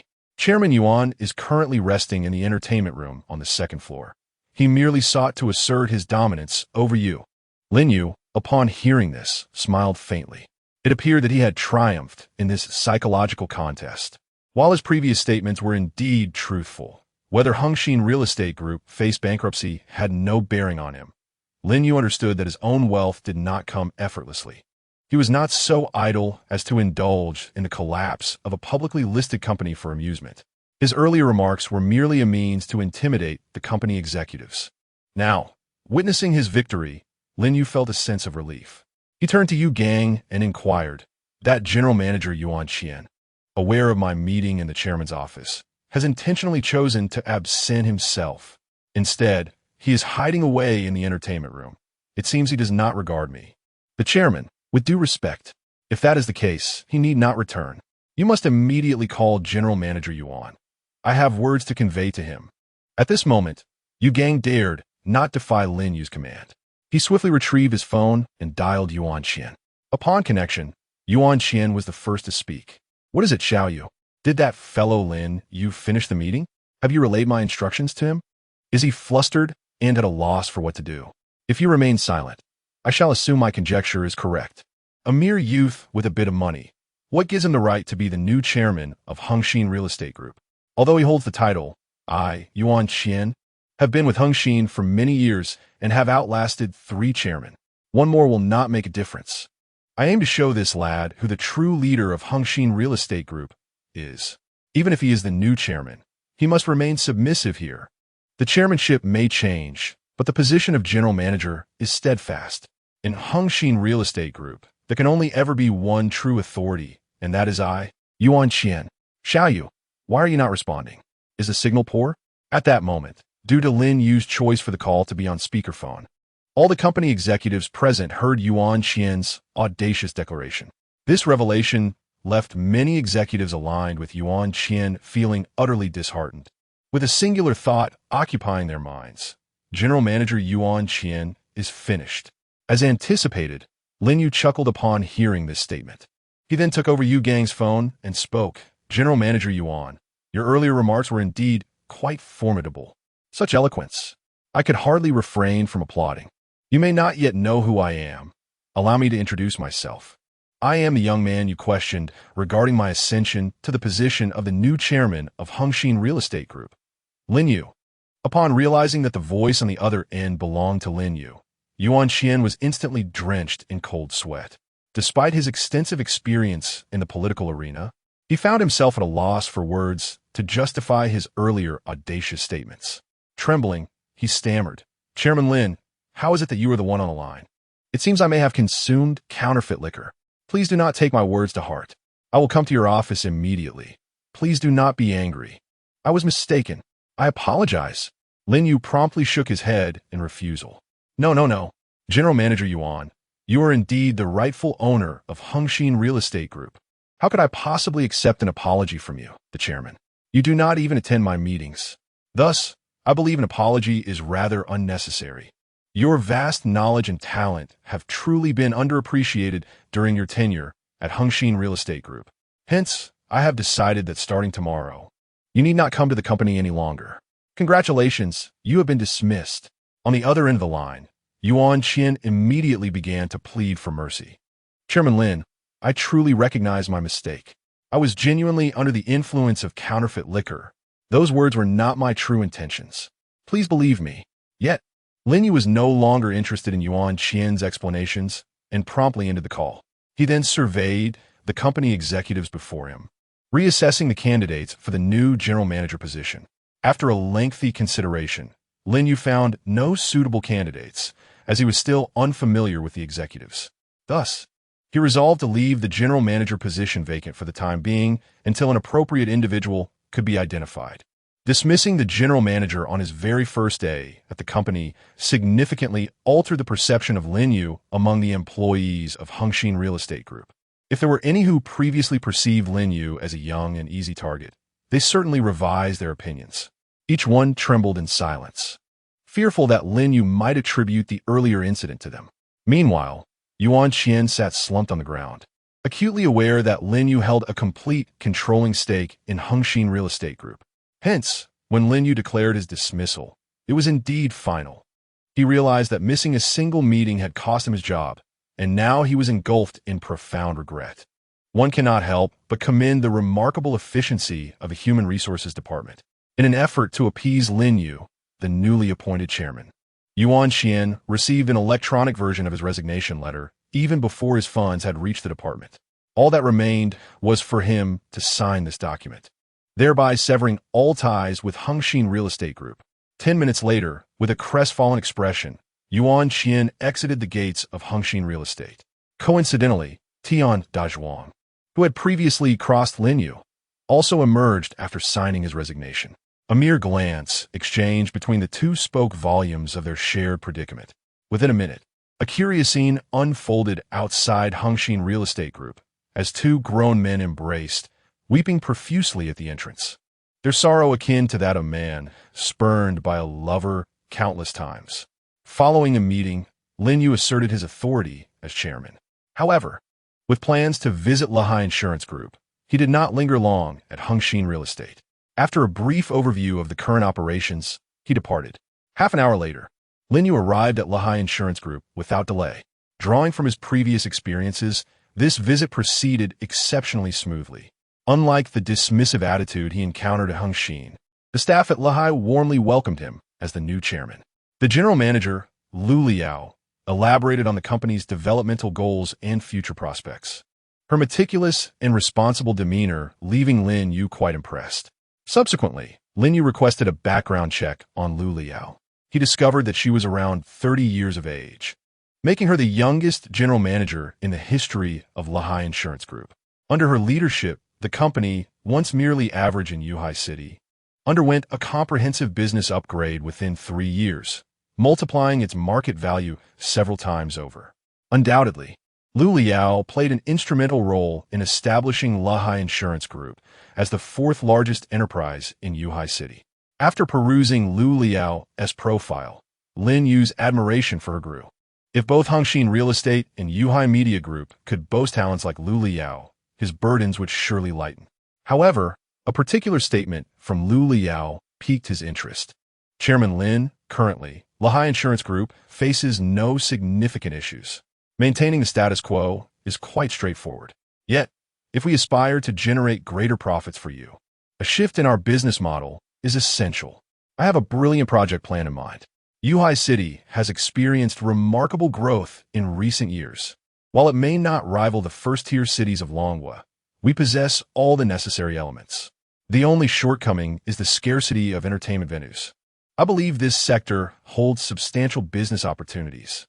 If we can locate a suitable piece of real estate near the city center and enlist several renowned artists to generate buzz, we could establish the largest entertainment and film city in Haidong Province. The anticipated profits would be substantial. However, despite the project's potential, it is unfortunate that our Lahai Insurance Group does not encompass the real estate and entertainment sectors, making the realization of this entertainment film city quite challenging. Lin Yu nodded in acknowledgement. Indeed, Lu Yao's proposal sounded appealing. Moreover, the elements she mentioned as lacking are, in truth, not absent from Lin Yu's perspective at all. The largest real estate group in Yunhai City is Hengxin Real Estate Group, and the foremost entertainment company is Yunhai Media Group. Both of these enterprises fall under Lin Yu's purview. Thus, if we were to integrate their resources, nothing would be lacking. Firstly, Lu Yao's project proposal is already in place. Hengxin Real Estate Group can provide the necessary land for the entertainment film city, while Yunhai Media Group can supply its entertainment core. Financial concerns need not be a worry, even if the three groups were devoid of funds. Lin Yu possesses ample financial resources. Furthermore, through the construction of this entertainment film city, Lin Yu could skillfully unite Lahai Insurance Group, Hengxin Real Estate Group, and Yunhai Media Group, achieving multiple objectives at once. With this realization, Lin Yu cheerfully patted Lu Yao on the shoulder. What a brilliant idea, Manager Lu. Your concept is truly remarkable. Taken aback, Lu Yao looked at Lin Yu with confusion. Chairman Lin, do you already have a plan?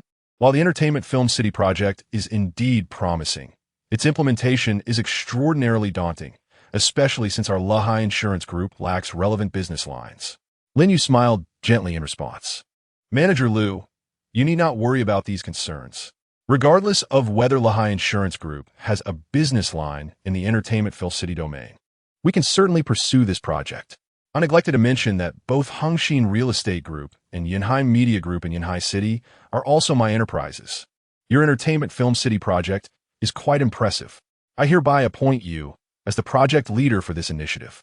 Should you require any resources, feel free to seek assistance from Hengxin Real Estate Group and Yunhai Media Group. I will facilitate the communication. Chapter 72. Interview with the blogger. Upon hearing this, Lu Yao's eyes widened in disbelief as she stared at Lin Yu. Chairman Lin, are you joking? Besides our Lahai Insurance Group, Hengxin Real Estate Group, and Yunhai Media Group are also your enterprises? Lin Yu nodded in affirmation. Manager Lu, is this surprising to you? If I could acquire all the shares of your Lahai Insurance Group, why could I not also purchase all the shares of Hengxin Real Estate Group and Yunhai Media Group? His remarkably ostentatious declaration left Lu Yao momentarily speechless.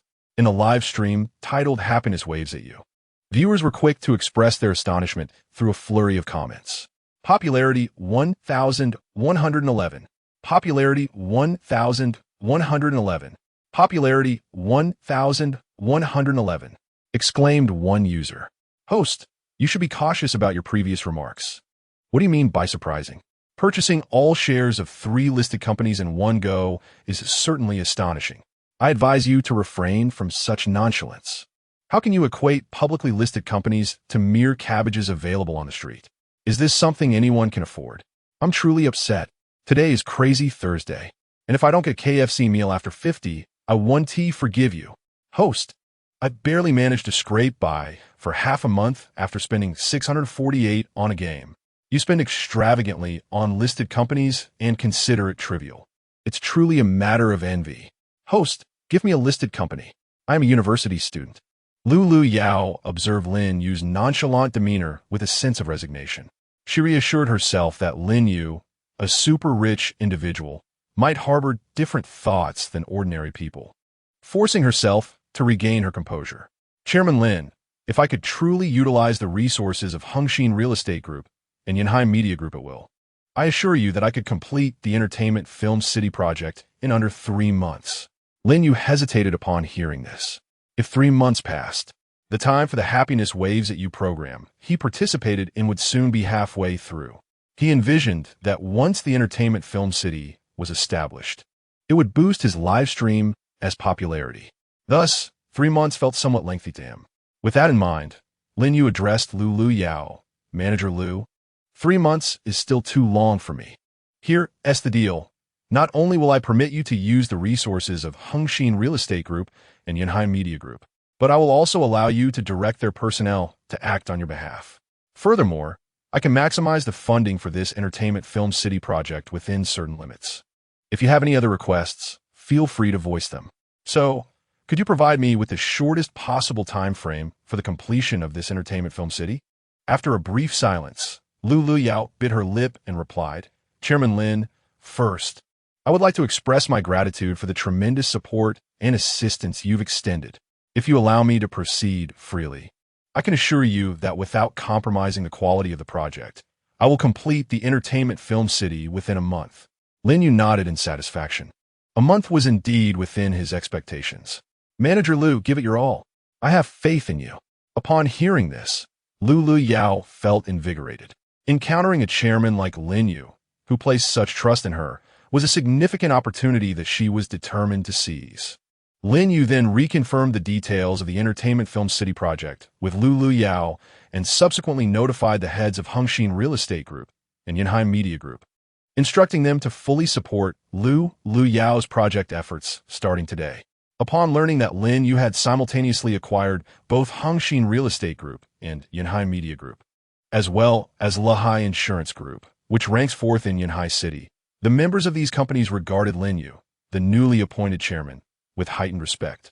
After all, the capability to procure 3 influential publicly listed companies in Yanhai City speaks volumes about Lin Yu's formidable background and strength. After a long day of exertion, Lin Yu finally completed all the formalities associated with his new roles at Hongxin Real Estate Group and Lahai Insurance Group. He then drove his limited edition white Lamborghini back to his villa with an air of elegance. Simultaneously, Bai Xirou had just concluded her first day as the general manager of Longhai Entertainment Company. The two returned home almost in unison. Bai Xirou collapsed onto the sofa with a sigh of resignation. Lin Yu, I've realized that the position of general manager is far more challenging than my previous role as an entertainment reporter. There are simply too many concerns to manage. It's so difficult. Lin Yu nodded in agreement. My dear, you are absolutely correct. The responsibilities of a manager are indeed quite demanding. I can empathize with your feelings. Soon after, their stomachs grumbled in unison, a stark reminder of their exhaustion from the day. Lin Yu and Bai Xirou exchanged glances and reached a silent agreement. They would order takeout for dinner. 30 minutes later, both Bai Xirou and Lin Yu let out satisfied belches after a hearty meal. Lin Yu gazed appreciatively at the pile of chicken bones on the table. Delicious. My dear, I never anticipated that this fried chicken place would be so flavorful. We must order from them again next time. Bai Xirou nodded in agreement. Indeed, this takeout fried chicken is the best I've ever tasted. It deserves a 5-star review and a special bookmark. After savoring their meal, Lin Yu and Bai Xirou found themselves idly sitting on the sofa, watching television. My dear, how is the planning for that tomorrow's star department coming along? Bai Xirou sighed in exasperation. Lin Yu, don't even get me started. After today's meeting, I was discussing the candidates for the tomorrow's star department with Song Xia. The individuals I aim to recruit for this new department must possess genuine talent and be those who have not had the opportunity to shine. However, after searching extensively, we managed to identify only 4 potential candidates. There are far too many employees in the company who merely coast through their tasks, while some can accomplish their assignments. Many struggle even with their own responsibilities. It's quite distressing. Moreover, as a newly appointed general manager of Longhai Entertainment, I must not only talk, but also take action.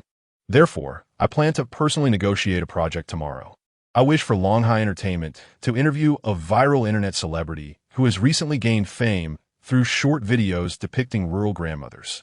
However, this influencer has caught the attention of a talent incubation company, which has signed them to a 10-year service contract.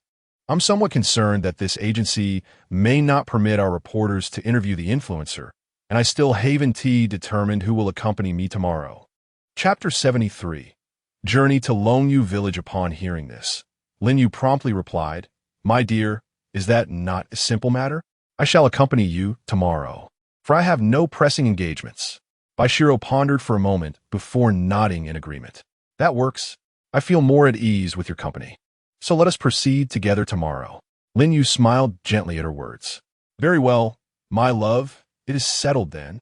However, it is getting late, and you must be weary. Let us retire to our rooms for the night, so we can set off early in the morning. Bai Xirou readily agreed, and the two ascended the staircase to their respective chambers to rest. The following morning, as the light of dawn barely broke, Lin Yu and Bai Xirou embarked on their journey.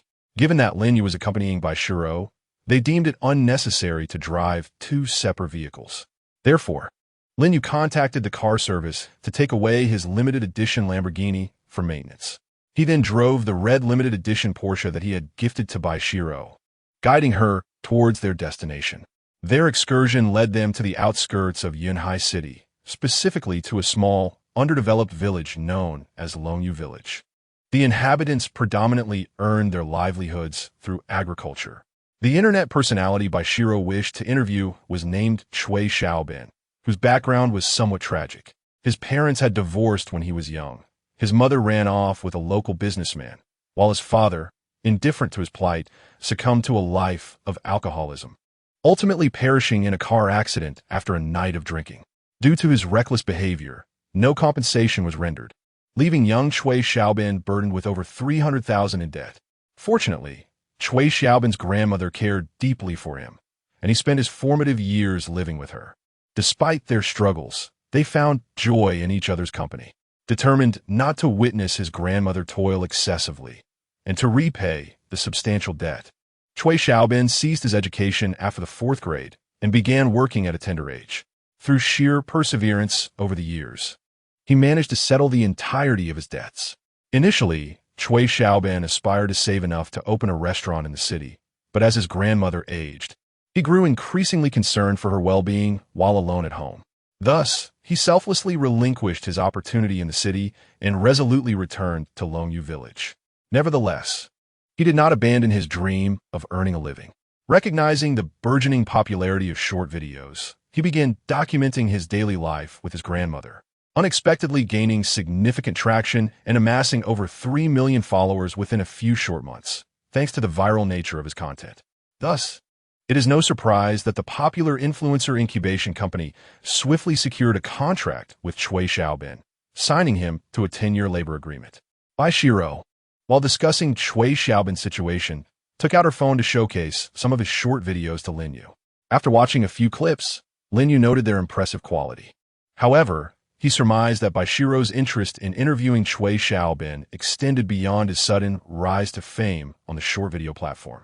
A more profound reason likely lay in the reflection of her own childhood within his story. Both had experienced abandonment by their parents, growing up under the care of elderly relatives, albeit Cui Xiaobin's fate was marked by greater tragedy. As Lin Yu contemplated this, their navigation system guided them to their destination. Due to the village's undeveloped roads, their sports car could not proceed further. After deliberation, they decided to park the Porsche at the village square and awaited the arrival of representatives from the influencer incubation company. Approximately half an hour later, a black Range Rover pulled up before them. A middle-aged man, greasy and clad in sunglasses, emerged alongside a modestly dressed, unassuming man. The middle-aged individual was Hu Daming, the general manager of the influencer incubation company, while the honest-looking man beside him was none other than Cui Xiaobin, the subject of Bai Xirou's interview. Upon seeing Bai Xirou, Hu Daming was momentarily taken aback. Although he had discerned her beauty from photographs, the reality surpassed his expectations. Her allure was far more captivating than he had imagined. Enveloped in fantasies, Hu Daming was abruptly brought back to reality when Bai Xirou greeted him. "Hello, Mr. Hu. I spoke with you over the phone earlier. I am Bai Xirou, the current general manager of Longhai Entertainment." Instantly, Hu Daming smiled and extended his hand. "Manager Bai, I did not expect you to be so young and beautiful. To achieve the position of general manager at such a prominent company at your age is truly remarkable. To express my admiration, we must shake hands properly." Before he finished speaking, Lin Yu stepped forward to shake Hu Daming's hand first. "Mr. Hu, our manager Bai is also delighted to meet you. And this gentleman beside you is Mr. Cui Xiaobin, correct?" At this, Hu Daming withdrew his hand with a hint of disdain, reluctantly nodding. "Yes, this is Cui Xiaobin." The online audience chimed in, pointing out Hu Daming's apparent disdain towards Cui Xiaobin, suggesting he was more interested in shaking hands with the stunning Bai Xirou instead. "Well done. That mister, who looks like a bloated pig, He had just looked at our campus beauty with such intensity that it seemed his eyes might pop out. Such a person should never be permitted to approach our campus goddess. Broadcaster, let us protect our campus beauty. We must not allow that scoundrel Hu to take advantage of her. I stand by the Yushi couple. After a brief exchange of pleasantries, Bai Xirou suggested they visit Cui Xiaobin's home to discuss the details of their collaboration and pay a visit to Cui Xiaobin's grandmother. Hu Daming did not refuse and promptly agreed. Throughout the process, Hu Daming sought opportunities to engage Bai Xirou in conversation or maneuver closer to her. However, Lin Yu thwarted his every attempt. With his presence, he certainly would not allow the unscrupulous Hu Daming to approach Bai Xirou. Chapter 74. The infamous contract. Seeing no chance to get near Bai Xirou, Hu Daming could not restrain himself any longer and turned to Lin Yu, saying, I say, young brother, why do you persistently obstruct my attempts to converse with President Bai? I wish to discuss some details regarding our collaboration. Could you refrain from causing a disturbance? Before Lin Yu could respond, Bai Xirou interjected on his behalf. Mr. Hu, I advise you to choose your words wisely. Lin Yu is my husband and the genuine chairman of Longhai Entertainment. Thus, discussing our collaboration with him is equivalent to speaking with me. Upon hearing this, Hu Daming's face turned awkward as he looked at Lin Yu.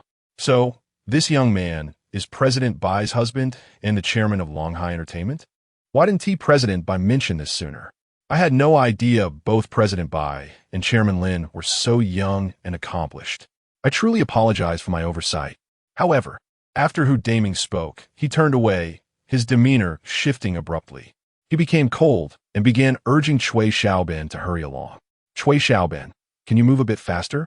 If President Bai and Chairman Lin grow impatient, can you bear the responsibility? Hurry up. As he spoke, he kicked Cui Xiaobin harshly. Cui Xiaobin, confronted with Hu Daming's appalling attitude, remained silent but obediently quickened his pace. Lin Yu and Bai Xirou, following behind, sensed something amiss. Hu Daming's treatment of Cui Xiaobin was far too harsh, resembling that of a master commanding a servant rather than an employer addressing an employee.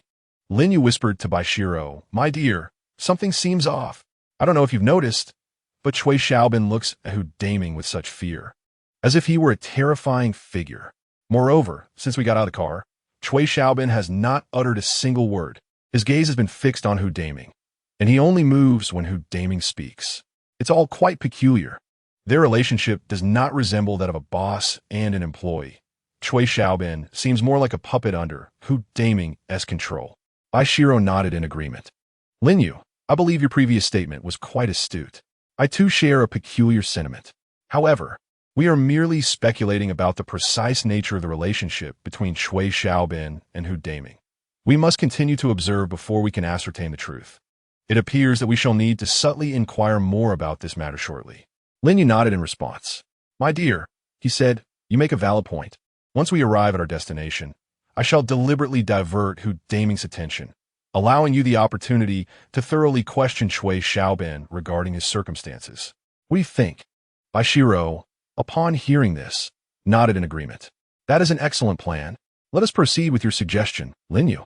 After several minutes, Bai Xirou and Lin Yu followed Hu Daming and Cui Xiaobin to a rather dilapidated tile-roofed house. This place bore an uncanny resemblance to the home of Cui Xiaobin's grandmother featured in his videos. It seemed they had indeed arrived at her residence. However, despite Bai Xirou's thorough search of the surroundings, she could not find any sign of Cui Xiaobin's grandmother.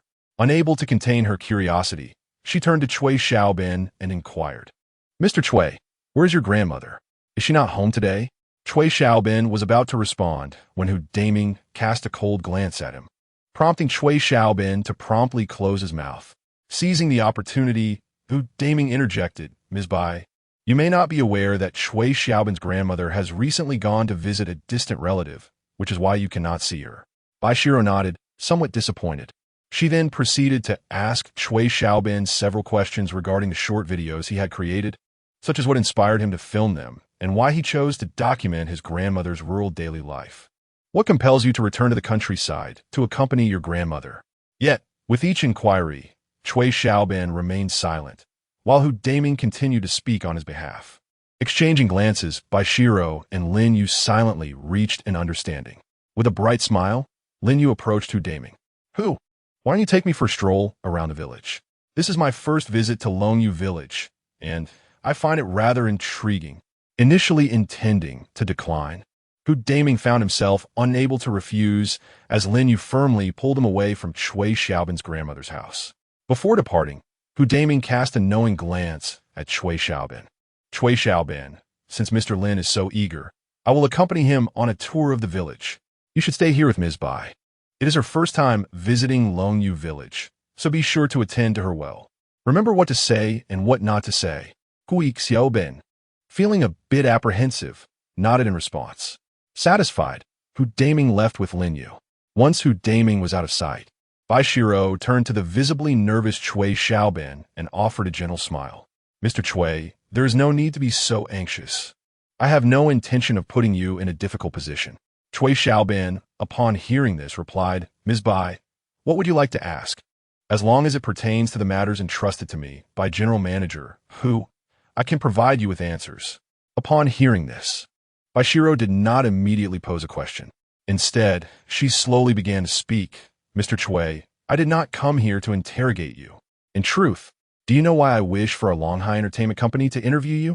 It is because within your short videos, I see a reflection of myself. To be candid, my childhood experiences mirror yours closely. When I was quite young, my parents abandoned me. I know not where they went, nor do I comprehend why they chose to forsake me. Yet, from the moment I gained consciousness, I grew up alongside my grandmother, much like your deep affection for your own beloved grandmother. However, my grandmother has recently fallen ill, which has led me to regret the years spent laboring tirelessly to save money, rather than spending more time with her. Therefore, I truly admire your decision to forsake your urban career and resolutely return to the village to live alongside your grandmother. Our nearly identical upbringings allow me to resonate with you more profoundly. Thus, there is no need for you to maintain pretense in my presence. Earlier, I intentionally had Lin Yu divert Hu Daming's attention, solely to hear the truth that lies within your heart. Please, tell me, where has your grandmother truly gone? Why does Hu Daming exhibit such disdain towards you?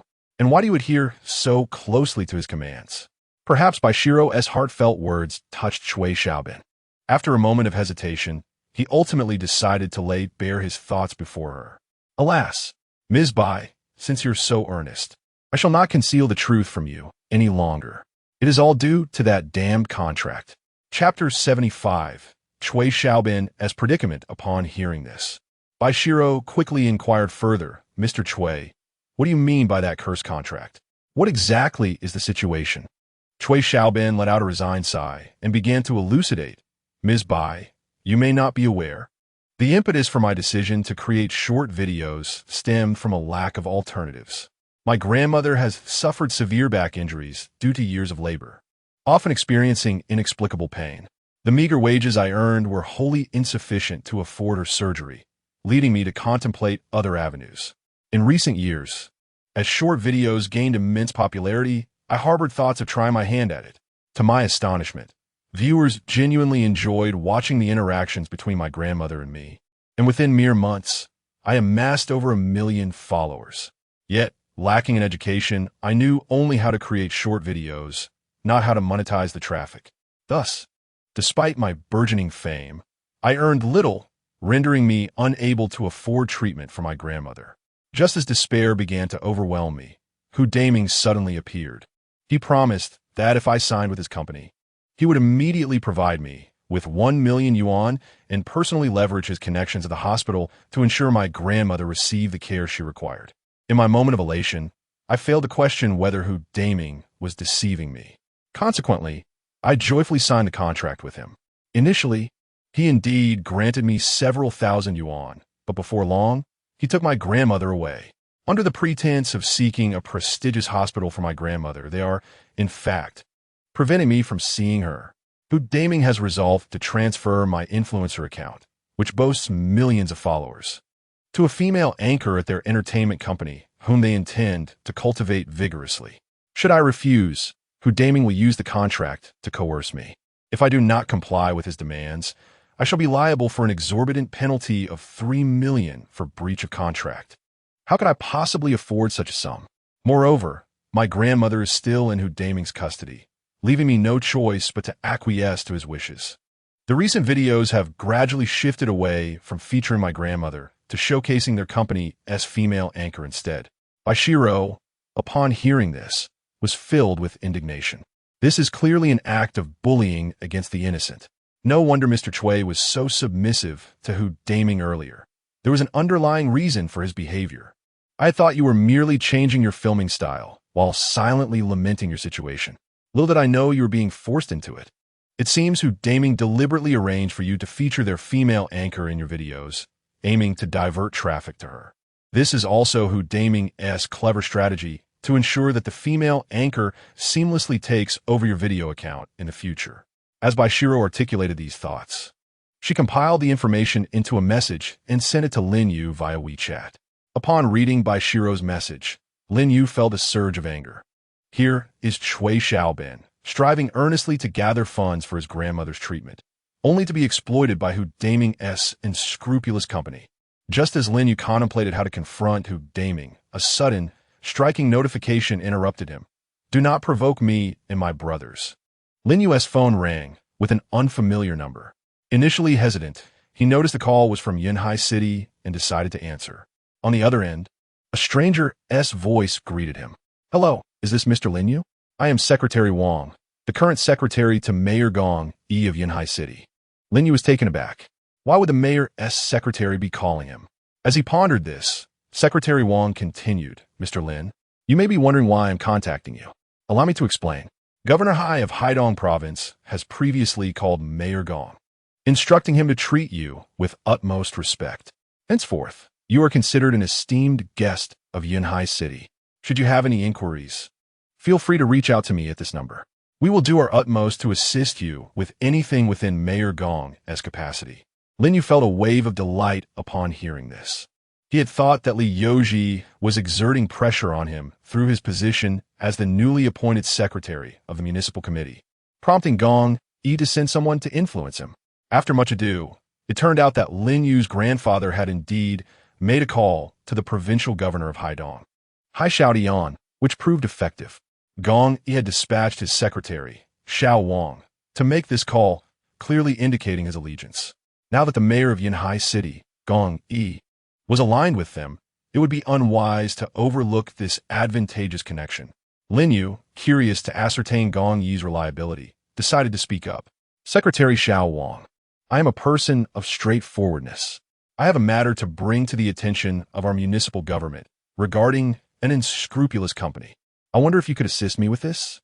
On the other end of the line, Secretary Xiao Wang promptly responded, Of course, young Master Lin. I would rather fear you have no matters requiring our assistance. Since there is something you need help with, please do not hesitate to share. Within our capacity, we shall not refuse. Without hesitation, Lin Yu recounted the situation involving Hu Daming and Chui Xiaobin.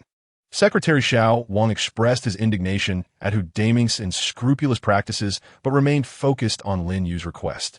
He then inquired, Young Master Lin, I believe I have grasped the gist of your concerns. What course of action do you propose? Lin Yu smiled slightly in response. Indeed, this matter pertains to the market order of our Yunhai City. I believe that certain unscrupulous companies have no place here. Otherwise, it would adversely affect our efforts to establish a fair and just market environment. Would you not agree, Secretary Xiao Wang? Upon hearing this, Secretary Xiao Wang immediately understood Lin Yu's intentions and assured him, Young Master Lin, I comprehend. I shall promptly instruct the Industrial and Commercial Department, along with the Market Supervision Department, to thoroughly investigate the influencer incubation company behind Hu Daming.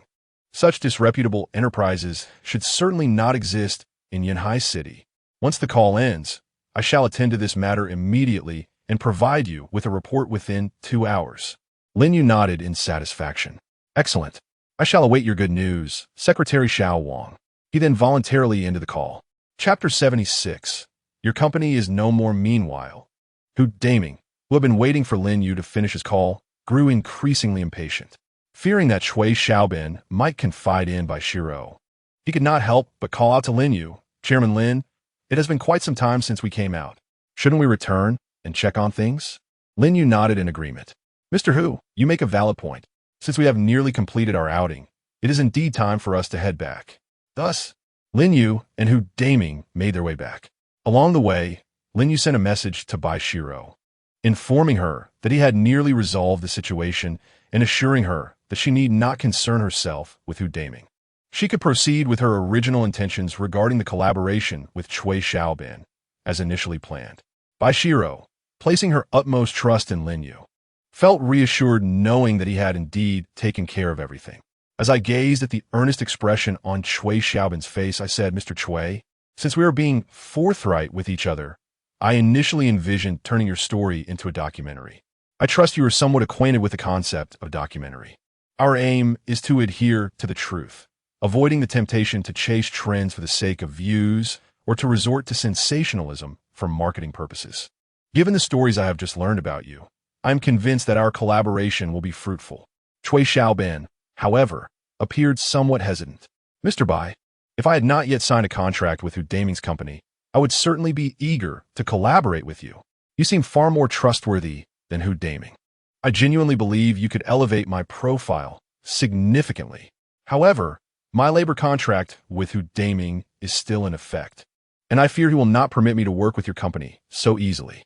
As soon as he finished speaking, Hu Daming and Lin Yu returned. The distance was not great, so they had overheard the conversation between Bai Xirou and Cui Xiaobin. Hu Daming cast a cold glance at Cui Xiaobin. Cui Xiaobin, you've grown quite bold. While I was away, you dared to discuss collaboration with Mr. Bai. Do you not recognize who the general manager of the company is? Should I relinquish my position as general manager for you? Before Cui Xiaobin could respond, Lin Yu interjected, I find Mr. Hu's proposal quite commendable. Given Mr. Cui's remarkable ability to achieve viral success with short videos, he is more than capable of assuming the role of general manager at your esteemed company. Mr. Cui, you should express your gratitude to Mr. Hu for offering you the general manager position. Upon hearing this, Hu Daming forced a laugh. Chairman Lin, you truly have a knack for humor. Cui Xiaobin is merely an illiterate who barely completed elementary school. He scarcely knows how to read. Appointing him as our general manager would be tantamount to leading our company to ruin. Furthermore, would he even dare to accept such a role? Cui Xiaobin, being rather honest, quickly shook his head, indicating he would not dare. Seeing this, Hu Daming finally broke into a smile. Meanwhile, Lin Yu and Bai Xirou exchanged glances of disappointment. Although Cui Xiaobin felt constrained by the contract, the two of them had no such fear of Hu Daming. Bai Xirou boldly stated, Mr. Hu, I believe our collaboration should involve Mr. Cui dealing directly with our company. After all, we are interviewing Mr. Cui. As for your earlier suggestion of including a female host from your company in the interview, I find that inappropriate. Upon hearing this, Hu Daming's expression changed. That female host was not only a rising star that his company was keen to promote, but also his mistress. Therefore, Hu Daming was eager to have her siphon off all the attention from Cui Xiaobin and inherit his substantial follower base. The inclusion of that female host in the interview was a demand that Hu Daming had initially proposed. As Bai Xirou made her statement, the atmosphere shifted. Hu Daming, of course, would not acquiesce. Mr. Bai, the matter you mentioned is indeed quite inappropriate, is it not? I should have made myself clear earlier.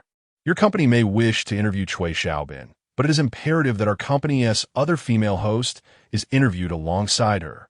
Furthermore, the duration of the interview for that female host must not be shorter than that of Cui Xiaobin. Otherwise, our collaboration will terminate here and now. I must remind both Mr. Bai and Chairman Lin that Cui Xiaobin is currently a contracted influencer of our company. I possess a 10-year labor contract signed by her. Therefore, any arrangement concerning Cui Xiaobin must be determined by our company, even if your company is willing to pay the 3 million yuan breach of contract fee. The contract stipulates that Cui Xiaobin is forever barred from participating in short video appearances post-termination. Otherwise, it would constitute a violation of the contract terms. If your company genuinely desires to interview Cui Xiaobin, you must adhere to our company's conditions. Otherwise, there is nothing to discuss. Our company will not permit your company to interview Cui Xiaobin. You may return whence you came. Hu Daming's audacious and shameless remarks not only incited disdain from Bai Xirou and Lin Yu, but also drew the ire of the viewers in the live stream. Host, does this Hu Daming have no family? How can he be so malicious? I truly wish I could leap through the internet and confront him with a battle axe. Host, please counsel this fellow upstairs. He seems to be excessively impulsive. Moreover, his location is not far from where you are. It's not worth risking oneself for such a scoundrel. Host, Hu Daming is truly embodying the essence of a rogue businessman. I feel the urge to deal with him myself. Host, Cui Xiaobin is so pitiful. Her background is so tragic. After finally gaining some popularity through short videos, she is now being exploited by this unscrupulous boss Hu Daming. It infuriates me. Host, utilize your connections and influence. Make this unscrupulous businessman pay dearly. I will shower you with gifts. Just as Hu Daming awaited Bai Xirou's capitulation, Lin Yu's phone suddenly chimed. Secretary Wang had sent him a WeChat message. Young Master Lin, the matter has been resolved. The so-called influencer incubation company behind Hu Daming is, in fact, a fraudulent and unscrupulous entity. Our Industrial and Commercial Bureau has already shut down this company. All contracts with influencers under Hu Daming's company are now rendered void, and he himself has violated multiple laws. Local police will soon be dispatched to apprehend him. Upon reading this news, Lin Yu smiled faintly. Hu Daming, noticing this, inquired with confusion, Chairman Lin, what is amusing you? Have you come to a realization? In response, Lin Yu shook his head and slowly replied, Mr. Hu, I believe this is the last time I shall address you as such. I smiled because evildoers eventually face retribution. As a courtesy for your earlier companionship in the village, let me share a piece of good news with you. Your company is no more. Chapter 77. The transformation of Longhai Entertainment. Upon hearing Lin Yu's words, Hu Daming appeared utterly bewildered. Chairman Lin, are you jesting with me? My company is evidently thriving. How could it simply vanish overnight? Are you mocking me? This jest is hardly amusing. No sooner had he spoken than a cacophony of sirens pierced the air. In the next moment, several police officers approached Hu Daming. Hu Daming, your company is suspected of committing fraud, breach of contract, and various economic crimes. The influencer incubation company behind you has already been sealed by the relevant authorities. We kindly request that you accompany us for further inquiries. Hu Daming stared blankly at the officers. Gentlemen, surely there has been a misunderstanding? My company was doing well just yesterday. How could it be suddenly sealed? The lead officer, a striking figure, scoffed. Hu Daming, are you questioning our authority? The evidence is irrefutable. If you doubt it, you may verify your company's current status online. Upon hearing this, Hu Daming hastily checked his phone, only to discover that his company had indeed been sealed. Moreover, the founding members who had once stood alongside him were now being escorted away by the police. In disbelief, Hu Daming shut off his phone. How could this happen? All my hard work over the years, utterly destroyed. Suddenly, his gaze hardened as he turned toward Lin Yu. How did you come to know about my company's sealing? Could it be that you orchestrated this from behind the scenes? I will kill you, like a rabid dog. Hu Daming lunged at Lin Yu. However, the multitude of police officers present swiftly restrained him. Lin Yu, observing the commotion, promptly interjected, Officers, perhaps you should take Hu Daming to a hospital for an evaluation. He seems to be somewhat unhinged. Also, Hu Daming has unlawfully detained an elderly individual. Could you assist in returning that person? The officers nodded in agreement. Young man, you make a valid point. Indeed, Hu Daming's mental state appears concerning. We will ensure he undergoes a thorough examination. As for the elderly individual you mentioned, we are already apprised of the situation. That person is currently receiving medical attention. If you are acquainted with the elderly person's family, please reach out promptly to retrieve them. Cui Xiaobin then spoke up. Officer, that elderly person is my grandmother. I will go immediately to bring her back. The police officers verified Cui Xiaobin's identity and provided the location of his grandmother's hospital room. Shortly thereafter, the officers took a despondent Hu Daming away. Lin Yu drove Cui Xiaobin to retrieve his grandmother. Everything was progressing favorably, and the viewers in the live stream were thoroughly satisfied with the outcome. With a popularity of 1111, the host has done remarkably well. That Hu Daming truly deserves his fate. It is only fitting that he has ended up this way. Host, I cannot believe you even have connections with the Bureau of Industry and Commerce. What an impressive feat. From now on, I shall be your devoted admirer." After bringing his grandmother back from the hospital, Cui Xiaobin expressed profound gratitude to Lin Yu and Bai Xirou. Without the assistance of Lin Yu and Bai Xirou, Cui Xiaobin's life would have been irrevocably ruined by Hudaming. Therefore, he promptly offered to collaborate with the two at no cost. However, Bai Xirou and Lin Yu are not the type to take advantage of such offers and naturally declined. Observing Cui Xiaobin's earnest and reliable nature, Bai Xirou was inspired to cultivate him as a long-term short video creator under Longhai Entertainment Company. Upon hearing this proposal from Bai Xirou, Cui Xiaobin readily accepted. In stark contrast to the unscrupulous Hudaming, the kind and dependable Bai Xirou was precisely the collaborator Cui Xiaobin had longed for. Consequently, he promptly signed a contract with Bai Xirou, officially becoming a short video creator under Longhai Entertainment Company. Recognizing Cui Xiaobin's unwavering trust in her, Bai Xirou ensured that he would not be shortchanged. She immediately withdrew a signing bonus of 1 million from the company's accounts and had the finance department deposit it directly into Cui Xiaobin's bank account. Given that Cui Xiaobin already had a fan base of millions and was currently experiencing significant traffic, the signing fee of 1 million was hardly excessive. Upon witnessing the funds deposited, Cui Xiaobin's trust in his new boss, Bai Xirou, soared. He even vowed on the spot that as long as Bai Xirou's company remained operational, he would follow her until the end of his days. Hearing Cui Xiaobin's sincere declaration, both Bai Xirou and Lin Yu laughed heartily. Thus, this matter concluded with a perfect resolution. More than half a month passed. Bai Xirou became increasingly adept in her role as the general manager of Longhai Entertainment Company, and the original employees praised her highly. After all, Bai Xirou is not the type to exploit her staff. As long as one can complete the day's tasks, they may even leave early without deductions from their attendance bonuses. Moreover, Bai Xirou implemented an employee incentive system, whereby the better an employee performed, the more time off and bonuses they received. Under this new system, Longhai Entertainment experienced a remarkable transformation, even doubling its market value compared to the past. Lin Yu was taken aback by Bai Xirou's remarkable talent for managing the company, confirming that appointing her as the general manager was indeed a wise decision. However, since Bai Xirou assumed the role of general manager, opportunities for Lin Yu and Bai Xirou to meet had diminished significantly. After all, Longhai Entertainment was in a crucial stage of development, and the newly appointed general manager could not afford to slacken her efforts. Lin Yu expressed his full support for this, simply informed Bai Xirou that if she feels weary, she should take a moment to rest. After all, even if the company were to face bankruptcy, he would be amenable to it.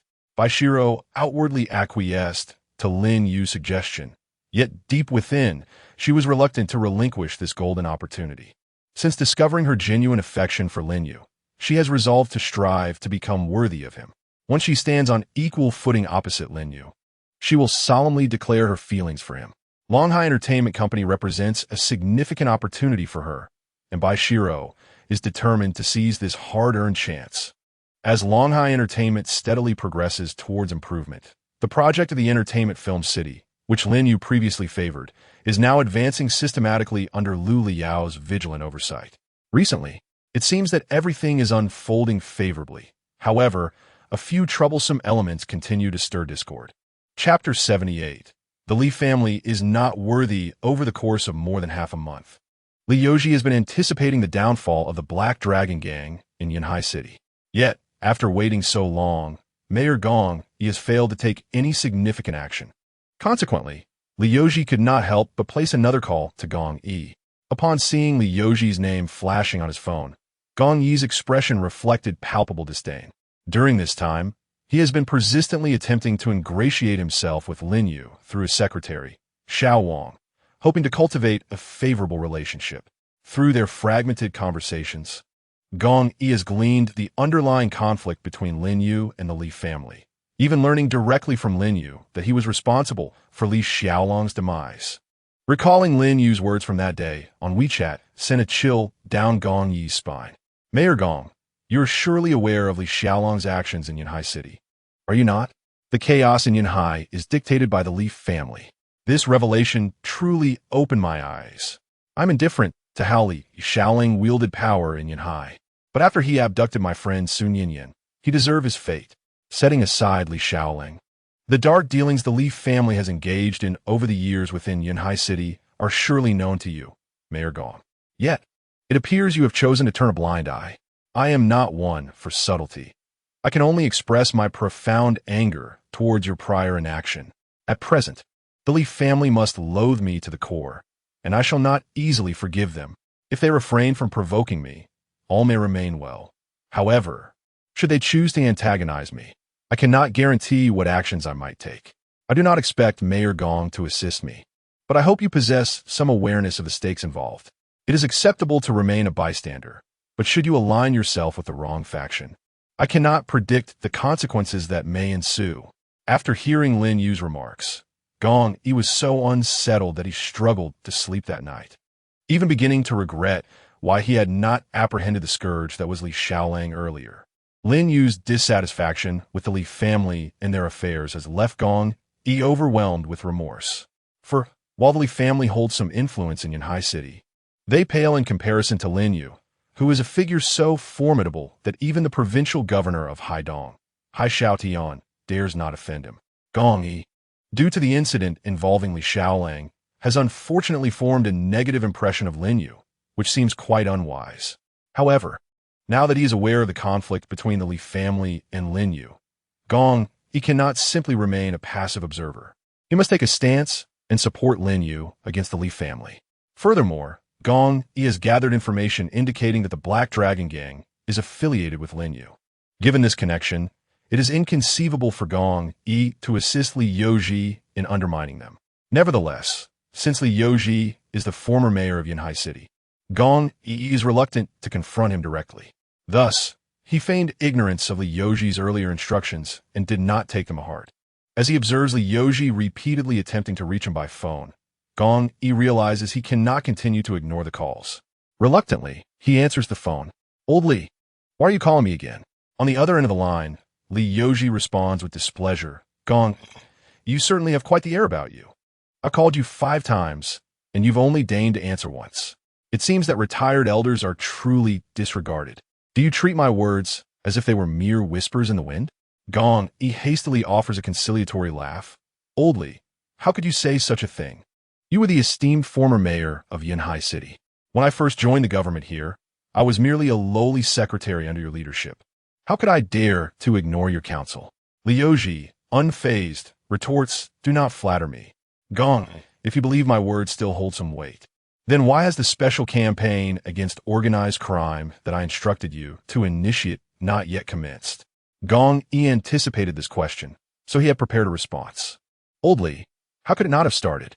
After your call that day, I immediately instructed the city's police to begin outreach efforts to discourage involvement in organized crime." Li Youji, clearly infuriated, replies, "Gong Yi, I intended for you to launch a campaign against the criminal underworld. What good does it do to simply promote awareness against organized crime? Are you dismissing me?" Gong Yi quickly clarifies, "Old Li, you've misunderstood me. How could I ever dismiss you?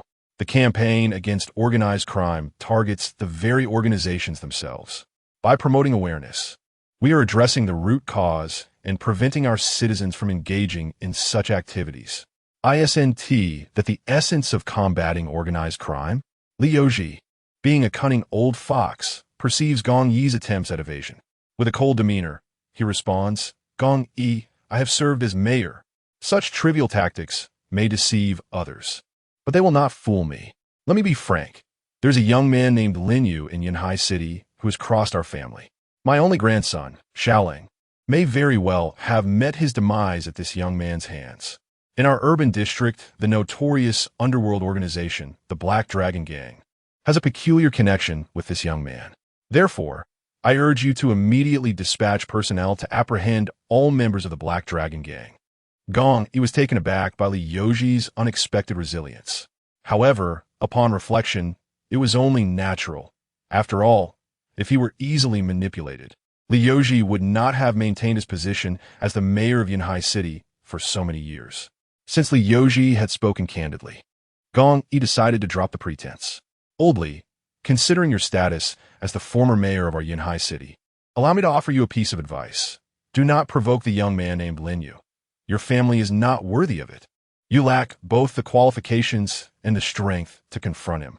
On the other end of the line, Li Yoji inquired urgently, Gong, what do you mean by that? Is this Lin Yu's identity particularly special? Regardless of who Lin Yu is, he has indeed killed my grandson, Xiaolang. Do not forget that the Li family has long been influential in Yinhai City. So, are you implying that you do not intend to assist me in dealing with this Lin Yu? Gong, upon hearing Li Yoji's blatant threat, decided to lay bare the truth. Li Yoji, I address you as Old Li. Do you truly believe that you can dominate Yinhai City? It may have once belonged to the Li family, but now it rightfully belongs to the Lin family. I care not for your intentions.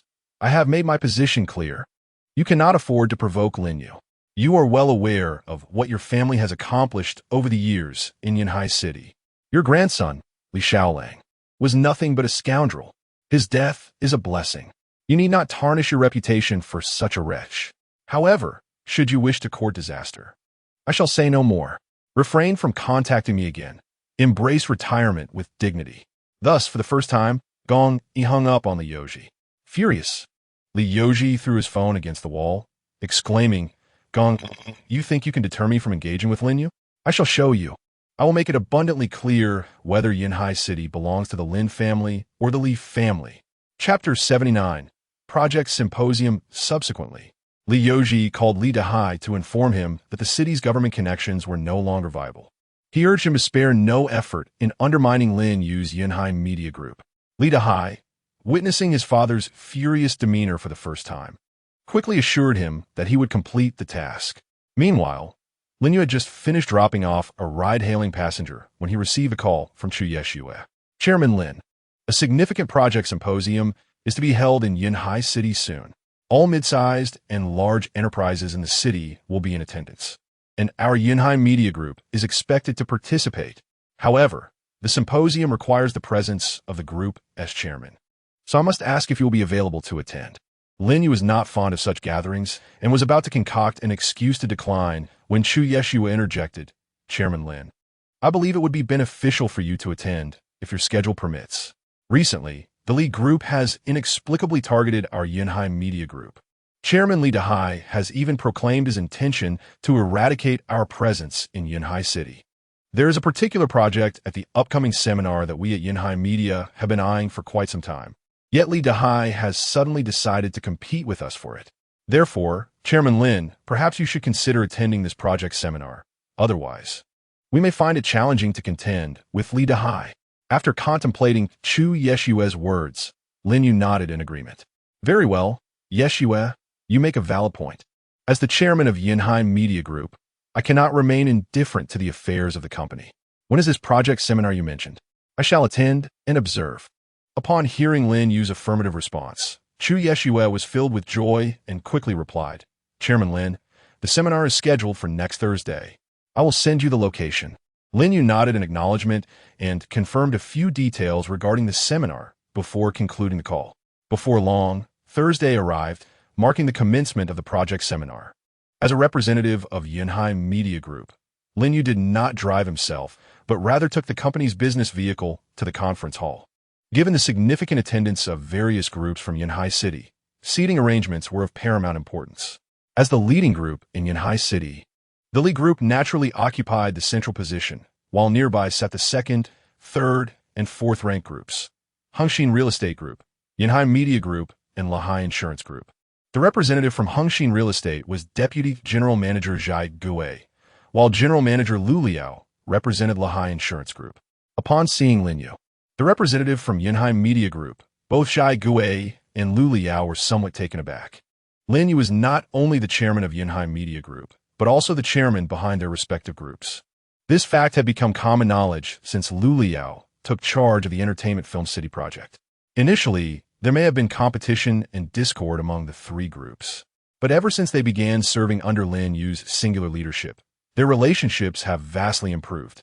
While publicly maintaining a faade of independence, the three groups had quietly begun to collaborate in strength.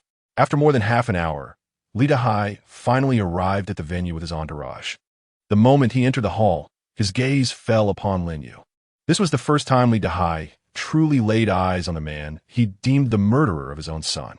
His eyes brimmed with murderous intent. Beside him, his eldest daughter, Li Xiaodi, inquired curiously about Lin Yu. "Father, is this the murderer Lin Yu who killed Xiaolang?" Li Dahai nodded in response. "Xiaodi, remember this. Lin Yu is our family's enemy. He deserves the harshest punishment for killing your brother Xiaolang. At this project seminar, we must ensure that Yunhai Media Group does not take the project they desire. Your grandfather has instructed me on this matter. The Li family must spare no effort to make Lin Yu pay a heavy price. The skies of Yunhai City must be ruled by the Li family." Li Zhao di Nudda Sulamli. "Father, I understand." However, the moment Li Dahai turned away, Li Xiaodi's expression shifted, casting a slight smile in Lin Yu's direction, leaving one to wonder what thoughts occupied her mind. It was not only Li Dahai who noticed Lin Yu. Lin Yu also recognized the representatives from the Li family, including Li Dahai and Li Xiaodi, attending the project seminar. Chu Yeshua had heard about the matters between Lin Yu and the Li family, so she took the initiative to introduce Chairman Lin. "The group you just observed is the Li family's representatives for this project seminar. The two leading figures are Chairman Li Dahai and his eldest daughter, Li Xiaodi. I won't delve too much into Chairman Li Dahai, as I believe you may already be familiar with him. Instead, let me highlight Li Xiaodi. She is quite extraordinary." Upon hearing this, Lin Yu recalled Li Xiaodi's inexplicable smile from earlier and asked with curiosity, "Yeshua, is Li Xiaodi truly remarkable?" Chu Yeshua nodded in affirmation. "Indeed, Chairman Lin, you may not know that Li Dahai, in his quest for the family legacy, has fathered 7 daughters before finally having a son, Li Xiaolang. It is well known that Li Dahai dotes on his only son, reflecting the family's traditional preference for males. As the eldest daughter, Li Xiaodi has been overlooked by her father since childhood, often living a life less privileged than that of the family servants. Her mother, Li Dahai's first wife, was heartlessly cast aside for giving birth to a daughter, leading to her own severe depression. Consequently, she neglected Li Xiaodi, often projecting her bitterness onto her, subjecting her to harsh treatment.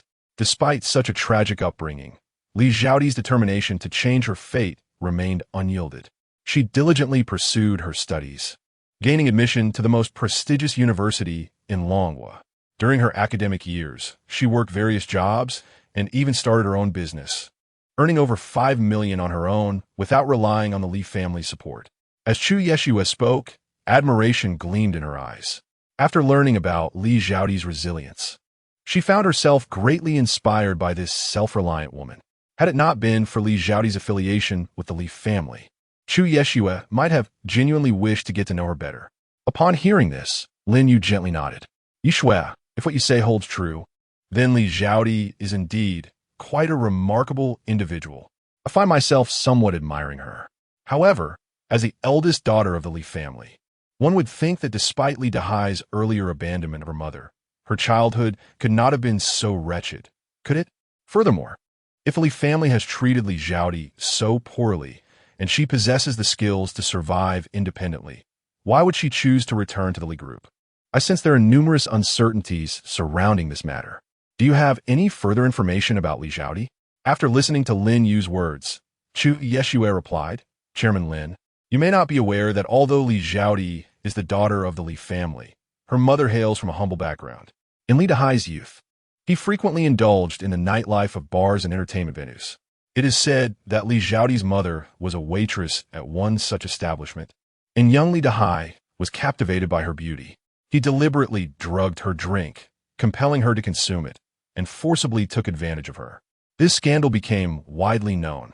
However, the Li family wielded immense power in Yunhai City, and the matter was ultimately swept under the rug.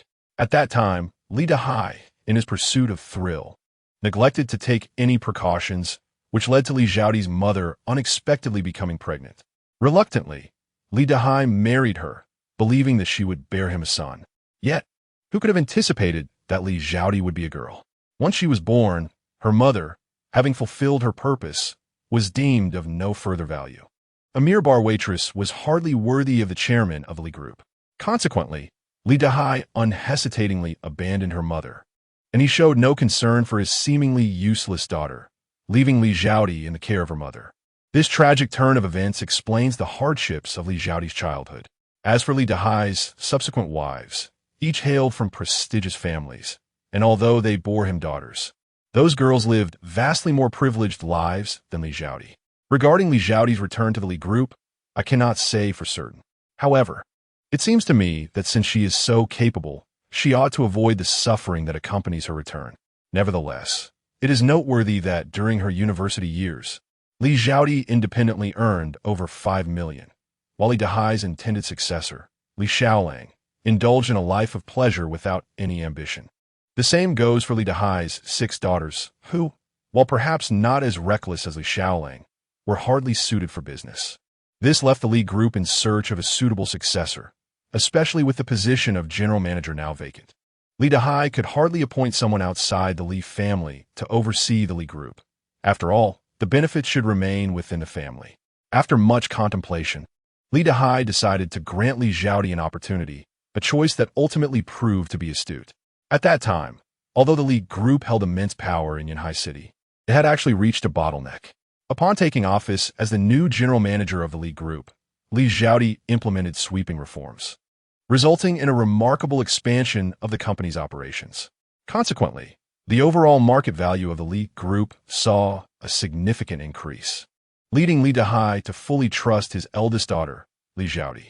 It can be said that over 90% of the current business of the Li group is now under Li Xiaodi's purview. Therefore, Chairman Lin, if you truly wish to contend with the Li group, you must pay close attention to Li Xiaodi. After hearing Chu Yeshua's words, Lin Yu nodded thoughtfully. If what Chu Yeshua had said was indeed true, he certainly needed to regard Li Xiaodi with greater caution. As the saying goes, one need not fear a formidable enemy, but rather a cunning one. Li Xiaodi not only appeared intelligent, but also ambitious and capable of restraint. Her experiences throughout her life would undoubtedly have fortified her psychological resilience. Such an adversary was indeed formidable. Reflecting on this, Lin Yu turned to glance at Li Xiaodi once more, only to find that she was also looking at him. She subtly gestured with her eyes towards him. Although Lin Yu felt a twinge of confusion at this, he decided to observe what Li Xiaodi intended to do. Thus, he turned to Chu Yeshua and spoke slowly. Yeshua, I suddenly feel a bit unwell. I need to excuse myself to the restroom. If the project seminar begins, please send me a message via WeChat. Concerned, Chu Yeshua replied. Chairman Lin, how could you suddenly feel unwell? Was it something you ate last night? It's perfectly fine for you to go to the restroom, but the project seminar is about to start. You must hurry back. If necessary, I can take you to the hospital. The seminar can be postponed. But your health cannot be compromised. Lin Yu smiled gently in response. It's nothing, Yeshua. There's no need for alarm. I merely overindulged last night. I'll return promptly after using the restroom. You need not worry. With that, Lin Yu hurriedly left his seat. Meanwhile, in the seating area of the Li group, Li Xiaodi addressed her father, Li Dahai. Father, we have a business matter that requires a phone call, so I must step out for a moment. Li Dahai, reassured by Li Xiaodi's performance as general manager over the short span of time, did not harbor any suspicions. He had complete confidence in her capabilities. If not for her being a woman, he would have considered passing on the Li group to her. It was indeed a pity. However, with the tragic passing of his only son, Li Xiaolang, and the fact that his remaining 6 daughters were all rather ineffectual, Li Dahai cherished Li Xiaodi immensely. Previously indifferent to her, he now occasionally expressed concern, and bringing only Li Xiaodi to such a crucial project seminar underscored his growing regard for her. Li Dahai gazed tenderly at Li Xiaodi before speaking. Xiaodi, since the company requires your attention, why not step outside and make a call to sort things out? However, you need not handle everything personally. The others in the company are not idle either. Don't overexert yourself. Li Xiaodi nodded eagerly in response. Father, I understand. She then temporarily exited the conference room. A few minutes later, Lin Yu and Li Xiaodi fortuitously encountered each other outside the venue. Before Lin Yu could utter a word, Li Xiaodi cut straight to the chase, saying, Lin Yu, let's collaborate. Chapter 81. A pleasant collaboration, Lin Yu, taken aback, asked Miss Li. Why would you want to collaborate with me? Are you not aware that your brother, Li Xiaolang, met his demise because of me? Li Xiaodi laughed heartily and replied, Lin Yu, I am indeed aware that you were responsible for Li Xiaolong's death. If he had not perished by your hand, I would not have proposed this collaboration. She continued, in fact, I have yet to properly thank you for this matter. Lin Yu's confusion deepened. Thank me? Miss Li, you are not only unfazed by your brother's death at my hands, but you also wish to express gratitude? Why is that? Li Xiaodi spoke slowly. Lin Yu, you may not fully comprehend. Have you heard of my past experiences? Lin Yu nodded slightly. I have heard a bit. Miss Li, your childhood has indeed been somewhat tumultuous, and I hold great admiration for everything you have accomplished today. Li Xiaodi smiled faintly. Since you are aware of my past, my explanation will be simpler. To outsiders in Yanhai City, I, Li Xiaodi, am the current general manager of the Li Group, selflessly engaging in business deals. Yet, I have never forgotten the misfortunes of my childhood. I harbor a deep-seated resentment towards the Li family and wish for their downfall. Therefore, as you are an adversary of the Li family, you are my ally. I can assist you in dismantling the Li Group. Intrigued, Lin Yu inquired further, Miss Li, your words are compelling, but why should I trust that you will assist me? If you despise the Li family so much, why return to the Li Group? As I understand, the Li Group's recent success is largely due to your contributions. Why should I feel compelled to collaborate with you? Frankly, even without your partnership, the Li Group holds little significance in my eyes. I could single-handedly bring about its demise. The Li family, which reigns supreme in Yanhai City, is of no consequence to me. Li Xiaodi regarded Lin Yu, whose confidence was striking, and did not perceive him as merely boasting. She had encountered many braggarts in her life, yet Lin Yu's demeanor and tone were distinct from theirs. Her intuition suggested that he genuinely did not care about the Li Group or the Li family. Nevertheless, Li Xiaodi remained resolute in her desire to collaborate with Lin Yu and smiled faintly, saying, Mr. Lin, your confidence is rather unexpected.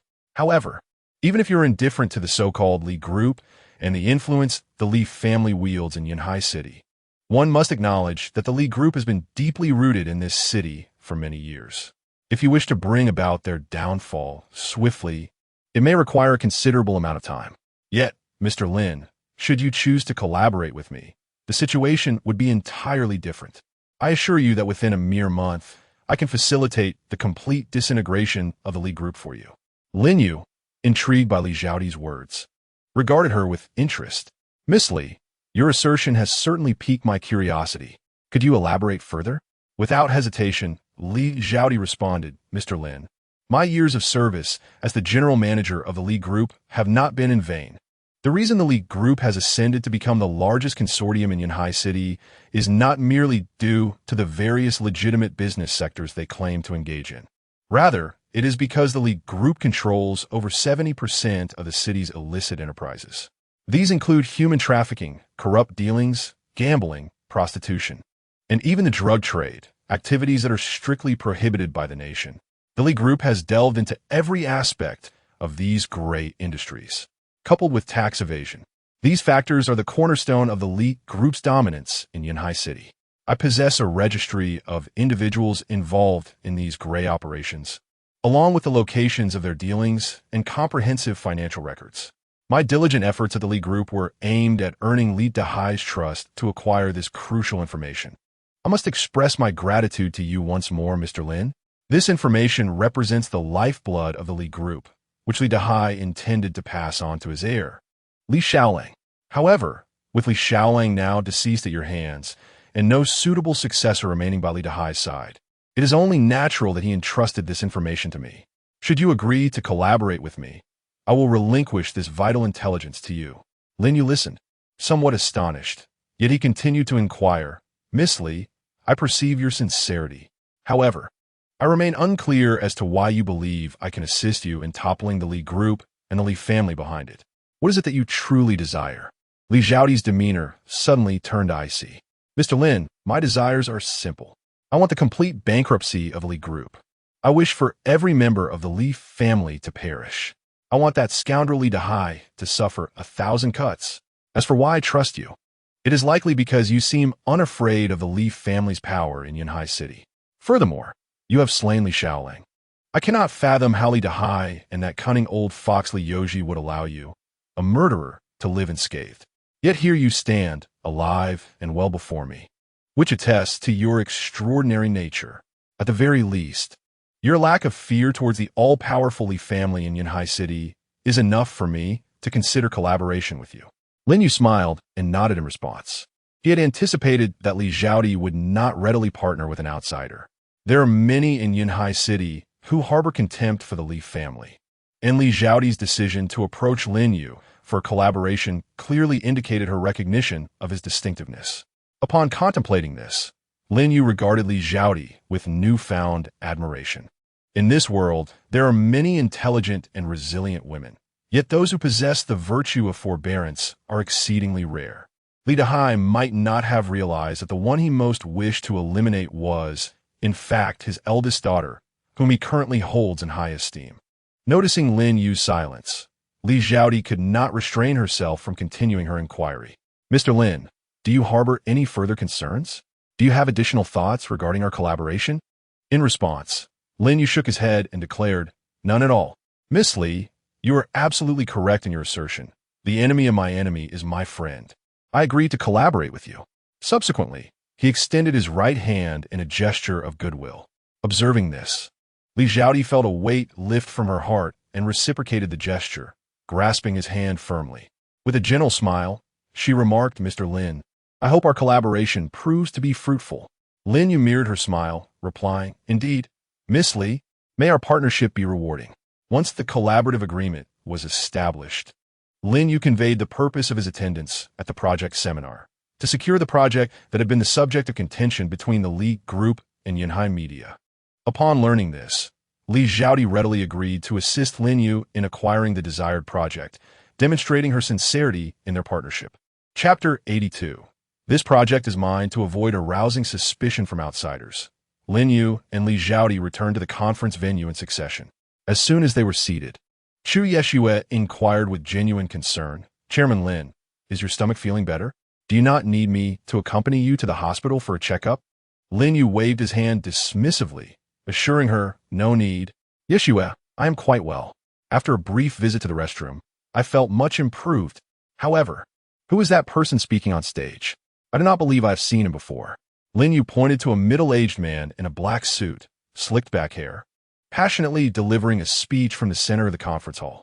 Chu Yeshue promptly explained, Chairman Lin, that individual is Wang Dali, the head of the City Investment Promotion Bureau here in Yanhai.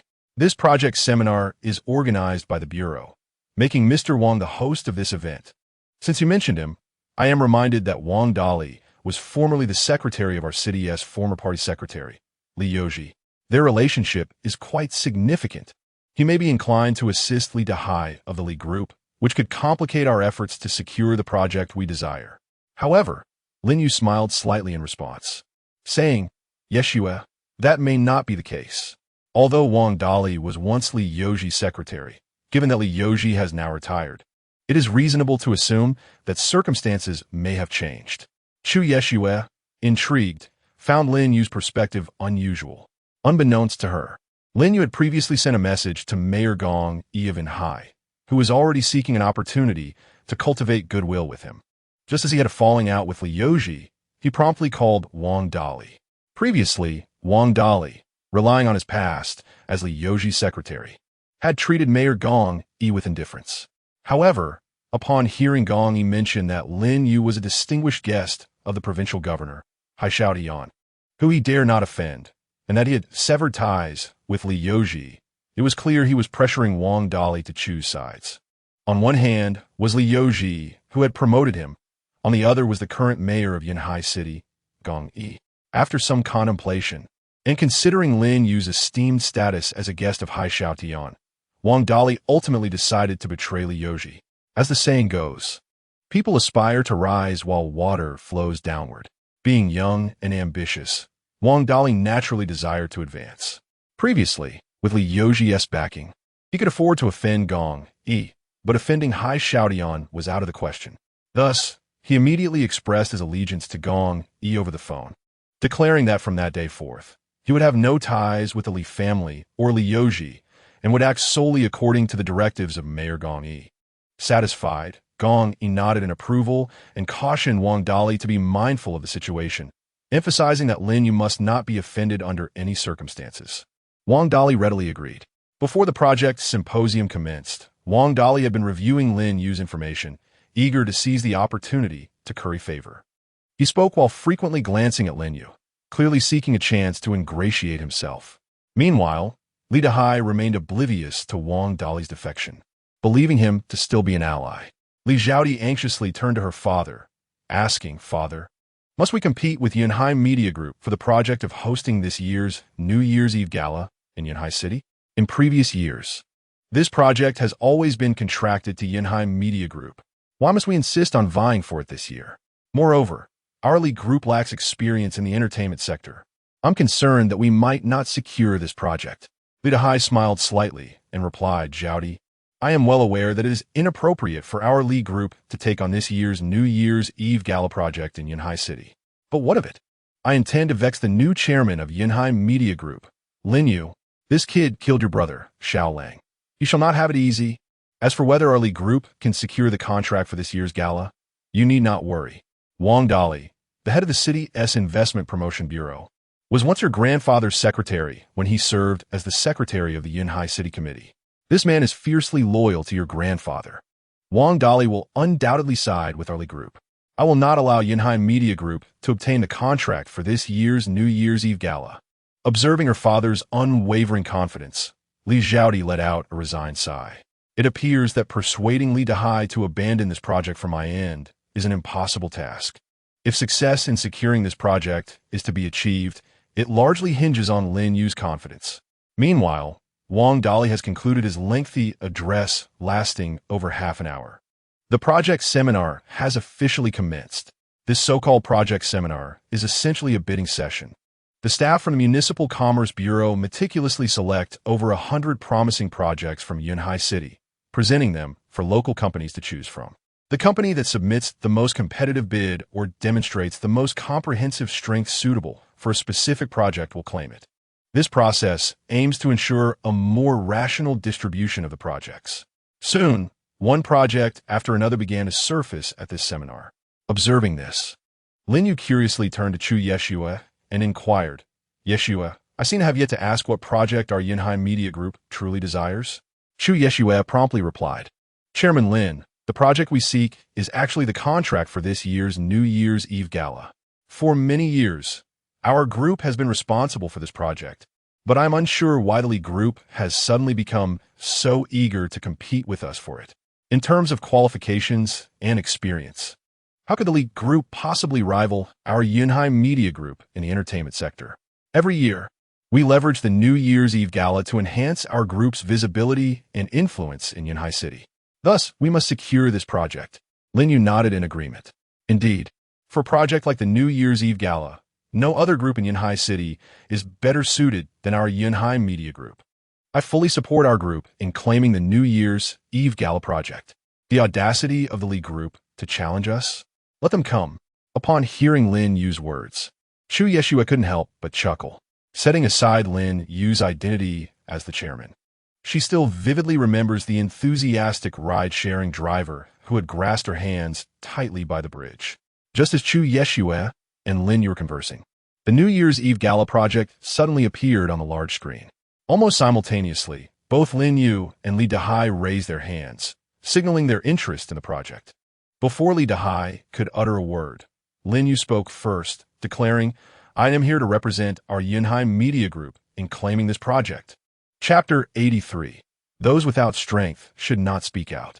This statement left all the representatives in attendance astounded. Everyone was acutely aware of Li Group's considerable influence in Yunhai City. Hence, during past project seminars, few dared to compete with the Li Group for projects. Whenever Li Dahai raised his hand to express interest in a project, the other representatives would promptly lower theirs, not wishing to offend the Li Group. However, today, Lin Yu boldly asserted his intention to vie for a project that the Li Group had set its sights on, earning him the respect of the crowd. Upon hearing Lin Yu's words, Li Dahai let out a cold snort. "Chairman Lin, are you attempting to seize a project coveted by the Li Group? Are you certain of that? Do not find yourself embarrassed if the project eludes your grasp." Without hesitation, Lin Yu retorted, Why do you assume that the project you desire exclusively belongs to the Li Group? Your audacity is quite remarkable. Li Dahai, incensed by Lin Yu's words, flushed with anger and disdainfully snorted. Chairman Lin, I perceive your youthful exuberance and prefer not to engage in further disputes with you. However, it is typical for the young to act impulsively and seek the limelight. I hope you can discern certain truths. While I cannot speak for other regions, in Yanhai City, the projects that the Li Group has set its sights upon are not easily taken by just anyone. Lin Yu, upon hearing this, smiled faintly and replied, Is that so? Chairman Li, your confidence is commendable, but should you fail to secure the project, will your pride remain intact? Just as Lin Yu and Li Dahai exchanged barbs, Wang Dali, present at the venue, interjected, since both Yanhai Media Group and the Li Group have expressed interest in this project, let us engage in fair competition. First, I suggest we ask Chairman Lin of Yanhai Media Group to provide a quote while Chairman Li of the Li Group waits. Upon hearing this, Li Dahai sensed something amiss. In previous project discussions, Wang Dali had always allowed the Li Group to quote first. Why was it that today he was permitting this young man, Lin Yu, to take the lead? However, Li Dahai quickly reassured himself that perhaps Wang Dali was deliberately probing Lin Yu on their behalf. Thus he relaxed. Yet, Lin Yu chose not to submit a quote. Instead, he directed his gaze towards Wang Dali. Director Wang, I believe we need not provide a quote. The ultimate purpose of hosting this project discussion in Yanhai City is not merely to auction off these valuable projects, but rather to find a suitable group to undertake them. The project for the New Year's Eve Gala has always been under the purview of Yanhai Media Group. I do not believe the Li Group possesses the qualifications to compete with us. Furthermore, since you, Director Wang, are the final arbiter of this project's allocation, I would like to inquire who you deem most suitable to undertake the organization of this year's New Year's Eve Gala in Yanhai City. Wang Dali was taken aback by Lin Yu's directness and his inquiry regarding his stance. Initially, Wang Dali had intended to maneuver the situation, but it became apparent that Lin Yu was denying him that opportunity. Lin Yu was compelling him to choose a side. Before Wang Dali could respond, Li Dahai laughed heartily. Chairman Lin, why subject yourself to humiliation? You might have had an opportunity, but by directly questioning Director Wang about the project's allocation, you have forfeited it. Li Dahai, still under the impression that Wang Dali was aligned with him, exuded confidence. Lin Yu, however, merely smiled and said, Is that so? Director Wang, please share your perspective. Wang Dali glanced between Lin Yu and Li Dahai before finally nodding and declaring, Very well, I shall express my viewpoint. Although the Li Group is ostensibly the most powerful enterprise in Yanhai City, the responsibility for organizing the New Year's Eve Gala has always rested with the Yanhai Media Group. In terms of qualifications and experience, the Li Group cannot compete with Yanhai Media Group in hosting this event. Therefore, I firmly believe that the organization of this year's New Year's Eve Gala should rightly remain with Yanhai Media Group. Upon hearing this, Lin Yu nodded knowingly, while Li Dahai was left utterly stunned. He looked incredulously at Director Wang. What do you mean by that, Director Wang? In what way does the Li Group fall short of the Yanhai Media Group? Why should this project be awarded to them? We, the Li Group, will not accept this. Moreover, Director Wang, let us not forget that my father had previously advised you. We are willing to invest an additional 10 million in this project. I hope you can reconsider. Before Wang Dali could respond, Lin Yu cast a mocking glance at Li Dahai. Mr. Li, Director Wang has made his position abundantly clear. Yanhai Media Group is far more qualified to handle this year's New Year's Eve Gala than your Li Group. Why do you persist in this futile argument? If you lack the capability, refrain from making a fuss. At that moment, the viewers in the live stream voiced their support. The host is absolutely right. The director has spoken. What is this Li Dahai still barking about? Is this truly the chairman of the Li Group? What a disgrace. I knew you could do it. The Li Group is insignificant in your presence. They have no standing. Why is Li Dahai so intent on opposing you? Surely, you haven't done anything to provoke him. Have you? Li Dahai disregarded Lin Yu's derision and continued to gaze at Wang Dali, hoping for an explanation. However, Wang Dali had already decided to side with Lin Yu and paid no heed to Li Dahai. He coolly addressed Li Dahai, Mr. Li. Did you not hear what I just said? The Yanhai Media Group is more suited for this New Year's Eve Gala project than your Li Group. No matter how much money you throw at it, your lack of expertise renders you incapable of handling it. Furthermore, Mr. Li, stop using your father, Mr. Li Lao, to pressure me. I once served as Mr. Li Lao's secretary, and I hold him in high regard. However, Mr. Li Lao is now retired. He should manage what he is meant to and refrain from interfering in matters that do not concern him. The decision regarding the New Year's Eve Gala is final. It will be entrusted to Yunhai Media Group. Yearly Group has muddled the project discussions in recent years, and as the head of the city's investment bureau, it is time to restore order to the market. Henceforth, I suggest that the Li Group refrain from participating in project discussions for the next few years. We must provide opportunities for more enterprises in Yunhai City to ensure a brighter future for our market. Chapter 84. This is self-defense upon hearing Wang Dala's words. Li Dahai turned pale. He could hardly believe that Wang Dala would betray the Li family. This rendered everything he had just said to Lin Yu a mere farce. Just as Li Dahai struggled to maintain his composure, Lin Yu took the lead in applauding. Overy. Director Wang's remarks were truly remarkable. Let us applaud for a brighter future for Yunhai City. As his words echoed, Zhai Gui and Lu Liao, leading the members of Hengxin Real Estate Group and Lahai Insurance Group, initiated the applause.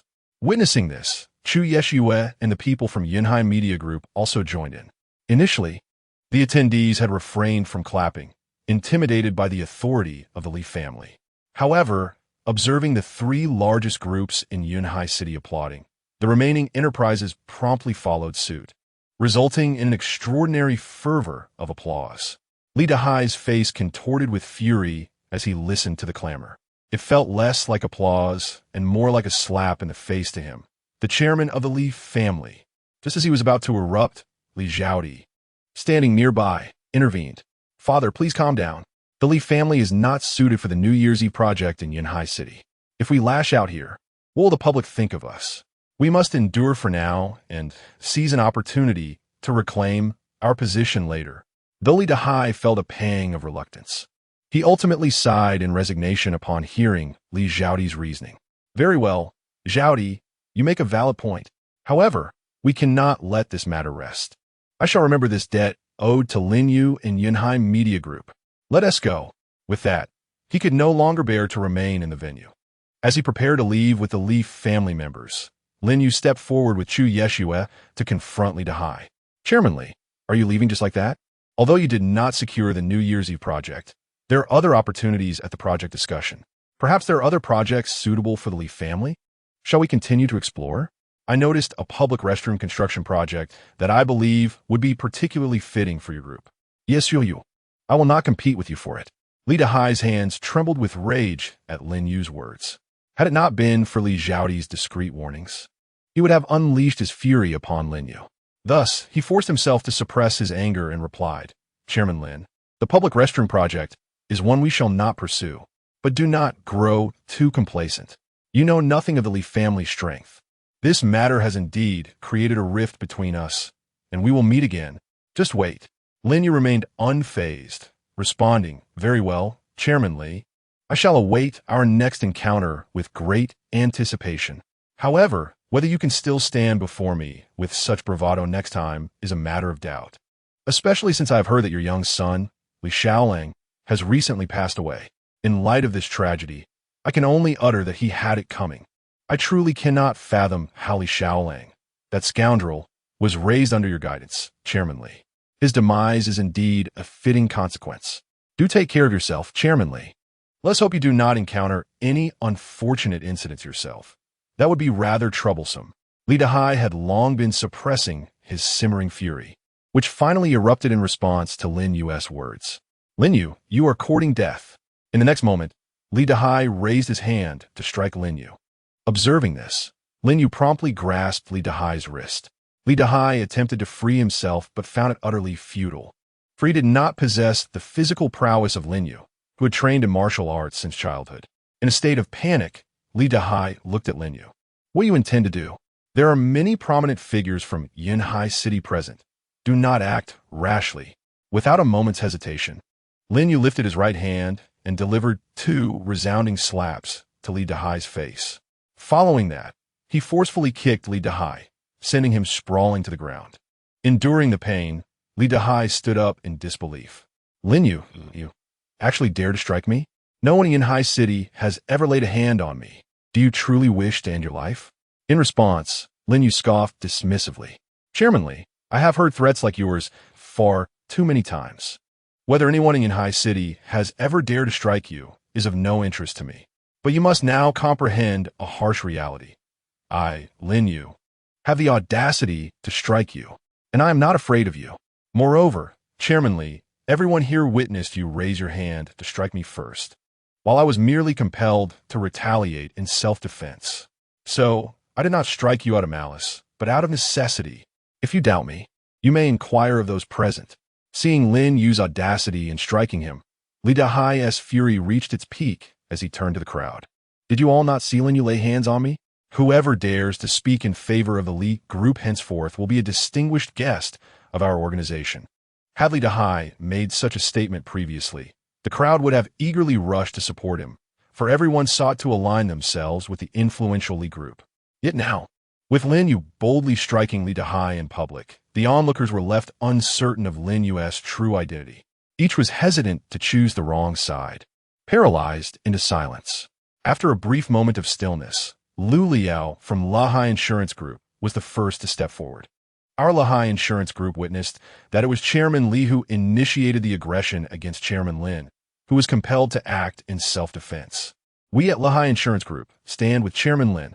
As her words fell, Zhai Gui also rose, unwilling to be outdone. Our Hengxin Real Estate Group equally observed that Chairman Li instigated the conflict, and Chairman Lin's response was purely one of self-defense. We too unconditionally support Chairman Lin. Li Dahai gazed in disbelief at Lu Liao and Zhai Gui.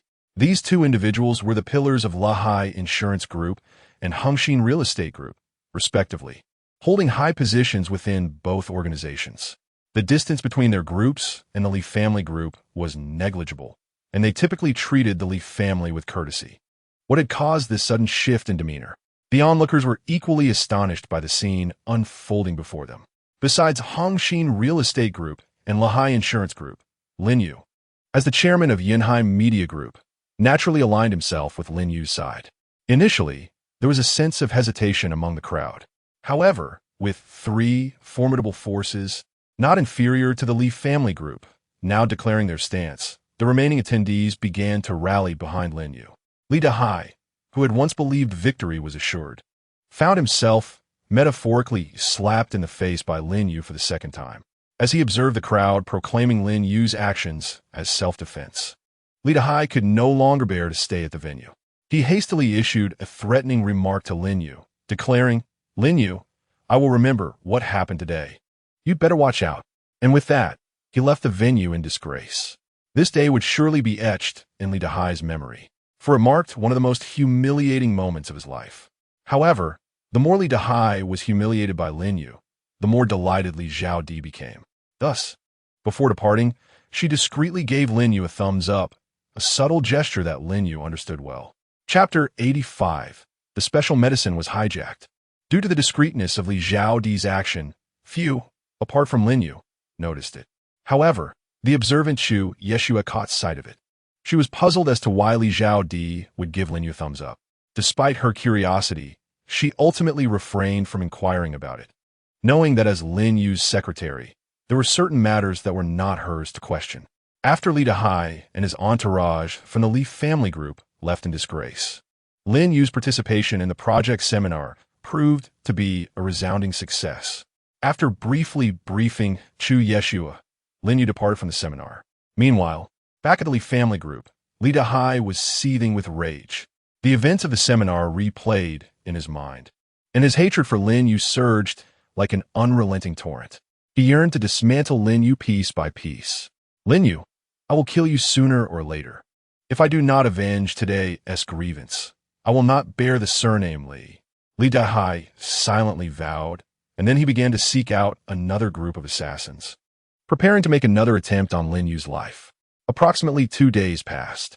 Bai Xirou continued to be preoccupied with the transformation of Longhai Entertainment Company. Her time spent with Lin Yu dwindled, and it was evident that she appeared increasingly haggard due to the pressures of managing the company. While Lin Yu supported Bai Xirou's hard work, he struggled to comprehend why she exerted herself so relentlessly, as she could easily ease her burdens. Yet, how could Lin Yu fathom that Bai Xirou's relentless efforts were solely to elevate herself to a status worthy of his own, with the intent to seize an opportunity to confess her feelings? Just as Lin Yu contemplated finding a moment to allow Bai Xirou some respite, he suddenly received a call from Guan Leo. Lin Yu, I have successfully acquired the special medicine you asked me to inquire about for my grandfather. I dispatched the express delivery last night. It should arrive this afternoon. You cannot imagine how many days I pleaded with my grandfather to procure this medicine for you. You must treat me to a sumptuous meal upon your return to the capital. Lin Yu, upon hearing this, was filled with excitement. Leo, is what you just said true? You have already sent the special medicine via express delivery? On the other end of the line, Guan Leo nodded affirmatively. Lin Yu, do you still doubt my capabilities? I assure you, the special medicine has been dispatched. However, to avoid drawing attention, I only sent a standard express package this time, but it will definitely arrive this afternoon. Lin Yu couldn't help but smile at this news. As long as he could obtain the special medicine, there was hope for Grandmother Nan's recovery. Furthermore, the promise he made to Bai Xirou would also come to fruition. Thus, Lin Yu expressed his gratitude to Guan Leo before ending the call, eagerly anticipating the arrival of the medicine. Yet, he waited from morning until after 5 in the afternoon, and still, there was no word about the delivery. To ensure that the special medicine would not encounter any mishap, Lin Yu requested the logistics information from Guan Leo. He discovered that the package's tracking had only updated to a courier named Wu Chong, employed by Yunhai Express Limited Liability Company. The logistics information indicated that Wu Chong was currently out for delivery, but there were no further updates. Strangely, the last update timestamp was at 10:30 in the morning. With the time now exceeding 5 in the afternoon, a standard delivery should have arrived long ago, especially since Lin Yu's package was marked as urgent. The prolonged delay raised his suspicions. Therefore, Lin Yu followed the tracking information to obtain the phone number left behind. He dialed the courier Wu Chong, but an odd occurrence unfolded. Lin Yu was unable to reach this Wu Chong at all. The line was either busy or unresponsive. This unusual situation stirred a sense of unease within Lin Yu. Consequently, he hastily called Xuan Wu. Xuan Wu, please investigate Yunhai Express Limited Liability Company for me. Today, there is a courier named Wu Chong delivering an urgent package. I need all available information on him. Hearing Lin Yu's anxious tone, Xuan Wu immediately agreed without hesitation and began his investigation. Xuan Wu's efficiency was commendable. Within minutes, he sent the information Lin Yu sought to his phone. According to the details, Wu Chong was 43 years old, unmarried, childless, and a native of Yunhai City. In his youth, due to involvement in brawls that resulted in serious injury to others, he was incarcerated for a term of 6 years and 8 months. He was released last October. Subsequently, leveraging familial connections, he secured a position as a courier at Yunhai Express Company, Limited. Lin Yu, upon reviewing Wu Chong's profile, furrowed his brow slightly. According to the information, there appeared to be nothing suspicious about Wu Chong, so why was he not delivering his own packages? The more Lin Yu pondered, the more perplexed he became. Considering the significance of the special medication, he realized he could not afford to wait idly any longer. Since the delivery was not forthcoming, he resolved to take the initiative and seek it out himself. Thus, he hastily drove his limited edition Lamborghini, pressing the accelerator to head directly to Yunhai Express Company. Limited concerned about potential obstacles he might face alone, he also picked up Xuan Wu along the way. The two made their way together to the company. Meanwhile, in the upper office of Yunhai Express Company, Limited, the general manager, Lu Zhanyuan, was attentively addressing a man in a black suit. Mr. Fong, rest assured, I have already contacted Wu Chong. He will soon bring you the package you desire. Upon hearing this, Fong Chenyi smiled faintly. I must thank you in advance, Manager Lu. As long as you can procure the package for me, the promised 5 million will be transferred to your account without fail. Lu Zhanyuan's eyes immediately sparkled at this statement. Mr. Fong, I appreciate your generosity. However, I remain puzzled. It is merely an ordinary package, and the sender has not indicated any valuable items requiring special delivery. Why then? Are you willing to spend 5 million on such a commonplace delivery? What exactly is in this package? Fang Chenyi's expression suddenly turned serious upon hearing Lin Yu's inquiry. Manager Liu, I have disclosed everything you ought to know. However, there are matters that you should refrain from probing into. Should you uncover something you ought not to know, do you believe you can bear the consequences? Chapter 86. A step too far. Lin Yu was no fool. He discerned the veiled threat in Fang Chenyi's words. Though he was unaware of Fang Chenyi's true identity, he recognized him as a significant figure from the capital, one who was willing to part with 5 million. Such a person was not someone a mere manager of a small courier company could afford to offend. Thus, Lin Yu quickly forced a smile. Say, Mr. Fang, you jest. I'm merely a tad curious. Since you prefer not to divulge further, I shall refrain from questioning. I tend to be rather talkative, and I hope you will not hold it against me. No sooner had Lin Yu finished speaking than his phone rang. Initially inclined to ignore the call, he glanced at the screen and saw it was Wu Chang calling. He promptly answered the phone. Wu Chang, why are you calling me for no reason? How have you progressed with the task I assigned to you? When will you arrive at the company? Has that package been delivered to you? Gradually bring it to me. I am only granting you half an hour. On the other end of the line, Wu Chang scoffed coldly. Manager Liu, do not issue commands to me so hastily. You instructed me to withhold Mr. Lin's package, preventing its delivery. You also promised that if I delivered this package to the company, you would reward me with at least 10,000 yuan. I, Wu Chang, have also had my share of encounters with the law. Unlawfully taking someone else's package is certainly a criminal act. Manager Liu, since you dare to tempt me with 10,000 yuan to seize Mr. Lin's package, your intentions must be rather dubious. Lin Yu was taken aback by Wu Chang's bold response. He quickly feigned nonchalance and replied, Wu Chang, why are you acting so irrationally? Hurry and bring that package to the company, and I will immediately pay you the 10,000 yuan bonus. Wu Chang, not lacking in intelligence, found the situation increasingly suspicious. Moreover, Lin Yu was renowned for his stinginess. He habitually delayed their salaries, so how could he be so generous today as to offer a bonus of 10,000 yuan? Claiming it would be instant, Wu Chang sensed something amiss. Thus, he cleared his throat and inquired, Manager Liu, why are you so eager for Mr. Lin's package? And is 10,000 yuan truly an adequate reward? If you can so easily promise that amount, it must indicate the significance of Mr. Lin's package to you. Given its importance, wouldn't the reward be rather paltry? Lin Yu did not anticipate Wu Chang's audacious negotiation, which incited his fury. Wu Chang, there are matters that do not concern you, so do not pry. The package is indeed crucial to me, but that is of no business to you. I advise you to deliver the package to the company promptly. Otherwise, not only will you forfeit the 10,000 yuan bonus, but you may also find yourself out of a job. On the other end, Wu Chang felt emboldened by Lin Yu's aggressive tone. Lin Yu, do not overstep your bounds. You need not threaten me with dismissal.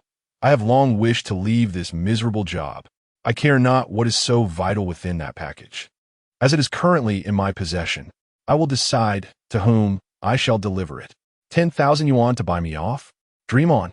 Lin Yu was astonished that Wu Chang showed no fear of his threats. However, with Fang Chenyi urgently awaiting the package, and considering its worth of over 5 million, Lin Yu could not afford to relinquish the imminent fortune. Thus, he reluctantly conceded to Wu Chang. Wu Chang, I was wrong. I apologize for my earlier attitude. If you find the 10,000 yuan bonus insufficient, then perhaps we can negotiate anew. As long as you deliver the package I desire to the company, I shall grant you a paid leave of half a month and reward you with a bonus of 30,000. How does that sound? On the other end of the line, Wu Chang merely sought to gauge Lin Yu's stance. To his surprise, Lin Yu was indeed quite amenable. To further test Liu's limits, Wu Chang continued, Manager Liu, you could have mentioned this sooner. However, while your offer is generous, it does not quite meet my expectations. 30,000 is rather insufficient. Given the significance of this package to you, I demand a bonus of 100,000. Lin Yu, taken aback by Wu Chang's audacity, felt his anger rise. Yet, recalling the 5 million promised by Fang Chenyi, he ultimately clenched his teeth and conceded. Fine, 100,000 it is. Wu Chang, I accept your terms. Now, bring that package to the company immediately. Wu Chang was astonished that Lu Zhanyuan, often referred to as the company's miser, would so readily acquiesce to his request. He then pressed on, Manager Lu, I suddenly feel that 100,000 seems a bit inadequate. How about you increase it to 200,000? Should you agree to this amount, I shall promptly deliver the package you seek. Lu Zhanyuan, now infuriated by Wu Chang's incessant demands, retorted, Wu Chang, how much more do you intend to ask? I have already agreed to 100,000. Are you out of your mind? Wu Chang, seemingly anticipating Lu's reaction, maintained his composure and replied, Manager Lu, it appears you are not inclined to grant me 200,000. Very well. Coincidentally, the owner of the package, Mr. Lin, has been attempting to reach me multiple times, though I have not answered. I shall now call Mr. Lin and return the package that rightfully belongs to him. At this, Fang Xinyu could no longer remain passive. He seized Lu Zhanyuan's phone and exclaimed, What did you just say? The owner of the package, Mr. Lin, has called you? Wu Chang, baffled by the sudden change in voice on the other end, nodded earnestly and replied, Yes, Mr. Lin has been calling me, but I hesitated to answer since I had taken his package. Fang Xinyu's expression betrayed a flicker of panic, and he quickly responded, You need not continue to negotiate. Just deliver Mr. Lin's package to the company, and I will immediately give you 1 million. Remember, do not answer Mr. Lin's calls, nor should you allow him to suspect anything about the missing package. Wu Chang, fixated on the mention of 1 million, nodded vigorously, his mind racing with the prospect. The details of Fang Xinyu's previous statements barely registered in his thoughts. Approximately an hour later, Lin Yu finally arrived at the destination, accompanied by Xuanwu. At the entrance of Yinhai Express Company, Limited, Chapter 87, Daring to Steal My Package. Without hesitation, Lin Yu immediately entered the company with Xuanwu. Approaching the reception desk, Lin Yu inquired, Excuse me, could you tell me the whereabouts of a courier named Wu Chang?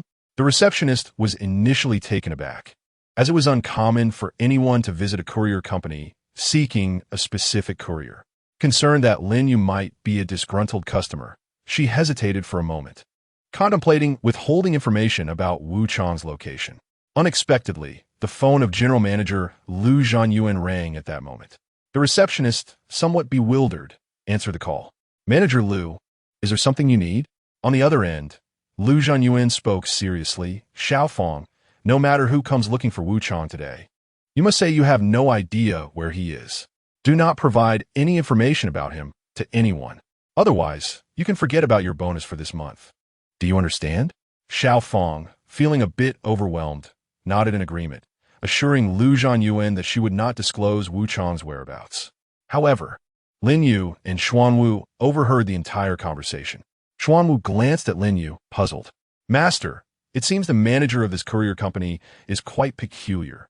How does he know that someone would come looking for Wu Chang today? Is the loss of the package not mere coincidence? Lin Yu nodded in response, saying, I found it strange from start.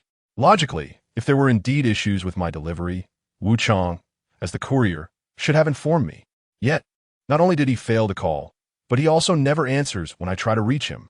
I sensed something amiss. I hadn't anticipated that it would involve the general manager of this courier company. It seems we truly came at the right time. That package is of utmost importance to me. If it turns out that the manager is behind this, Xuanwu, you may need to take some special actions if necessary. Upon hearing Lin Yu's words, Xuanwu was taken aback. Over the years, as Lin Yu's protector, he had been instructed to use special measures only 3 times, each corresponding to situations that had deeply angered Lin Yu. The fact that Lin Yu was now permitting him to take special actions indicated how crucial this package was to him.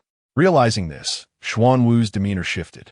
He swiftly drew a sharp dagger from his pocket and, without further ado, pressed it against the receptionist's neck. Where is your manager's office? Tell me.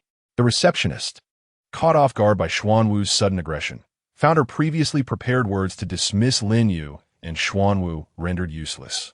She quickly pleaded, Please, don't be rash. The manager's office is at the very end of the 5th floor. This has nothing to do with me. Understanding the desired information, Lin Yu instructed Xian Wu to lower his weapon, subsequently offering some comfort to the frightened receptionist. Do not be afraid, young lady. We recognize that this matter does not concern you. thus you shall not be harmed. Following this, Lin Yu and Xian Wu stormed towards the elevator with determination. Meanwhile, Fang Chani and Lu Zhanyuan observed this scene through the office surveillance. Particularly, upon seeing Lin Yu and Xian Wu approaching, Fang Chani felt an overwhelming urge to eliminate Lu Zhanyuan, whom he deemed a fool. Do you not realize there are cameras in the office? Lin Yu and Xian Wu are here, and you still call the receptionist. Do you think those two are deaf? Truly, a teammate as foolish as a pig. Yet, recalling that he had yet to acquire what he desired, Fang Chani suppressed his anger. He then turned his attention to Lu Zhanyuan. Manager Lu, quickly provide me with Wu Chang's address. Regardless of the method, do your utmost to delay those two. If you disclose my affairs to them before I obtain what I seek, I assure you, the 5 million I promised you will vanish without a trace. Conversely, if you successfully hold them off, I can raise your reward by an additional million, totaling 6 million. Initially, Lu Zhanyuan harbored fears that Lin Yu and Xian Wu would confront him. However, upon hearing of the potential increase in his reward, his prior trepidation was swiftly cast aside. Thus, Lu Zhanyuan promptly thumped his chest in assurance to Fang Chani. Mr. Fang, please proceed. I will send you Wu Chang's address immediately. Rest assured, as long as I am here, those two will not take a single step out of Yunhai Express Limited Liability Company. Naturally, Fang Chani did not trust Lu Zhanyuan's grandiose claims, for he was acutely aware of Lin Yu and Xian Wu's formidable strength. How could a mere manager of a courier company possibly deter them? Nevertheless, Lu Zhanyuan could at least buy some time, thus he held a modicum of utility. Pretending to place his trust in Lu Zhanyuan, Fang Chani patted him on the shoulder before swiftly departing with Wu Chang's address. Hastily exiting the company through another elevator to search for Wu Chang, who was carrying the package. Not long after Fang Chani's escape, Lin Yu and Xian Wu stormed into Lu Zhanyuan's office. At this moment, in a bid to safeguard his own safety, Lu Zhanyuan had summoned numerous security personnel from the company. With such a formidable presence of security guards, Lu Zhanyuan felt less apprehensive upon seeing that Lin Yu and Xian Wu were alone. He regarded them with a calm demeanor. Gentlemen, what brings you to me? Lin Yu scoffed. I do not wish to engage in lengthy discourse. I shall ask but one question. Where is the courier Wu Chang who delivered my package? Upon hearing this, Lu Zhanyuan immediately understood that Lin Yu and Xian Wu had come in pursuit of the delivery issue. This piqued Lu Zhanyuan's curiosity even further. What manner of delivery could warrant such a frenzied scramble among so many people? Yet, this was not the time for contemplation. Since Lu Zhanyuan had promised Fang Chenyu to stall Lin Yu and Xuan Wu, he was resolute in his duty. After all, for the sake of his 6 million reward, he had no choice but to delay Lin Yu and Xuan Wu. Thus, Lu Zhanyuan feigned ignorance and replied, Sir, what delivery are you referring to? Who is Wu Chang? We do have a courier named Wu Chang, but he was dismissed today. If you are here for Wu Chang, it would be best for you to leave, as he is no longer associated with our company from this moment onward. Chapter 88. The mysterious Mr. Fang Xuanwu scoffed upon hearing this. To my knowledge, this Wu Chang checked in at your company today, did he not? A courier dismissed yesterday is somehow still clocking in today? Do you think both my young master and I are devoid of intellect? Quickly reveal Wu Chang's whereabouts, or I shall have to resort to more unconventional measures. Seeing that his fabricated tale was failing to deceive Lin Yu and Xuan Wu, Lu Zhanyuan decided to drop his pretense. He looked at Xuan Wu with disdain and said, Sir, I advise you to temper your arrogance. I declare that Wu Chang has been terminated, and he has indeed been dismissed. Do you suppose I, the general manager of this company, am less versed in company policy than an outsider, such as yourself? Wu Chang has been duly dismissed, and I personally signed his resignation agreement. Believe it or not, it is of no consequence. If you have no further business, I kindly request that you vacate Yunhai Express Limited Liability Company. As a general manager, I have numerous matters to attend to. Should you refuse to leave, do not blame me for forcibly escorting you out. After hearing Lu Zhanyuan's words, Lin Yu let out a resigned sigh. He then turned to Xuan Wu and said, Xuan Wu, we should not waste our breath on such individuals. It is a futile expenditure of time. It seems that a good beating is the only way to bring this one to reason. So let us dispense with the pleasantries. You may proceed to teach him a lesson. Xuanwu nodded in agreement. Young master, your reasoning is sound. I have harbored a distaste for this fellow for quite some time. It is just the opportunity one need to stretch my limbs. As Lu Yuan saw Xuanwu preparing to strike, a derisive smile spread across his face. It appears you two have chosen to ignore civility and invite punishment. Our security personnel are not to be trifled with. Do you truly believe that the two of you can contend with so many of us? Security, escort these impudent rascals out. With Lu Yuan's command, the several security guards surged forward, ready to expel Lin Yu and Xuanwu from the premises. However, mere ordinary guards stood no chance against the battle-hardened Xuanwu. In less than 10 minutes, all of the security personnel lay defeated at Xuanwu's feet. One by one, they collapsed to the ground, wailing in despair. The gazes directed at Su Nw were filled with terror, as if they were beholding a deity of death, causing them to tremble uncontrollably. Observing this, Lin was left utterly astounded.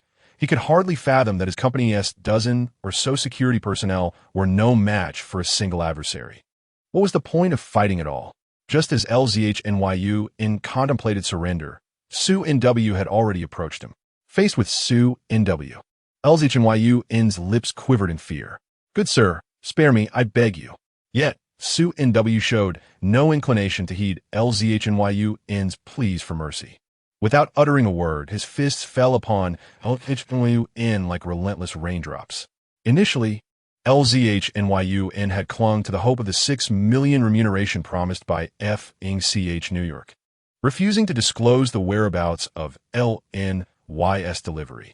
However, after Su Nw had knocked out several of his teeth and caused blood to flow from his nose, Lin truly began to fear for his life.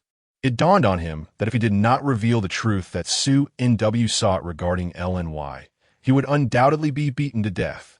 Thus, Lin hastily cried out, "Please, good sir, do not strike me anymore. I shall speak. I will divulge everything you wish to know. I implore you, cease your blows." Upon hearing this, LNY exchanged a knowing glance with Su Nw, who immediately ceased his assault, observing Lin, now nearly unrecognizable from the beating. With a slight smile, he remarked, "It appears you are capable of speaking the truth after all. I shall grant you an opportunity. When my young master inquires, you will respond honestly. Should I hear even a single falsehood, I will continue to strike you until you are no longer among the living." Lin, drenched in cold sweat at this ominous warning, hastily nodded in agreement. Yes, yes. Rest assured, I shall speak without reservation." Pleased with this response, Su Nw handed over the questioning authority to LNY. LNY stepped before Lin, his demeanor frosty as he demanded, "Where exactly is my delivery? Why do you wish to obstruct my search for W. Qiying? What secrets lie behind this?" In response, Lin hurriedly explained, "This entire situation was merely a misunderstanding. I never intended to withhold your delivery.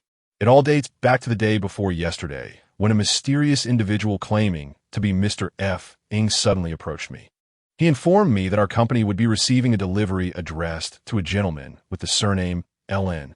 He instructed me to locate this delivery and withhold it for myself. If I could hand over this Mr. LN's package to him, he would reward me with 5 million. Initially, I was incredulous. Who would pay 5 million for a mere delivery? Yet Mr. F. Ng articulated the details with such clarity and even accurately predicted the delivery's arrival time.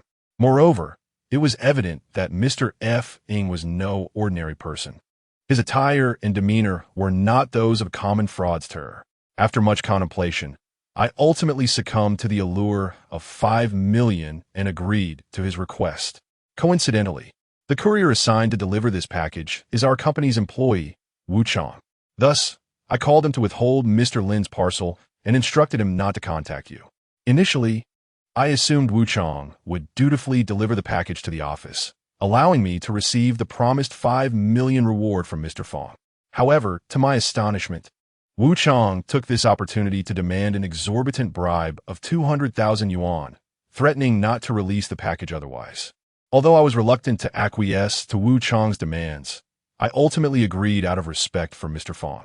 I promised Wu Chong the bonus provided he delivered the package to me at the office.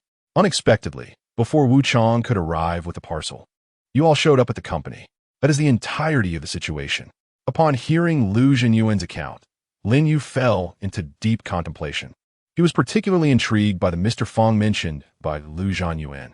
He had not anticipated having a foe by the surname Fong within Yanhai City. Who then? Was this Mr. Fong? Could he possibly be the individual Lin Yu had in mind? A particular figure suddenly came to Lin Yu's thoughts. He turned to Lu Jianyuan and inquired, "Is this Mr. Fong a local resident of Yanhai City?" Lu Jianyuan quickly shook his head in response. "Although Mr. Fong has made efforts to conceal his origins, I can assure you he is certainly not a local of Yanhai City. His manner of speech is rather peculiar. Despite his attempts at disguise, his accent is distinctly different from ours, leaning more towards that of a foreigner." Lin Yu nodded thoughtfully upon hearing Lu Jianyuan's words. If what Lu Jianyuan said was indeed true, it was highly likely that Lin Yu had already deduced the identity of this enigmatic Mr. Fong. Chapter 89. A step too late, as it became apparent that Lu Jianyuan had no further information to provide, and if the mysterious Mr. Fong was the person Lin Yu was contemplating, it was probable that his package had already been intercepted. With no time to continue questioning Lu Jianyuan, Lin Yu urgently requested Wu Chong's address. Without delay, he and Xuanwu set off towards Wu Chong's location. Half an hour later, Lin Yu and Xuanwu arrived at Wu Chong's residence, only to find it in disarray. Wu Chong lay amidst a pool of blood. Alarmed, Lin Yu quickly instructed Xuanwu to assess Wu Chong's condition. To their relief, they discovered Wu Chong still had a faint pulse. Lin Yu then urged Xuanwu to administer basic first aid to Wu Chong's wounds and took the initiative to call for emergency assistance. As Xuanwu tended to him, Wu Chong slowly opened his eyes. Without needing an explanation from Lin Yu or Xuanwu, Wu Chong surmised their identities. "You must be Mr. Lin Yu, the owner of the package. Thank you for saving my life. Otherwise, I would surely have perished by now." Seeing Wu Chong regain consciousness, Lin Yu hastily inquired, "Has that package already been taken by Mr. Fong? What happened to you?" Upon hearing this, Wu Chong let out a deep sigh. He then began recounting his experiences to Lin Yu and Xian Wu. Originally, Wu Chong intended to take the parcel to the company and seek out manager Lu Jianyuan to claim the promised bonus of 200,000. However, unexpectedly, before Wu Chong could even set off, a man who introduced himself as Mr. Fong approached him, claiming he wished to collect the parcel. Initially, Wu Chong remained cautious, reluctant to hand over Lin Yu's package to this so-called Mr. Fong. Yet, Mr. Fong presented a conversation record from his phone with Lu Jianyuan, asserting that he was indeed the individual Wu Chong had spoken with over the phone moments ago. The voice of Mr. Fong indeed mirrored that of Lu Jianyuan's companion during the call, leading Wu Chong to place his trust in Mr. Fong's words. Just as Wu Chong was about to surrender the parcel, he noticed that the conversation log revealed Mr. Fong had promised Lu Jianyuan a staggering 5 million, while Wu Chong was to receive a mere 200,000. This revelation ignited a sense of injustice within Wu Chong. Why should he only receive 200,000 while that scoundrel Lu Jianyuan could effortlessly claim 5 million? Consequently, Wu Chong abruptly altered his decision, insisting that this so-called Mr. Fong provide him with a greater reward than Lu Jianyuan. In a bid to swiftly obtain the parcel, Mr. Fong hastily acquiesced to Wu Chong's demands. However, Wu Chong, suspecting that Mr. Fong might have ulterior motives due to his eagerness, insisted that Mr. Fong transfer the money immediately. Yet, a mobile transfer could not accommodate such a large sum all at once. Mr. Fong, unable to directly send Wu Chong 5 million, suggested taking the parcel first and then transferring the funds to Wu Chong's account. This proposition, however, was met with resistance from Wu Chong, who believed Mr. Fong was attempting to deceive him. Thus, he firmly stated that unless he received the 5 million transfer at that moment, he would not hand over the parcel. Fearing that Lin Yu and others might catch up, Mr. Fong no longer wished to waste time debating with Wu Chong. He drew a black handgun from his coat and, without hesitation, fired 2 shots at Wu Chong's chest. Fortunately, Mr. Fong's aim was mediocre, and the bullets did not strike any vital areas. Otherwise, When Lin Yu and Xian Wu arrived, they would have found not Wu Chang collapsed in a pool of blood, but rather his lifeless body. Upon hearing Wu Chang's account, Lin Yu and Xian Wu fell into silence. If the events transpired as Wu Chang described, they had indeed arrived too late. The parcel had already been intercepted. Just as Lin Yu contemplated the worst-case scenario, Wu Chang spoke again. Mr. Lin, and to the benefactor who saved me earlier, had it not been for both of you, I would certainly have perished. I, Wu Chang, do not consider myself a good person. Otherwise, I wouldn't have allowed greed to cloud my judgment and kept Mr. Lin's parcel for myself. Yet, Mr. Lin, instead of chastising me immediately, you chose to save my life. This truly leaves me feeling utterly ashamed. Fortunately, I can still repay Mr. Lin for your kindness. Ever since Lu Zhanyuan informed me that this parcel was of great importance, I've been anxious about potential mishaps. Thus, I discreetly took precautions beforehand. I unilaterally opened Mr. Lin's parcel and stealthily swapped its contents. Consequently, that Mr. Fong, who shot at me, would never suspect that he merely took a substituted 6-flavor Remania pill. The genuine contents of the parcel have long been concealed within another inconspicuous package. Mr. Lin, do take a look. Upon hearing this, Lin Yu felt a surge of joy. He had prepared himself for the worst, but unexpectedly, there was indeed a glimmer of hope. The little trick Wu Chang played truly proved to be a significant assistance to Lin Yu. Thus, Lin Yu promptly followed Wu Chang's guidance and located the parcel that had been replaced. Upon opening it, he discovered a delicate transparent vial containing a black pill. As he unscrewed the cap, a distinctive medicinal fragrance wafted forth. Upon inhaling the aroma, Lin Yu's heart leaped with joy, for he recalled that every time the esteemed elder physician Guan concocted medicine, a unique scent lingered in the air. This fragrance was identical to that emanating from the vial. The black pill within was precisely the miraculous remedy Lin Yu had been desperately searching for. After navigating such a convoluted journey, his efforts had not been in vain. Now that he possessed the miraculous medicine, Lin Yu finally felt at ease. At last, he could provide an explanation to Bai Xirou. Moreover, Granny Nan's ailment could finally be cured. However, reflecting on the day's events, Lin Yu's expression hardened. If he was not mistaken, that so-called Mr. Fong would undoubtedly return upon discovering that the parcel did not contain what he sought. If this Mr. Fong remained unresolved, Lin Yu would not be able to return home with peace of mind. Therefore, after the ambulance took Wu Chang away, Lin Yu and Xuan Wu chose not to leave, but instead waited quietly at Wu Chang's residence for Mr. Fong's arrival, as Lin Yu wished to clarify certain matters with him face to face. Indeed, Lin Yu's intuition proved correct. Not long after, a sharply dressed young man appeared before Lin Yu and Xuan Wu. Lin Yu showed no surprise upon seeing him, for he had already deduced the man's identity.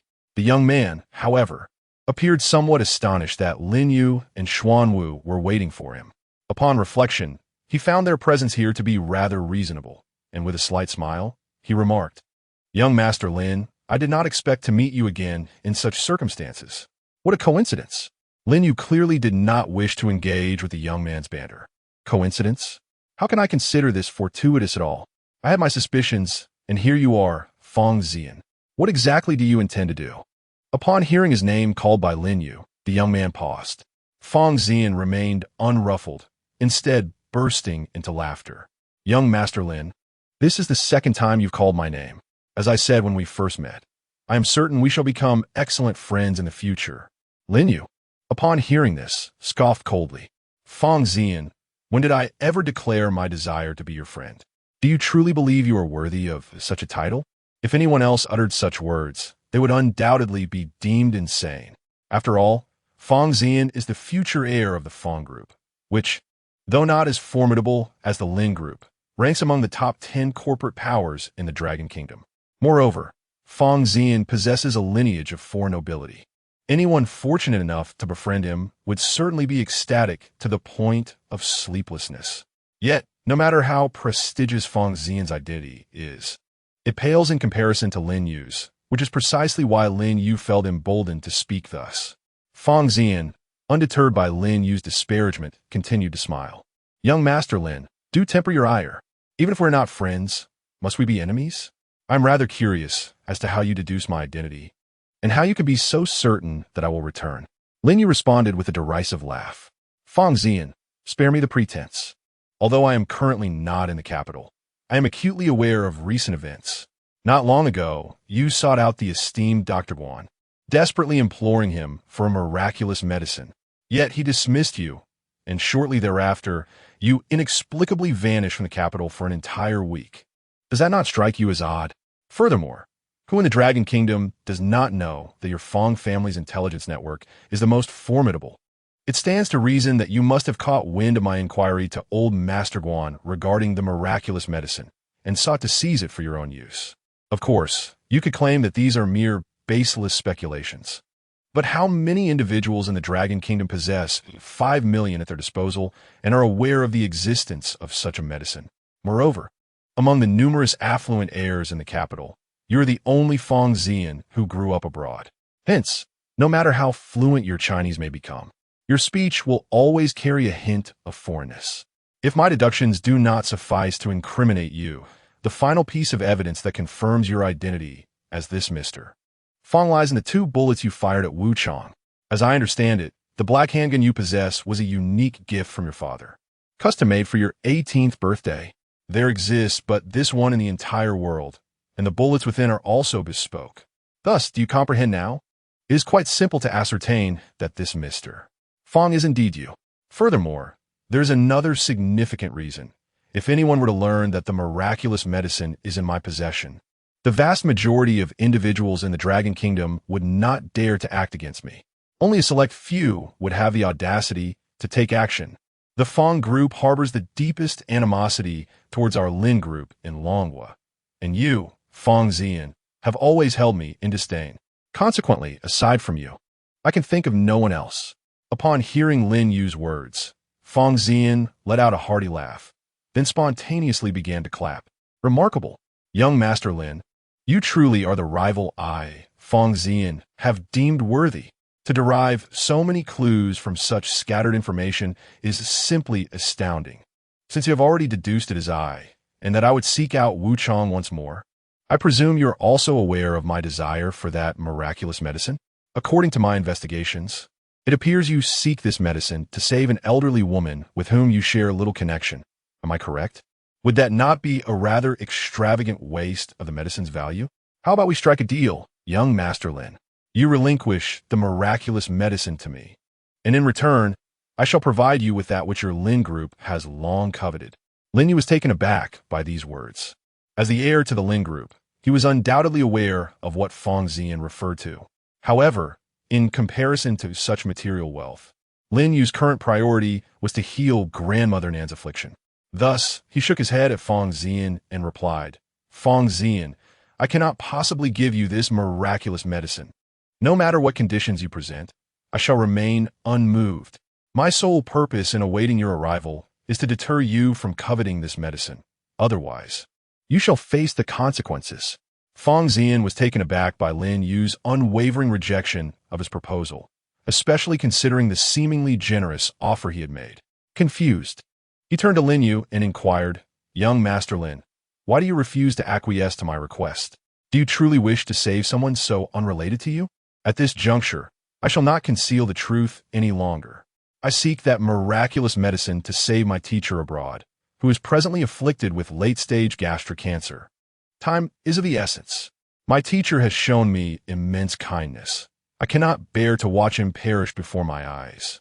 Though the esteemed Dr. Guan possesses unparalleled medical skills, our families have not shared a harmonious relationship. Thus he is unwilling to provide me with his miraculous medicine. I have no choice but to focus my efforts on you, young Master Lin. I must have that miraculous medicine in my possession. Present your conditions. Whatever I can fulfill, I shall. Lin Yu shook his head in response. Fang Xian, I care not whether your words bear truth. If they do, I commend the bond you share with your teacher. Yet, I shall not part with this miraculous medicine. I too intend to use it to save a life. To speak frankly, whether your teacher lives or dies holds no significance for me. So relinquish your hopes. As long as I am present, you shall not obtain this miraculous medicine. This is my final piece of advice to you. Should you dare to pursue this medicine again, I shall ensure you leave Yunhai City in a manner most unfavorable. I uttered this warning but once. Having spoken, Lin Yu paid Feng Zian no further heed and departed with Xuanwu. Chapter 91. Overwhelmed with joy and tears, Feng Zian stood in place, lost in thought for an extended period. An intense urge to forcibly reclaim the miraculous medicine surged within him, yet reason ultimately prevailed, urging him to refrain. This was not the opportune moment for him to engage in a direct confrontation with Lin Yu. After a prolonged silence, Feng Zian let out a resigned sigh. He resolved to abandon his pursuit of the extraordinary remedy in Lin Yu's possession. Teacher, I have done my utmost. I hope you do not hold it against me after your passing. I am not yet ready to wage a true war against the Lin family, but rest assured, this grudge shall not be forgotten. One day, I will avenge you. Feng Zian cast a silent glance at Lin Yu and Xuanwu as they departed, then resolutely turned away and left the scene. Having acquired the miraculous medicine, Lin Yu wasted no time and drove directly to the hospital where Grandma Nan resided. Simultaneously, he informed Bai Xirou of the development. Aware of his inconspicuous presence, Xuanwu chose to leave the hospital early, suggesting Lin Yu reach out to him should any further matters arise. As Lin Yu frequently visited Grandma Nan, their bond deepened significantly. Now, Nan Rongyi was increasingly pleased with her grandson-in-law, finding no fault whatsoever in him. Grandma, I have come to see you again. Lin Yu smiled gently at Nan Rongyi, who lay in her hospital bed. Seeing Lin Yu brought immense joy to Nan Rongyi. Ah, Shaolin, you need not bring so many supplements every time you visit. I have yet to finish the ones from your last visit. Lin Yu chuckled softly in response. Grandma, the supplements I bring are hardly expensive. Just enjoy them. And guess what I have for you today? Nan Rongyi gazed at Lin Yu with curiosity. Shaolin, what have you frivolously spent money on this time? I have everything I need here. There is no need to spend. Lin Yu felt a pang of sympathy for the modest Nan Rongyi, who had lived a frugal life, saving all the best for her descendants. Why should such a good person suffer from a terminal illness? Fortunately, Lin Yu had discovered a way to treat the affliction plaguing Nan Rongyi. Otherwise, her passing would have deeply saddened him, for she had truly treated him with kindness during this time, and he regarded her as family. Grandma, you absolutely must take this. It is a precious remedy I went to great lengths to procure for you. After taking this medicine, I am certain your health will improve. He presented the miraculous medicine before her. Nan Rongyi, upon seeing it, smiled tenderly. To be honest, she was acutely aware of her own condition. Nan Rongyi had long accepted that her time was limited. Yet in her final moments, she found solace in knowing that Bai Xirou had found such a wonderful husband in Lin Yu. With that thought, she felt at ease to depart from this world. Thus, Nan Rongyi gazed lovingly at Lin Yu and said, Shaolin, I entrust my Xirou to you for the future. If Grandma ascends to the heavens, she will undoubtedly watch over you all, ensuring your safety and peace. Upon hearing Nan Rongyi's words, Lin Yu felt a twinge of sorrow. Grandma, what nonsense are you talking about? Quickly, spit it out. You will surely live a long and prosperous life. Take the medicine I gave you right away. Your ailment will soon be cured. Although Nan Rongyi harbored doubts regarding the efficacy of Lin Yu's medicine, she consumed the special medication nonetheless, not wishing to diminish Lin Yu's heartfelt intentions. In the next moment, a warm current surged through her body, and an overwhelming wave of drowsiness enveloped her mind, compelling her to close her eyes and drift into a deep slumber. Lin Yu remained unperturbed, for he had heard from Guan Liu that ordinary individuals would fall asleep after taking the special medicine, allowing its effects to take hold within their bodies. When they awakened, their ailments would be healed. Thus, Lin Yu began to await Nan Rongyi's revival. During this interval, Bai Xirou received the news and hastily abandoned all her duties at Longhai Entertainment Company, rushing back. Although the work at Longhai Entertainment was significant, Grandma's health was of paramount importance. By the time Bai Xirou reached the hospital, she found Nan Rongyi had already fallen asleep after taking the medicine. Observing Lin Yu at her bedside, Bai Xirou inquired, Lin Yu, after my grandmother takes the special medicine, will she truly recover? Lin Yu nodded vigorously in response. Of course. My dear, have I ever deceived you? We shall simply wait here for Grandma Nan to awaken. Bai Xirou felt a sense of relief upon hearing Lin Yu's words, and together they anxiously awaited Nan Rongyi's revival. While Lin Yu outwardly reassured Bai Xirou that the special medicine would undoubtedly work, internally he harbored his own uncertainties. After all, he had never witnessed the true effects of the medicine. Yet, Bai Xirou appeared even more anxious than he was, and Lin Yu could not afford to display his own apprehension, lest he amplify her fears. Thus, the waiting period for Nan Rongyi's awakening became the most anxious time of their lives. Half an hour passed, and at last, Nan Rongyi opened her eyes. Her complexion was rosy, and her body felt considerably lighter than before. Shaolin and Xirou, are you both here? I must have dozed off, right? But upon waking, why do I feel so much lighter? I seem to be feeling much better. Lin Yu and Bai Xirou exchanged smiles at her words, which instilled them with great confidence. However, mere words could not ascertain the reality of her condition. They promptly took Nan Rongyi for an examination. An hour later, the results emerged, revealing only some muscular strain. And astonishingly, her lung cancer had vanished. Bai Xirou gazed at the report, overwhelmed with joy and laughter. Then, amidst her laughter, Bai Xirou suddenly broke into tears. The late-stage lung cancer that afflicted Nan Rongyi had always been a source of torment for Bai Xirou. She could scarcely fathom the heartache that would ensue if Nan Rongyi were to pass away unexpectedly. But now, thanks to Lin Yu's assistance, Nan Rongyi's terminal illness had miraculously been cured. This bestowed upon Bai Xirou the invaluable opportunity to accompany Nan Rongyi and fulfill her filial duties. Lin Yu, witnessing the sheer joy radiating from Bai Xirou, felt an authentic sense of happiness for her. My dear, all is well. Nan Grandma's illness has been cured, and you can finally rest easy. I have kept my promise to you. As soon as the words left his mouth, Bai Xirou suddenly rose on her toes and, with remarkable swiftness, planted a kiss on Lin Yu's cheek. Lin Yu, thank you. It is truly a blessing to know you.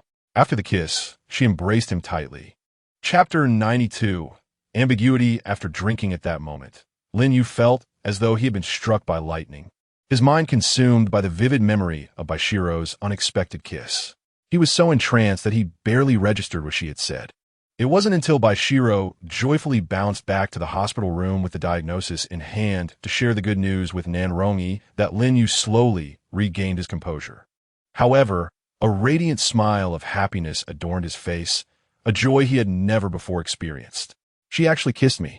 He couldn't help but grin foolishly, drawing curious glances from the relatives of other patients, who regarded him with suspicion, thinking him to be a lunatic. Yet, Lin Yu was unfazed by their scrutiny. He touched the spot on his cheek where Bai Xirou had kissed him, still grinning as he returned to the ward. Inside the ward, Bai Xirou shared the splendid news with Nan Rongyi. Initially, Nan Rongyi struggled to believe that her late-stage lung cancer had been miraculously cured. However, upon seeing the diagnosis that Bai Xirou presented, she became convinced of the truth in her words. The realization that her terminal illness had indeed been cured brought tears of joy to Nan Rongyi's eyes. She couldn't bear the thought of Bai Xirou facing life alone, especially after the hardships she had endured since childhood. Losing her only family member would have been devastating for Bai Xirou. Although she now had Lin Yu by her side, Nan Rongyi, having watched Bai Xirou grow up, yearned to spend more time with her. Despite the miraculous recovery from her illness, Nan Rongyi still needed to remain in the hospital for a period of convalescence to monitor for any potential recurrence. In addition to Lin Yu and Bai Xirou's shared joy for Nan Rongyi, the viewers in the Happiness Awaits You live stream were also elated by the news of her recovery. How wonderful! Nan Grandma is such a kind person. I truly did not wish to see her pass away. Now all is well. Grandma Nan's terminal illness has been miraculously cured, allowing her to accompany the campus belle once more. I am utterly exhilarated. Dear host, I have been an avid follower of your streams for quite some time. Today's scene is undoubtedly the most splendid I have ever witnessed. Truly remarkable. Host, your prowess is astounding. You have found a remedy for such a dire condition as advanced lung cancer. My admiration for you knows no bounds. Without further ado, I shall offer my utmost respect.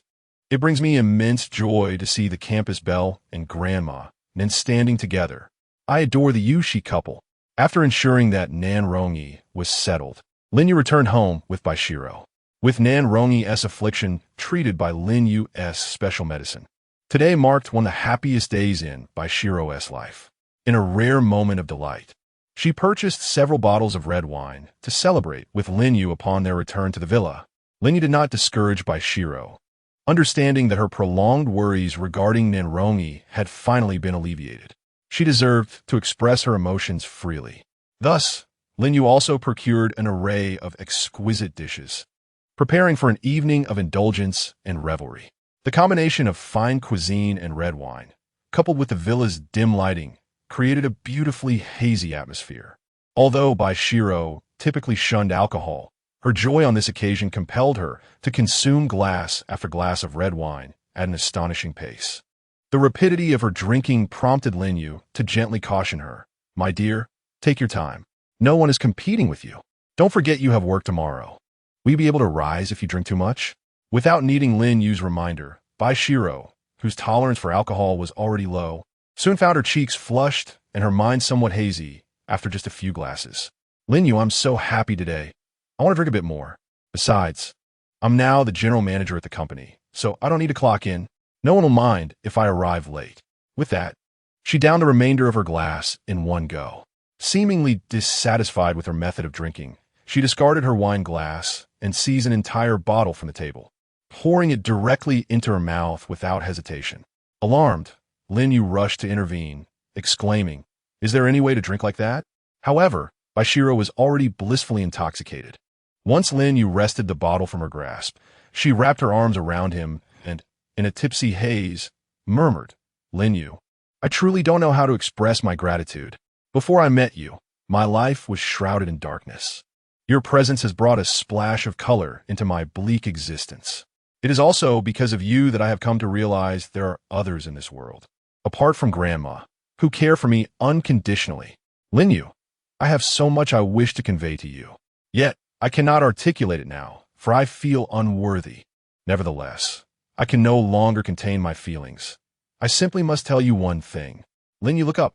Lin Yu, upon hearing her words, looked up in confusion. He was eager to discern the intentions of the inebriated Bai Xirou. However, in the next moment, he was utterly taken aback. Bai Xirou had audaciously pressed her lips against his. Her soft tongue boldly parted his teeth, fervently exploring the confines of his mouth. Lin Yu, ignited by her actions, reciprocated with gentle caresses of his own tongue. The two became enraptured in a passionate embrace, lost in each other's kisses for over half an hour. Gradually, Lin Yu regained his senses and felt a twinge of conscience. It seemed inappropriate to indulge in such behavior, especially considering Bai Xirou was still intoxicated while he remained sober. Not wishing to take advantage of her, he resolutely extricated himself from the throes of desire and gently pushed her away. In that moment, Bai Xirou, still under the influence, appeared reluctant to part. Yet, a wave of nausea suddenly washed over her, marking the onset of the aftereffects of her drunkenness. She promptly succumbed to her discomfort and vomited. Observing this, Lin Yu hurriedly tended to her needs, thoughtfully preparing a hangover remedy. He then carried her back to her room. During this process, Bai Xirou, rather unrestrained, began to explore him indiscriminately, even venturing to touch places she ought not to. Fortunately, Lin Yu's resolve was steadfast. Otherwise, he might have succumbed to temptation. Given the excessive quantity of alcohol Bai Xirou had consumed, it was not until the following afternoon, around 5 o'clock, that she finally awoke from her slumber, her head throbbing as if it might explode. She had nearly forgotten the events of the previous night. However, upon spotting the hangover soup beside her, a smile graced her lips. Without a doubt, she knew it was Lin Yu who had prepared it for her. Chapter 93. A visit to the underground casino. After a simple yawn and a stretch, Bai Xirou stepped out of her room. Lin Yu was busily preparing lunch, having anticipated her awakening. Upon seeing him, Bai Xirou couldn't help but smile. "Lin Yu, did I drink too much last night? I have no recollection at all. You must have taken care of me, right? Thank you for your kindness. I had such a delightful time. I may have acted a bit out of character. I didn't do anything unreasonable, did I?" Recalling the scene of their passionate kiss, Lin Yu felt a flush creep onto his face. Yet, faced with Bai Xirou, who seemed to have forgotten everything, he resolved to act as if nothing had transpired. With a gentle smile, he replied, "Not at all. My dear, you drank a bit too much and fell asleep. You may have mumbled a few incoherent words, but I didn't catch them clearly. I was concerned you might catch a chill sleeping on the sofa, so I carried you back to your room." Bai Xirou, hearing this, nodded skeptically. Although she genuinely had no memory of the previous night's events, she felt a flicker of reassurance. Yet, she vaguely recalled that she seemed to have engaged in some activities with Lin Yu last night. However, since Lin Yu had not mentioned it, Bai Xirou naturally refrained from inquiring further. Observing the table laden with her favorite dishes, Bai Xirou cast a grateful glance at Lin Yu. "Lin Yu, you're truly thoughtful. It is wonderful to have you around." At her words, Lin Yu chuckled, feeling a sweet warmth in his heart from her praise. However, Bai Xirou soon realized that it was already past 6 in the afternoon and she had a particularly important meeting to attend. Thus, she hastily grabbed 2 buns and a bottle of milk, rushing off to the Longhai Entertainment Company, leaving little time for further conversation with Lin Yu. Lin Yu sighed in resignation, having intended to ask Bai Xirou what she wanted to discuss with him last night. But it seemed he would have to wait for another opportunity. With her departure, Lin Yu's appetite waned as he gazed at the sumptuous spread before him. Just as he began to feel a twinge of boredom, his phone buzzed with a WeChat notification. Upon checking, he discovered a message from Li Xiaodi. "Lin Yu, I will be on a business trip with Li Dahai for the next few days to discuss a collaboration between the group and a company. Therefore, Li Dahai will be away from Yunhai City for a while, and my second sister, Li Xiaoya, will temporarily oversee the affairs of the Li Group. Li Xiaoya, my second sister, is much like my deceased brother, Li Xiaolang, a frivolous and uneducated rich heir. However, due to Li Xiaoya's privileged background and her mother's knack for winning Li Dahai's favor, she is among the favorites of Li Dahai, second only to his beloved son, Li Xiaolang. If you could bring Li Xiaoya down, Li Dahai would undoubtedly turn against you with great fury. At that point, our plan to dismantle the entire Li Group would likely be advanced significantly. Moreover, Li Xiaoya lacks any real skills. Her primary pastime is gambling. Li Dahai, indulging her, has secretly entrusted her with the management of a casino behind the Li Group, unbeknownst to Li Yoji. Unlike the cunning old fox that is Li Dahai, if you can gather some evidence at Li Xiaoya's casino before Li Dahai returns, then expose it. We could potentially bring the entire casino business behind the Li Group to ruin. After relaying this, Li Xiaodi sent Lin Yu a location, pinpointing the site of Li Xiaoya's underground casino. Without hesitation, Lin Yu agreed to Li Xiaodi's proposition, as he found himself with time on his hands and preferred to stir up trouble at Li Dahai's casino.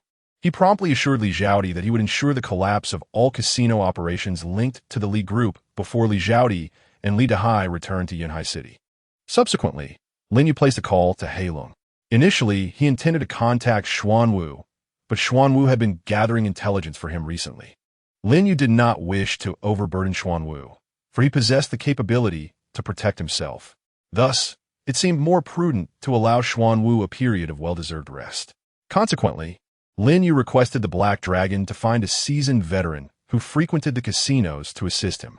2 hours later, Lin Yu met the individual arranged by the Black Dragon at a CF. Upon their introduction, the newcomer respectfully addressed Lin Yu, saying, "Young Master Lin, I have heard all about your affairs from our boss, the Black Dragon. You seek someone well-versed in the ways of the casino, correct? You have indeed come to the right person. My name is Long Si, but you may call me Xiao Si. I have long been immersed in the various clandestine casinos of Yunhai City, and I understand the intricacies of the gaming tables." Lin Yu, satisfied with Long Si's introduction, nodded in acknowledgement without further elaboration and led Long Si to the location of the underground casino indicated by Li Xiaodi. Upon arrival at the establishment, Night Insomnia, Long Si appeared somewhat taken aback and exclaimed, "Young Master Lin, why have you brought me here?" Lin Yu, curious, inquired, "Long Si, from your tone, it seems you were already aware of this place?" Long Si, not daring to conceal the truth, nodded and confessed, to be frank, as an avid gambler. "I have visited numerous casinos, large and small, in Yunhai City. This Night Insomnia may seem like a mere entertainment venue, but in reality, it houses the largest underground casino in Yunhai City. Moreover, The proprietor behind this underground establishment is rumored to be affiliated with the esteemed Li Group, the #1 conglomerate in Yanhai City. The stakes here often soar into the millions, and even if I wish to enter, I lack the qualifications. Upon hearing this, Lin Yu smiled thoughtfully. The fact that even someone like Long Si was aware of the underground casino's ties to the Li Group indicated that the illicit activities of the Li family in Yanhai City were not shrouded in secrecy.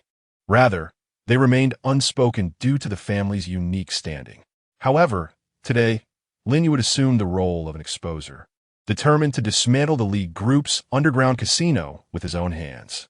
Thus, Lin Yu and Long Si stepped into the night insomnia. Initially, the staff, noticing their unpretentious attire, presumed they were merely ordinary patrons there to sing. However, upon catching sight of the limited edition Lamborghini parked outside, their demeanor shifted dramatically. "Gentlemen, how may I assist you?" Lin Yu remained silent, allowing Long Si to speak first. "We are here to engage in some serious gaming. Do you understand?" The staff immediately grasped that Lin Yu and Long Si were not there simply for entertainment. Changing their tone, they inquired, "What kind of serious gaming do you gentlemen have in mind?" Long Si responded eagerly, "The more exhilarating, the better. Ideally, a game that quickens the heartbeat and offers the chance to win." The staff nodded in understanding. At this moment, he could confirm that Lin Yu and Long Si were indeed guests heading for the underground casino. Typically, every patron entering such an establishment must first verify their financial means. After all, this underground casino was personally managed by the second daughter of the Li family, Li Xiaoya. Those with a net worth of less than 1 million would find it utterly impossible to gain entry. However, the staff had already taken note of Lin Yu's vehicle. That limited edition Lamborghini, valued at no less than 10 million, indicated that Lin Yu and Long Si were certainly not lacking in funds. Consequently, the staff refrained from further questioning and led Lin Yu and Long Si to the innermost private room, where they deftly manipulated the coffee table to reveal a hidden door. Upon entering, the atmosphere was a stark contrast to the outside world. Around large circular tables, gamblers displayed expressions of wild fervor, while dealers clad in alluring bunny costumes incessantly dealt cards. The expressions of the players ranged from ecstatic to despondent, showcasing the extreme depths of human obsession within this underground realm. It was Lin Yu's first visit to a casino, and he found himself like a curious child, gazing around in wonder. Long Si patiently explained the various aspects and rules of the casino, but Lin Yu, though listening, paid little heed. He understood that gambling was often fraught with deception, a wager on one's future. Sensing that the moment was ripe, Lin Yu discreetly took out his phone and recorded a video of the underground casino. He then sent this footage to Mayor Gong Yi of Yanhai City, reporting the illegal operation. Gong Yi was well aware that Lin Yu had ventured into the underground casino associated with the Li family. Initially, Gong Yi had chosen to turn a blind eye to the situation, but upon receiving Lin Yu's direct communication, he resolved to take action. He promptly informed Lin Yu that he would dispatch personnel to seal off the casino. Meanwhile, Li Xiaoya, who had been entertaining several male models, suddenly spotted Lin Yu and Long Si on the surveillance camera. Although she had never seen Lin Yu before, she was immediately captivated by his striking appearance. In comparison, the male models beside her seemed woefully inadequate. With her flirtatious nature, Li Xiaoya developed an instant attraction to Lin Yu. She instructed the casino staff to bring him before her. The staff, naturally unwilling to defy her wishes, quickly sought out Lin Yu. "Good day, sir. Our casino's owner wishes to meet you. Might you have a moment?" Lin Yu was taken aback. He had not sought out Li Xiaoya, yet she was now eager to meet him. Intrigued by her intentions, he followed the staff deeper into the underground casino, arriving at the entrance of a lavish private room. Upon stepping inside, the scene that unfolded before him left him utterly astonished. As Li Xiaoya sat atop a male model, her attire disheveled, several other male models were caressing her body. This provocative scene left Lin Yu feeling quite uncomfortable. Just as he contemplated leaving, Li Xiaoya abruptly rose from the model, adjusted her jacket, and with a flirtatious glance at Lin Yu, exclaimed, "Hey there, don't go. I, Li Xiaoya, am rather straightforward, so I shall speak plainly. I find you quite appealing, You align perfectly with my aesthetic preferences. Therefore, I wish to support you as my male companion. As long as you serve me well, I can provide you with anything you desire. Lin Yu was taken aback by Li Xiaoya's intentions. He promptly shook his head in rejection, saying, Miss Li, please don't disgust me. I have no interest in someone like you, who has been with countless others. Li Xiaoya, caught off guard by Lin Yu's audacity to insult her, emitted a displeased huff and retorted, I am aware that most patrons of this casino possess some wealth, but do not overestimate your worth. Do you know who I am? Do you believe a mere word from me could make you vanish from Yanhai City? Lin Yu smirked dismissively. Of course, I know who you are. You are Li Duhai's second daughter, Li Xiaoya, the second miss of the Li Corporation. I had only heard tales of your reckless behavior, but seeing you in person is indeed quite astonishing. Li Xiaoya was surprised to hear Lin Yu recognize her identity. Since you are aware of my reputation, why do you dare to reject my proposition? Are you not afraid of what I might do to you? Do you not comprehend the standing of the Li family in Yanhai City? I advise you to think carefully before speaking. Either you stay and become my male companion, or I shall end your life right here. In the face of Li Xiaoya's threat, Lin Yu laughed heartily, unperturbed. I have heard such arrogant words from your brother. Li Xiaolang, unfortunately, I believe the grass on his grave is now taller than I am. How you may deal with me remains uncertain. But I can assure you that this underground casino of yours will soon cease to exist. Although Li Xiaoya was brazen, she was not devoid of intelligence. Sensing something amiss in Lin Yu's words, she pondered for a moment before inquiring, How do you know about Li Xiaolang's demise? And you mentioned that he had threatened you in a similar manner? Are you the one whom father referred to as the mastermind behind Li Xiaolang's death? The Lin Yu who opposed him at the project symposium? Lin Yu, without any denial, nodded. Indeed, Li Xiaoya, you have deduced my identity.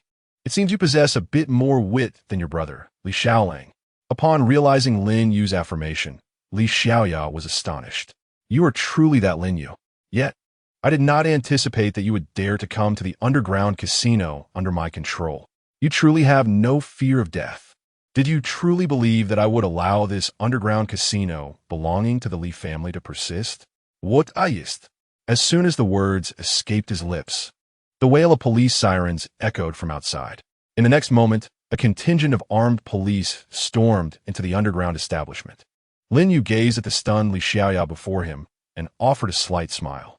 I apologize, but it seems I must now proceed to shut down this casino before your very eyes. Chapter 95. The crumbling Li family. Li Xiaoya stared in disbelief at the multitude of officers who had suddenly invaded their territory. Did the Li family not possess substantial connections within the municipal government? How dare these officers come to dismantle their casino? The thought eluded her comprehension. However, Li Xiaoya was acutely aware that if this underground casino were indeed shut down, she would face dire consequences from Li Dahai. Thus, she concocted a desperate plan. She would eliminate Lin Yu right before her eyes. Should Li Dahai discover that Lin Yu had met his demise, he would certainly not hold her accountable. After all, Lin Yu was the one who had taken Li Xiaolang's life and given Li Dahai's fondness for his son. Avenging Li Xiaolang would naturally absolve her of the casino's downfall. With a cold smirk directed at Lin Yu, Li Xiaoya declared, Prepare to meet your end. No sooner had she spoken than she drew a sleek black pistol from her coat. Just as she was about to pull the trigger, Lin Yu, ever prepared, swiftly sidestepped and positioned himself directly in front of her. Seizing the moment when Li Xiaoya was still in shock, he deftly wrested the firearm from her grasp and struck her across the face with a resounding slap. Did you truly think you could shoot me? How absurd! Li Xiaoya, taken aback by Lin Yu's audacity to slap her, was incensed. Having never endured such humiliation, she retorted, You dare strike me? Do you even know who I am? Lin Yu responded with a derisive laugh. Of course, I know precisely who you are. You are merely the second daughter of the Li Group. What significance does that hold for me? I do not even fear your father. Do you think I would be intimidated by you? I would consider it beneath me to dirty my hands on you. The good days for the Li family are swiftly drawing to a close. For now, you might as well remain here quietly. As Lin Yu's words lingered in the air, a throng of police officers burst through the entrance. The leading officer, upon spotting Lin Yu, exchanged a nod of recognition. Prior to their arrival, Gong Yi had briefed them and thus they were well aware of Lin Yu's standing, treating him with the utmost respect. Young Master Lin, we have fully sealed off the underground casino. What would you have us do next? Lin Yu smiled slightly in response. Do you require my guidance on what to do next? As officers of the law, it is your duty to uphold justice. While the patrons have been apprehended, the owner remains within. I trust you understand what must follow without further instruction. The leading officer immediately grasped the underlying implications of Lin Yu's words. He promptly dispatched someone to apprehend Li Xiaoya, who was standing nearby. At that moment, upon seeing the police approach her, Li Xiaoya's demeanor was exceedingly defiant. How dare you come to arrest me? Do you even know who I am? I am the second daughter of the Li family.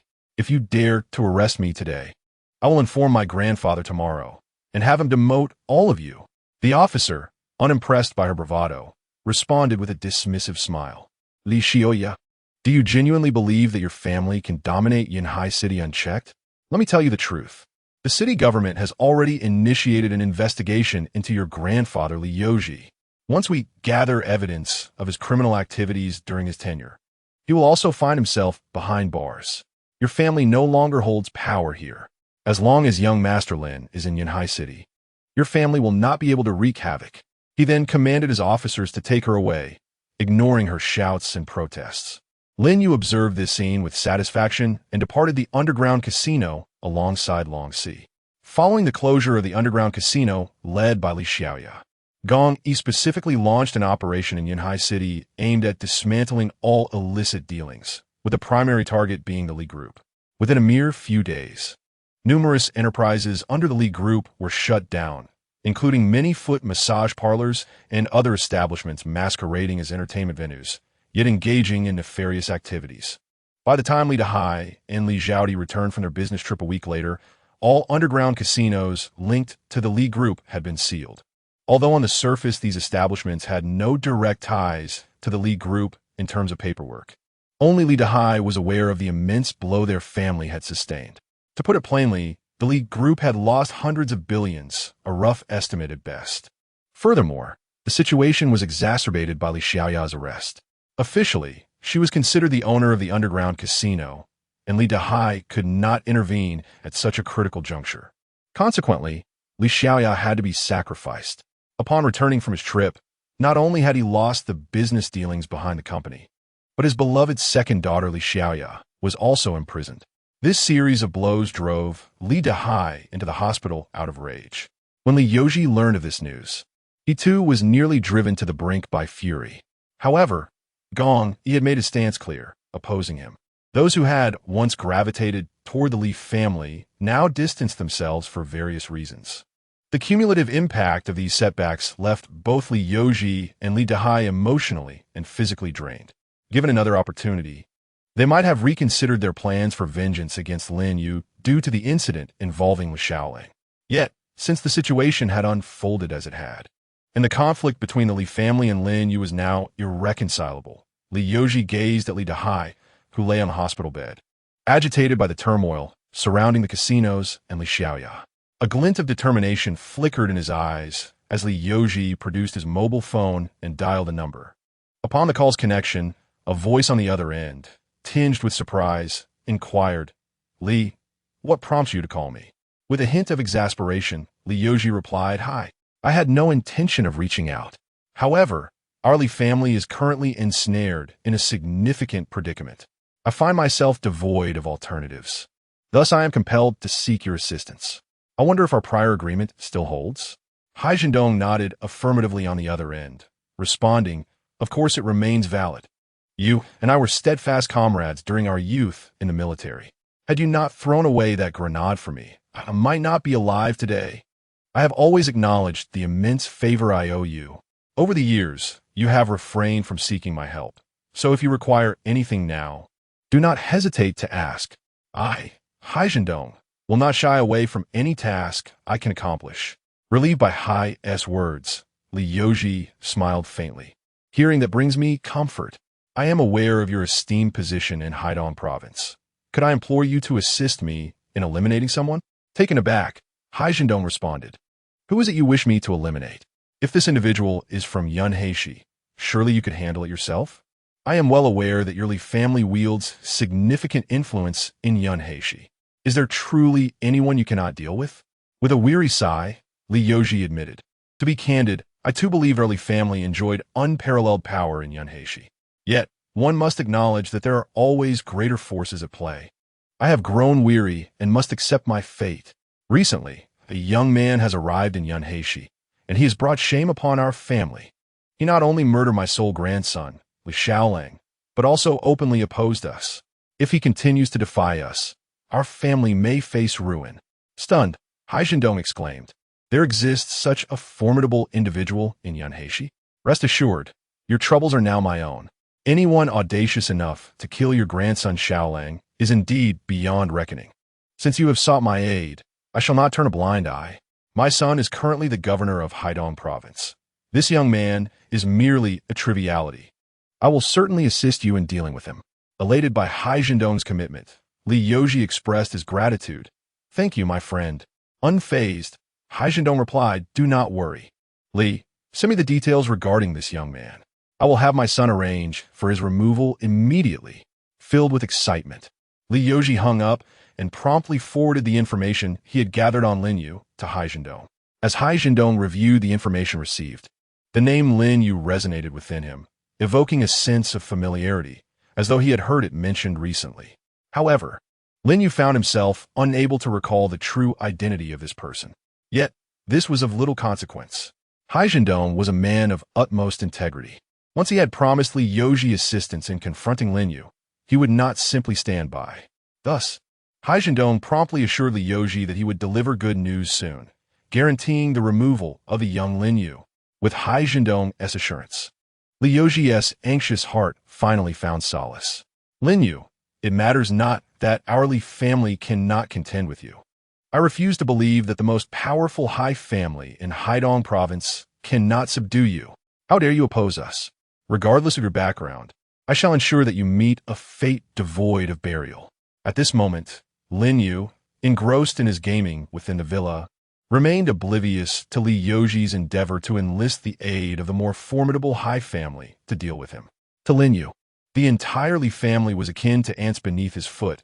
He had never regarded them with any seriousness. After an extended gaming session, Lin Yu began to feel a twinge of boredom. Curiously, he accessed the contestant backend of the program Happiness Awaits You. He wished to check if his ranking among the 100-plus contestants had improved. To his astonishment, he discovered that his ranking had inexplicably plummeted to over 50, nearly disqualifying him from the ranks of average contestants.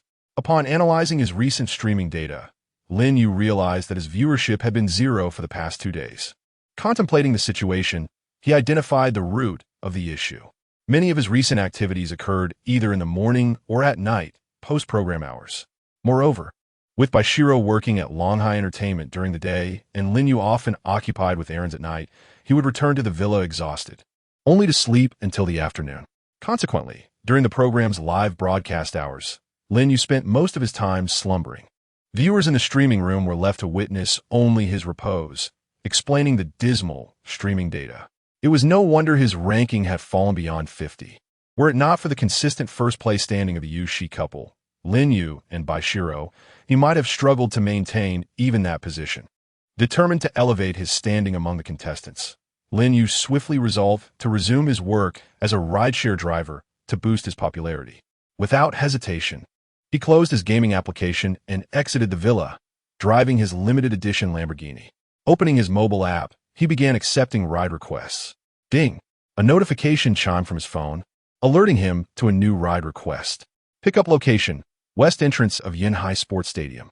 Destination: Fugua Grand Hotel. Distance to passenger: 46 kilometers. Estimated earnings: 26 yuan. Lin Yu, upon noticing a new order, did not hesitate to click on Accept Order. Ding! Order successfully accepted. He was instructed to proceed immediately to the passenger's pickup location. Lin Yu activated the car's navigation system and swiftly headed towards the destination. Half an hour later, he arrived at the location, where a stunning woman clad in a short skirt and high heels awaited him on the street. Observing her, Lin Yu lowered the car window and inquired, "Excuse me, is this your ride?" The last digits are 6,629. Lin Yu's passenger, Lin Yu nodded in disbelief. The car he drove was an exclusive, limited edition Lamborghini. Although Lin Yu was not particularly knowledgeable about automobiles, she could discern that this luxurious vehicle was of considerable worth.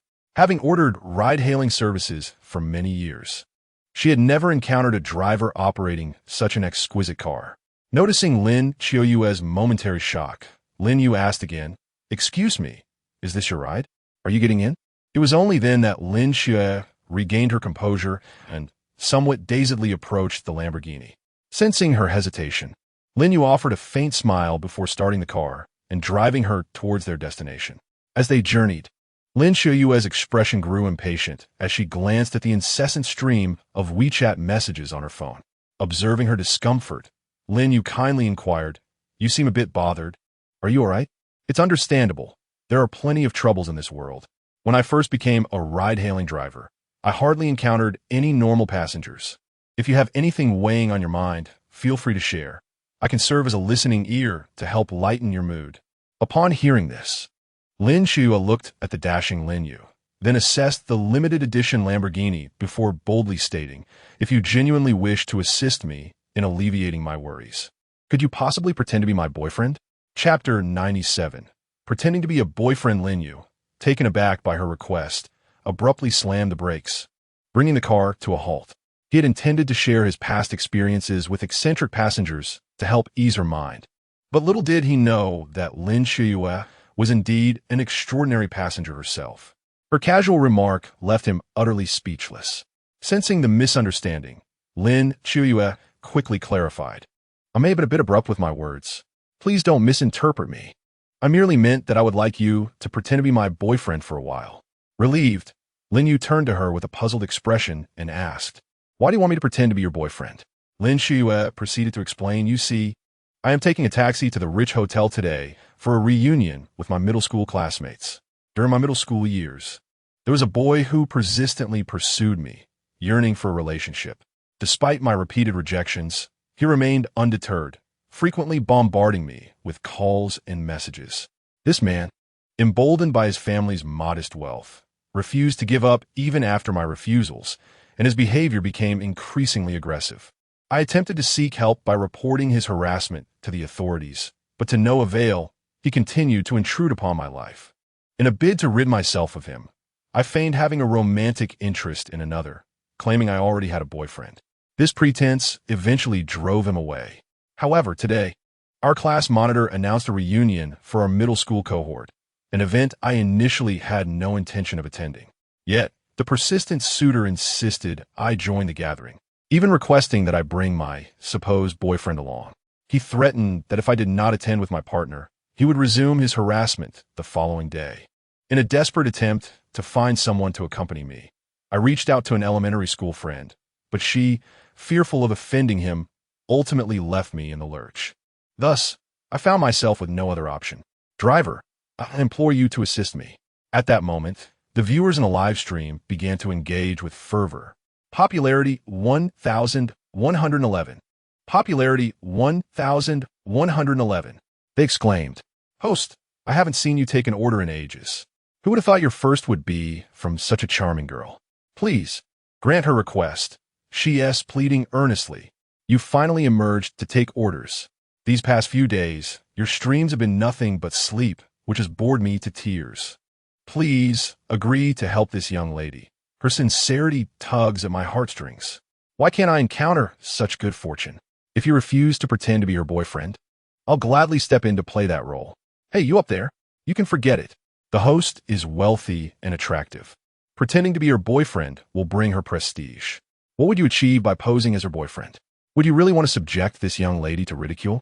After considering the words of Lin Yu, Lin Yu pondered for a moment.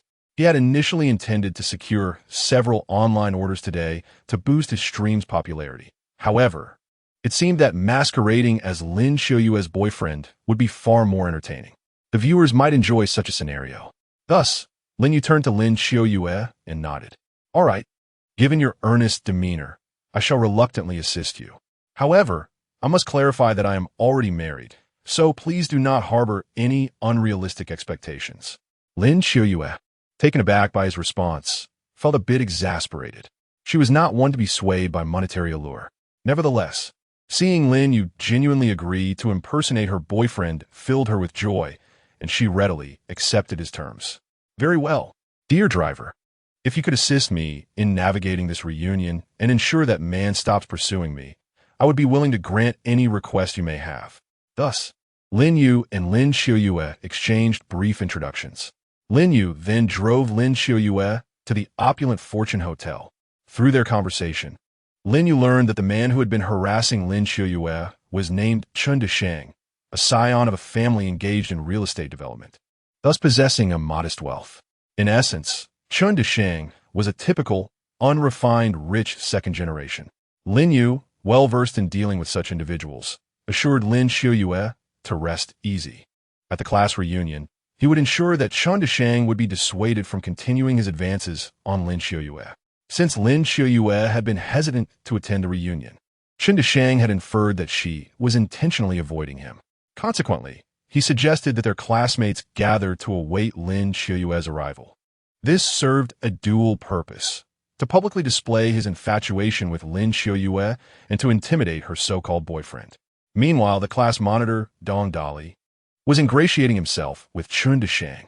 In their school days, Dong Dali had held a low opinion of Chun Deshang, viewing him as an ne'er-do-well. However, years of societal experience had dulled Dong Dali's previous bravado, and he now regarded Chun Deshang with a sycophantic demeanor, his words dripping with flattery. Deshang, if I may say, Xiuyue is simply too proud. Look at your wonderful attributes. Countless girls are eager to marry you, yet your affections are solely for Qiu, who remains ungrateful. What a waste of such a handsome and affluent young man. Were I a woman, I would certainly wish to marry you. Chun Deshang reveled in Dong Dali's flattery. Responding with a slight smile, Monitor, your words are excessively flattering. ISNT Qiu universally recognized as the class beauty. Since our school days, I have only ever had eyes for Qiuyue. I have long vowed that I shall marry no one but her. Therefore, I must see for myself what kind of boyfriend Qiuyue has chosen. If her boyfriend does not treat her as well as I would, I shall not relinquish her. Dong Dali, upon hearing this, cast a disdainful glance at the slick Chun Deshang. However, mindful of his own interests that required Chun Deshang's favor, he continued to smile ingratiatingly. Deshang, you are far too modest. Qiuyue's boyfriend cannot possibly compare to you. I have heard that your family has recently secured another real estate development project. It seems that project is quite close to my residence. Do you require assistance? I would be more than willing to help. Chapter 98. You sit behind the table upon hearing Dong Dali's words. Chun Deshang's expression grew contemplative. Although he typically indulged in a hedonistic lifestyle, he was not oblivious to the subtleties of social maneuvering. He understood precisely what Dong Dali desired. Thus, Chun Deshang turned to Dong Dali with a knowing smile. Monitor, are you not simply seeking a position in my father's company? We are indeed old classmates, and you need not disguise your intentions from me. It is quite simple for you to secure a position in my father's company. It merely requires my word. However, prior to that, I beseech you to assist me in a matter to facilitate the romance between myself and Qiuyue. If you can orchestrate a breakup between Qiuyue and her boyfriend, I shall promptly ensure your entry into my father's establishment. Upon hearing this, Dong Dali was elated and readily agreed. Absolutely. With your assurance, I am at ease. Is it not merely a matter of bringing you and Qiuyue together? Consider it done. I shall exert every effort during this reunion to unite you two. As Chun Deshang nodded in satisfaction, the two were engrossed in their jubilant conversation when a dazzling limited edition Lamborghini suddenly pulled up before them, nearly blinding their eyes. As the crowd gasped in astonishment, pondering who in Yunhai City could possess such an exquisite vehicle, Lin Yu emerged from the car, his arm draped around Lin Yu, a beaming smile gracing his face. Tall and handsome, his looks rivaling those of the most popular stars in the entertainment industry, Lin Yu immediately captivated the attention of every female present, especially given the luxurious car he drove. This spectacle elicited envious glances toward Lin Xiuyue from all the women in attendance. Several girls, who had been on friendly terms with Qiuyue during middle school, boldly inquired, Qiuyue, is this striking gentleman your boyfriend? He is so charming. Who would have guessed you refrained from bringing your boyfriend to previous gatherings out of fear that he would outshine everyone? Do introduce us. How did you come to know such a handsome partner? What was his name? Lin Yu, pleased with the envious gazes, realized she had indeed chosen the right person to masquerade as her boyfriend. With a subtle smile, she replied, "Very well. Allow me to introduce my boyfriend, Lin Yu. We met at an art exhibition, both drawn to the same painting, and thus exchanged our contact information. As our conversations flourished, we naturally found ourselves together. Of course, this romantic tale was fabricated, yet proved effective in enchanting the onlookers. Qiuyue, the story of how you and Lin are acquainted is simply too romantic. I am utterly envious of your love." Lin Qiuyue and Lin Yu basked in the admiration of most attendees, while Chen Deshang, seething with anger, clenched his fists. He had assumed Qiuyue's claim of having a boyfriend was merely a ruse to deceive him, only to discover she had indeed brought someone along. Moreover, Lin Yu's entrance had completely overshadowed him, filling Chen Deshang's gaze with animosity. Lin Yu, noticing Chen Deshang's ire, regarded him with disdain, clearly not considering him a rival. After all, they were not of the same caliber. This dismissive behavior further incensed Chen Deshang. Observing the tension rising, Dong Dali swiftly intervened to diffuse the situation. "As autumn moon graces us, it appears that all members of Class 3 from our middle school have finally gathered. Deshang has reserved a private room for us at the Fugua Hotel. Let us proceed to dine there." The moment Dong Dali uttered these words, he received an immediate wave of support from the crowd. Thus, everyone eagerly entered the Fugua Hotel behind them. Meanwhile, with Lin Yu arriving at the class reunion as Lin Qiuyue's pretend boyfriend, the popularity of the live stream Happiness is Waving at You surged dramatically. Unbeknownst to Lin Yu, the viewers in the live stream were on the verge of a dispute over this matter. At that moment, he had already arrived in the hotel private room. Observing everyone preparing to take their seats, Deshang immediately exchanged a knowing glance with Dong Dali. Understanding the signal, Dong Dali quickly stepped forward to halt those eager to sit. "Wait, we've gone through the trouble of organizing this reunion, so we shouldn't be so hasty with our seating," he declared. "Since this is a class reunion, why not arrange ourselves as we did back in our school days?" Upon hearing this, Deshang raised both hands in agreement. "I believe the class leader's suggestion is splendid. We've only gathered for this reunion. Its purpose is to reminisce, right? So, I think sitting in our original school positions is particularly fitting. I recall I used to sit in front of Qiuyue, so now that we have a large round table, I shall sit beside her." Lin Yu was initially perplexed about Deshang's intentions. However, once he finished speaking, Lin Yu understood. Deshang intended to distance himself from Lin Yu, the nominal boyfriend, and sit with Lin Qiuyue instead. Under normal circumstances, Lin Yu might not have interfered. Yet, as Lin Qiuyue's official boyfriend, his purpose was to prevent Deshang from bothering her in the future. Therefore, Lin Yu naturally could not allow Deshang to have his way. As everyone began to take their seats according to Dong Dali's suggestion, Lin Yu swiftly grabbed Deshang by the collar and lifted him up. In the next moment, Lin Yu seated Lin Qiuyue beside him. Subsequently, Lin Yu cast a stoic glance at the bewildered Chen Deshang and remarked, "Since you originally sat behind Qiuyue, you might as well find another stool and take your seat at the back of the table." Chapter 99. A Life of Idleness with a Dazed Expression. Chen Deshang was utterly perplexed by Lin Yu's words. "You want me to move another stool to the back? Are you serious?" Lin Yu, maintaining an indifferent demeanor, nodded in affirmation. "Indeed, surely your hearing is intact. Was my previous statement not clear enough? If you cannot hear me, I shall repeat myself. Qiuyue is now my girlfriend, and it is out of the question for you to sit beside her. However, if you wish to relive your school days, you will have to relocate to the back. Is this difficult to comprehend?" Just as Chen Deshang was about to erupt, his companion Dong Dali quickly intervened. He leaned in to whisper in Chen Deshang's ear, "Calm down. Deshang, now is not the time to clash with this fellow. We must not allow our classmates or Qiuyue to perceive you as petty. Let's endure for now." After hearing Dong Dali's words, Chen Deshang nodded, recognizing the wisdom in his friend's advice. He merely shot Lin Yu a cold glare before reluctantly taking a seat beside Dong Dali. Meanwhile, the viewers in the live stream, witnessing Chen Deshang's predicament, began to flood the comment section with their reactions. "Well done, streamer. How dare he try to take advantage of that lovely lady? He should be sent to the back. I can tell this guy is up to no good. Don't let him off the hook. Teach this scoundrel a lesson. He must not be allowed to continue pursuing that beautiful girl." As the seating allocation incident came to a close, Dong Dali exchanged glances with Chan Disheng and then spoke up again. "It has been ages since we gathered like this.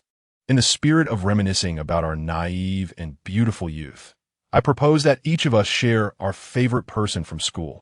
To prevent Lin Yu from causing further disruption, Dong Dali took the initiative to prompt Chen Disheng.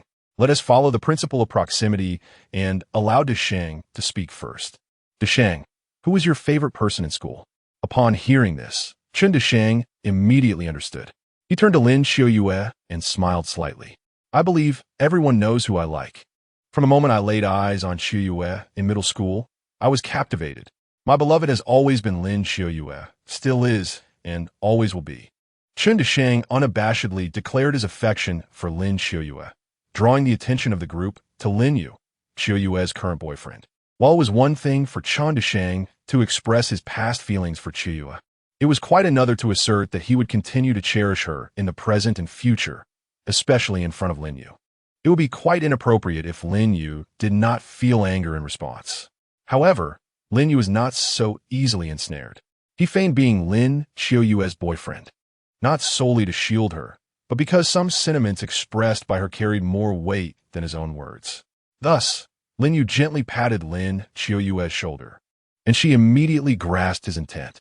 She turned to Chen Disheng and retorted, "Since you have finished speaking, allow me to continue.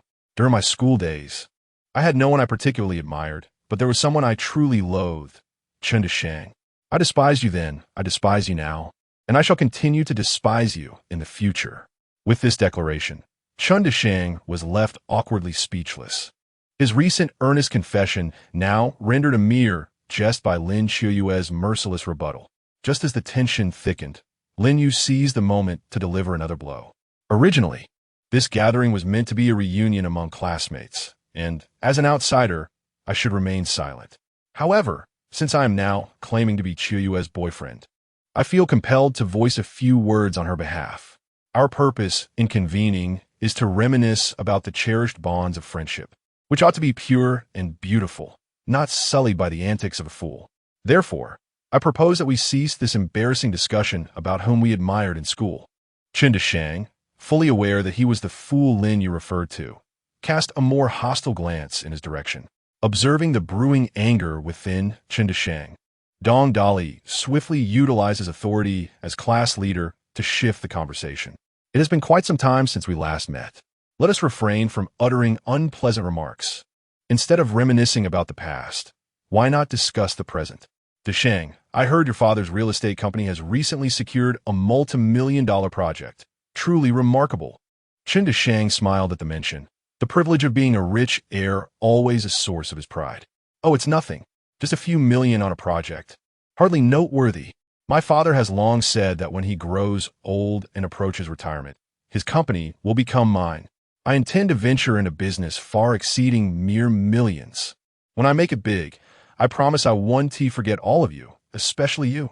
Qiuyue, I shall always have a position reserved for a kind-hearted, responsible, and beautiful lady boss." Before Chen Disheng could cast a longing gaze at Lin Xiuyue, Lin Yu interjected, positioning himself firmly before him. "I believe the class leader suggested discussing the present, not indulging in dreams of the future. Speaking of your current state, you are merely a pampered fool, living off your family's wealth, lacking any personal merit." After suppressing his anger for an extended period, Chen Disheng could no longer contain himself. He despised being labeled as a useless rich second generation. Enraged, he pointed accusingly at Lin Yu and declared, "I have tolerated you for long enough. Who are you calling a useless rich heir? Who do you claim has been living off others without purpose?" Unfazed, Lin Yu retorted, "I was referring to you. Do your ears truly have a problem? Did you not hear what I just said? I called you a useless rich second generation, merely living off your family's wealth. What contributions have you made over the years? Am I wrong in saying you are useless? Surely, you do not possess a fragile ego that shatters at a few words?" As Chun Deshang's fury reached its peak, Dong Dali stepped in to support him, seizing the opportunity to demonstrate his loyalty. He glared at Lin Yu and sneered. Do not overstep. Just because you're a friend at Qiu Yue does not grant you the right to act superior at our class gatherings. Remember, you are not one of our middle school classmates. What gives you the authority to speak here? And you dare call Deshang a useless rich heir? Pray tell, what is your occupation? Lin Yu replied earnestly. My identity is rather eclectic. However, I can disclose one thing. I'm a ride-hailing driver. As soon as the words left his mouth, both Dong Dali and Chun Deshang erupted in laughter. Chun Deshang mockingly exclaimed, You speak with such bravado. Yet you arrived here in a limited edition Lamborghini that I do not even possess. I thought you were some hidden magnate, but it turns out you are merely a ride-hailing driver. How dare a mere driver try to assert dominance over me? Have you lost your mind? To be frank, I have harbored feelings for Qiu Yue for many years. Although she has never agreed to be with me, I refuse to allow any other man to be by her side. Therefore, I advise you to leave Qiu Yue immediately or face the consequences. I assure you, you will not exit this private room unscathed. Meanwhile, Lin Qiu Yue, wishing to avoid escalating the situation, simply sought to free herself from Chun Deshang's entanglement. Yet, she also did not want Lin Yu to suffer any repercussions. So, she quietly said to Lin Yu, I am so sorry. It is entirely my fault that you are in such a predicament. I know Chun Deshang all too well. He is someone who always seeks retribution for any slight. If you do not heed his words, he will undoubtedly retaliate. So, perhaps you should leave. I will do my utmost to keep him occupied and ensure you remain unharmed. In response to Lin Qiu Yue's kind warning, Lin Yu merely smiled calmly. It is quite all right. Since I dared to come here pretending to be your boyfriend, I am certainly not afraid of Chun Deshang's threats. To utter an unflattering remark in my eyes, Chun Deshang is merely a nuisance. Therefore, you need not fret over my safety. Since I have pledged to assist you in completely liberating yourself from Chun Deshang, rest assured that I shall fulfill this promise. You may simply observe from the sidelines while I take care of the remaining matters. Upon hearing these words, Lin Qiu Yue's gaze towards Lin Yu transformed.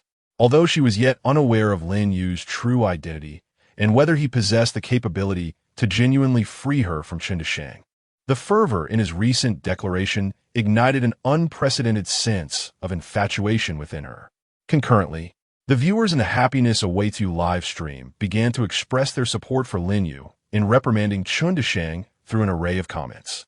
Host, this Chun Deshang truly is a foolish rich heir.